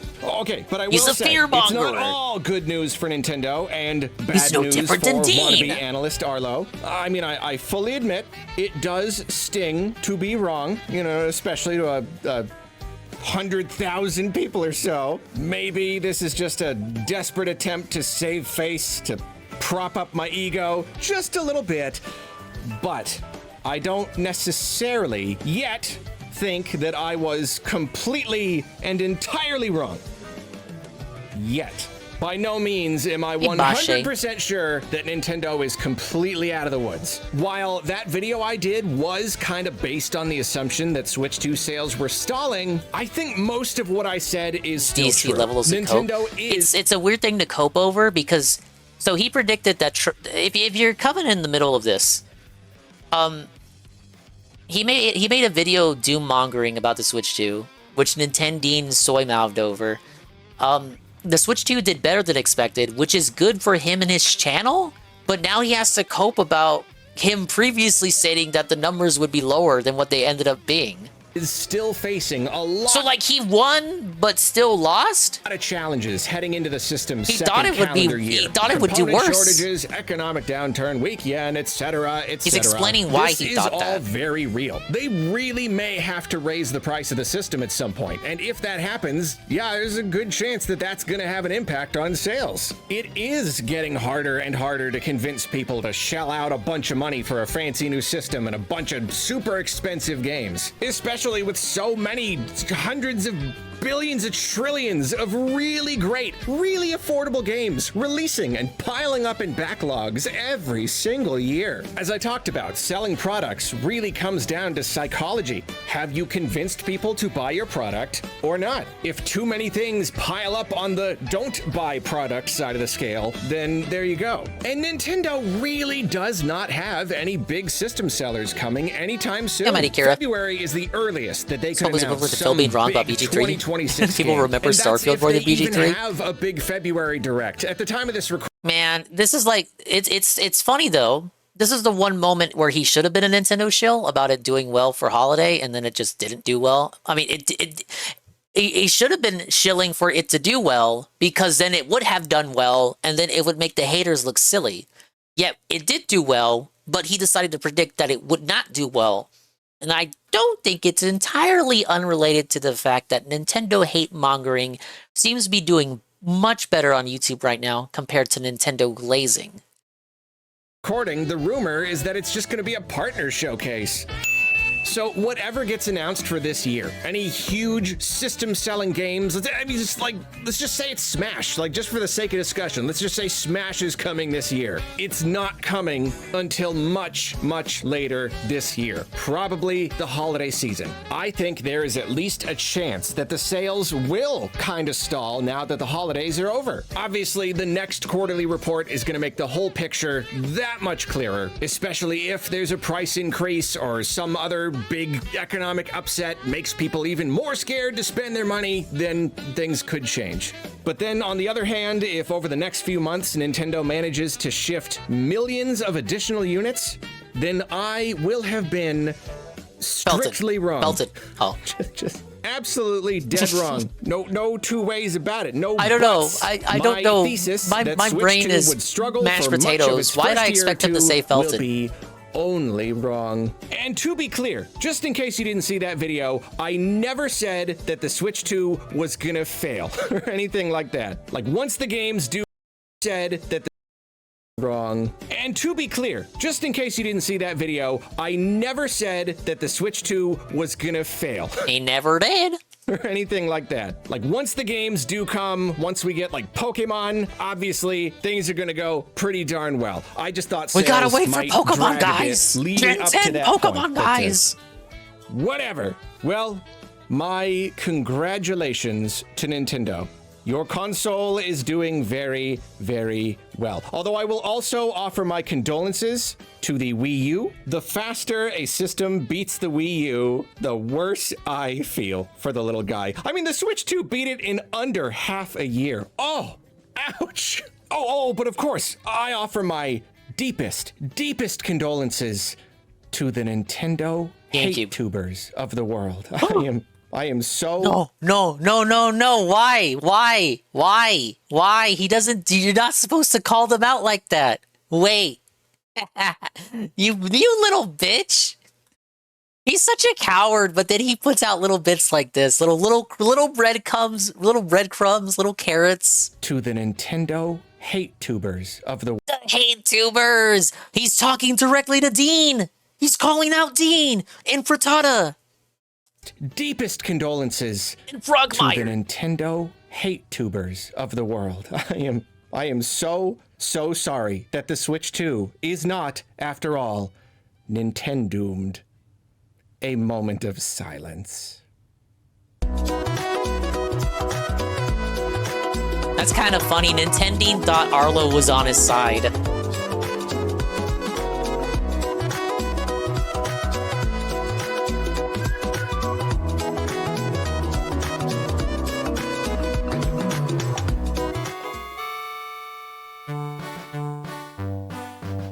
Nintendine put out multiple videos about how Arlo saw the light, and Arlo was changing his ways, and Arlo was finally gonna pay attention to him and give him a crumb of attention. And then in the end, Arlo just felt him. And it's so righteous. It's a righteous crucifixion. Suffadine! Suffadini! Moment of silence, loud as fuck music 1 second later. The stream's over, it's done. Suffa, fuck your moment of silence. Alright, we're done. It's 8 hours. I'm not gonna wait for the wrap. I know, he'd probably just ended stream. I'm good. You can make someone else watch that. But thank you so much for stopping by, guys. Hey, Century Slayer, what's the deal with Mario Tennis? It didn't come! Why can't I give Nintendine a crumb of attention? Me, personally, I actually give him too much attention. I actually wish Arlo would acknowledge him more directly. Watch Nintendine's vids if you want to keep shit talking to him. I'm tired. My throat is actually killing me.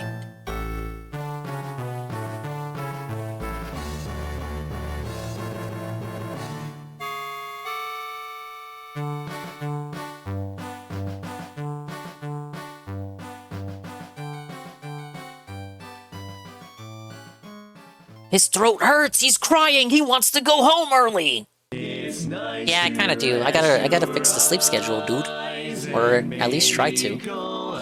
Thanks for stopping by. Once again, I apologize for Super Mario Tennis. I apologize for Mario Tennis Fever. I'm not coming here on time. Broken mailman down is A-logging me.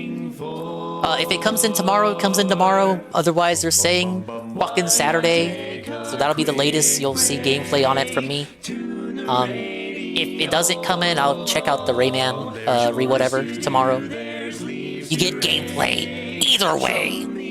But a big stream, big afternoon style, daytime style stream. Nice day to play. Forgettable Silent Hill thing. And we beat Bomberman, Super Bomberman 1 and 2 again. So next time we fire up the collection, it'll be the redemption run of Super Bomberman 3. And if I beat that, maybe I can move on to Super Bomberman 4. And if not, well, at least we tried. I feel like I have to restart 3 from the beginning and just hope I don't get a game over and have good power-ups by the end.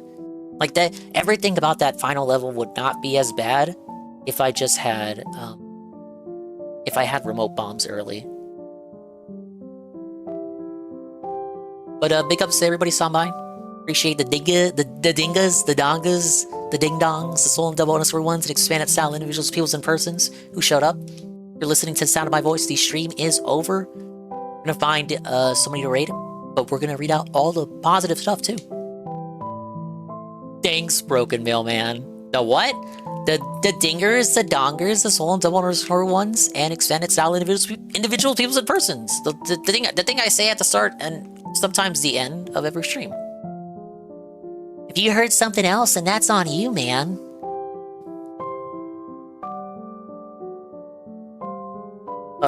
What new femboy will we raid? I don't know. Let's check the follow list and find out. But first, thank you, Babano with the follow. Thank you, IP of Rate with the Party 59. And Die Trash Man, re-up tier 1 for 39 months. They say, hi Dingus, will you play Suda 51 classic retro game Romeo is a Dead Man? Will you play one of the actual draws for the Switch 2? I'm not too sure even what the game is, but I've seen a lot of people play it recently. I'm opening the follow list, dummy.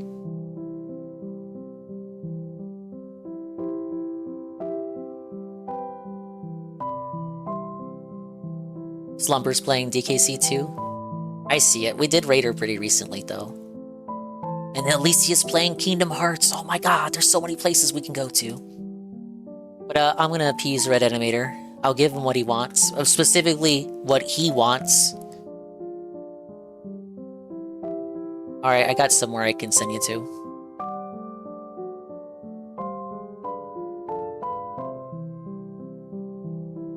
Bye-bye, adios, and Mimi time. We'll see you when we see you. And if we didn't see you, then we didn't see you. But if we did see you, then we saw you. And if we didn't see you, hopefully we can see you next time. If I can see myself in the mirror each and every single day, hopefully I can inspire viewers like you, bro, to see themselves in their mirrors each and every single day. Once again, I apologize for the Mario Tennis stream not happening. I wanted to play it more than you wanted to watch it. Oh. At least we're kind of caught up on Arlo, but we're not really caught up on Arlo. We still have a few videos that I didn't make you endure. Did you know he put out a 30-minute video on the new Muppet Show special that they just put out? 30 minutes rambling about... That's actually the latest video, but I didn't want to start with that video. Because I appreciate you guys too much. Alright, Red Animator requested a new femboy, so I found one for you. Don't be weird over there. But of course, there's a million places you can go to. In particular, if you would like to watch the rap. Oh, wait. Tevin's not live. Okay, well, that sucks. You can ask Shroom to watch it! Yes! This guy is playing Eugenics. This is the game that everybody's playing lately. So have fun with that. Bye-bye! Take it easy.